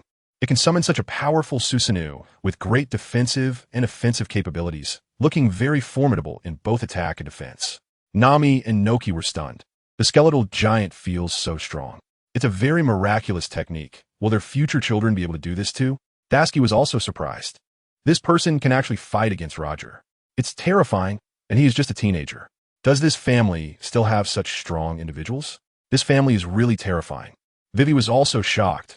A teenager can battle against the Pirate King, Roger. Their skills are much stronger than those of the palace guards. In fact, she has always had a worry in her heart. That is, although she knows that the mastermind behind the chaos in the country is the warlord Crocodile, it will be difficult to deal with this person by sending the news back, because he is a warlord, a great pirate. Even if the Navy knows this information, they might hesitate to take action due to his status as a warlord. Right now, the relationship between the kingdom's army and the rebels is extremely tense. It is hard to unite against such a great pirate. The country situation is really very difficult. However, Vivi has now seen a powerful figure who can defeat Crocodile. This boy who can summon skeletal giants certainly has the opportunity to defeat Crocodile. After all, no matter how strong Crocodile is, he cannot compare to the Pirate King. Of course, that boy who kidnapped her can definitely do it, because he can directly summon the Pirate King. The Pirate King fighting Crocodile would be an easy task, right? But getting them to take action might not be that simple. She must pay a special price. Does she really have to marry his father? Right now, this is the only leverage she has to get the other party to act. Vivi has just come of age, just a young girl. Does she really have to get married? Facing a stranger and having to unite with him is quite difficult for her. But thinking about her country and her own happiness, she immediately leans towards the country. As a princess, if she cannot even protect her country, then she is not worthy of being a princess. Indeed, the country is more important. It seems she has made a certain determination in her heart. Kuina was also shocked to see such a battle. The boy in the black clothes with a red cloud is so powerful, probably because of his father. Although he doesn't use swordsmanship, his father's swordsmanship must be quite impressive as well. After a while, the battle between Itachi and Roger caused the ground to crack significantly. Large trees were also affected, severed in half, and the ground was filled with numerous fissures, clearly showing how terrifying their clash was. At this moment, the Kusanagi sword remained intact because it is made from the hardest material in the world. However, the Susanoo on the opposite side had become severely damaged, with many parts shattered by the Pirate King Roger. Even with the extremely strong defense of Susanoo, it was still unable to remain unscathed against the attacks of a top-tier powerhouse on the sea. Achieving this level is quite impressive. Orochimaru sneered, "Itachi, you've lost. In fact, I haven't even let the Pirate King Roger use his full strength yet." He was wrong. Roger hadn't unleashed his full power and had held back quite a bit during the fight. This is a family island. How could I go all out? Even if Itachi is his competitor, he wouldn't go all out against his brother. Itachi's expression turned cold, and his face became serious. Orochimaru, we didn't go all out. Do you think I did? Do you think I have no way to deal with this immortal reanimated body? Next, let me show you another invincible eye technique of mine. He had never used this technique on Orochimaru because it was too dangerous. Once touched, it would burn to nothing an eternal flame. At the same time, this technique was also a huge burden for him. It not only consumed a large amount of chakra, but also required a significant amount of ocular power. Blood suddenly seeped from his right eye, which was tightly focused on Pirate King Roger. Amaterasu, a black flame shot directly towards the Pirate King, wrapping around him and igniting fiercely. Pirate King Roger could only raise his hand to block it, but his body began to burn. He tried to extinguish it with his hands, but it was useless. His hands were also catching fire. Orochimaru watched this scene, his expression instantly solidifying. Amaterasu, what kind of technique is this? It doesn't seem to be ordinary flames. Itachi coldly explained. The fire of Amaterasu does not extinguish until the object it touches is completely burned away. It is absolutely unquenchable. Orochimaru was surprised to discover such a terrifying flame. It truly lived up to the reputation of the Mangeki Sharingan. He really wanted to obtain it more and more. It seemed that this was emitted from his right eye, so both eyes should have a special ocular technique. However, while this technique might be lethal against a living person, it was useless against the resurrected Pirate King summoned by Edo Tensei. He controlled Roger to cut off the burning body, and the limb engulfed in black flames fell to the ground, quickly burning to nothing. This time it was finally extinguished. The body that had been reanimated by the impure world reincarnation grew back again. Seeing this scene, Itachi couldn't help but furrow his brows. The impure world reincarnation technique was truly impressive, and this guy's signature ninjutsu was indeed powerful. At this moment, Itachi felt a pain starting in his right eye. This is naturally a side effect of Amaterasu. At this moment, Roger felt quite helpless, as he was both engulfed in black flames and self-mutilating. If it weren't for his lack of bodily sensation, he would truly be in excruciating pain. Nami and Nojiko were shocked as they listened to the boy named Itachi introduce that terrifying flame. It was indeed as he said. The parts of Roger's body that he had severed were truly burning to ashes on the ground. It was a truly horrifying flame. They didn't want to get involved at all. They didn't want to cut off their own bodies. That was too cruel. They never expected that Minato's brother actually mastered such a deadly technique. Being hit by that flame would result in either death or serious injury. Even Tasky felt fear. The power of such black flames is too strong. It even forced Roger to cut off his own body to escape. This is far more terrifying than Admiral Akainu's magma. If someone gets stuck by it, won't they just disappear? The only way to save oneself would be to cut off a part of their body. For an ordinary person, that is incredibly difficult to do. Who would have the heart to cut their own body? Cutting one's body comes with excruciating pain. Vivi's eyes widened at the sight of such flames, and at the same time, her thoughts became even more resolute. Such a terrifying young man. If he were to deal with that crocodile who destroyed his own country, wouldn't he be finished? Crocodile has caused quite serious disasters for the country. He instigated the conflict between the king's army and the rebels, and recklessly used the forbidden dance powder. This has plunged most regions of the country into a severe water shortage disaster. After the dance powder is used, the area experiences a brief heavy rainfall. However, other areas will have thinner air and even less rainfall. The king's use of dance powder has resulted in almost no rainfall in other regions. This is the reason for the rebels' rebellion. Vivi doesn't blame them at all, as they have no water and can barely survive. And all of this is the doing of Crocodile. Such a guy, it's hard to quell her anger without his death. There are quite a few civilians who have died because of him. At that moment, a young man wearing glasses, draped in a white haori, and with a long knife at his waist, walked over. He spoke in a gentle tone, "Itachi, Orochimaru, if you want to fight, go to the training room. It doesn't matter how you destroy things there. Stop immediately, do you understand?" His tone was very gentle, but carried an undeniable sense of command. Itachi immediately dispelled his Susanoo and respectfully said, "Yes, Brother Aizen. This brother is even more powerful than his own illusion, and that knife has special abilities very strong indeed." This time he was careless. He shouldn't have caused a commotion in such a place. The training room is a small space created by his father, where no matter how much noise is made, nothing happens. This is also a place where their brothers and sisters fight among themselves. Orochimaru became a bit excited and wanted to give it a try. He wanted to see if this powerful brother could use illusion techniques to control the Roger he summoned. His illusion skills are second only to the family head, who is naturally their father. Aizen, be careful. Under his control, Roger directly swung his blade towards Aizen to attack. This time is different from the encounter with Itachi. Now it's all out. Aizen's strength ranks among the top in the family. Even the Roger he summoned might not necessarily be able to defeat him. Aizen smiled at Orochimaru and adjusted his glasses. What mischievous little brother, daring to challenge me. Looking at the person charging at him, he knew it was the Pirate King, Roger. When he went out to sea to buy supplies, he naturally had some understanding of the situation in the ocean. He never expected his brother would resurrect the Pirate King Roger. Is this the trump card that gives him such confidence? Aizen himself wanted to test how he compared to this top powerhouse of the sea. He drew the long sword from his waist. The clash with Roger's Kusanagi sword produced a terrifying pressure that surged outward. The already cracked ground was covered in a cloud of dust. Then the two began to clash once more, each collision creating intense sparks and shockwaves. They both engaged in a fierce exchange. Orochimaru was naturally shocked by this scene. He had never fought against Aizen. That terrifying illusion technique was something he could do nothing about. It was a kind of illusion that one wouldn't even notice. Even without visually confirming the opponent, one could still fall victim to it.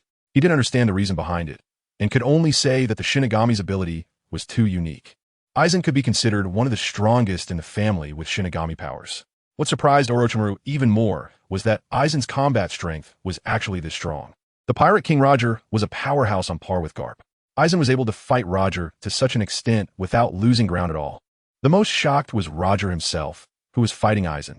A mere youth possessed such combat power. It was truly terrifying. Is this person's father really Joy Boy? It doesn't seem that way, because his father might be even more terrifying. Even if he's Joy Boy, he shouldn't be this scary, right? This is just a young man. Roger's psyche was hit. When he was young, he didn't have such combat power, right? How could there be such a person on the sea? Shouldn't he be unknown? Nami, Nokigao, they were all shocked. This person is visibly strong, after all. His opponent is the Pirate King Roger. Minato once mentioned his brother, who is very skilled in swordsmanship, but he didn't expect him to be this powerful. If he is not inferior to Roger, then his combat power is on par with Roger. Minato's father is truly capable.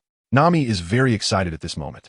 If she has a child with his father in the future, and if the child can also be this amazing, then wouldn't the sea be hers to navigate freely? She seems to see a broad road ahead, a path leading to the peak. This must be a gift from heaven. The first half of my life has been really So I encountered Watergate and then had the opportunity to marry his father. Wei Wei was extremely surprised, really strong. If this person is willing to help her deal with Crocodile, then Crocodile will definitely have no way out. She saw hope for the country's salvation. Now she felt extremely excited. Perhaps being captured and brought here was not a bad thing after all, but rather a fortunate opportunity. As long as she married his father and then asked the bespectacled young man to take action, or any one of the three could act, they would be able to beat Crocodile easily. The gentle youth in front of her possessed combat power on par with Roger. That guy dressed in black with red clouds could unleash terrifying black flames. Orochimaru could even summon Roger. No matter what, Crocodile was doomed. She was filled with anger towards this person who endangered her country. Kuina also had a look of astonishment on her face. This person's swordsmanship is really strong, able to stand shoulder to shoulder with Roger.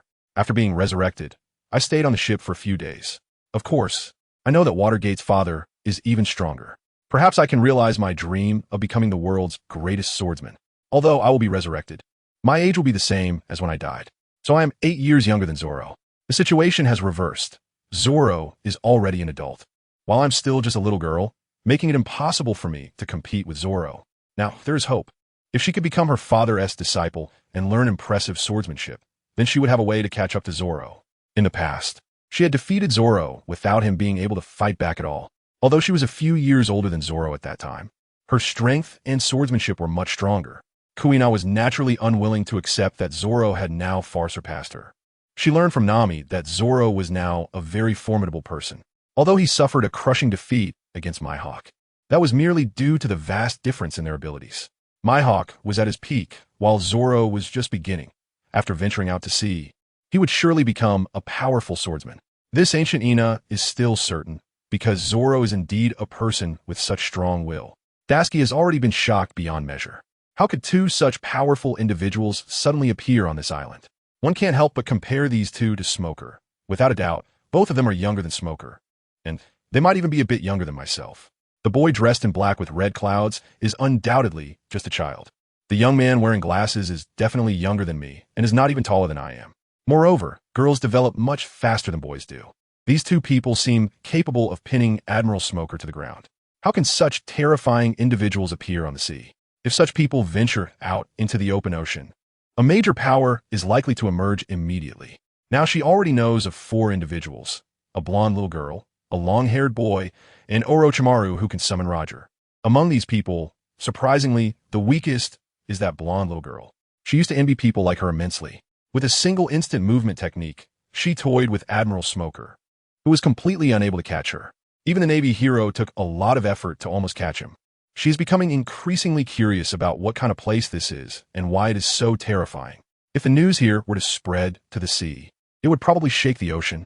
She started to think deeply and knew she had to research this place thoroughly. What kind of secrets does this place hide? After a while, the battle between Aizen and Roger was evenly matched. However, Aizen lost interest in fighting. He had already obtained the answers he wanted, and his strength could be considered among the top in the sea. After all, the Pirate King Roger is the strongest of the strong. But he hadn't used his mirror flower, Water Moon yet. There was no need to. He looked at Orochimaru and said with a smile, "Orochimaru, if you don't make him stop, I will make you drown in the illusion for 3 months." Orochimaru was terrified and quickly told Roger to stop. Aizen's illusion technique is different from Itachi's. It can be activated at any time without requiring the opponent to make eye contact. There was no way to counter it. Even if one realizes they are trapped in an illusion, they are powerless. Orochimaru still knew how to deal with Itachi's illusion technique. Don't easily make eye contact with those eyes. He chuckled and said, "Aizen, I was just joking. Please don't take it seriously." He was genuinely afraid. However, he also asked the question that was on his mind. "Aizen, can your illusion control my cursed body reincarnation of Roger?" Aizen had a dangerous smile on his face. Looking around at the mess, he thought, to turn the family island into this state and call it a joke. He initially intended to apply a slight punishment, but he had to return to meet his father. "Let's just let it go this time. After all, he is my younger brother." I explained his response with a smile. "Orochimaru, you haven't forgotten that I possess the power of the Shinigami, have you? If you let Roger act freely, then my illusion will naturally be able to control him. But if it's you who is controlling him, then it would be useless." He naturally noticed that it was Orochimaru who was manipulating Roger in the battle. After all, he is a Shinigami, and his illusions are completely hypnotic, making it easy to manipulate souls and the like. Orochimaru suddenly understood. No wonder it's Aizen. If Roger acts independently, then he would indeed fall under the illusion. The power of the Shinigami has a special effect on souls. At this moment, Aizen noticed several women next to Minato, who were outsiders. Orochimaru, why did you bring these outsiders back? Two of them were tied up with ropes and had tape over their mouths. Minato explained with a smile. Aizen, these are my little concubines, Nami and Nojiko, that I brought back. Orochimaru also explained, these two are concubines I brought back from my father. He will definitely be happy. Nami and Nojiko felt a bit shy. Since they are Minato's little concubines, doesn't that make them the little concubines of these people? Minato is only 5 or 6 years old, and Orochimaru is only about 12. The young man named Aizen is only a head shorter than them, so they could be considered peers. Calling them little mothers feels really strange. Sisters would be more appropriate. Dasky was speechless. She was taken away and not a willing participant. Vivi was secretly thinking about becoming this concubine. Such thighs must be embraced well. Only then can our country be saved. Aizen was stunned to hear this. For at once, Orochimaru looked at the surprised Aizen and said with a smile, this is a brilliant idea for Minato, and I just learned from him. Dasky was speechless. She didn't expect that this blonde little girl was the leader. With such a cute face, she came up with such a terrifying idea. Truly a little devil. Could be taught by her father? Aizen smiled helplessly. Let's go, Itachi, you clean up here. I just need to find father for something. It turned out that Dio and Jotaro had actually sneaked out. Their father had ordered them not to go outside, but his siblings couldn't stand the boredom. They were too powerful and too strong-willed. After staying on the island for over 10 years, it was only natural to feel tired of it. Even he felt a bit bored and thought about taking a trip on the sea. Itachi nodded in agreement. He was very obedient to this brother. Of course, he was also one of the culprits who had made the surrounding forest a mess. Nami and Nojiko felt excited and nervous at the thought of meeting their father. Finally about to see him. They wondered what kind of extraordinary man he was. After all, they had never been in love. But the person they were about to meet was their lifelong belonging. Yes, it was definitely a belonging. Dasky was in a panic, fearing she would be treated as a gift for her father and even be subjected to bodily violations. It was impossible not to feel uneasy. Vivi's initial anxiety turned into excitement. This was because she saw hope on this island and had already made up her mind. She was a princess of a nation and the future queen. Her father had only one child, and protecting the country was her primary responsibility. If she had such power to protect the Alabasta Kingdom, then her country would become the safest in the world. Naturally, she was moved. Of course, she hoped the other party would be a man she liked. A person who could give birth to such powerful children must be a tall, strong, and resolute man. That would be quite charming, and life would likely be very exciting in the future. She naturally understood that marrying her father would mean merging together. At the same time, she hoped to meet someone gentle yet strong. This is her personal preference. I don't know if her wishes will come true. At this moment, Roger was walking with a group of people, his heart already numb from shock. He only has one woman, and that is Lugio. Now, the man he is about to meet is going to take 4 women at once. 2 of them seem very willing, while the other 2 appear to have been captured. All 4 girls are quite impressive. The one with orange hair and dark skin resembles the blue-haired girl. They might be sisters. The black-haired girl, wearing glasses, he remembers, is probably a female Navy officer. Although she is dressed plainly, she is a woman with a very good foundation. The blue-haired girl with snow-white skin exudes a noble aura. She clearly is not an ordinary woman, but someone of status. To be honest, he is a bit envious of such a guy. Of course, this person has so many children, so he must have had more than one woman. He secretly doubts, is this person really Joy Boy? Is Joy Boy someone who would be tempted by beauty? Such behavior of taking concubines is more like that of a great noble or someone from the royal family, where wives and concubines gather in groups. In fact, perhaps seeing him soon will clarify things. Swayman was also happily following Aizen, excited to meet his father. Led by Aizen, the group passed through the forest and soon spotted a huge estate surrounded by blooming flowers, with a fragrant scent wafting through the air. Nami looked at the estate clearly. It was exquisitely decorated but did not have an ostentatious feel. Instead, it only exuded a sense of elegance. She could tell that the owner was certainly not a person of vulgar wealth, but rather someone with great taste. If she could live here, it would be very comfortable. She was already starting to desire this kind of life. Even Vivi was astonished. This place was truly beautiful, even more so than the palace she lived in, lacking the oppressive feeling that royal palaces often have. The owner here must be a gentleman or something like that, someone who has crafted their residence so exquisitely. It's unlikely they are an evil person, nor a rude brute. there is a sense of reassurance. Even Dasky is deeply moved. Can someone who lives in such a beautiful environment truly be an evil person? This environment exudes a peaceful atmosphere, making one feel very comfortable. Suddenly, she saw a person with silver hair and red eyes, dressed in a black tight-fitting combat suit, complemented by blue layered armor. The shoulders were adorned with a white down feather collar connected to the back. The expression was very cold. The previous person named Itachi gave her the impression of being indifferent and hard to deal with. This person also gave her a tough-to-handle feeling. She had bad suspicions in her heart. Does this person also have special abilities? I wonder what kind of special abilities. Nami curiously asked. Minato, that person is your brother, right? Minato smiled and said, yes, this is my brother Tobirama. His water style is very impressive, and his flying thunder god technique is much stronger than mine. Of course, I hope that when I grow up, I can be as powerful as him. Her father said she was a genius at learning the flying thunder god technique. Nami was a bit surprised. One impressive guy, even more powerful than Minato. She of course knew that Minato's teleportation technique was called the flying thunder god technique. Minato used this technique to defeat a colonel named Rat and also to take down Arlong. But what exactly is this water style? She had never heard of it and curiously asked, Minato, what is this water style? Minato smiled and explained. It's a ninjutsu that allows you to manipulate water. Similar to my fireball technique, Tobirama can unleash a powerful water dragon bullet. Nami found it fascinating that one could manipulate water. She inexplicably looked forward to what kind of amazing powers her future children would have. Unknowingly, she really wanted to have a child with Minato's father. There was no way around it. It was just too attractive to her. Since she was going to marry his father anyway, they would definitely have children. Although she was just an adult and having a child might be uncomfortable, she was now incredibly excited about it. However, Dasky, who was following behind Minato, was shocked to hear this, unable to believe it. Controlling water? And being able to launch powerful attacks. This is truly a terrifying ability.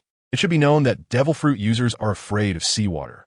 Even touching it would render them powerless, and being soaked would leave them weak and unable to move. There are many powerful beings in this sea who are devil fruit users. Among the 4 emperors of the sea, 3 of them are devil fruit users. For example, Kaido of the Beast Pirates is a fish fruit user. Big Mom is a soul fruit user. The strongest man, Whitebeard, is a tremor fruit user. And even the 3 marine admirals are also devil fruit users. Admiral Akiji is an ice fruit user. Admiral Akainu is a magma fruit user. Admiral Kizaru is a light fruit user. Someone who can control seawater would be their natural enemy. A devil fruit that can manipulate water has never appeared before. Or perhaps it just doesn't exist because it would be too invincible. But now, on this island, there is actually someone with such abilities, which could be said to be the natural enemy of all devil fruit users. There are definitely great secrets hidden here. Who exactly is that father? How could he possibly have a child with such abilities? Even Princess Vivi wonders what would happen if someone who can control water faced Crocodile. Although seawater can restrain Crocodile, since he is a user of the Sansan fruit. Only those who can use Haki can fight against such strong opponents. And of course, a property like water that restrains sand can also work. However, her country, the Kingdom of Alabasta, is a desert nation with scarce water resources. The use of dance powder has made it even drier, and without water to manipulate, she wonders if she could defeat Crocodile. As for that flying thunder god technique, she finds it a bit hard to understand, but it seems very powerful. Even Roger realizes the terror of this ability. Before he became the Pirate King, he had engaged in many naval battles with great pirates. That was naval warfare, surrounded by the sea.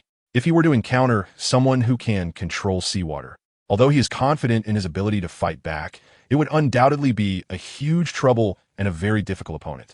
He even feels that someone who can manipulate seawater is undoubtedly more suited for the title of Pirate King than he is. Such a person seems like a natural king of the sea. How could someone possess such terrifying abilities? To be honest, this has exceeded his understanding. It feels like this world is becoming a bit abnormal. To his knowledge, there is no such devil fruit in the Devil Fruit Encyclopedia.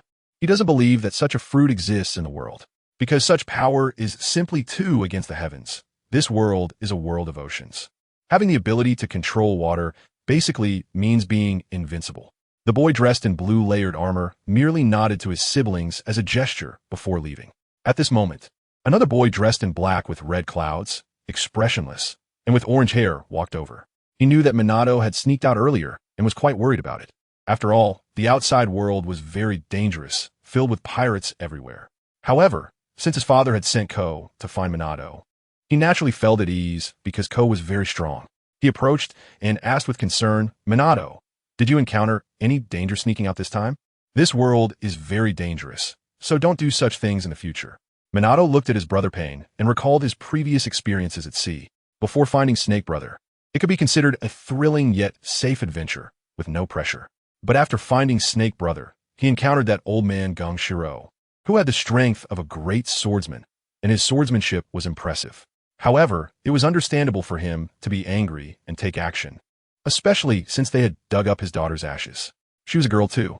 If harm came to her, their father would also be furious, so she understood that feeling. But the subsequent events made her very angry.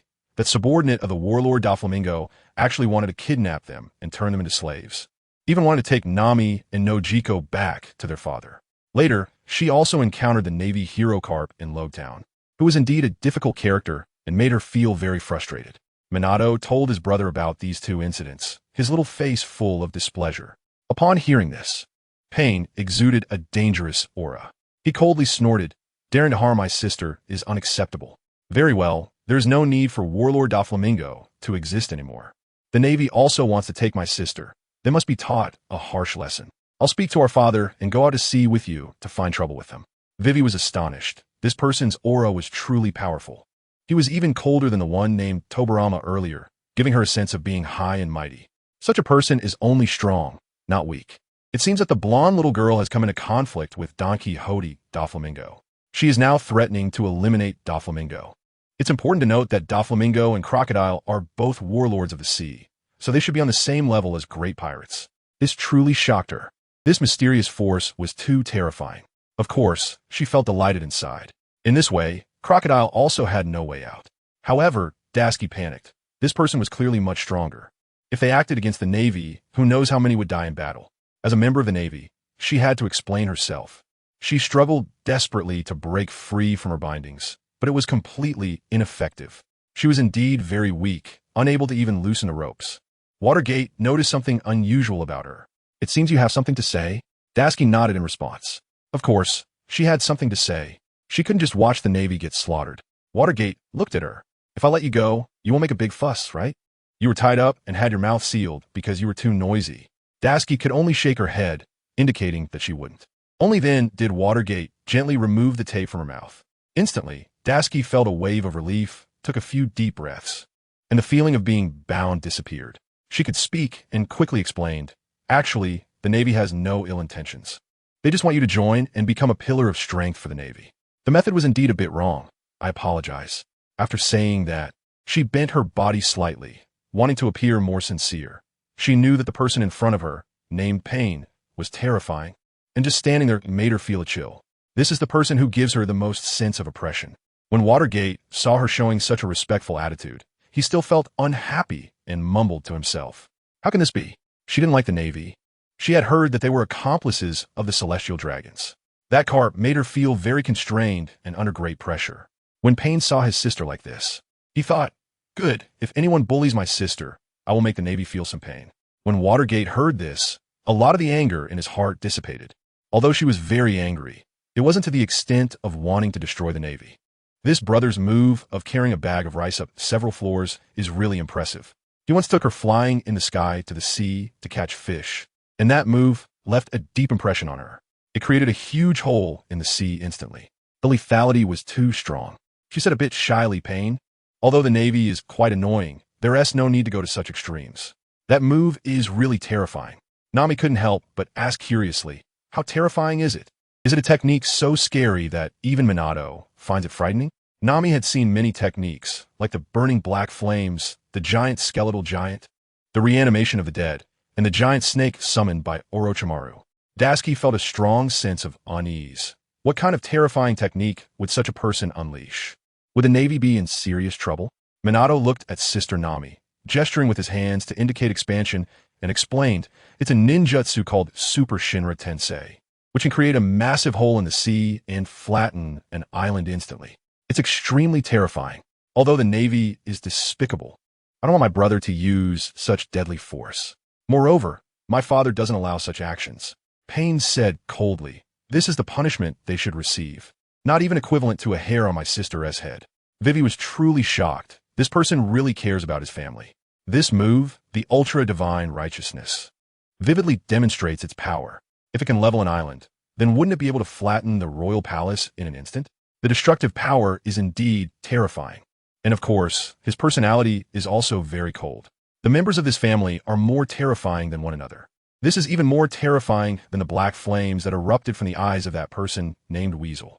Roger felt speechless upon hearing this. Can a single strike really flatten an island?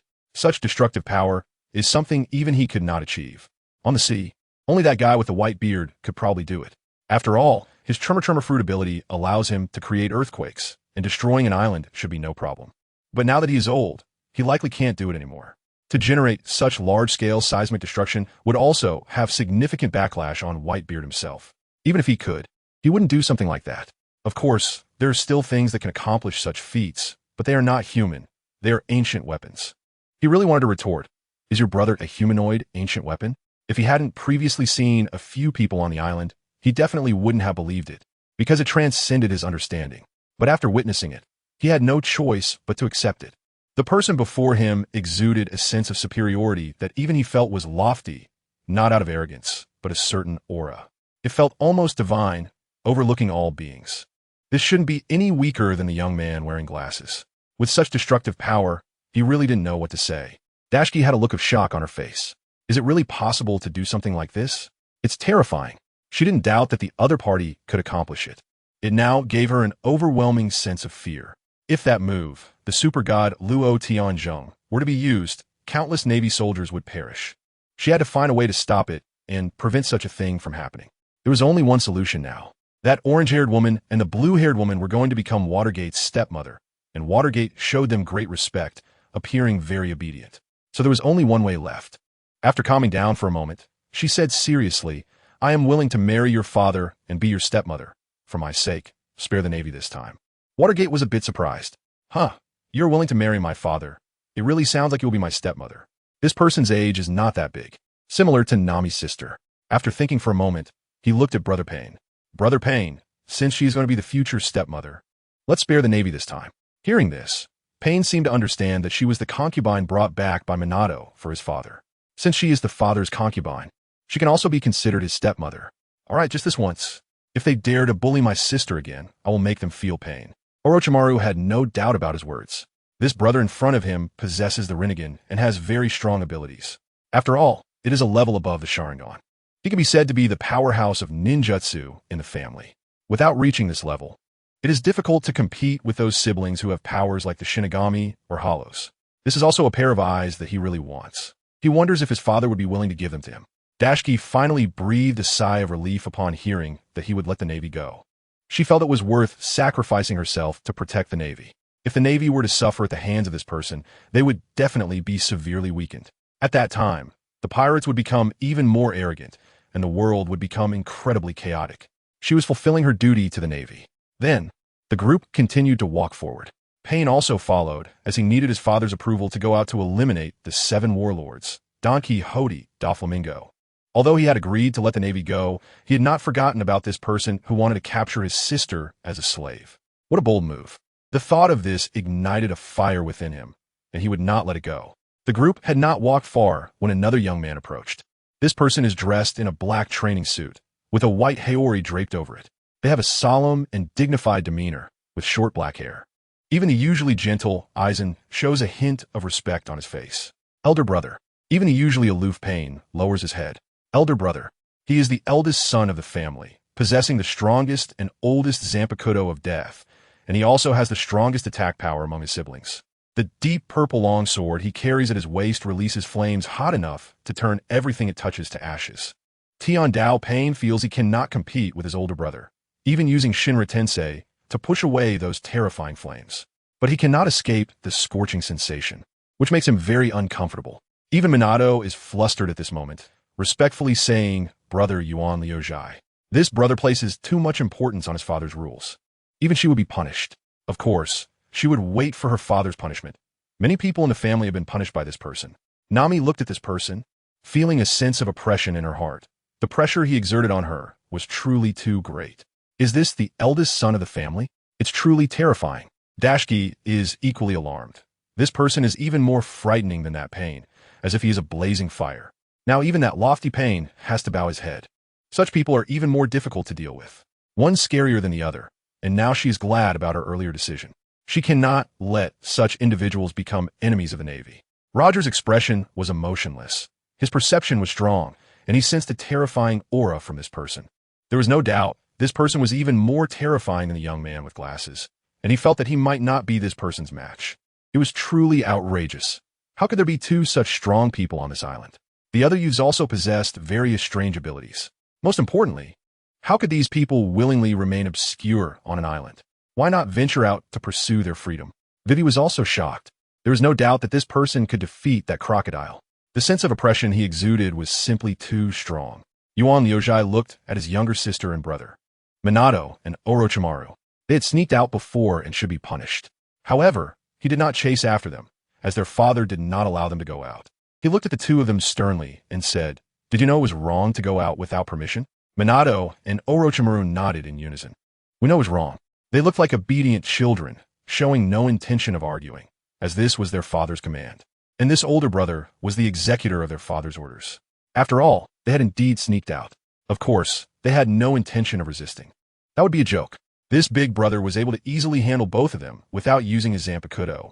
He has also mastered the supreme Conqueror's Haki, one of the top powers in this world. Moreover, there's an even more terrifying Zanpakuto, the flowing blade like fire, which Orochimaru has seen. From that moment on, he developed a sense of fear towards this big brother. That move seemed to burn everything, distorting even the air, with space seemingly emitting black smoke. He once saw this brother taking a stroll by the seaside when a sea king suddenly attacked. That long sword unleashed terrifying flames, turning the entire sea king into ashes, leaving not even a bone behind, just ashes. This happened in an instant.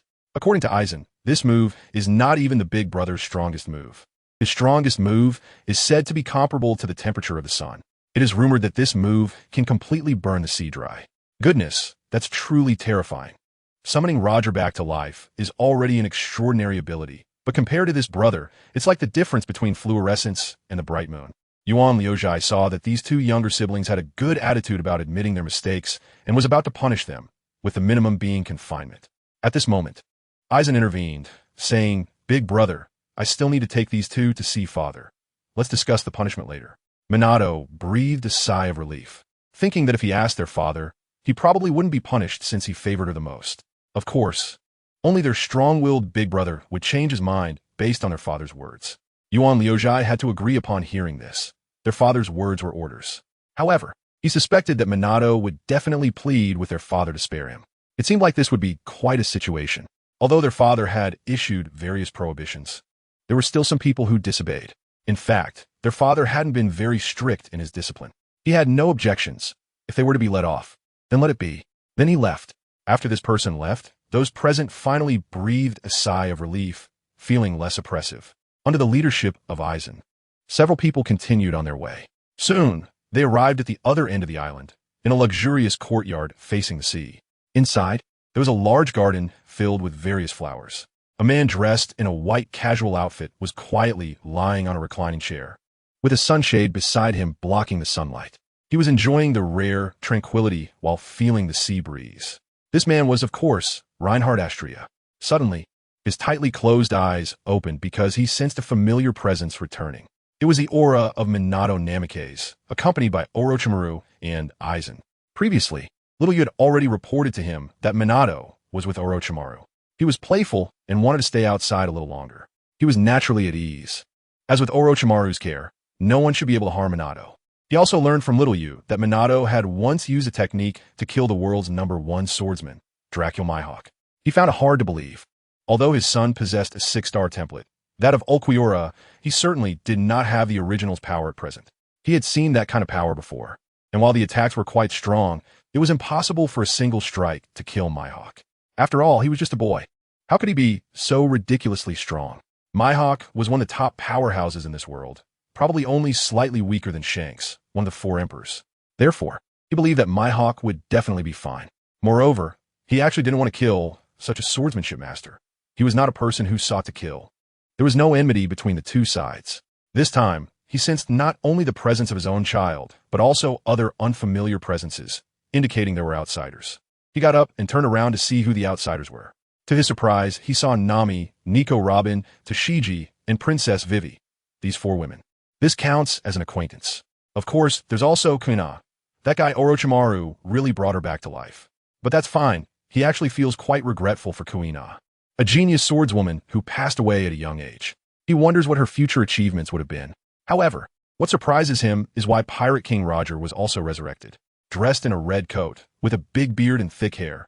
Isn't that exactly how he remembered him? In fact, he doesn't care much about the great treasure. It's just a collection of riches. There might also be some historical truths. It's just about how despicable the celestial dragons are. They're not true nobility of the world and don't deserve such status. On the contrary, they might actually be traitors or plunderers. As a time traveler, he knows that they betrayed Joy Boy or invaders from the moon. That's why there are actions to execute those who study the true history. The famous scholarly city of O'Hara was destroyed. There's definitely a hidden truth that is unfavorable to them, which is why it had to be eradicated to maintain their rule. After all, this is a shonen anime, and the celestial dragons, as bosses, will undoubtedly be defeated by the protagonist. There's no question about that. However, he is not particularly interested in taking down the celestial dragons. Even though he dislikes them, he just doesn't want to deal with such troublesome matters, as the celestial dragons don't affect his leisurely life, unless they provoke him. At this moment, Watergate rushed over and tightly hugged Reinhardt's thigh. Father, Brother Yuan Liujai wants to punish me and Orochimaru. Can you let us off this time? I brought back Nami and Sister Noki, and Orochimaru brought back a female Navy officer and a pretty woman for you. Reinhardt looked completely bewildered. Is this the Watergate? And did Orochimaru bring back a concubine for himself? He actually managed to abduct Nami, Luffy's navigator. Can Luffy set sail smoothly without Nami's help? Of course. This concern might be a bit unnecessary. They will always find the right person. But looking at Princess Vivi, who is bound with ropes and has her mouth sealed, this probably means she was forcibly taken, right? This left him speechless. Nami and Noki looked at Watergate's father, who did not have the terrifying aura of the few youths they had just encountered. He was neither indifferent, nor cruel, nor imposing. He was handsome and charming. Their first impression of him was very good. Just looking at him was already very pleasant and appealing. They would be very willing to marry such a person. Dasky was equally surprised. The father of the blonde little girl turned out to be so handsome and kind-looking. He appeared very gentle.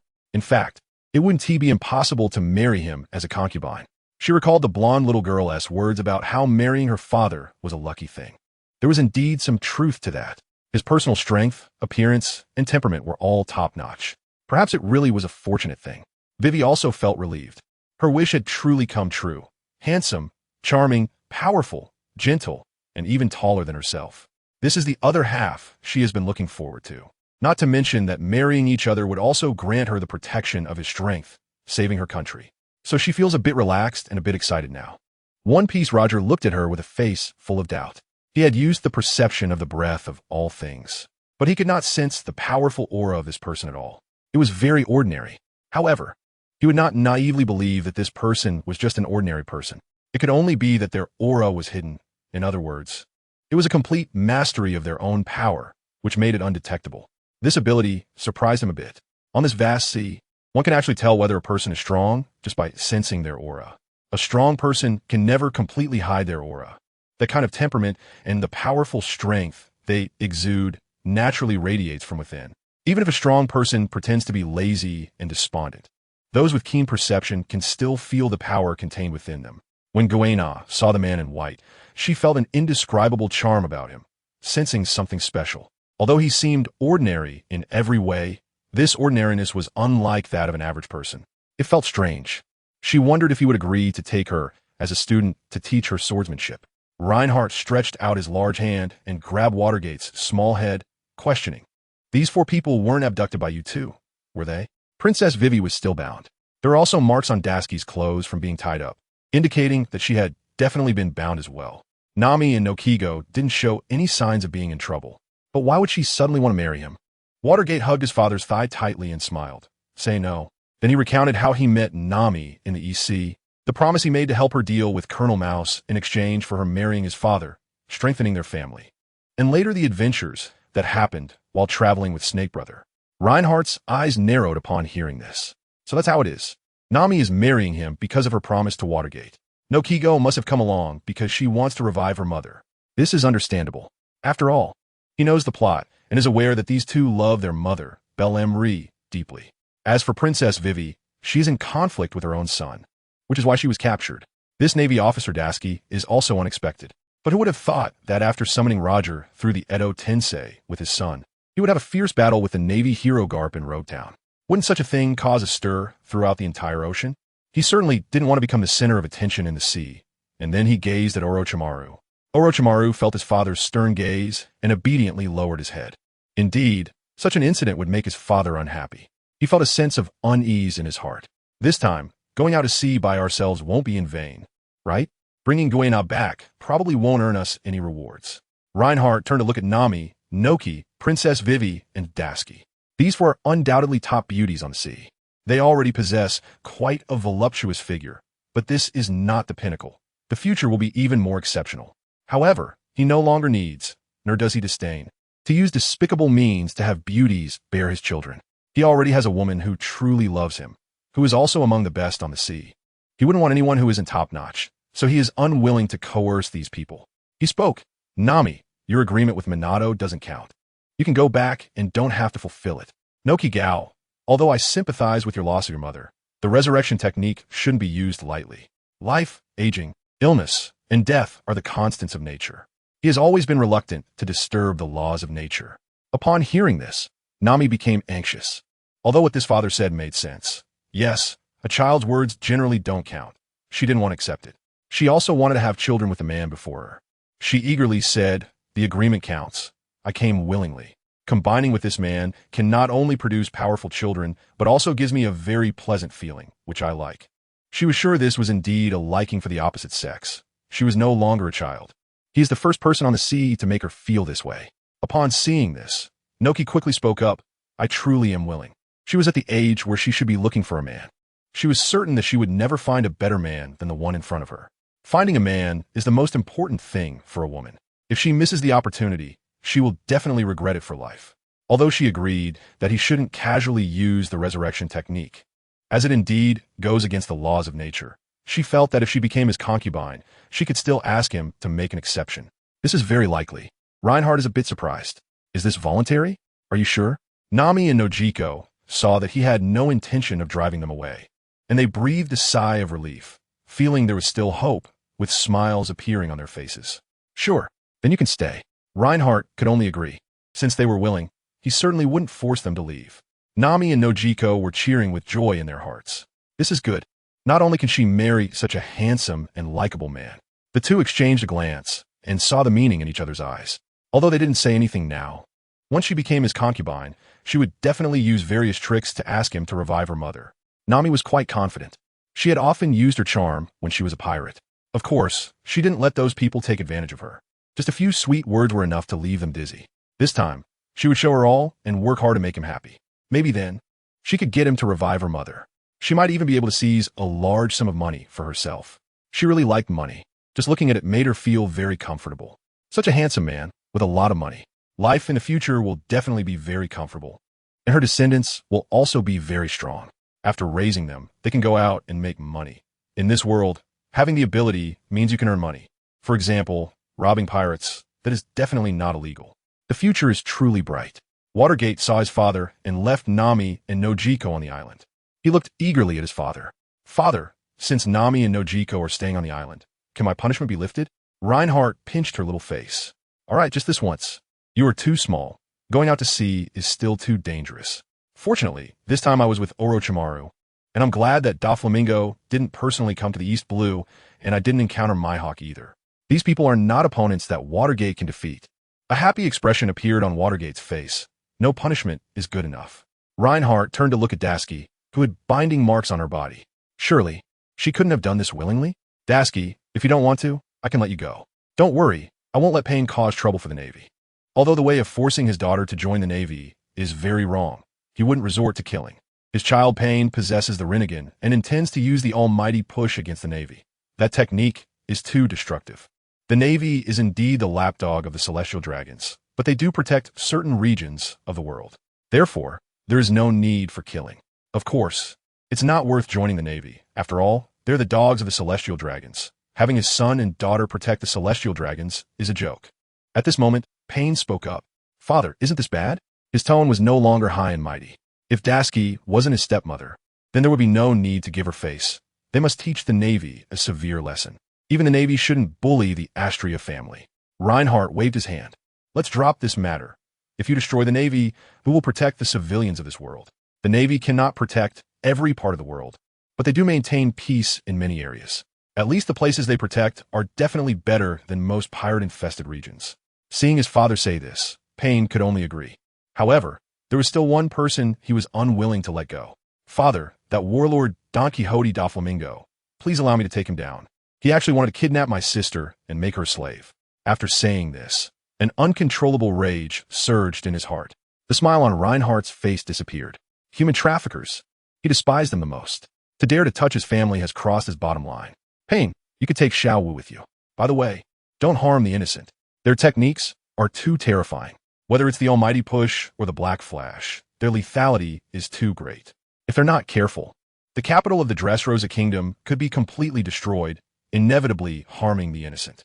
He naturally didn't want to cause harm to innocents. That would be a very malicious act. Excitement appeared on Pain's face. Okay, father, I'll go find Xiao Wu now. Xiao Wu is a very powerful brother. With him, success is a certainty. Of course, he will remember his father's orders and will not harm the innocent. However, he has no intention of letting the Don Quixote family go. He will eliminate as many as he can. Dasky was extremely surprised. Faced with Pain, a terrifying powerhouse capable of destroying an island with a single move, Doflamingo would probably have no way to cope. This time I heard a new name, Xiao Wu. It seems to be another very powerful person. I feel speechless. Is there anyone in this family who isn't strong? However, the 7 warlords are chosen by the world government, and they actually have an alliance with it. But the 7 warlords are hostile forces to the Navy, and she won't stop such things. On the contrary, she secretly feels happy. Another group of powerful pirates has been dealt with, which is good for the world. The only question is whether she should marry their father. Although he promised to let her return and assured her that he wouldn't take action against the Navy, she is certainly relieved. It's better for the Navy not to provoke such a powerful family. This person is indeed not an evil person, but a kind-hearted one. In fact, she has developed a bit of a crush on this man. Compared to Smoker's messy hair, she feels that the man's hair is more smooth, shiny, and clean. He has a more refined demeanor. Just looking at him is very pleasant, while Colonel Smoker always gives her a headache. Someone who can touch her heart like this may never be encountered again in this lifetime. This is a great opportunity, and she no longer hesitated. I am also willing. Reinhardt could hardly believe his ears. Are you sure? Could his charm really be that great? Dashki nodded affirmatively. All right then, you can stay on the island. Reinhardt certainly wouldn't turn her away. He looked at Princess Vivi, who was bound and had her mouth sealed. It couldn't possibly be voluntary. Approaching her, he gently waved his hand, and the ropes binding Princess Vivi fell to the ground. He then carefully tore off the tape from her mouth. Princess Vivi, I'm sorry. My child brought you back, and I will have someone take you home. Nami was a bit surprised to hear this. This person was actually a princess? No wonder she had such grace, and she was quite good-looking too. Vivi was taken aback. She hadn't revealed her identity, so how did the other party know? This is indeed very powerful. However, she will not leave just like that, she said seriously. I also chose to stay voluntarily. This is what her dream lover looks like, and the fact that he did not hold on to her because of her beauty shows that he is not a bad person. That female Navy officer was attracted to him, even though she had previously resisted, showing a self-sacrificing demeanor. But upon seeing him in person, everything changed. Of course, she changed as well. Such a man really attracted her. Reinhardt was quite surprised. Even Princess Vivi is willing? Is it because of the warlord Crocodile? Don't worry, I will send someone to take care of him. Dealing with Crocodile is not a difficult task for him. Perhaps Princess Vivi agreed to stay on the island because of this. And his son, Watergate, has taken Nami away. It might prevent Luffy from reaching Arabasta as per the original plot. Then this country will erupt in internal strife, resulting in countless casualties. This is not what he wanted to see. Princess Weiwei was truly surprised. This person is aware that their country is being harmed by Crocodile. They express a desire to help themselves deal with Crocodile. Her heart is filled with gratitude. She no longer wants to leave. He is really handsome, and he is a good person. It is impossible not to feel fond of him. With a smile on her face, she says, I volunteered to stay here and want to become your concubine. Reinhardt is a bit stunned. By saying this, the other party is willing to stay. So he has no reason to refuse. What's wrong with having another top-tier beauty from the sea to bear his children? Alright, then you can stay. I will send someone to eliminate Crocodile later, so you don't have to worry about your country. Crocodile is a user of the Sansan fruit, a natural-type devil fruit. He appears particularly invincible in the first half of the Grand Line because he can turn into sand, making it impossible for armed Haki to hit him at all. There are quite few strong users of armed Haki in the first half of the Grand Line, but his children will be. He thinks about who to send. In the end, he decides to send Tobarama. He not only knows armed Haki, but also water release. Although Alabasta is a desert, ninjas can manipulate water from nature. If there is no water in nature, they can still use their chakra to create water. This is perfect for countering Crocodile. Of course, that's not all. He will also send Itachi along. This kid is truly a genius. He has obtained the template of Uchiha Itachi, a 4-star figure in the ninja world, and has successfully mastered the Mangekyou Sharingan. He knows about those two ocular techniques, the left IS Genjutsu, Tsukuyami, and the right IS strongest fire release, Amaterasu. These two eye techniques can undoubtedly deal with Crocodile. In that case, it would be foolproof. Vivi felt very happy inside. He truly was a good man, even before marriage. He had already helped her solve her biggest problem, alleviating the dangers facing her country, Alabasta. However, she hoped to see this scene with her own eyes. Can I return to Alabasta with you after I get married? Of course, Reinhardt had no reason to refuse. Princess Vivi was indeed a princess who cared deeply for her country. In the original storyline, she also couldn't join the Straw Hat Pirates because of matters concerning her nation. He planned to marry her quickly so she could return with help. For this country, every moment counted. Someone could starve, and others could die in conflicts.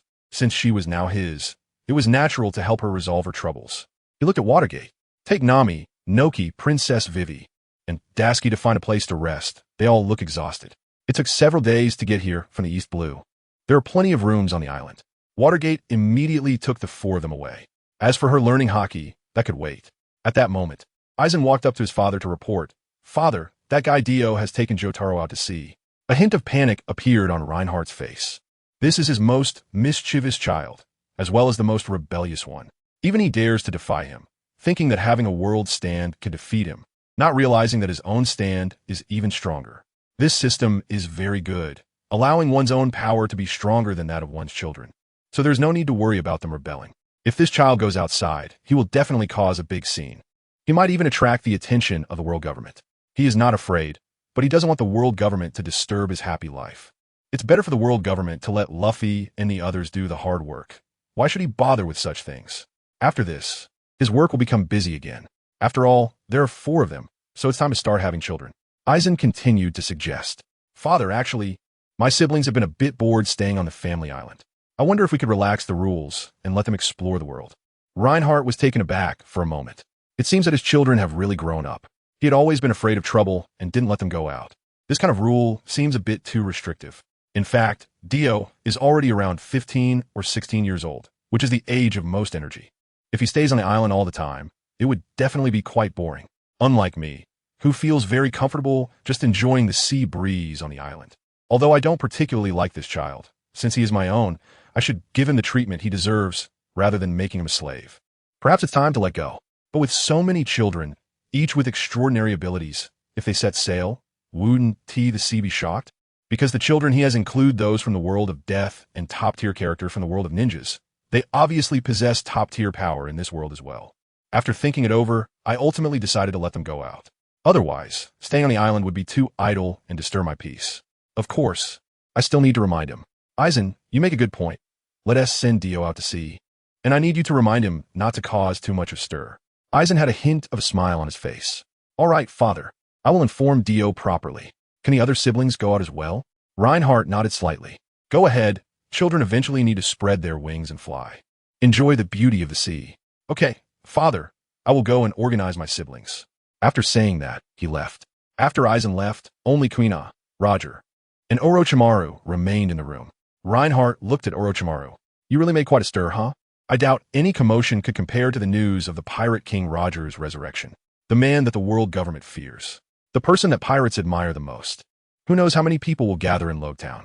Fortunately, he had the foresight to move his home to the calm belt early on, so no one should be able to find this place. Orochimaru felt a bit scared and explained, I didn't intend to let Roger take action. but that marine hero Garp tried to capture my sister. If Roger didn't intervene, I might not have been able to come back. Reinhardt sighed helplessly. Orochimaru knew the family ban and wouldn't cause too much trouble, but this time it was truly unexpected. Forget it, what more punishment could he impose? All right, I'll let this go this time, but you should stay in the family for a while and not go out and stir up trouble again. News of Roger's resurrection was spreading across the seas, and Orochimaru would definitely be targeted. Not only would pirates be after him, but the world government and the Navy would be watching as well. Orochimaru nodded repeatedly. Okay, father, it's great that there is no punishment. At this moment, Roger raised his question. Are you Joy Boy? Reinhardt was a bit surprised that he asked him this question. However, he knew who Joy Boy really was. Monkey D. Luffy, who awakened the sun god Nika form after eating a devil fruit. I am not. Roger thought to himself, as expected. Joy Boy is the one who will change the world. He would be living a leisurely life on this island, collecting women and having children. The person before him seemed more like a reclusive powerhouse. He proudly said, then my child must be Joy Boy. He is the Pirate King, and his son is the one who can change the world. Hearing this, Reinhardt was a bit stunned. If Roger was referring to his child as Joy Boy, then that would be Ace, right? He is not Joy Boy. Roger was a bit surprised. Isn't the son of the Pirate King Joy Boy? From this person's tone, it seemed he knew who Joy Boy was. Could it be that he has been to Laugh Tale and knows the truth of history? Most historical texts in the world have been destroyed by the world government. Joy Boy has also disappeared from the annals of history. Only Laugh Tale holds the truth of the blank 100 years. Have you also been a Laugh Tale? Reinhardt shook his head. No. But can you tell me the truth about the blank 100 years of history? I speculate that in the future, Joy Boy will reappear in the world, defeat the world government with his companions, end the rule of the celestial dragons, and liberate the world. Right? Roger was shocked to hear this. He didn't expect the other party to know most of the information without having been there. He had no reason to hide it and told this person everything about Laugh Tale. Indeed, Laugh Tale preserved the truth of the blank 100 years of history. The more specific truth is that Joy Boy was a king of a technologically advanced giant kingdom in ancient times, who one day suddenly had the urge to realize a world paradise plan for all humanity. He wanted to build an ideal world. He held ideals of equality, but was betrayed by the 20 kings who held the mentality of slavery. They did not want their status to be abolished. The two sides fought. In the end, Joy Boy failed. However, he left behind a will, stating that his will would return again and fulfill the promises of the past. He would awaken again in the descendants of the D-Clan. The recorded history was still quite rough, without naming the original 20 kings. However, the descendants of those 20 kings are now the celestial dragons. After hearing the truth, Reinhardt felt a bit emotional. No matter which world, there are those who pursue equality. The celestial dragons are indeed not the descendants of any creator. They are just boasting. This is just a fancy way for them to present themselves. However, they have succeeded in eliminating their opponents, becoming the celestial dragons, and becoming the world's nobility. Kuina never expected to hear the biggest secret of this world. Is this the truth of ancient history? It turns out that someone once had such a great goal. If realized, the world would be different from what it is now, becoming an equal and peaceful world. In her eyes, the celestial dragons are no longer the lofty, unassailable nobility, but merely a group of nobles who enjoy enslaving others. Orochimaru heard the truth about the blank 100 years of history and remembered the revolutionary dragon, who said he wanted to meet his father. He had almost forgotten, knowing his father would definitely not agree, but still reported truthfully. Father, on my way back, I met the revolutionary dragon. He wants to see you. Perhaps he wants to recruit our family into the revolutionary army. Reinhardt shook his head. Let's leave it at that. There's no need to pay attention to it. There will be others who will resist the celestial dragons. No need for him to worry about it. With such a good life, why fight against it? Orochimaru looked as if he expected this. His father would not engage in such meaningless things. At this moment, Roger continued to ask, so that's what the blank 100 years of history is like. I wonder who that Joy Boy is? Reinhardt replied, Joy Boy will appear in this era. He is Monkey D. Luffy, the sworn brother of Ace. In the future, Ace will die to save Luffy. Roger was shocked. His expression completely changed. His son would die, dying to save Joy Boy. His pupils widened. No father would want such a thing to happen. This person seems to really know about future events. How'd he die? Reinhardt explained. Ace was discovered to be the son of the Pirate King and was captured, then publicly executed by the world government at Marine headquarters. Luffy went to save his brother and managed to rescue him. However, during their escape, he took a fatal blow for his brother. Roger lowered his head in silence. He had no doubt about the truth of this matter. The person before him was very powerful, and knowing the future wasn't out of the question. Just like observation hockey, if developed to its extreme, it could even predict the future. Now is not the time to be concerned about the other person's ability, but rather about the fact that his son would die in the future. This made him feel very uneasy. He knelt down with his knees bent, placed his hands on the ground, and lowered his head to the ground. This must be the meaning of his resurrection, and the only way forward is to request this person. He could see that this person did not care about how the world would turn out. Of course, one must save their own child. Please let me save my child, I beg you. Reinhardt fell silent. Luffy and Ace are both from the D-Clan, descendants of Joy Boy, a tribe of rebellion, a tribe that liberates the world. They are not ruthless pirates. They can indeed be saved. Of course, he definitely wouldn't take action, as he has no connection to Ace. If Pirate King Roger had participated in the Marineford War, it might have been very interesting. He once saw a short clip where Whitebeard summoned Pirate King Roger to join the Marineford War. Isn't that quite interesting? Now there is an opportunity to make it happen. All right, I'll have Orochimaru summon you to the Marine Headquarters battlefield then. A look of gratitude appeared on Roger's face. Thank you very much. This person gave himself the chance to save the child, Reinhardt said. Then you just wait quietly. Orochimaru will take him down. Orochimaru directly formed hand seals, and a cloud of smoke appeared, causing Roger to disappear on the spot. After Orochimaru summoned the Pirate King Roger back to the sealed space, he looked at his father. Father, this time I resurrected Kuina. Do I get some reward? The purpose of summoning Kuina was to gain his father's favor and then be granted the Mangeki Sharingan. However, he indeed messed up. The Rinnegan was out of the question. But if he could only have the Mangeki Sharingan, he would be satisfied. Reinhardt stared at him. Do you still want a reward? Reviving Pirate King Roger would even make him a target of the world government, and he didn't want that kind of trouble. After realizing his father's attitude, Orochimaru saw that there was no hope. He would have to think of another way next time. After Orochimaru left, Reinhardt then looked at Kuina. This person can be considered a regret in the world of pirates. At such a young age, her swordsmanship level is very high, even able to pin down the future world's top swordsman, Zoro, which shows her immense potential. However, in a world where people generally have strong physiques, dying from a fall down the stairs is quite absurd. Kuina looked up at Watergate's father in front of her. She heard what he said earlier. The resurrection technique should not be used lightly. Life and death are unpredictable. But she really wanted to live again. Bending down and lowering her head, she earnestly requested, please let me truly be resurrected. Reinhardt sighed.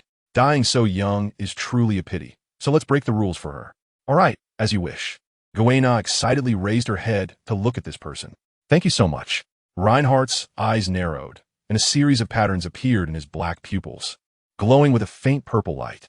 This is the template for the 5-star character Pain in the ninja world, obtained after he had a child. Of course, it is the Pain who possesses the Rinnegan. The Rinnegan is part of the Sage of Six Paths lineage, so it is light purple. These eyes possess the highest pupil power capable of controlling life and death. They automatically master 5 types of chakra nature transformations, as well as the power of creation, and have the ability to destroy the world. His child Pain has only mastered the technique of the godly universal pull. It can be considered that he has grasped a bit of the power of the Rinnegan. However, Reinhardt has completely mastered the abilities of these eyes. Due to the panel bonuses gained from having children, he has acquired an unparalleled physique and vitality. Even when using the Rinne rebirth technique, he does not pay the price of life. He murmured, Rinne rebirth technique. Suddenly, a bright light emanated from Kuina, and the dirt on her body began to automatically crumble and fall away, revealing her pure white skin. After a while, Kuina wore a surprised expression. Unable to help but touch her face, it had warmth and sensation. When she touched her left chest, she felt a heartbeat. Not only that, she noticed that her breathing had become much more rapid. She could breathe. During the time of her Edo Tensei, she hadn't felt like she was breathing at all. Her heart was filled with immense joy. She had truly come back to life. Reinhardt smiled and said, yes, of course you have come back to life. Kuina was filled with excitement. She had another request. I wonder if I could learn swordsmanship from you. I want to become the world's greatest swordsman. She had always had such drive. She just didn't know if she was being a bit greedy in wanting this. But only by following someone like him would she have the chance to achieve it. Reinhardt was a bit surprised. The world's greatest swordsman, one noble goal. Of course, he possessed incredibly powerful swordsmanship. The Shinigami not only mastered the power of the Zanpakuto, but also had formidable sword skills. He had gained quite a few Shinigami panels, so naturally, His swordsmanship was impressive. GainAll was extremely excited and could hardly believe it. Is it really possible? This person treats himself better than his father. He doesn't criticize himself like his father did, saying that women are not suited for the sword path, holding a somewhat disdainful attitude towards women. She wants to prove that women are not weaker than men. Reinhardt smiled and said, "Of course it's true. From now on you can call me teacher. It feels nice to take on a female disciple." He thought about how to teach GainAll. In fact, her current body is really too small. She is just a child, and it is impossible for her to become the world's #1 swordsman. So he said, "If you want to pursue the peak of the sword path, your current body is too small. I have a way to make you grow, at least to an adult size. Are you willing?" The reincarnation I controls the power of yin and yang, possessing extraordinary abilities, capable of healing and promoting growth. He hesitated, of course. The current GainAll looks like she is 7 or 8 years old, with a child's mentality. He wondered if she could adapt to an adult body. GainAll was stunned upon hearing this. Does the teacher really have such magical powers? Of course, she wants to grow up. Zoro is already an adult. She's just a child. It's simply impossible for a child to reach the peak of the sword path. She knows that this is 10 years after her death, and at this point in time, she should have grown up. She agreed, "Teacher, I am willing." Reinhardt nodded. "Good, then as you wish." He extended his hand and held GainAll's small hand. A surge of yin and yang power erupted from his body, then drilled into GainAll's body through his arm, promoting her physical growth. GainAll felt a warm current rushing in her body, making her feel itchy all over, and it felt hot. It was a bit uncomfortable. Gradually, she felt as if her body was being continuously expanded. Her arms, thighs, body, and even her chest were all swelling. This made her feel extremely uncomfortable in an instant, and she couldn't help but gasp for breath. Soon after, this feeling disappeared. She was drenched in sweat, and her body felt very exhausted. She raised her palm in disbelief and looked at it. "Is this an adult's palm? I really have grown up." Looking up from my snow-white thighs. My pants are already stretched and just about to fall off. My face suddenly turned surprised. I hurriedly grabbed my pants with my right hand to prevent them from tearing. Of course, the top I was wearing was also stretched tight, and it looked like it was about to split in two. I quickly used one hand to pull it down. I was afraid the clothes would burst. My face was very flushed. "Teacher, please don't look at me like this." Although I was only 7 or 8 years old when I died, I was a girl, and I had already developed and understood things at that age. A girl's body shouldn't be seen by men casually, not even by teachers, especially since I have grown up now.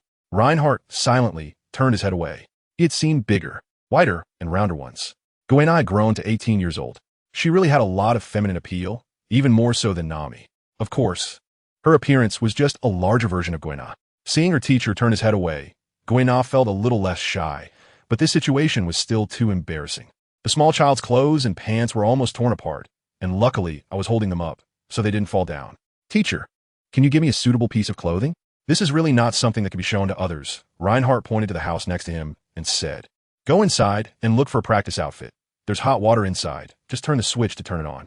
As a modern person, he had, of course, transformed his home into a comfortable living space, complete with running water and solar energy. So, his life here was quite comfortable. "Okay, teacher." GainAll tightly held her clothes with both hands and quickened her pace. But as she hurried, she suddenly heard the sound of fabric tearing, forcing her to slow down and be more cautious. She was afraid that her clothes and pants would completely rip apart. If that happened, no matter how she tried to cover up, it wouldn't help. Upon entering the house, she began rummaging through the wardrobe for clothes that would fit her. All she found were white practice outfits, which belonged to her teacher. With no other options, she had to wear her teacher's clothes, taking a set along with a belt. She entered the bathroom. Soon, she found a rotating device, which should be the switch her teacher mentioned. After twisting it, water sprayed out from an unknown device above her head. It was warm, just right for washing her body. She instantly felt a sense of relief. Before, she had been feeling very unwell. She needed to clean herself thoroughly. She ripped apart the torn clothes. They were no longer wearable. There was no way she could wear such small clothes in the future. After tossing them aside, she frowned again. She was very annoyed because the things she disliked were too big. They were almost as large as her face. It felt heavy, a tremendous burden on her body, making it inconvenient for her to move, let alone wield a sword in the future. She realized she had overlooked something and hadn't mentioned it to her teacher. Such things don't need to grow up. It's better if they are smaller, or even flat would be even better. I will talk to the teacher about it later. Since the teacher can make it bigger, they should also be able to make it smaller. Soon, the body was completely cleaned.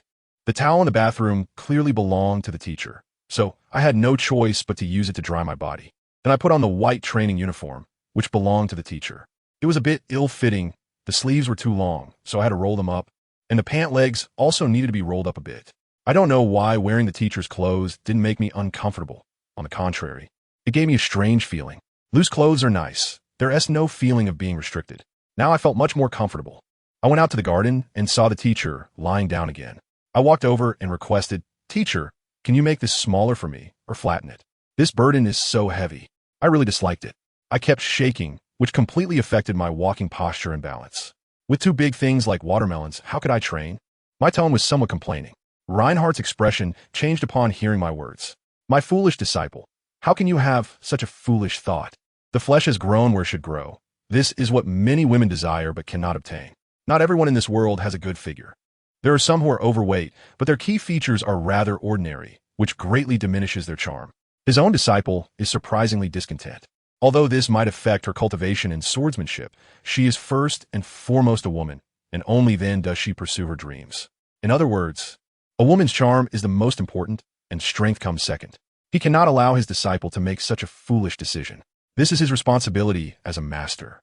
He has the ability to help Kuina change, but he absolutely will not. Kuina lowered her head as she listened to her teacher. What he said made sense. She held the great thunder in her hand, which should be something many boys like, but she still didn't like it. "Teacher, even if it can't be dulled, can it at least be made smaller?" Reinhardt shook his head in refusal. "No, if you really want to become the world's #1 swordsman, then being troubled by something that weighs 7 or 8 pounds is just a delusion of that dream. You must understand, the combat power of the world's #1 swordsman could cut through mountains and seas and would never care about such trivial things." Hearing her teacher's words, Kuina came to a realization. What the teacher said was very reasonable. Yes, along the way, she had witnessed many top-tier strong fighters. She had also seen the battle between the naval hero Garp and Roger. That battle was truly terrifying. The shockwaves from their clash had almost made her unable to stand. And thankfully she was far enough away. Otherwise, she wouldn't even have had the qualification to watch. Although she had always shouted about becoming the world's #1 swordsman, she had never understood the strength of the world's #1 swordsman. But the strength of the world's #1 swordsman would not be much different from that of the pirate king Roger and the naval hero Garp. It should be very close.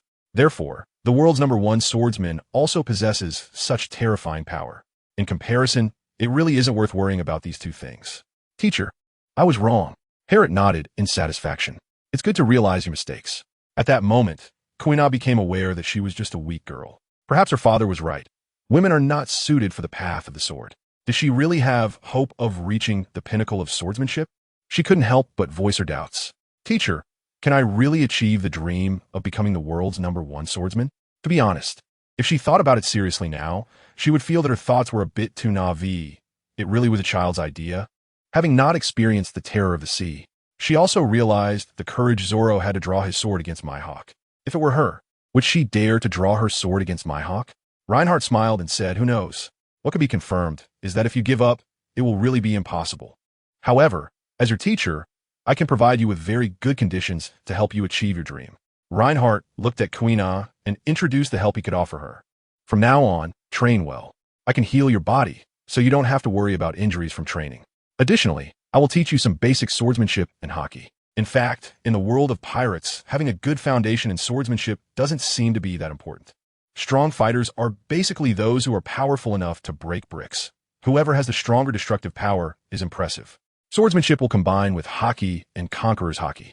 This can make the slashing power even stronger. The most powerful slash is probably the combination of that sword slash and the conqueror's hockey, known as God Avoidance, which has incredible destructive power. I wonder if Kuina can awaken the conqueror's hockey. Only those with the ambition to become kings can awaken it. This is a personal qualification issue, and Reinhardt cannot provide help. However, the armament hockey is possible. Armament hockey can be learned later. Even with just armament hockey, one can combine it with sword strikes to deliver extremely powerful slashes and become a top master in this world. GainAll was greatly shocked upon hearing this.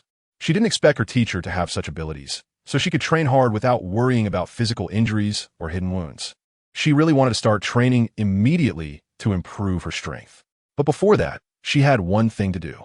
"Teacher, can you take me back to the EC? I want to let my father know I'm safe before returning to study." He would surely be very sad after my death. Being able to come back to life would definitely make him much happier and no longer worried. Then I could pursue my dreams. She couldn't return to the East Sea by herself. This place is located in a windless zone, and one must pass through it to reach the East China Sea. Of course, she also cannot find her way back. She has never been to sea, so the only person she can turn to for help is her teacher. Reinhardt has no intention of refusing. All right then, let's get used to the current body, and tomorrow I'll take you. By the way, I'll also bring Nami along to revive her mother. Although resurrection techniques shouldn't be used carelessly, it can be justified for oneself. This is also to allow these two to feel at ease staying by his side. After all, it's something that will definitely happen later. Otherwise, they would definitely whisper sweet nothings to him in bed. He had already noticed their little thoughts. Kuina felt extremely grateful and said, "Okay, teacher, then I will move around and get used to my body." She began to walk around the garden. To be honest, he was a bit unaccustomed to this grown-up body. It felt like a baby just learning to walk, a bit wobbly. However, this was his own body, and as long as he got used to it, it would be fine. He was sure he could overcome these two big challenges. He couldn't be bound by something weighing only 7 or 8 pounds. The next noon, Reinhardt called Nami and Noki to him and said slowly, "Let's go, we're going out to sea today, and we'll revive your mother as well." Noki excitedly asked, "Really?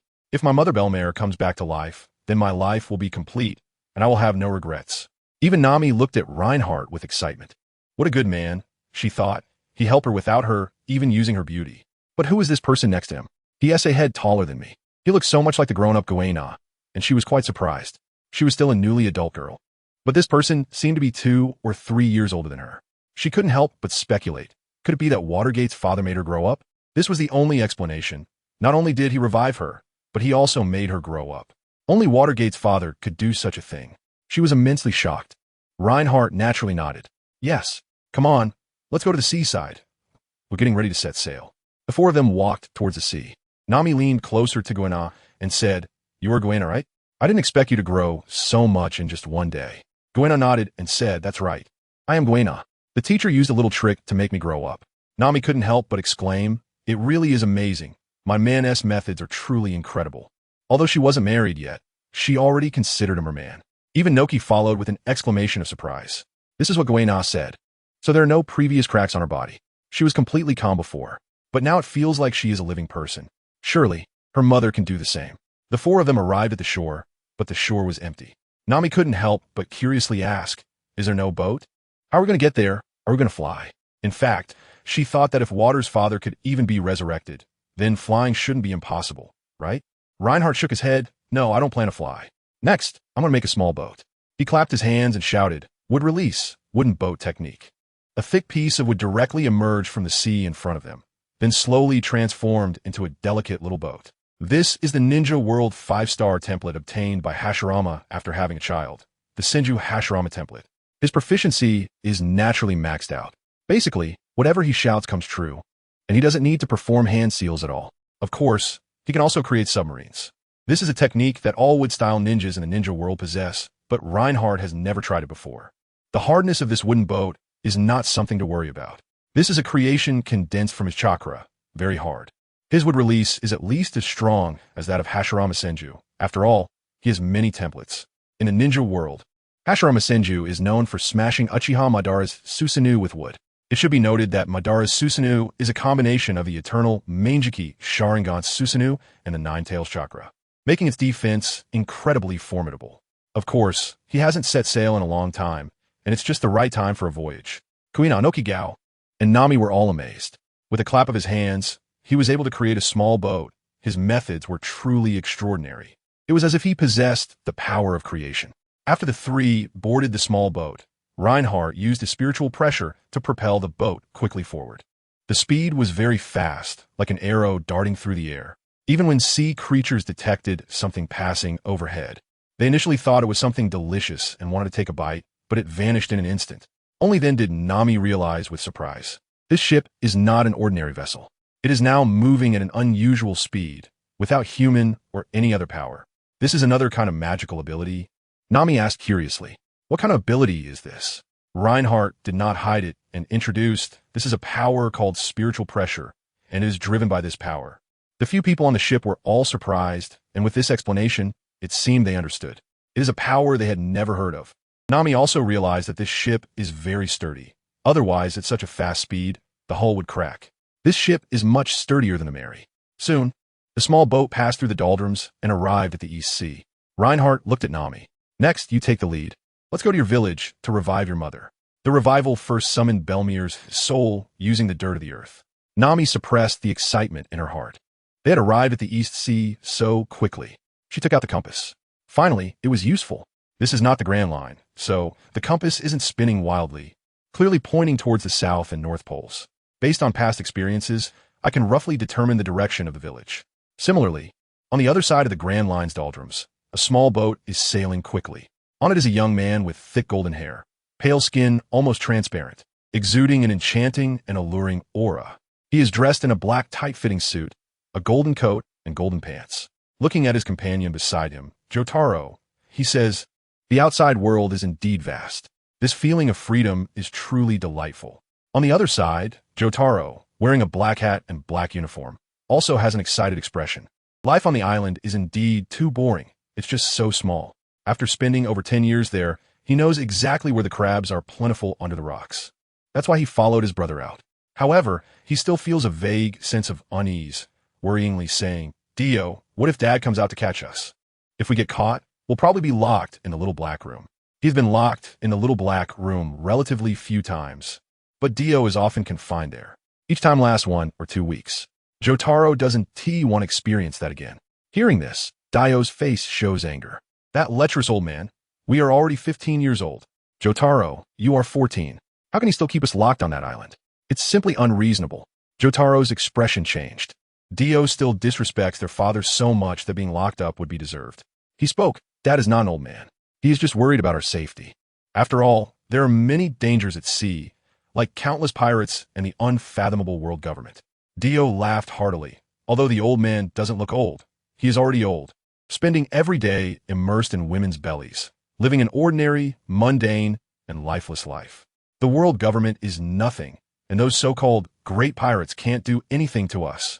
You and I are invincible in this world, not to mention our strong physiques. Even without Hawkeye, we can easily destroy a large rock. After using Hawkeye, our defense and attack power can be further enhanced. More importantly, I possess even more powerful abilities. Dio has regenerative abilities. After being harmed, his body rapidly regenerates, though it consumes a significant amount of life force. Furthermore, he also possesses a stand that can stop time and allows him to move freely in that frozen time. What a terrifying power this is. Although he can only pause time for 3 seconds, those 3 seconds are already terrifying enough. It allows him to beat his enemies like wooden stakes for 3 minutes. It's enough to defeat all strong foes of the sea. Of course, he has a feeling that pausing time for 3 seconds is not his limit. As his body grows stronger, he will be able to pause time for even longer. His younger brother, who shares the same mother, also possesses the Stand Star Platinum. The attack power goes without saying. He also has the same time stop ability, but he can only pause for 1 second. Although not as good as himself, he is still a very powerful partner, which is why he brought him along. Moreover, the time stop ability of both of them can be said to have almost no cooldown. The only cost is physical stamina. He doesn't take the Grand Pirates seriously at all. Not even the world government intimidates him. No matter how deep the world government hides, there shouldn't be anyone who can stand against the two of them. It's impossible for a monster like his elder brother, Yuan Liujai, to appear. Even in the Stand world, his elder brother cannot have his time paused. It's as if he cannot be bound at all. He is truly a monster. Jotaro felt a bit unhappy hearing this, frowning as he said, "Dio, don't say that. Father cares for mother. Besides, if mother didn't plead for you, you would probably be locked away in a dark room for a very long time." He wasn't wrong. Although their father is usually very calm and rarely angry, when he does get angry, it is truly terrifying. The terrifying spiritual pressure emanating from him would make it hard for anyone to stand. He might end up locking Dio away for years, or even a lifetime. If their father didn't care for their mother, Dio would indeed face such severe punishment. Dio also realized he spoke wrongly. He still respects their mother very much. After all, she cares for him deeply. He apologized. "Okay, I misspoke." Jotaro didn't pursue the matter any further. This is just his thoughtless remark. He wouldn't be so reckless in front of his mother. There are no disrespectful thoughts toward her. Let's return to the previous question. What if father or a few brothers come out to catch us? There are still people in the family who can handle those two. There's father, and that brother Yuan Liujai goes without saying. He is someone whose time-stopping ability cannot restrain. That brother Aizen is also a terrifying person. The number one in family illusions. He is also a very difficult brother to deal with. Dio was silent for a moment after hearing this, then burst into laughter. Don't worry, Jotaro, I've already thought of a strategy to deal with the old man. Our first goal this time is the Nine-Snake Island in the calm belt of the Grand Line to capture the world's number one beauty pirate, Boa Hancock, and then present her to Father. If he gets immersed in her gentleness, he should be too busy to bother with us. Jotaro's eyes lit up. It made too much sense. Father still likes beautiful women. The number one beauty of the sea, Boa Hancock, a woman with such a loud title, should be able to satisfy Father. At the very least, it should prevent them from being punished. That Boa Hancock seems to be one of the Shichibukai, very powerful.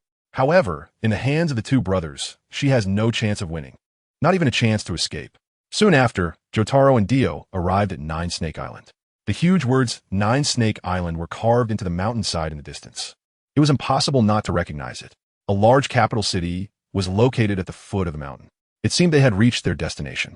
Along the way, they encountered quite a few sea kings, but without exception, they were all defeated by the Brothers Stand, Platinum Star, and the World. While on the family island, they learned to use armament hockey and could even cover their stands with black armament hockey, enhancing their attack and defense. After all, a stand could be considered part of their body.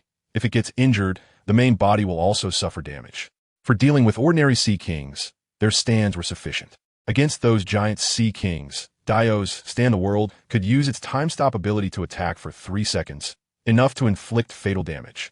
The journey was completely without danger. The two jumped off the small boat, reached the shore, and walked forward. Crossing the forest would lead them to the capital city, where the Empress was likely situated. However, they had not walked far when several female warriors emerged from the forest ahead. They were naturally the warriors of Nine-Snake Island, patrolling the seaside, guarding against pirates and human traffickers. Although Nine-Snake Island is now in a better situation than before, with pirates and traffickers previously coming to the island to abduct young female warriors. This has decreased significantly since Empress Boa Hancock took the throne. After all, the Empress is powerful, and ordinary people do not dare to invade here. One of the female warriors had slightly curled golden short hair and an arrow quiver tied to the back of her thigh. She wore a swimsuit made of animal skin on the upper body and a super short skirt also made of animal skin on the lower body, looking very cool. A black-green snake was draped around her. The other female warriors were similarly dressed, mostly wielding long spears and great swords. Nine-Snake Island is a pirate nation that values strength, with a fierce culture, and is composed mostly of skilled fighters. This is also the reason why their kingdom of women can stand firm in the windless zone of the Great Sea Route. Relying on the natural barrier of being located in the windless zone, they also need strong combat power to support it. Suddenly, one of the brown-haired female warriors shouted in horror. These individuals have flat chests. They are men. Hurry up and capture them. The leading blonde woman, Margaret, also showed a surprised expression. She carefully observed the two intruding humans. Indeed, they have flat chests and Adam's apples, confirming they are men. The rule of the Nine Snake is that men who enter must be eliminated. She immediately tightened the small snake wrapped around her body, and the small snake transformed into a sturdy bow. Then, she drew an arrow from the quiver hanging from her thigh, pulled the bow, aimed at the two men in front of her, and questioned, "Why have you come here? These two people don't look like good people at all." One of them has a somewhat sinister smile, and the other seems like a troublemaker. There definitely won't be any good things happening on this island. So they absolutely did not just end up here. Dio ignored her and turned to his brother with a pleased expression. "Jotaro, it seems we're in luck. We arrive and immediately encounter a blonde girl who looks pretty good to try to take back with us." Jotaro lowered his hat and glanced over. She really was quite impressive. His father would probably like her. With playful golden hair, a nice figure. Not too fat, not too thin, just right. And she had a striking feature, her fair skin. "Dio, should I take action or will you?" "You go ahead," Dio said slowly. "Let my brother gain some real combat experience. This could be considered a true battle, one fought for life and death. It's not like the family games where we just spar lightly. In the family, siblings often spar, but their father does not allow them to go too hard." Jotaro tilted his hat and walked towards the female warriors. Margaret, hearing their conversation, turned pale. They were truly despicable human traffickers. In the past, there had been pirates trying to abduct the female warriors or the little girls from Daughter Island. This has clearly improved since the new King Hancock ascended the throne, and no one dares to come anymore. Since these two have such intentions, they deserve to die. In fact, she is quite curious about men. After all, she is no longer a little girl. She had previously wondered why the island was full of women and how there could be children. As far as she knew, women cannot give birth to children with each other. She had heard some information from older female warriors. That is, adult female warriors go out to sea and return with a big belly, able to give birth, and of course, all the children born are girls. But when she asked those women how they could give birth, they did not explain the reason. They only hinted that she would know in the future. She vaguely understood that it was the combination of men and women that led to childbirth. This was something she discovered by observing the animals on the island. For example, only a male snake and a female snake can mate to produce eggs, thus generating offspring. Similarly, only a male tiger and a female tiger can give birth to cubs. So it can be confirmed that only males and females can have children. Therefore, when she encountered the legendary man before, if he were not a bad person, he would have shown mercy and let the other escape. But now it is unnecessary. These two are despicable human traffickers and deserve to die. She directly drew her bow and knocked an arrow. An arrow shot through the air towards a man in black. This is the archery skill she has painstakingly honed for over a decade. This person will definitely be pierced through the heart. The other female warriors are also looking forward to this human trafficker being shot through the heart. Human traffickers deserve to die. But soon, an astonishing scene unfolded before them. A giant, completely blue and purple, suddenly appeared in front of the man in black. It grasped the bow, an arrow in its hand, simultaneously generating a powerful shockwave that kicked up a large amount of dust. This indicates that Margaret's strike was indeed a powerful one. However, that figure remained completely unmoved, which is enough to demonstrate its strength. Of course, they were not only surprised by this, but also filled with confusion. What on earth is happening? Could it be a power similar to that of the Empress and her three sisters? The Empress and her sisters possess special abilities and have defeated the monster Gorgon of the Central Sea. Both younger sisters can transform into a massive serpent, possessing terrifying destructive power. Meanwhile, their Empress has the ability to petrify, said to be cursed by the defeated Gorgon. That is why she ordered the royal city to be empty while bathing and changing clothes. Anyone who sees her petrifying eyes will be turned to stone. Margaret was also taken aback, but that was not important. She is the warrior of this island, and her duty is to protect this nation by eliminating these two individuals. Margaret quickly drew her bow and arrows from the quiver on her thigh and swiftly knocked an arrow. She shot arrow after arrow, each whistling through the air. The speed was so fast that only after images could be seen in the air, and in an instant they reached the blue giant. Yet in that moment, the blue giant remained unfazed and, with an almost imperceptible speed, caught all the arrows. It then tossed them to the ground, producing loud, crashing sounds. Dio watched this scene with a smile, thinking that his brother's stand, Star Platinum, was truly impressive. This speed is fast enough and the accuracy is high enough. Otherwise, it would be impossible to easily catch these arrows.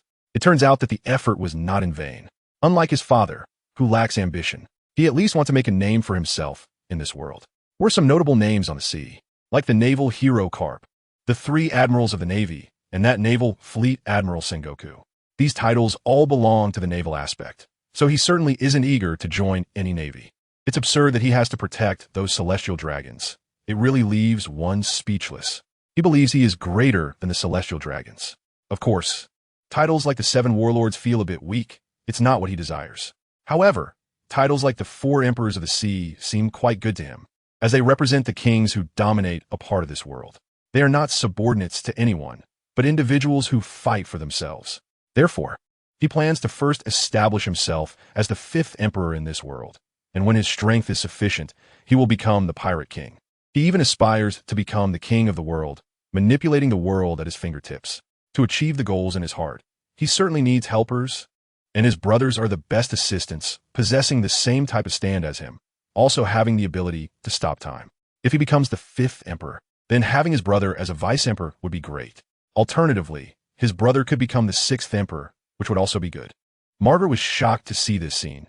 No one had ever been able to catch her arrows like that. They did so with such ease. She had encountered strong enemies before, and those powerful foes indeed had ways to deal with her arrows. However, they only dodged or knocked them down with weapons. There's an enormous difference between those actions and actually catching her arrows with one's hands. This person's strength far surpassed hers, and she quickly shouted, "Let's work together and capture these people." The other female warriors understood as well, their expressions extremely serious. They picked up their weapons and surrounded Jotaro, each launching terrifying attacks like stabs and slashes. Surrounded from all directions, it seemed impossible for this person to cope, no matter how strong he was. However, Jotaro faced these women without fear. Instead, he became excited and shouted, "Aura, aura!" His stand, Star Platinum, unleashed a flurry of violent punches. Countless afterimages of his fists could be seen, instantly sending the powerful female warriors flying. Even the weapons in their hands broke into several pieces. After being knocked back dozens of meters, those female warriors fell heavily to the ground, unable to rise again, clearly having suffered severe blows and were knocked unconscious. Margaret felt a surge of terror upon witnessing this scene. This person was like a war god, incredibly formidable. At the same time, she felt rage for daring to harm her companions. Angrily, she reached for the arrows in the quiver strapped to her thigh, but upon checking, she found it empty, no arrows left. She could only draw the small knife tied to her leg and resolutely rushed towards the man in black. Even though he was powerful, she had no reason to back down. There was no chance against that terrifying blue giant, but she only needed to harm his true body. Since such strong attacks were coming from the giant, his true body must be quite weak. Jotaro noticed her intentions, and the blue giant vanished. Facing Margaret's dagger attack, he simply grasped her right arm with his left hand while delivering a heavy punch to her stomach with his right fist, instantly causing her immense pain and forcing her to spit out a mouthful of liquid. She couldn't believe it. How could even the true body be this strong? This person is so terrifying. Then, rolling their eyes, they immediately lost consciousness. At this moment, Dio walked up with a smile and said, "Jotaro, well done. Carry her on your shoulder, and I'll take over from here." Jotaro nodded in agreement. It was indeed not easy to make a move while carrying a woman. The two of them then moved forward, and everyone they encountered was taken down by Dio. There was hardly anyone who could fight back, but he did not resort to killing. After all, the person he wanted to capture was the Empress, and his father would definitely take her in, which would count as his own mother. Although not biological, it was best not to offend too severely. It was a bit of pity, though. They hadn't encountered any suitable beauties along the way. His father certainly wouldn't like women who weren't beautiful, and of course, wouldn't take them in. He silently lamented that his father was really incompetent. He could easily conquer the world and have all the beauties of this world at his disposal. He clearly had the ability to achieve such things, yet he chose to live on an island, truly lacking ambition. If he were a lecher, he would definitely do it. With such a commotion on the island, someone naturally went to report the situation to the Empress in Nine Snake City. A powerful enemy had invaded those damned human traffickers. Upon hearing this news, the Empress's face turned icy, and a raging anger ignited within her. Human traffickers. It was those damned traffickers who had sold her three sisters to the celestial dragons, subjecting them to endless torment. They were often whipped, leaving them battered and bruised. Fortunately, they had finally escaped from that terrible hell.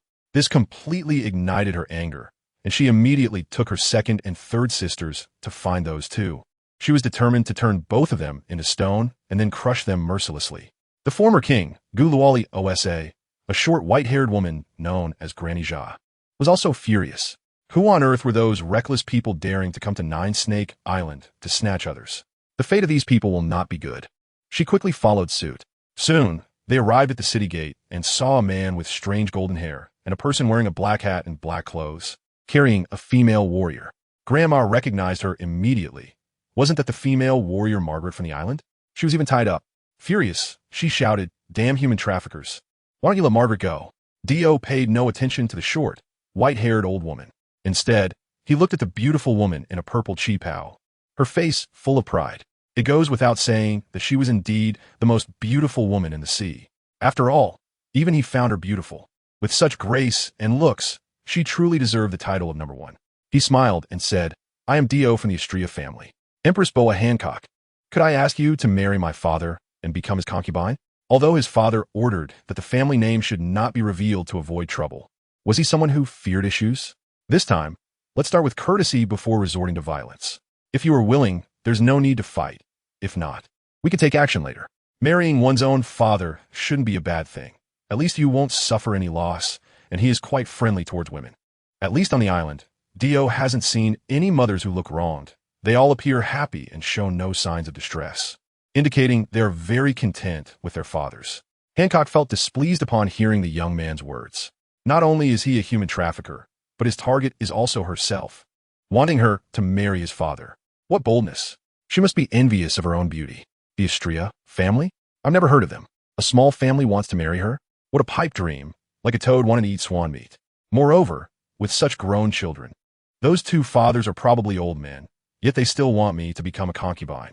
Second sister, third sister, killing for me. My two younger sisters, ever since they escaped from the celestial dragons, have been diligently training and have become very powerful female warriors on the island.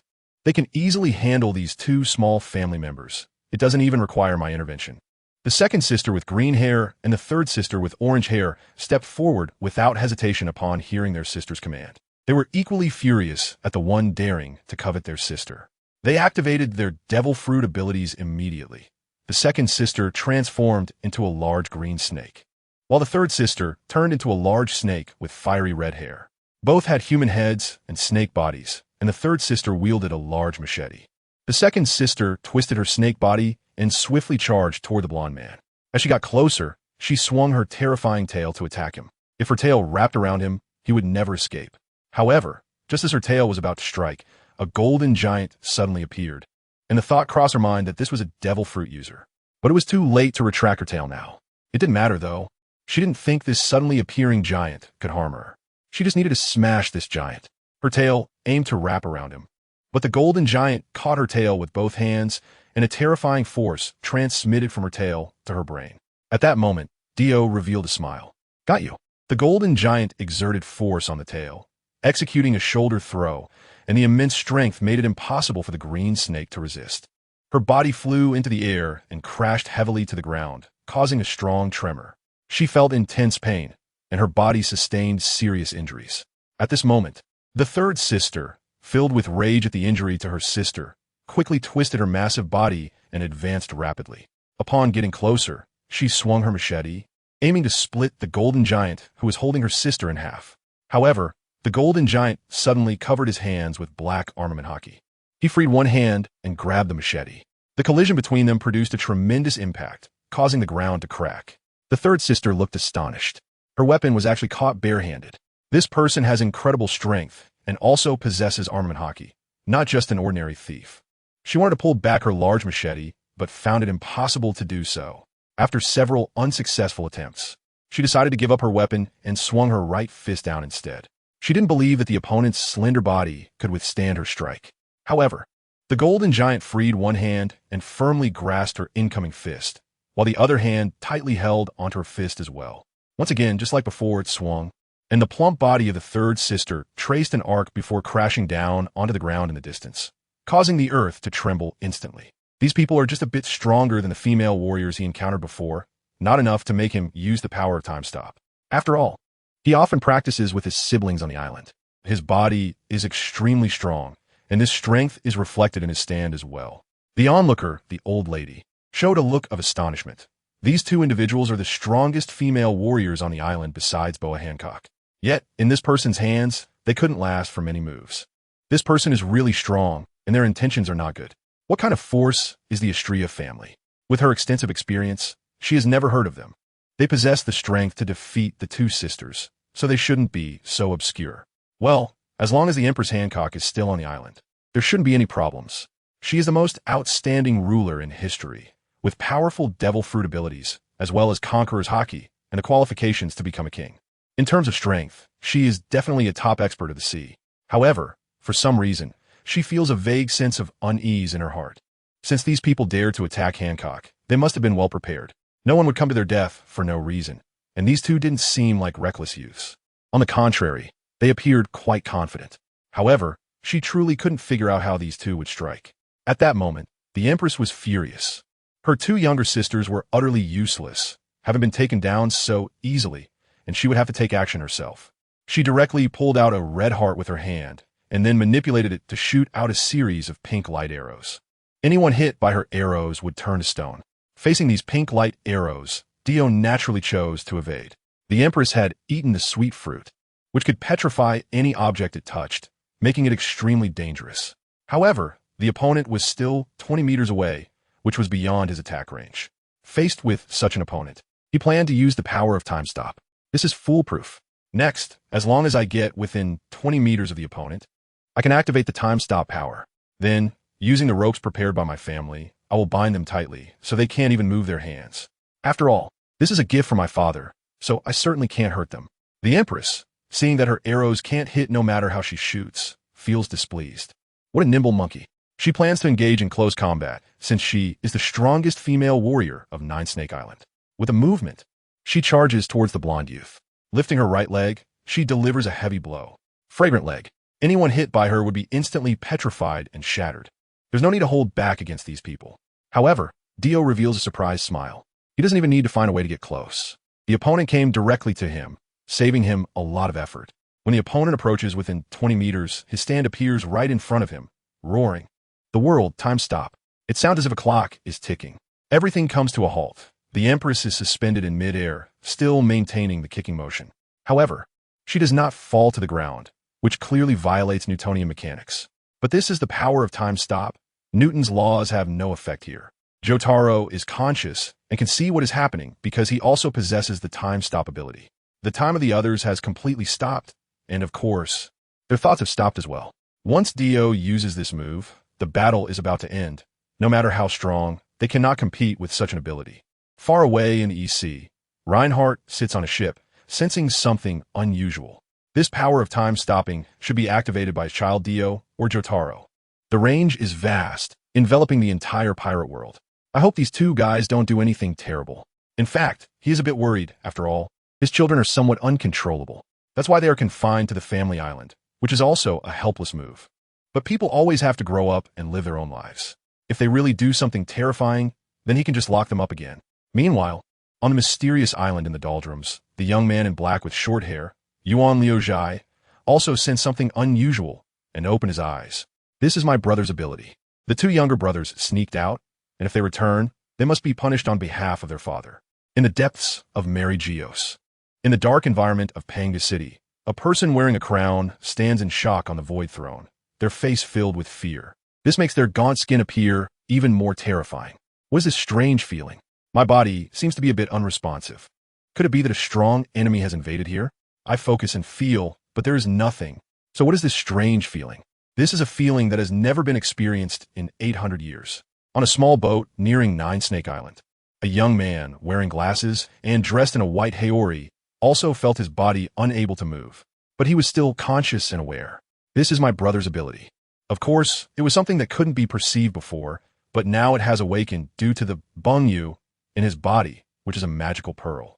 It has given him the ability to counteract the stopping of time. Father is indeed powerful to be able to bestow such a thing upon him. This has been inside him since his birth, and he has only recently begun to master it. He discovered that this orb seems to be able to fulfill people's wishes. Naturally, he hopes not to be constrained, so he has acquired this power. At this moment on Snake Island, after activating the time stop ability, Dio manipulated his stand to use a rope and arrived beside the Empress a second later, taking 2 seconds to tightly bind her from neck to feet, completely immobilizing her. Her hands and feet could not move. After all, he didn't have sea stone, so he could only do this. Even though she was bound, she could still activate her devil fruit abilities, but with her hands and feet immobilized, she was still very safe.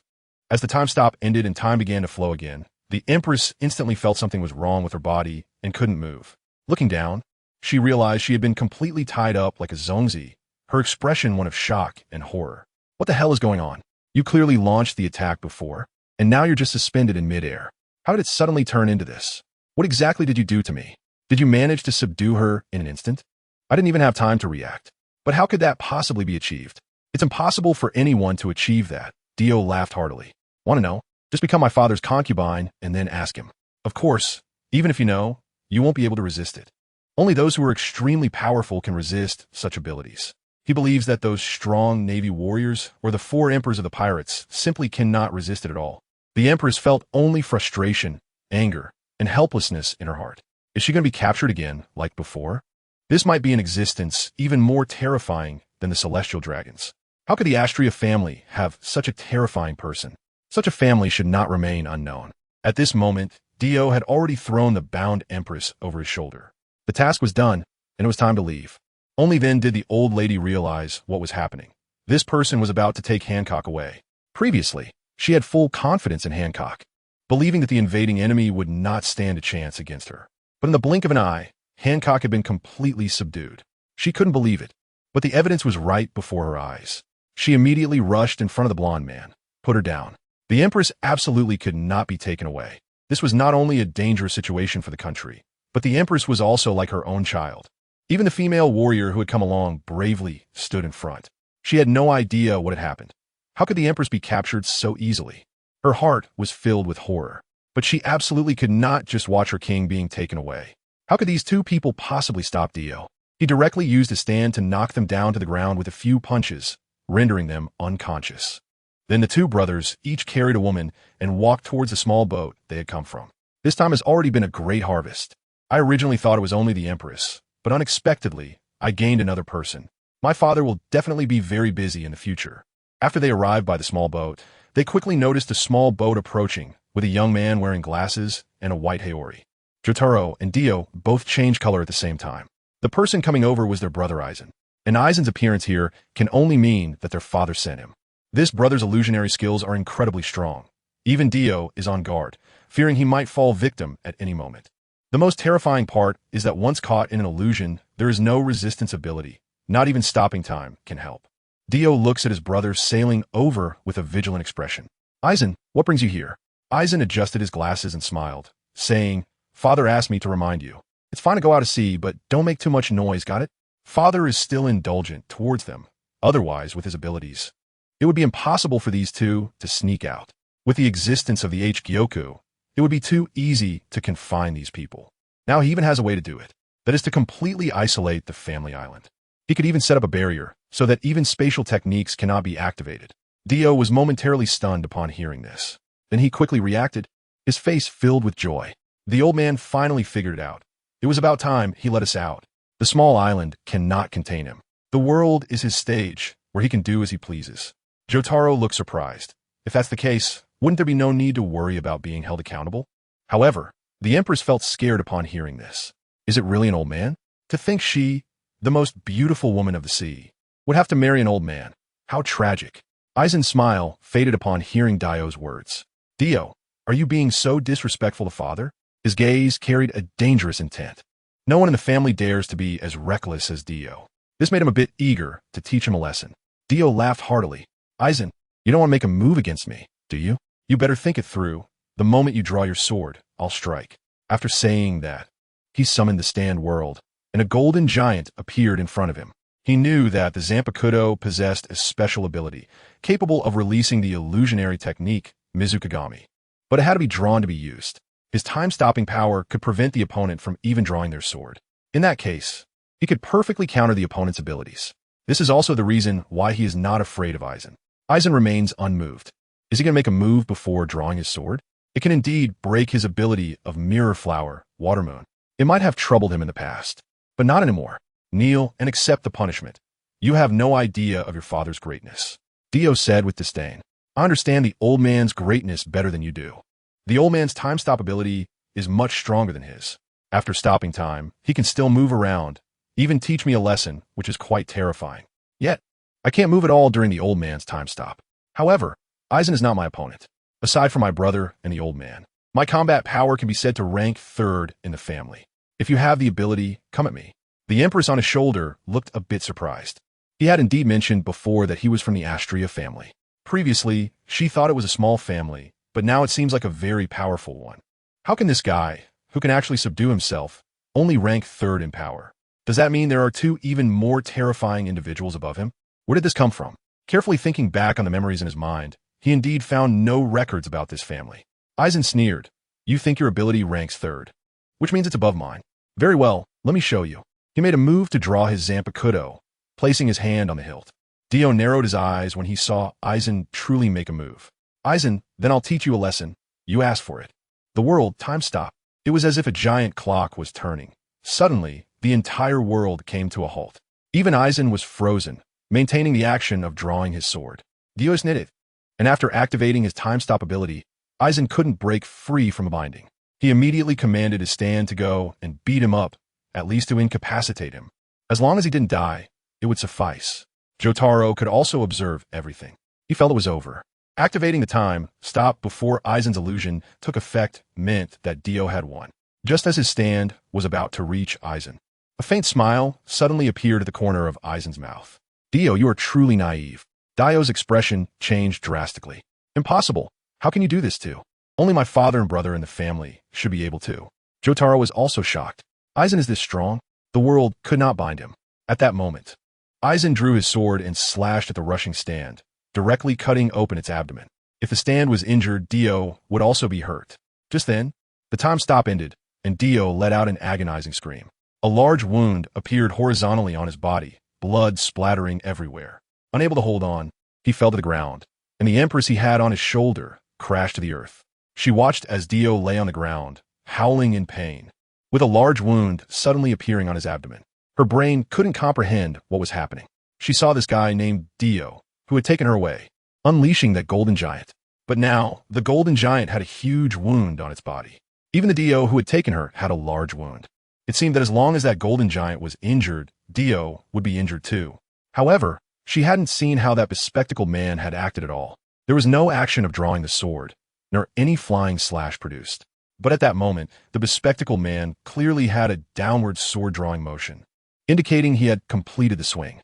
It was incomprehensible. No matter how fast, she should have been able to see some trace of it. But there was absolutely nothing, which was why she was puzzled. Aizen jumped off the ship and approached Dio, who was lying on the ground, asking Dio, "Do you still dare to disrespect my father? I would team mine striking you again." Dio's physical abilities were relatively strong, capable of healing his injuries, so such damage wouldn't take his life. Rather, it could be used to torment him. Hearing this, Dio was both shocked and furious. Damn, Aizen, this knife really hurts, but the situation is stronger than the individual. He directly raised his hand to signal surrender. I no longer dared to resist. Aizen was finally satisfied, wearing a smile on his face. A father's greatness cannot be questioned. Remember your father's words well, and don't make too much noise outside. At this moment, the Empress looked at the young man with glasses who admired her father so much and couldn't help but feel suspicious. Was her father really that strong? Listening to their conversation, it seemed that this young man with glasses was much stronger than even Dio. Otherwise, he wouldn't be considered great. Her heart was completely filled with doubt. It was truly unbelievable. If someone was stronger than these two, how strong would that be? In fact, before this, she had thought of herself as a top expert in the sea, believing she was quite strong. But in front of someone named Dio, she couldn't even withstand one move. She still couldn't understand how he had restrained her. Although she felt a bit unconvinced, defeat was a fact. As a warrior, losing was losing. She felt like a mere minion.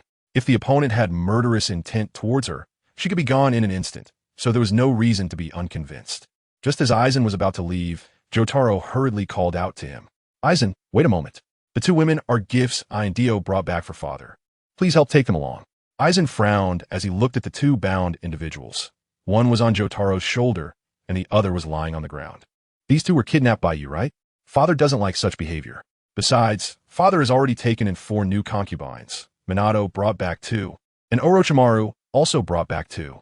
Jotaro couldn't help but feel a headache. It seemed that father indeed didn't like this method. Moreover, father had 4 new concubines now. He felt a bit conflicted in his heart.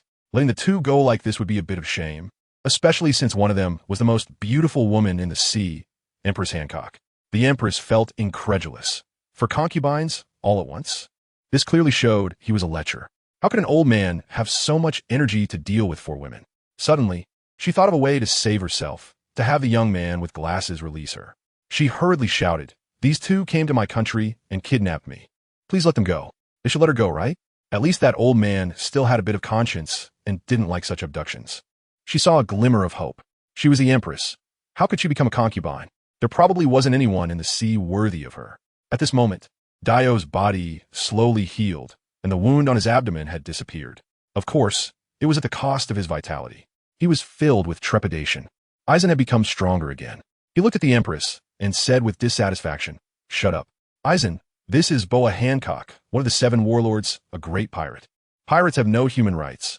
I believe father wouldn't dislike her. This is a gift I am giving to father. Whether he accepts it or not is not for you to decide, but for father to say." Aizen's frowning brow relaxed.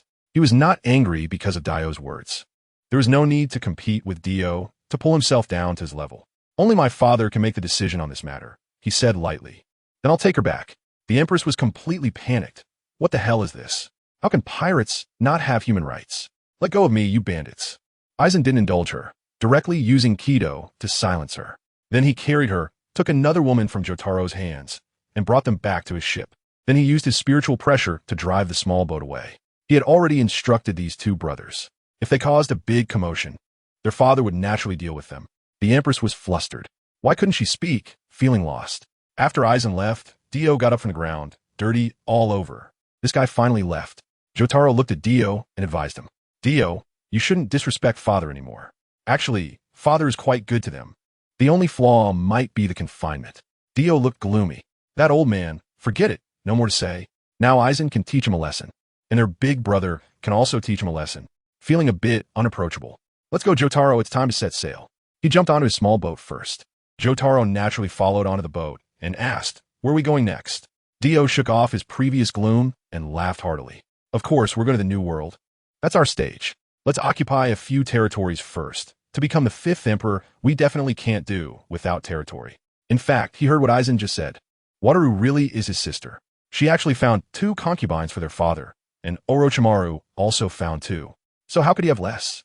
He knew that on Fishman Island, 10,000 meters underground in the New World, there was a mermaid comparable to the world's most beautiful woman, Empress Hancock. She was the princess of Fishman Island.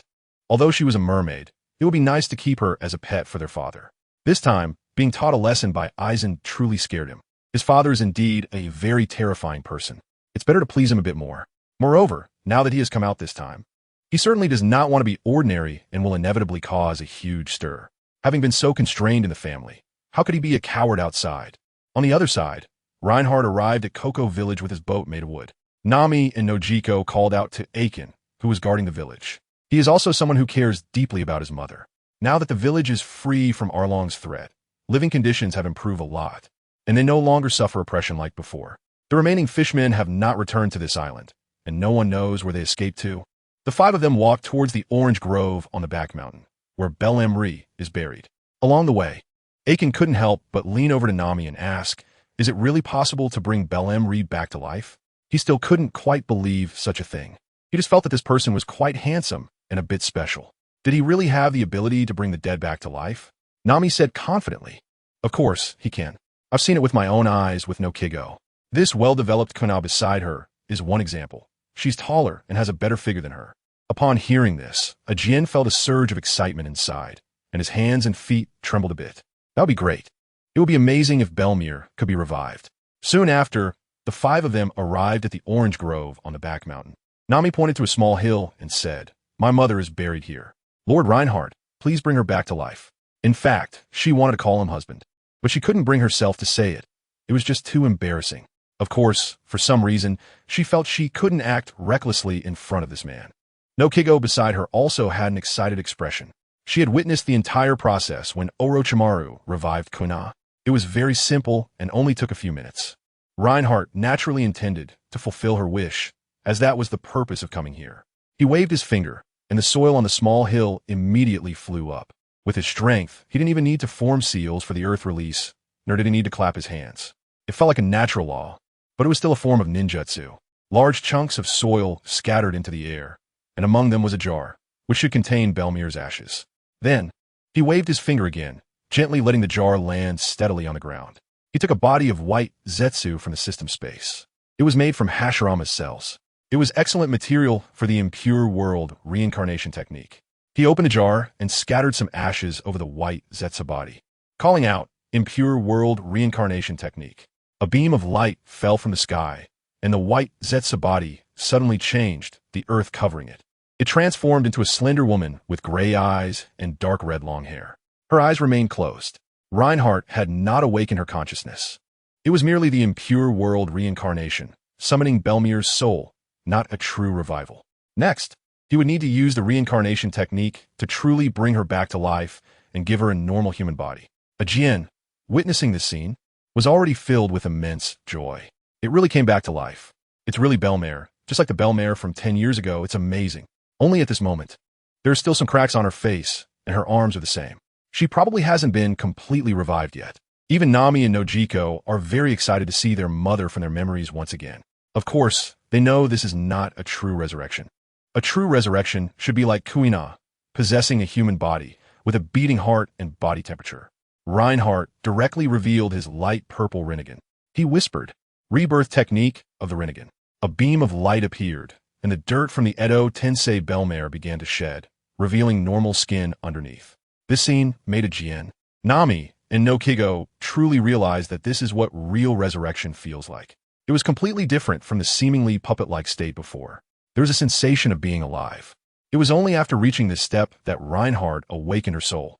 Bellmare slowly opened her eyes, feeling a bit dazed. What happened to me? She looked at her hands in disbelief. Am I not dead? She still had the memories of paying protection money to Nami and no Kigo, but she didn't have any money to pay herself. Then she was shot in the heart by Arlong. She still remembered that pain. It was a feeling of nearing death. She should have died, right? But now she could actually see and feel her hands. A Jien excitedly stepped forward and asked, "Bellmare, are you okay now?" Hearing that familiar voice, Bellmare lifted her head. It was a Jien. "Why do you seem to have aged so much?" She asked. "I feel a bit dizzy, as if I've been asleep for a long time. Am I not dead?" A Jien smiled bitterly. "Yes, I've aged. There's no helping it. You've been dead for 10 years, and now you've been brought back to life by someone." He pointed to the person who resurrected her. Bellmare was instantly taken aback. Had she really been dead for so long? A Jien really looked like he had aged 10 years. He used to be such a handsome young man. Turning her gaze to the person who revived her, she noticed there were two women beside him, one with orange hair and the other with blue hair. "It's obvious that this is my adopted daughter Nami and Nojiko. It's been 10 years, and they've grown up." Nami and Nojiko excitedly ran forward to hug their mother. "Mom, it's so good to have you back." They could feel the warmth of their mother, the warmth of a living person. Bellmare felt a bit emotional, realizing that she really was dead and that her adopted children had grown up so much. Nami and Nojiko could be considered adult women now. She smiled and said, "Please introduce me to the one who brought me back to life."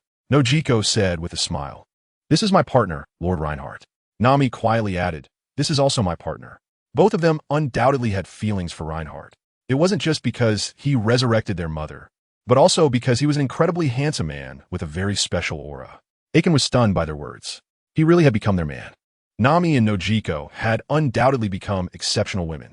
Compared to them, he felt completely alone, not knowing if Bellmare would accept him. For so many years, he remained alone. There was no way around it, as his heart could no longer accommodate anyone else.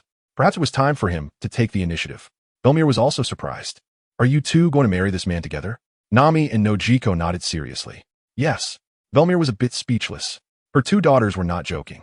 This person is really impressive, able to gain the affection of his two daughters and enjoy the blessings of having a family.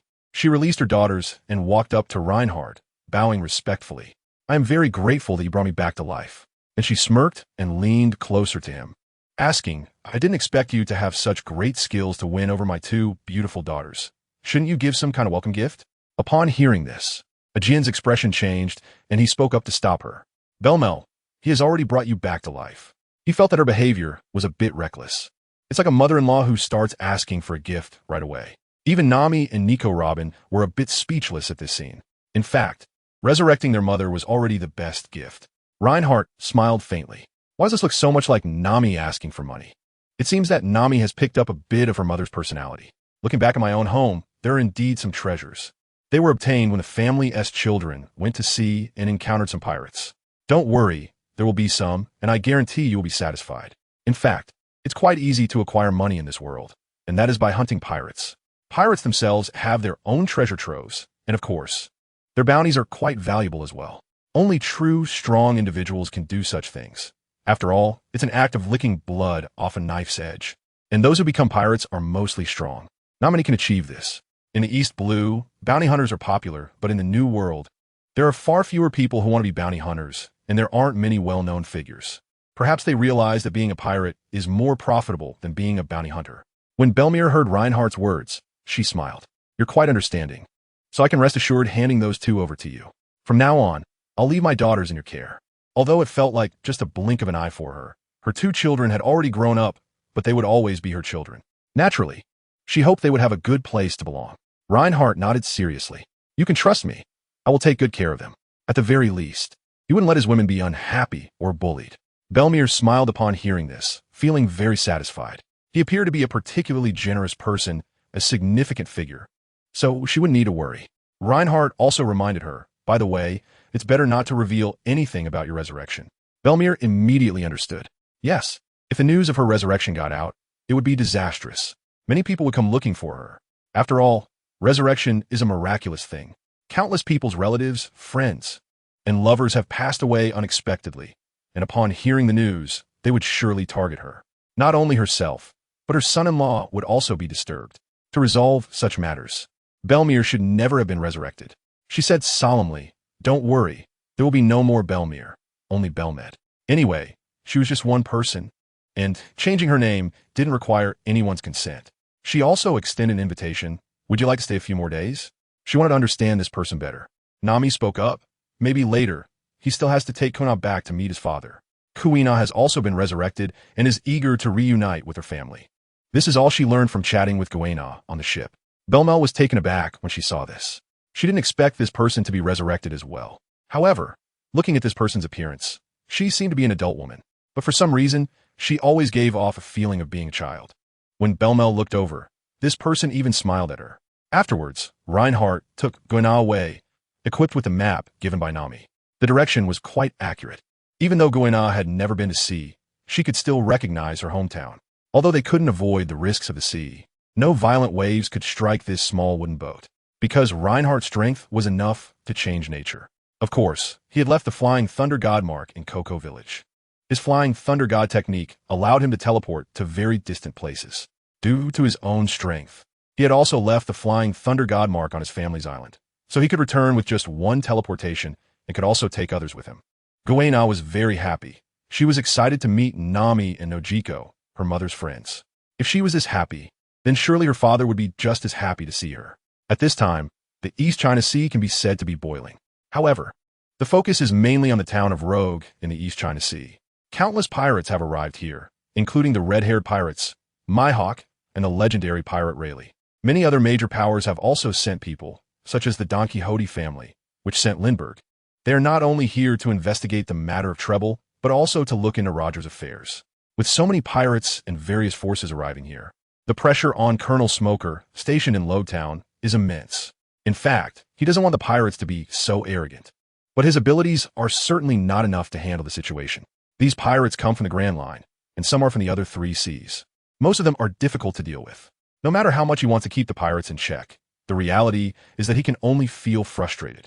In fact, he has reported this to Admiral Sengoku at the Navy headquarters, but it was of no use. After all, there are too many pirates here, and the entire crew of one of the 4 emperors, red-haired Shanks, has come. Even one of the 7 warlords is here, along with the legendary pirate Rayleigh.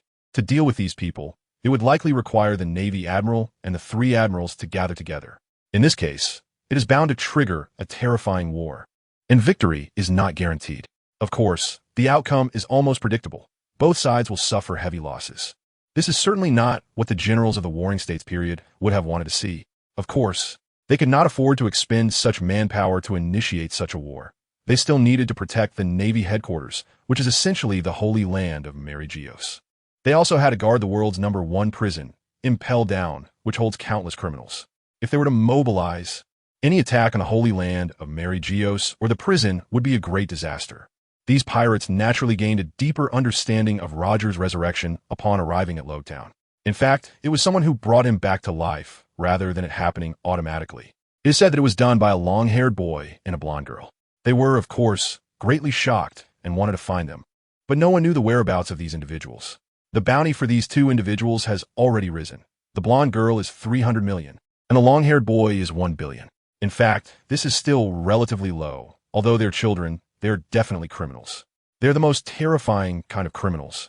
After all, even Roger has been resurrected. This incident even alarmed the 5 elders. The 5 elders were very concerned about Roger, as he had been a laugh-tale and should know the truth of history. This truth could overturn the entire ocean and even their rule. Therefore, they not only ordered the Navy to take action and capture these 2 criminals, but also mobilized their subordinate CP organization. They issued 2 commands. One was to recruit, as such individuals possess the ability of resurrection, which naturally made them covetous. The other was to eliminate. If they were unwilling to obey the world government, then there was no need to keep them alive. Linger, from the Don Quixote family, found some shipwreck debris while searching for Torbel's whereabouts in the East Sea, with some markings that only the Don Quixote family had. His expression changed. This means that Torbel should be in trouble. The inability to get in touch is not due to a phone malfunction, but rather because someone has taken him out. Even the entire ship has been destroyed. This made Lin Dejai's face turn dark. He wanted to find some clues from the wreckage of the ship. They even sent divers to investigate. In the end, they found the main body of the sunken ship, which was already shattered beyond recognition. This led him to speculate that they might have encountered a large sea king. But does the East China Sea have such sea kings? Meanwhile, on the other side, Pain and Ulquiorra, following their father's orders, sailed to the Shambody archipelago. This is the last stop of the first half of the Great Route. As long as they pass through the Red Earth continent, they can reach the New World. Then they will eliminate the warlord Don Quixote da Flamingo, who dared to attack their sister. They have been acting very low-key all along, following their father's orders. However, those who dared to attack them have already met their demise. They want to find a coding craftsman on the Sabady archipelago. As long as they cover the ship with resin bubbles, they can successfully dive into the deep sea and pass through the caves beneath the Red Earth continent. In fact, they could have flown directly there, but since it's a rare outing, they naturally want to try another normal route. According to Aizen, their father has allowed them to go out freely as long as they don't cause trouble. As they walked along the road, they saw pedestrians anxiously crouching on the ground with their heads down, looking puzzled. At that moment, a stout man with resin bubbles dripping with mucus appeared on the opposite side of the road, sitting on top of a slave who was crawling forward. Not only that, but there were also many bodyguards in black suits around. Although they were all very skilled individuals, and the person they were protecting was extremely important, Saint Charlos, one of the most noble people in the world. They looked very relaxed and did not seem overly cautious. No one dared to make a move against the Celestial Dragon. Not even the Yonko crew, because the consequences of attacking them were extremely severe. An entire country or city could be destroyed, and no fool would do such a thing.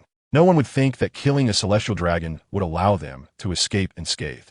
The civilians quietly crouched down, not daring to make a sound for fear of affecting the mood of the Celestial Dragon. If they showed even a hint of disrespect, it could anger the Celestial Dragon and lead to their own death. The Celestial Dragons were that tyrannical. The group of Celestial Dragons slowly approached Pain and Ulquiorra, who were not aware of who they were, and even if they did, they would not give way. It was a joke. The Astria family had no habit of yielding. Moreover, the proud Pain believed himself to be a god. Aside from his father and a few older brothers in the family, no one else was qualified to demand that he yield. This scene left the civilians on the ground stunned, their hearts pounding. Who are these two people? How dare they stand in front of the Celestial Dragons? They're truly seeking their own death. They will probably be killed by the Celestial Dragons soon. They have seen this situation many times. Often, some impulsive young people block the way of the daily people, only to be shot dead or killed by their own subordinates. This is their future outcome, no doubt about it. No one on this sea can resist the Celestial Dragons. St. Charlos hasn't realized it yet. He's been feeling a bit annoyed and bored lately. He's tired of playing with the newly acquired slaves. His gaze is somewhat dazed. However, his bodyguard has reacted, with veins bulging on his forehead. Who are these people? How dare they stand in front of the Celestial Dragons? They are really asking for death. It doesn't matter if they die themselves, but they shouldn't drag others down with them. Although their treatment is very high, the Celestial Dragons are also difficult to please. Many of their colleagues have been executed for offending the Celestial Dragons. Immediately, a blond man in black clothing approached Charlos and asked, "Charlos, how should we deal with these people?" The opinion of the Celestial Dragons is the most important, and they do not dare to act on their own. Of course, they wouldn't dare. There have been people who took matters into their own hands before, only to be killed by the Celestial Dragons. Charlos glanced at the two with boredom. The proud gaze of the two made him a bit displeased. In the past, which commoner would not tremble in fear upon seeing them? He immediately ordered, "Kill them." The commoners lying on the ground were speechless. This was indeed the result. Could these two be from small place? Otherwise, how could they be so reckless? This time, it's over. Immediately, two bodyguards in black rushed forward, intending to take out these two. Hearing this, Pain was extremely furious, his expression completely frozen. What boldness! When the two bodyguards approached, he growled, "Spicy heavenly strike." A powerful repulsive force burst outward from his body, directly sending the two of them flying. They crashed violently into a distant building, producing a loud explosion. The wall shattered, creating a large hole, and the entire person was embedded in it. This scene stunned the onlookers. They had some skills, but daring to resist would only lead to a more miserable death. The other black-clothed bodyguards were also shocked. The person in the red cloud and black clothes is very strong. He took out their two colleagues in an instant. A black-clad bodyguard questioned, "Who are you? Do you want to attack the celestial dragons?" He did not realize the identities of these two. They were neither great pirates nor terrifying criminals. Seemingly just newcomers who had just emerged. From that earlier strike, it was clear that these two were strong and not their opponents. If they were to attack the celestial dragons, there would be no way to stop them. If something were to happen to the celestial dragons, these bodyguards would also be in danger. So someone was already prepared. If things went south, they would immediately call the Navy snail phone for support. It is very close to the Navy headquarters, and the comings and goings are quick.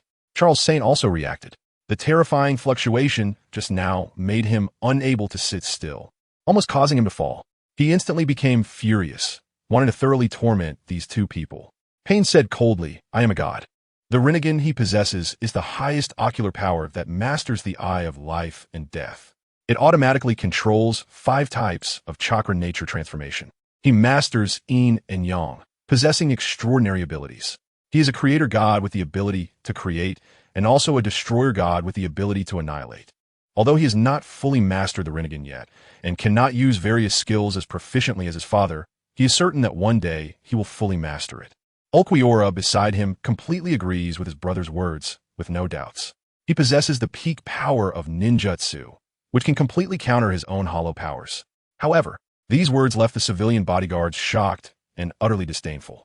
A fool who claims to be a god. He must be insane. Otherwise, he wouldn't say such things. Hearing this, Charles Saint became even more enraged. A god? This guy actually boasts of being a god. Doesn't that imply a position above himself? The celestial dragons are the most noble people in the world, yet they do not dare to claim to be gods, but rather descendants of gods. This made him furious, and he directly pulled out a small golden pistol from his pocket. Aiming at the man in the red cloud and black clothes, he pulled the trigger. With a bang, a bullet shot towards Pain at an invisible speed. Pain fired another Shinra Tensei, deflecting the bullet. In fact, he even sent the bullet back. The rebounding bullet hit Charles Saint's arm, splattering some blood and leaving a small hole. In an instant, the pain made Charles Saint scream. Celestial dragons are spoiled and have never experienced such an injury in their lives. This scene scared the civilians to death. How dare they harm the celestial dragons? It's all over for them. They were already terrified to the extreme. No one would dare to do such a thing, not even the ruthless pirates on this island. It is entirely possible that this could implicate those present. Even the other black-clad bodyguards were flustered. How dare this person? They quickly positioned themselves in front of St. Charles, determined not to let him get hurt again. Otherwise, their lives would definitely be at stake. Someone among them had already called the Navy headquarters snail phone, and a Navy admiral would likely arrive soon. Those who dare to harm a celestial dragon will face at least an admiral from Navy. At this moment, Ulquiorra advised, "Pain, let's not kill him. Our father sent us out to avoid causing trouble." I seem to have heard Brother Eisen mention the name Celestial Dragon. It seems to be a title for a world noble, and killing him could lead to some minor trouble. The civilians and bodyguards were extremely surprised. Just a minor trouble? How could there be such a misunderstanding? Right now, it's a huge problem. Once the Navy receives the news, they will at least send an admiral. They will conduct a massive purge of the entire island. Countless people will be implicated because of these two. There's no need to mention the pirates. Even the civilians have started to think about fleeing. This is no longer just a huge trouble for these two people, but also a huge trouble for all of them. Charles Saint was drenched in cold sweat, panting heavily, and had regained his senses from that excruciating feeling. He glared angrily at the person in red cloud and black clothing and ordered, "Go for it. Kill those two. Not only kill them, but also their parents." The pain had made him somewhat lose his sanity, though he never had much sanity to begin with. Anyone who displeased him should be killed. The bodyguards showed troubled expressions. It wasn't that they didn't want to go, but they couldn't compete. The aura emitted by the person in red cloud and black clothing felt like that of an extraordinary being, giving off a sense of superiority. When did such a terrifying newcomer emerge from the ocean? It truly put them in a difficult position. But even though Charles Saint's order was challenging, they could only comply. Moving forward to try to kill the two, Pain's face was extremely cold. What did that person just say? A fire of rage ignited within him. Want to make these people feel pain, Shinra Tensei.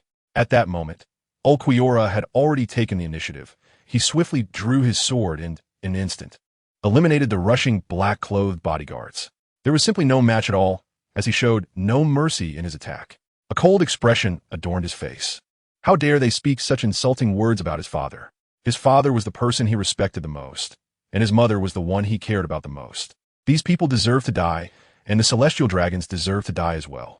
Although his father told him not to cause trouble, he never said to be afraid of it. If someone comes to find him, of course he will fight back. Even if his father were here, he would definitely do this. It could even be more terrifying, harming family members, which has already crossed the father's bottom line. After he took out these bodyguards, he went straight to Charlo's side. At this moment, Charluz was so scared that he fell to the ground, screaming in pain. The slave who had been carrying him looked astonished. Could anyone really dare to kill a celestial? Has the sky truly been pierced today? Is a celestial really going to die? He hated this celestial deeply, having been tortured countless times by him, and it would be best if this celestial died. Thinking of this brought him a sense of pleasure. Ulquiorra coldly looked at the Charluz lying on the ground. You, such trash, dare to slander my father and mother. How should I execute you? Charluz sensed this cold intent and wet himself in fear, his pants soaked. The gleaming sword truly frightened him, his face pale with terror. Trembling, he shouted, "You dare to kill me. I am a celestial." At this moment, the surrounding civilians were shocked. Did this person really intend to kill a celestial dragon? Is this for real? This is a matter of their own lives, and some even stood up to angrily shout, "You bastard, what are you doing? Hurry up and stop. You can't kill the celestial dragons. You're seeking death yourself. Don't drag us into this, you bastard." More and more voices began to rise. There was no way around it. People were afraid of death. If the celestial dragons died, there was a high chance that they would be dragged down with them. St. Charlos seemed to gain some power from these people, laughing wildly and saying, "They're not wrong. If you have the ability, go ahead and kill me. Not only will you die, but they will too." Ulquiorra coldly looked at him. Trash, ignorant. He swung a few blades directly at St. Charlos. Charlos's limbs immediately broke apart, gushing out a large amount of blood, staining the entire ground red. St. Charlos let out an astonishing scream, pain coursing through his whole body. The civilians witnessing this scene were filled with terror. Their hearts were completely consumed by fear, and they couldn't even utter a word. This person really went and killed a celestial dragon. They must be seriously ill. This is something even the 4 emperors wouldn't dare to do. Yet this reckless young man actually did it. I didn't expect to witness such a heinous event. Charlos is definitely dead from this bloodshed. It won't be long before the Navy and the world government arrive. If we stay here, even as civilians, we might be executed on the spot. We must leave as soon as possible. Before leaving, they were still cursing in their hearts, filled with hatred for these 2 individuals. What stroke of bad luck. After doing all this, Ulquiorra shook off the bloodstains from his sword with his spiritual pressure and sheathed it. Payne, there is going to be a big commotion next. Shall we fly over the red line to Dressrosa? Payne said nonchalantly.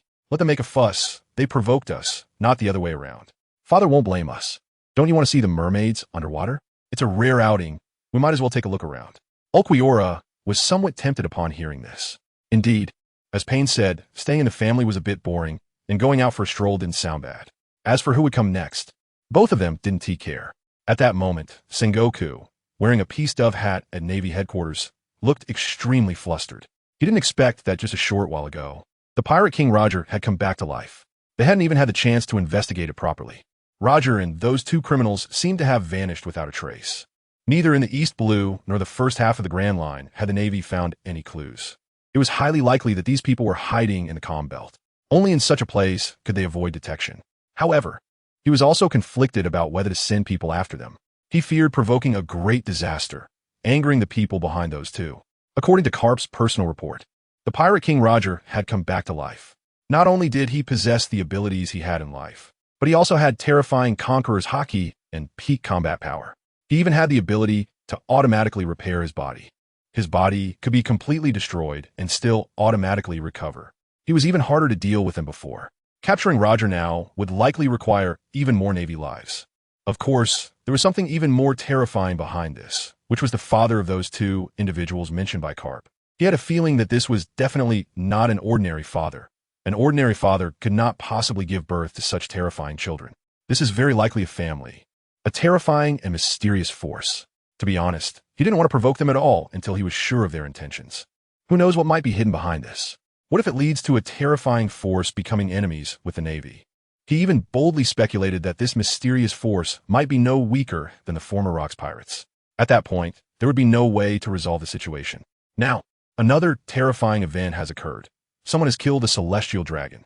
This has left him, the Admiral of the Navy, utterly shocked. Since the maritime overlord rocks, there has been no incident of a celestial dragon being attacked. Neither the Revolutionary Army nor the four emperors dare to lay a hand on the celestial dragons. Because the celestial dragons are essentially the masters of the world government, being enemies with them is basically being enemies with the world. There shouldn't be such a powerful force in this world. So he speculated that it might be two rookies who suddenly appeared from nowhere. He immediately called Kazan, the mole, and Ghost Spider to capture the criminals and hand them over to the celestial dragons for punishment. If they dared to resist, they would be killed on the spot. With one admiral and two elite vice admirals, it should be manageable. With this level of combat power, they can handle anyone who is not a Yonka-level expert. After receiving the orders, Kazan, the mole, and the demon spider immediately set off on a warship. They must catch the criminals before they escape. In fact, when they heard this order, they were also surprised. Who is this crazy kid that dares to do such a thing? Even the craziest person should know the consequences of killing a celestial dragon. To dare to kill a celestial dragon means their lives were already lost at that moment. Without a doubt, the three of them would never allow the other party to escape. This incident is extremely serious. They will not permit the sinners to escape. On the Sabeti archipelago, a figure resembling a large bird in human form, dressed in a black top hat, a light blue shirt, and a black cloak, is none other than Morgans, the president of the World Economic News. He had already received the news and rushed to the location where the celestial dragon was executed. The crowd around had long since disappeared without a trace. On the ground, there were only the bodies of some killed black-clad bodyguards and a few seriously injured ones. However, the celestial dragon guards wore expressions of fear and despair, as the person they were supposed to protect, St. Charlos, had been torn to pieces and bled to death. Their faces filled with terror, clearly showing the pain of death. They were finished. Their failure to protect would surely lead to their execution. Escaping would be useless. Rather than endure more torment, it would be better to die sooner. This scene even shocked Morgans. Such a tragic death shows the brutality of these two criminals. He remembered that this seemed to be the son of Roswald. A great storm is likely to follow, and there might even be a demon-slaying order issued. The demon-slaying order is an attack that burns everything mercilessly. It consists of 10 warships, 5 vice admirals, and 1,000 elite Navy personnel. The most recent demon-slaying order was related to the previous O'Hara incident, where a group of scholars seeking the truth of history was ordered to be exterminated by the world government. However, it seems that there is still a demon's child lost in the world. The severity of this incident is likely no less than that previous event. Pursuing the truth of history has seriously provoked the world government. This time, the assassination of the celestial dragon is a direct slap in the face to the world government, and a heavy one at that. Deploying the demon slaughter order is perfectly normal. However, he shows no fear at all. Instead, he takes out a photo snail from his pocket and takes several pictures of the deceased Charlos from different angles. This is a rare photo, and it's exclusive. It must be exclusive. Even if someone took a picture with a photo phone bug, they wouldn't dare to release it. Only he dares to, after all. He isn't afraid of the celestial dragons anymore. The world government has tried to take him down countless times, but he has escaped every time. The more he takes pictures, the happier he feels. After Roger's resurrection, he now has another piece of news that can shake the seas. It seems like the celestial dragons haven't died in a long time. This should make some people very angry. Such news is definitely going to sell well. Keep the photos safe. The phone bug is ready to turn these photos into news and send them across the sea. Of course, that's not enough. He also needs to get a look at these two daring individuals. By the way, he will also include their portraits. This time, unlike in Road Town, he was present. It is estimated that those two won't be able to escape so easily and should still be on this island. In his eyes, these two people are truly formidable. For this, he has already thought of a title. The most terrifying criminals in the world, who did what even the 4 emperors dared not do. He believes it will definitely catch people's attention. The news of St. Charlos being killed quickly spread across the Sabeti archipelago. Upon hearing this news, pirates and criminals were all dumbfounded, their hearts filled with fear and unease. They were all preparing to set sail immediately. With the celestial dragon dead, it was highly likely the Navy would launch a purge order, causing the entire Sabeti archipelago to disappear, and they would surely be doomed. Even taking a moment longer could be life-threatening. Even the civilians were anxious and restless, hiding in their homes, with shops already closed, hoping not to be implicated. They felt miserable, having lived here for so long without ever experiencing such a terrifying event. Soon after, a Navy warship arrived at the Sabeti archipelago. In fact, the Navy headquarters is not far from the Sabeti archipelago, and it wouldn't take long for the warship to reach there at full speed. Navy personnel immediately arrived, bringing Admiral Kazan, Vice Admiral Smoker, and Vice Admiral Buggy to the scene. At this moment, at the site of St. Charles's death, there was a person with golden hair, wearing a resin bubble and dressed in the unique attire of the celestial dragons, crying out, "My son, you died so tragically. This is his only son, Charles. The child's death has left him heartbroken." Kazan, as well as the mole and Admiral Ghost Spider, all recognize the identity of this person. This person is Roswald, the father of the deceased Charles. When they saw the state of Charles's death, with his limbs horrifically separated and his face still bearing a terrifying expression of pain, they knew he had been brutally murdered. Their hearts couldn't help but sink. This criminal is truly brutal. Roswald also noticed the arrival of the three and shouted, "Admiral Akiji, activate the extermination order. I want everyone in the Sabeti archipelago to be buried with my son." His anger had reached its peak, and nothing else could alleviate the rage in his heart. The two vice admirals and the accompanying Navy soldiers all changed their expressions, filled with terror. This will kill many innocent people, but this is the order of the celestial dragons. Only Admiral Kazan in the field has the authority to refuse, right? Admiral Kazan has the golden transponder snail to activate the slaughter order. Hearing this, Kazan was shocked but shook his head without hesitation and said, "I refuse. I will capture the criminals and hand them over to you for disposal." The justice of the Navy is, of course, to protect civilians. If it were to activate the slaughter order against those who are extremely vicious, he would not hesitate. But most of the people on this island are innocent civilians, and he cannot bring himself to do it. When St. Roswell heard this, he shouted angrily, "Akiji, you, a Navy admiral, dare to refuse the order of the celestial dragons. Are you not afraid I will dismiss you?" Although he did not have such authority, he had the right to make demands to the five elders. The Navy is merely a dog of the celestial dragons, just a bodyguard. Now that they dare to refuse, it only makes him even angrier. Akiji ignored him. Even if he were dismissed, it would not matter. He would absolutely not give such an order. Instead, he asked the surrounding Navy about the whereabouts of those criminals. Soon, someone reported their movements, and Akiji and the others hurried over. On the way, the mole could not help but ask Admiral Kazan, "Are you really not going to activate the slaughter order?" This incident has undoubtedly reached the level of launching the demon-slaying order. The celestial dragon is dead, brutally murdered. Not following this command will surely lead to consequences. Kazan said indifferently, "If it doesn't get launched, I'll take responsibility for the aftermath." The Navy's justice is to protect civilians, not to kill the innocent. He still vividly remembers the O'Hara incident from years ago. There were too many innocent victims. The others listened in solemn respect and said no more. Meanwhile, Ulquiorra and Payne continued their journey on the island, searching for the coding craftsman. However, they soon realized that not only was the craftsman missing, but even the pedestrians on the street had vanished and the shops were closed. They understood that something serious had indeed happened, but the two remained unafraid. They were not afraid of trouble. Payne pointed to a bar that was still open and said, "Little you, let's go, eat and drink well, then we'll fly over the Red Earth continent. It's a bit of a pity we couldn't explore the deep sea this time. Hopefully, there will be another chance." Little you nodded. This was the only bar they could find that was open, the Shaki bar. As they walked in, they encountered Shaki, who was just about to close. Shaki looked at the two boys in surprise, one in white and the other in a black outfit with red clouds, and asked in confusion, "Aren't you two going home quickly? Something big is about to happen." The news of the celestial dragon's murder has reached here, and all the pirates have immediately slipped away. The Sabeti archipelago used to allow pirates to approach, but with this incident, the Navy will come. Those pirates will probably be killed as well. The incident this time was too severe. Perhaps they didn't even have the chance to stay in that cursed place, Advanced City. Payne replied, "Our home is not here. We're both hungry. Please serve us the dishes first.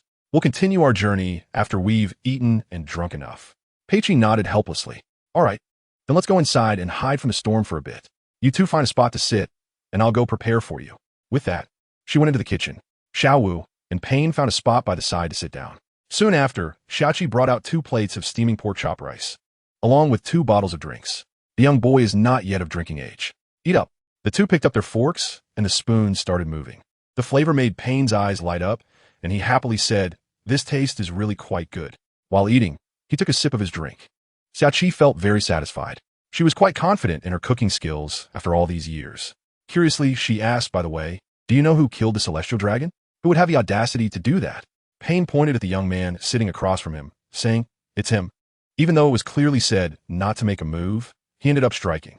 "Honestly, if it were up to me, I could guarantee turning the celestial dragon into dust." That's right, with the Shinra Tensei, the celestial dragon seems like just an ordinary person, easily reduced to nothing. The young man shrugged while eating, saying helplessly, "What can you do?" He dared to say such things. To insult the two people I care about the most. That kind of death is already too lenient for him. Xiaoqi was taken aback by this and couldn't help but reassess the two of them. One was unarmed, and the other had a dagger at his waist. They seemed to have some skills, but they were just boys who hadn't even turned 15 yet. It was impossible for them to commit such a shocking crime. You really know how to joke, but it's better not to make such jokes. It could bring disaster. The celestial dragons are not subjects to joke about, especially now that one of them is dead. After saying this, she returned to her counter. Pain was speechless. This person actually didn't believe it. He didn't want to explain further. Okura naturally had no habit of saying much. He didn't think killing a celestial dragon was something to boast about. He had almost taken down the world's #1 swordsman before. Outside Xiaoqi's tavern, a Navy officer reported, "Admiral Kazan, Vice Admiral Mole, Vice Admiral Spider. These two have come here and haven't been seen since." Vice Admiral Mole snorted coldly upon hearing this. What boldness! Killing St. Charlos and still daring to dine here. Simply outrageous. The reporting Navy soldier's expression changed, and he felt compelled to report further. "Vice Admiral, these two offenders are still minors." When he heard that a celestial dragon had been killed, he was also taken aback. It turned out that such a terrifying event was committed by two young boys. At his age, he seemed to still be playing around, not even having joined the Navy. The difference was stark. Mole's eyes widened in disbelief. How is that possible? How could two boys have such audacity? He had originally thought it must be some emerging pirates doing. Someone extremely perverse and brutal, lacking rationality, would have to commit such a doomed act. The naval soldier nodded seriously. They were really two young boys. Many people had seen them with their own eyes. Shortly after the death of St. Charles, the local Navy quickly rushed over to inquire with the fleeing residents and confirmed with the bodyguards that the celestial dragons were still alive. General Mole and General Go Spider showed expressions of disbelief. It was actually true. In this case, there would be no mistake at all. Kazan walked directly to the tavern. "You all wait outside. I'll go in alone." He wanted to see what kind of ferocity these two boys possessed. General Mole and General Go Spider were following orders, remaining unmoved. Kazan, as a general, was not comparable to them. There shouldn't be any danger, unless one of the four emperors was involved. But even if it were one of the four emperors, they couldn't possibly match a general's instantaneous power. The general might only be slightly inferior. Moreover, it was just dealing with two boys. How could ferocious boys possibly be a match for a general? Kazan pushed the door open and walked in, only to see two boys sitting in a corner, eating. He was taken aback. They were actually eating. One was dressed in white with a sword hanging at his waist, and had dark green tear marks under his eyes. The other was in black with red clouds, and had no other weapons on him. In addition, there was a landlady present, and Kazan's eyes instantly narrowed. This person he knows was a great pirate many years ago. Unexpectedly, they are hiding here, but this incident should not be their doing. Since they are hiding here, Kazan decided not to take action against them. According to the report, it was these two boys who killed the celestial dragons. One is cold and expressionless, while the other has a rather lofty gaze, which is somewhat extraordinary. However, these two are doomed. If they do not die, the anger of the celestial dragons cannot be quelled, and innocent people will be implicated. Shaki looked at Admiral Kazan in disbelief. An admiral of the Navy has come here. The purpose of coming here should not be for her, as indicated by the way he scanned the area just now. He recognized her identity, but showed no intention of attacking. So, it must be these two boys who committed the crime. Suddenly, her eyes widened. Could it be that what these two boys said about killing the celestial dragons was true? Pain calmly finished his last spoonful of rice, wiped his mouth with a napkin from the table, and stood up. "Xiao Wu, someone has come looking for us.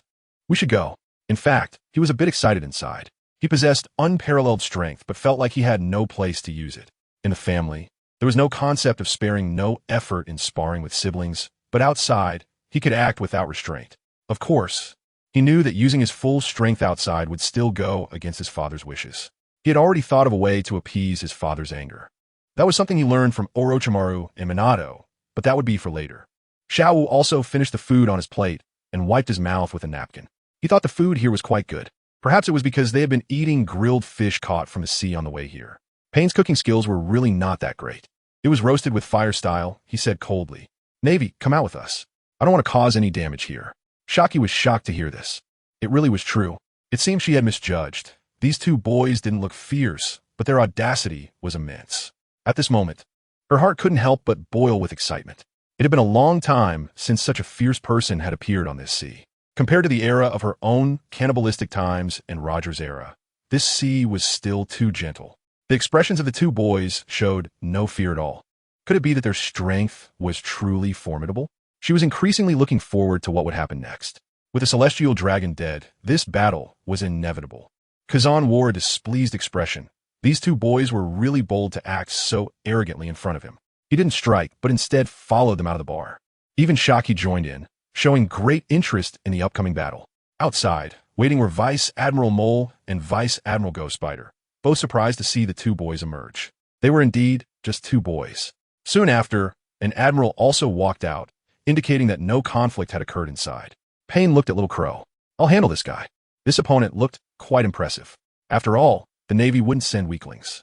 Little Crow replied casually, you go ahead. In truth, he had no intention of fighting. After all, he had already battled Mihawk, the world's greatest swordsman, who was undoubtedly the best in terms of strength. The admiral leading this group clearly possessed good strength, but the others following him were quite average and didn't meet his criteria for engaging. Kuzan's expression darkened. Alalala, such Algon boys. Do you see the Navy admiral as just decent? Who are you? Payne asked excitedly upon hearing the mention of the Navy admiral. The highest combat power of the Navy was indeed a formidable opponent. As for me, remember my name, Payne, I am a god. Let me see your abilities. Kazan's eyes widened in surprise. This guy really had a big mouth. A wave of white cold air spread directly to Payne's feet. If hit by his cold, one would immediately freeze solid. Even their body would turn into ice. The ground where the cold passed quickly became covered with thick ice. Payne remained expressionless, showing some ability. He extended his right hand. Shinra Tensei. A terrifying repulsive force generated, creating a powerful shockwave that sent the cold air flying away. Not only that, but a large pit was also gouged out of most of the ground in front of it, showcasing the power of the attack. Kazan maintained a cold demeanor. It seemed he wasn't so easy to deal with after all. Is this shockwave a devil fruit ability? It doesn't seem like it, nor does it resemble the emitted conqueror's haki or armament haki. My own cold air cannot approach it. He directly extends his right hand, which transforms into ice. Ice Falcon. He releases a massive ice bird towards Payne. Payne looks at the ice bird and finds it intriguing. Since it's ice, he must use fire release. Taking a deep breath, chakra condenses in his throat, and then he forms hand seals. Fire release. Great fireball technique. A huge, burning fireball is spewed from his mouth, attacking the ice bird. The moment they collide, there is a loud explosion. Flames soar into the sky, and the ice bird is shattered into pieces. The ice fragments fall like a rain of ice onto the ground. Seeing the scene, both the mole and the ghost spider general are astonished, the ability of flames. If they didn't know that Whitebeard's 2nd Division captain had already obtained the Flame fruit, they would think this person is a user of the Flame Devil fruit. This boy is truly remarkable. The attack he launched actually destroyed Admiral Kazan's attack. Even Shachi is watching with great interest. It seems that this boy might not necessarily lose to the Marine Admiral. At least, it's not a one-sided battle. Where did such a powerful young person come from?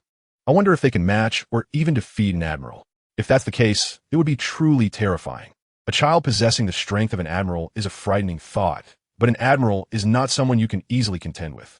Meanwhile, Kazan narrowed his eyes at the scene. This fireball is definitely not the ability of a burning devil fruit. This reminded him of Carp's report. The fireball technique used by that blonde little girl in Rogtown was indeed very similar. He couldn't help but question loudly. The blonde little girl who attacked in Rogtown also used this technique. Who are you to her? Upon hearing this, Payne was taken aback. Wasn't that blonde little girl his sister, Minato? He laughed heartily. She is my sister. Both Ghost Spider and a General Mole were shocked. They didn't expect this person to have such an identity. They of course knew about the incident in Rogtown some time ago, and Carp had reported it to them while they were nearby. According to Carp, that blonde little girl had the ability to teleport, making her difficult to deal with. If it were an adult, even Carp would find it very difficult to capture her. This left a deep impression on them, which means that it would be very difficult for these lieutenant generals to capture the blonde little girl. Once she grows up, it would be nearly impossible to catch her. Of course, there's also that boy who can resurrect Roger. This person is quite extraordinary as well. Their hearts sank if this person is even harder to deal with, or possesses abilities similar to resurrecting the Pirate King Roger, then that would be disastrous. Only one general came this time, and I'm afraid it might not be enough to capture him. Moreover, there's also a boy in white. Who knows how strong he is? But just by looking at his demeanor, it's clear he's definitely not an ordinary youth. Kazan's eyes widened even more upon hearing this. It turns out there really is a connection, a sibling relationship at that. He asked with a serious expression, "What exactly is your background?" Suddenly, four extraordinary individuals emerged. A blonde little girl, a long-haired boy, and now these two people, not to mention that terrifying mysterious father. This matter is definitely not simple. Even Xiaoqi is curiously watching this scene. Reviving Roger and killing the celestial dragons are both events that shock the sea. Where do these people come from? Pain smiled arrogantly. Remember, I am Painastria of the divine race. He himself is a god, and his father is even stronger than he is, having given birth to many siblings with various abilities, some of whom are even more powerful than him. His father is naturally a god, and his siblings are also qualified to be called gods. Just like his brother, Little Wu, who unleashes the hidden power within, not inferior to himself. Xiaoqi was stunned upon hearing this. The divine race? Isn't the divine race referring to the celestial dragons? Additionally, she also knows that there is a D race in this world. Even Kazan was taken aback. The divine race? Besides the celestial dragons having this title, no one else has ever heard of it. Of course, these two boys could definitely not be celestial dragons. Now, there's another reason to capture this person. Once captured, he can be questioned thoroughly. He does not believe he will fail. Immediately, he launched a fierce freezing attack. Pain also engaged in battle. From their earlier confrontation, he knew this person was still very strong and qualified to be his opponent. The mole and the ghost spider general watched the two fight. The battle grew more and more impressive. It was too intense. This young man is indeed remarkable with that terrifying shockwave and fire ability. He was actually able to fight to a standstill against Admiral Kazan. Although they don't believe in the sudden emergence of the so-called God's clan, his combat power is indeed impressive. At least much stronger than another person claiming to be from the God's clan. One could even say there is no comparison. Charlot's Saint, who is also from the God's clan, was directly defeated and killed. The scale of this battle was beyond what the two of them could intervene in. They looked at another prisoner, as this person was the main culprit. They had seen the body of Charles Saint, whose cause of death was limbs being severed and bleeding to death, clearly due to knife wounds. This person was the one who did it, as he had a sword. The two exchanged glances and understood each other's intentions. Chi drew his katana, the long sword, and charged at Ulquiorra. They were prepared to strike with all their might. Since that person in the red cloud and black clothing could rival a Navy admiral, it was hard to say that this person was not a strong opponent. Ulquiorra merely glanced at them sideways, unmoved. The two, who had rushed close, wore expressions of doubt. This person actually showed no reaction. Had he been completely stunned with fear? But the two had no intention of stopping. A person like this was undoubtedly deserving of death. Just as their blades were about to make contact, Ulquiorra vanished in an instant. The two attacking generals' faces changed dramatically. Suddenly, one of the generals, the mole general, felt a piercing pain in his abdomen, as if it had been stabbed through. He looked at his abdomen in disbelief, the tip of the knife protruding out. How could this be? The spider general beside him looked on in disbelief at this scene. The young man in the white clothes unexpectedly teleported behind them and stabbed his own companion. He hurriedly swung his knife to save his comrade. But Ulquiorra quickly withdrew his blade and vanished in an instant, moving to a distance. This is the power of his death god, called Shumpa. It's even more useful than the flying thunder god of Minato, as it allows for instant movement without the need for the flying thunder god technique, although its range is not as extensive. As the sword is drawn, the mole general feels a surge of intense pain again, with a face full of anguish, forcing him to crouch down. Breathless, beads of sweat the size of beans cover his forehead. This guy can actually teleport. What kind of ability is this? It's really unbelievable. It definitely cannot be a devil fruit ability. That blonde little girl can teleport. If it were a devil fruit ability, then absolutely no one else would possess such power. Could it really be the ability of a god? Vice Admiral Ghost Spider quickly blocked in front of him to prevent the white-clothed youth from launching another sneak attack on his companion and asked with concern, "How are you doing?" Vice Admiral Mole gasped for breath and said, "I just need to treat myself simply and stop the bleeding. You hold him off for a bit and buy me some time. His injuries shouldn't be moved around." Only after stopping the bleeding can he return to the battlefield, which is the greatest help he can provide to his teammates. Ghost Spider understood and felt relieved. It seemed there was no danger to his life. However, if he faced this white-clothed youth alone, based on the previous methods, it would indeed be difficult to handle. This person is different from that blonde little girl who only has the ability to escape in an instant. This guy also possesses extremely strong attack power. Otherwise, he wouldn't have been able to pierce through General Mole's body in an instant. However, this situation can only be stalled for now. Don't worry, I'll take care of the rest. After saying that, he directly used the Navy's 6 styles, life return, and the hair on his back stood up, dividing into 6 small bunches. They kept shaking, and from his waist, 6 long swords were drawn out from those 6 bunches of hair. This is his ultimate technique. Life is restored, allowing him to freely control his body, hair, and internal organs. As long as he infuses his consciousness into them, he can control them freely. Therefore, his hair is as flexible as his arms. Now, he can be said to have 8 arms, naturally using the 8 sword styles of swordsmanship. Not only that, he has also unlocked the observation haki. In this way, even if the boy suddenly teleported behind him, he could use his 8-blade flow to block the opponent's attack in time, making him not afraid of surprise attacks at all. Faced with such an opponent, he had to give it his all. Meanwhile, General Mole had already torn off his long navy sleeves, revealing his strong muscles. He then ripped the sleeve again and tightly wrapped it around his abdomen. Only by doing this could he simply stop the bleeding and avoid excessive blood loss. The spectator, Xiaoqi, looked utterly stunned. This young man in white is quite impressive. Facing the siege of 2 vice admirals, he quickly rendered one of them temporarily incapable of fighting. Vice Admiral Moles is naturally a well-known figure in the Navy, an elite vice admiral. Even for her, achieving such results would not be easy. After all, she is getting older. Now she's a bit confused. Could he really be one of the God Clan? Otherwise, how could someone so young possess such powerful combat abilities? It should be noted that he is still just a teenager, not an adult. If he were to become an adult, how strong would he be? At least comparable to an admiral.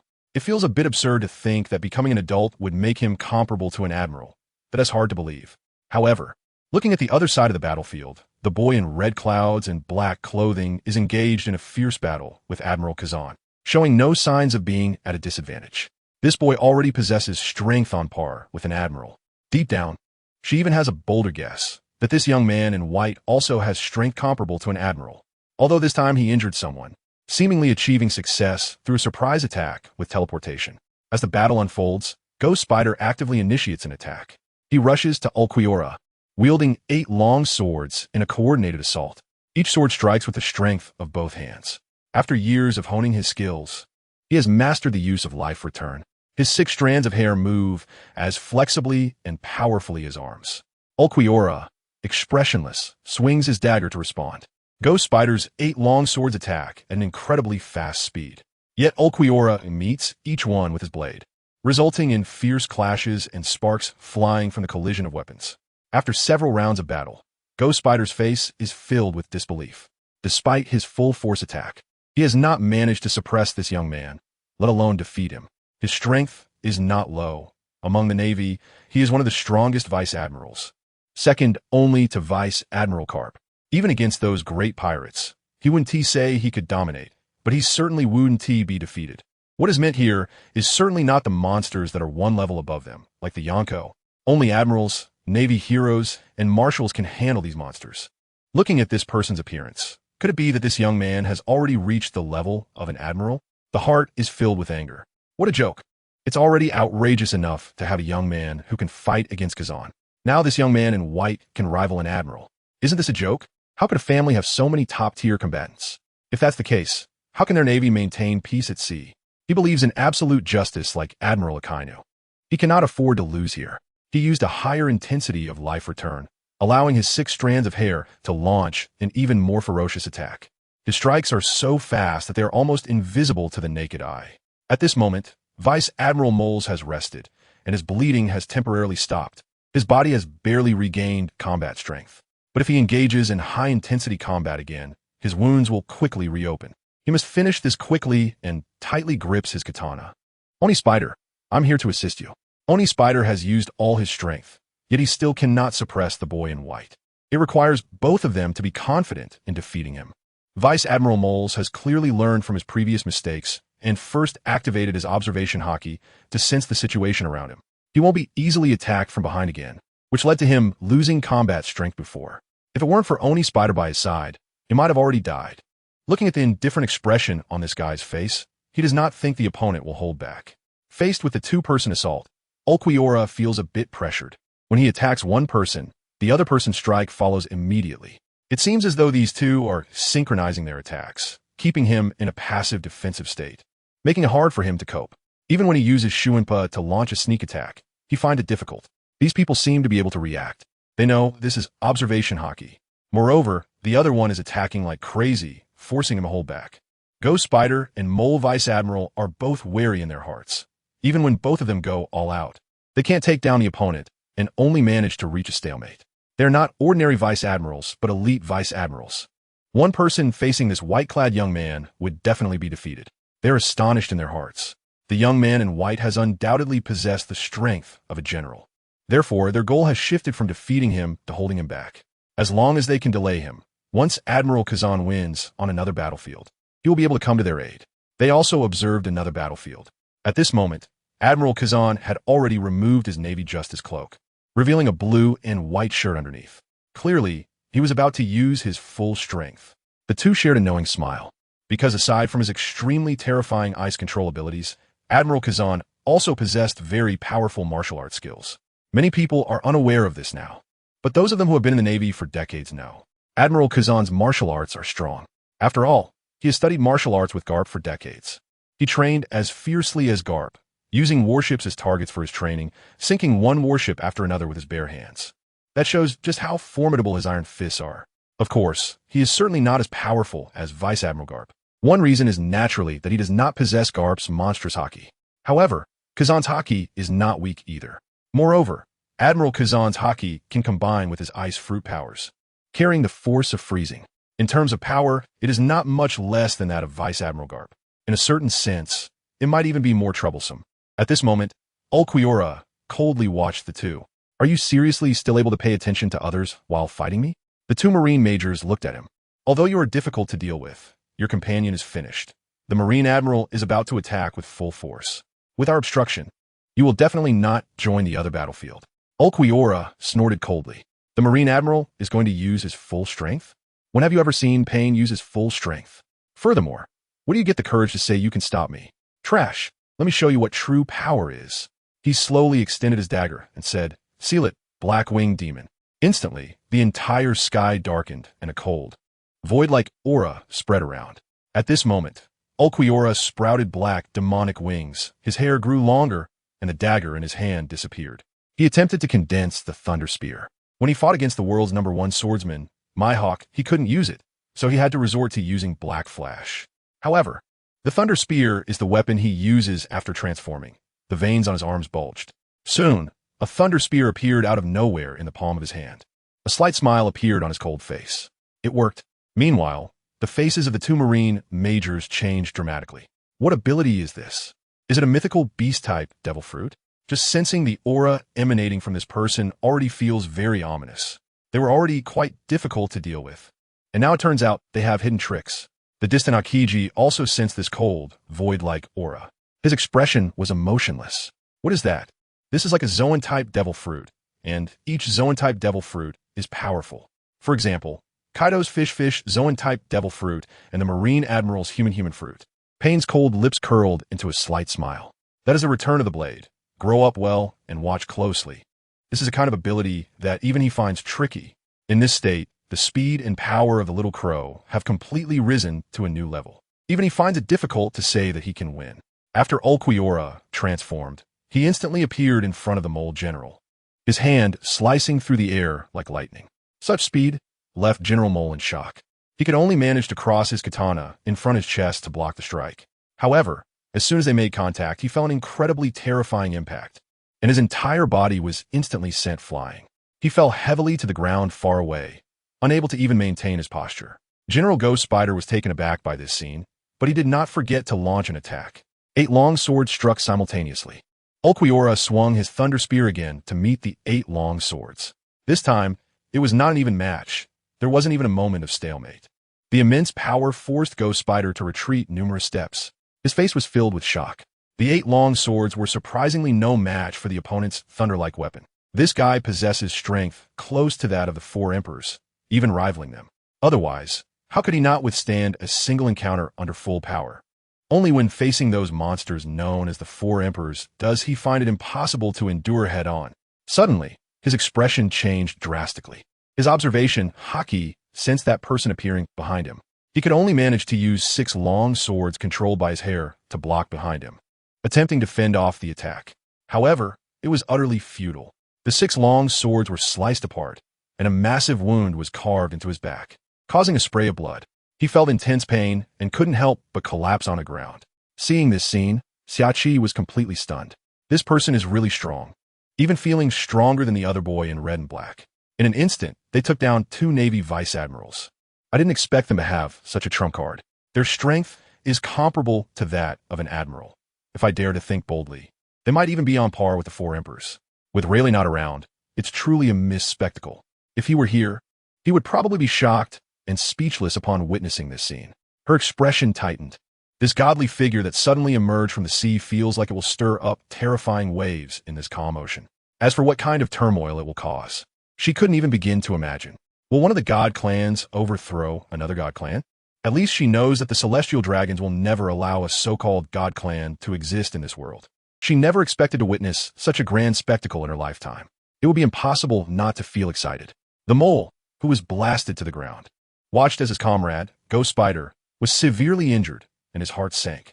How brutal it is. My current situation is also very bad. The wound that had pierced my body is again causing intense pain, and blood has stained the bandaged navy sleeve. Plus, the recent collision, although I managed to block it, still shook the wound. I'm about to lose more blood, and I'm feeling a bit weak all over. How could such a difficult young man appear on the sea? Such a scene gave him a very bad premonition. Even the General Kazan had a stern expression. Is this the return of the blade? How could this white-clothed youth become so powerful, resembling the transformation of a mythical beast? Mythical beasts also rely on transformation to achieve a significant enhancement in physical abilities. Not only is their attack power greatly increased, but their defense is also significantly strengthened. Such a guy, he must be difficult to deal with himself. Now he has to quickly handle the red-cloud, black-clothed boy in front of him. Otherwise, if the two of them join forces later, his mission will fail this time. This is not a good thing. Moreover, the sudden emergence of the God Clan must be investigated thoroughly. To investigate properly, both of these individuals must be captured. With this determination in mind, he decided to take them down one by one. He transformed into an ice arrow, swinging his fists, which were not only covered in a dark armed color hockey, but also emanating cold air. He launched another attack at Pain. However, this time it was no different from before. He was blasted away by that terrifying repulsive force. Even if he could hold on for a few seconds, in the end, he was still no match. However, this repulsive force only knocked him away. Fortunately, he could turn intangible and had already done so, which is why he was not injured. The shattered ice once again reformed into his original body. Seeing this, Pain muttered unhappily to himself. Such a cheating ability. His armed color hockey was not capable of being projected outward, so it could not inflict effective damage. Although the attack was ineffective, it did not mean that his attack power was weak. If it were anyone else, they would have already been severely injured by Shinra Tensei. Nature-type users are indeed troublesome. In fact, aside from armed color hockey, Pain did have means to touch the opponent's body. That was the black rods created by Yin-Yang release, which could hit even nature-type users. However, looking at the Marine Admiral before him, he did not want to engage in close combat. Although his physical skills were not weak, he had a gut feeling that close combat was not the way to go. Even with the black rods in hand, he might not be able to hit the opponent. He instantly felt a bit regretful. It seemed he had been too reliant on his eyes all along and had not properly trained his physical skills. At this moment, Kazan transformed into an ice arrow once again and attacked Pain. With incredible speed, his pitch-black fist, emanating cold air, slammed towards Pain. At the same time, he activated his observation hockey. If he were to encounter that repulsive force attack again, his body would naturally revert. In fact, his observation hockey was quite advanced, allowing him to evade some of the armament hockey attacks and minimize the damage as much as possible. Facing such a rapid attack, Pain didn't have time to use any ninjutsu. After all, Shinra Tensei had a cooldown of 5 seconds. He could only brace himself as his arm turned pitch black, using the armament hockey his father had taught him, directly colliding with Kazan's fist. As expected, he was no match and was sent flying, crashing heavily into a nearby building, even smashing it to pieces and burying himself in the rubble. Seeing this scene, Shaki was somewhat surprised.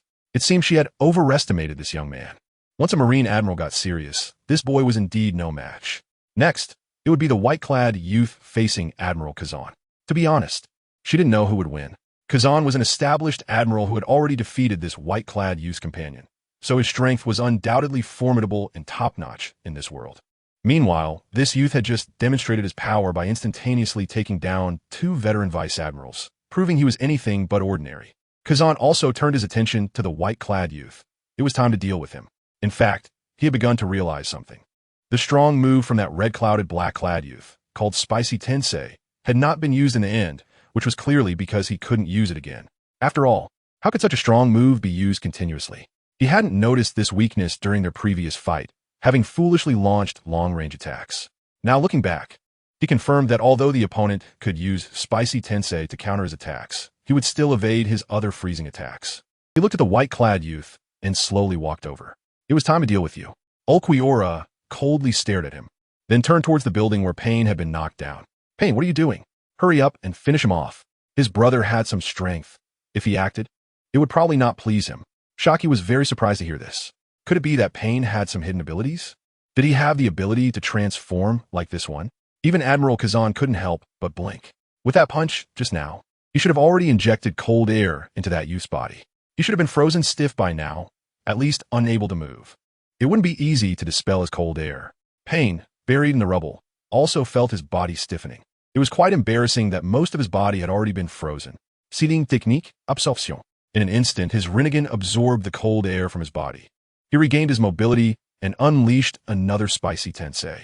The pile of rubble pressing down on him was violently blasted away, scattering around him. His body shot up into the air, standing there quietly. It was just him using repulsion on himself. He looked at Xiao Wu and said, "Don't worry. I'll take care of him right now." It seemed that ordinary methods were no longer effective against this Marine Admiral. Whether it was Shinra Tensei or in terms of physical techniques and ninjutsu, his ice was not weaker than the fire release he created. As expected of a Marine Admiral, his Logia-type Devil Fruit ability could be developed to this extent. Moreover, no matter how powerful Shinra Tensei was, it could not destroy the opponent. But that didn't mean he didn't have ways to defeat him. Kazan glanced at him sideways. "La, you really know how to talk big. This time, I will freeze you completely so you can never move again." He felt that previously, his cold air had completely frozen the opponent, which allowed the latter to escape. After all, the opponent could also use that kind of flammability. Pain, flying in the sky, scoffed at Kazan's words. "Oomph. Next I will show you what the power of a god is." He gathered his hands in front of his chest, directly forming a black sphere. He hadn't intended to use this move, as it would consume a large amount of chakra. His chakra wasn't small, but wasn't vast either. Shaki watched this scene, wondering what this guy was trying to achieve. It wasn't like that previous white-clothed youth transforming. Even Kazan was cautiously on guard. After their earlier confrontation, he certainly wouldn't think the opponent was joking or just talking tough. This was serious. Pain threw the black sphere into the high sky above Kazan. Shinra Tensei. Instantly, a terrifying gravitational force was generated. The surrounding ground immediately cracked open and then shot into the sky in pieces. Even Kazan sensed this powerful suction, and his body involuntarily flew into the sky. This powerful suction? He transformed into an icy arrow and ran far away. But there was no way out. The suction was just too strong. It directly pulled him into the spherical mass in the sky. The broken soil chunks below kept piling up until a giant earthen ball appeared in the sky, trapping the Navy Admiral tightly inside. This earthen ball hung quietly in the sky, quite a spectacular sight. When Xiachi saw this scene, she was completely stunned. Is the Navy Admiral really trapped like this? Is there any possibility of escape? But after waiting for a minute, he still didn't reappear. Could it be that he was completely controlled? To be able to control a Navy Admiral, this young man's strength is truly remarkable. No wonder the white-clothed youth just said such words. Sighing deeply, these two boys are not to be trifled with.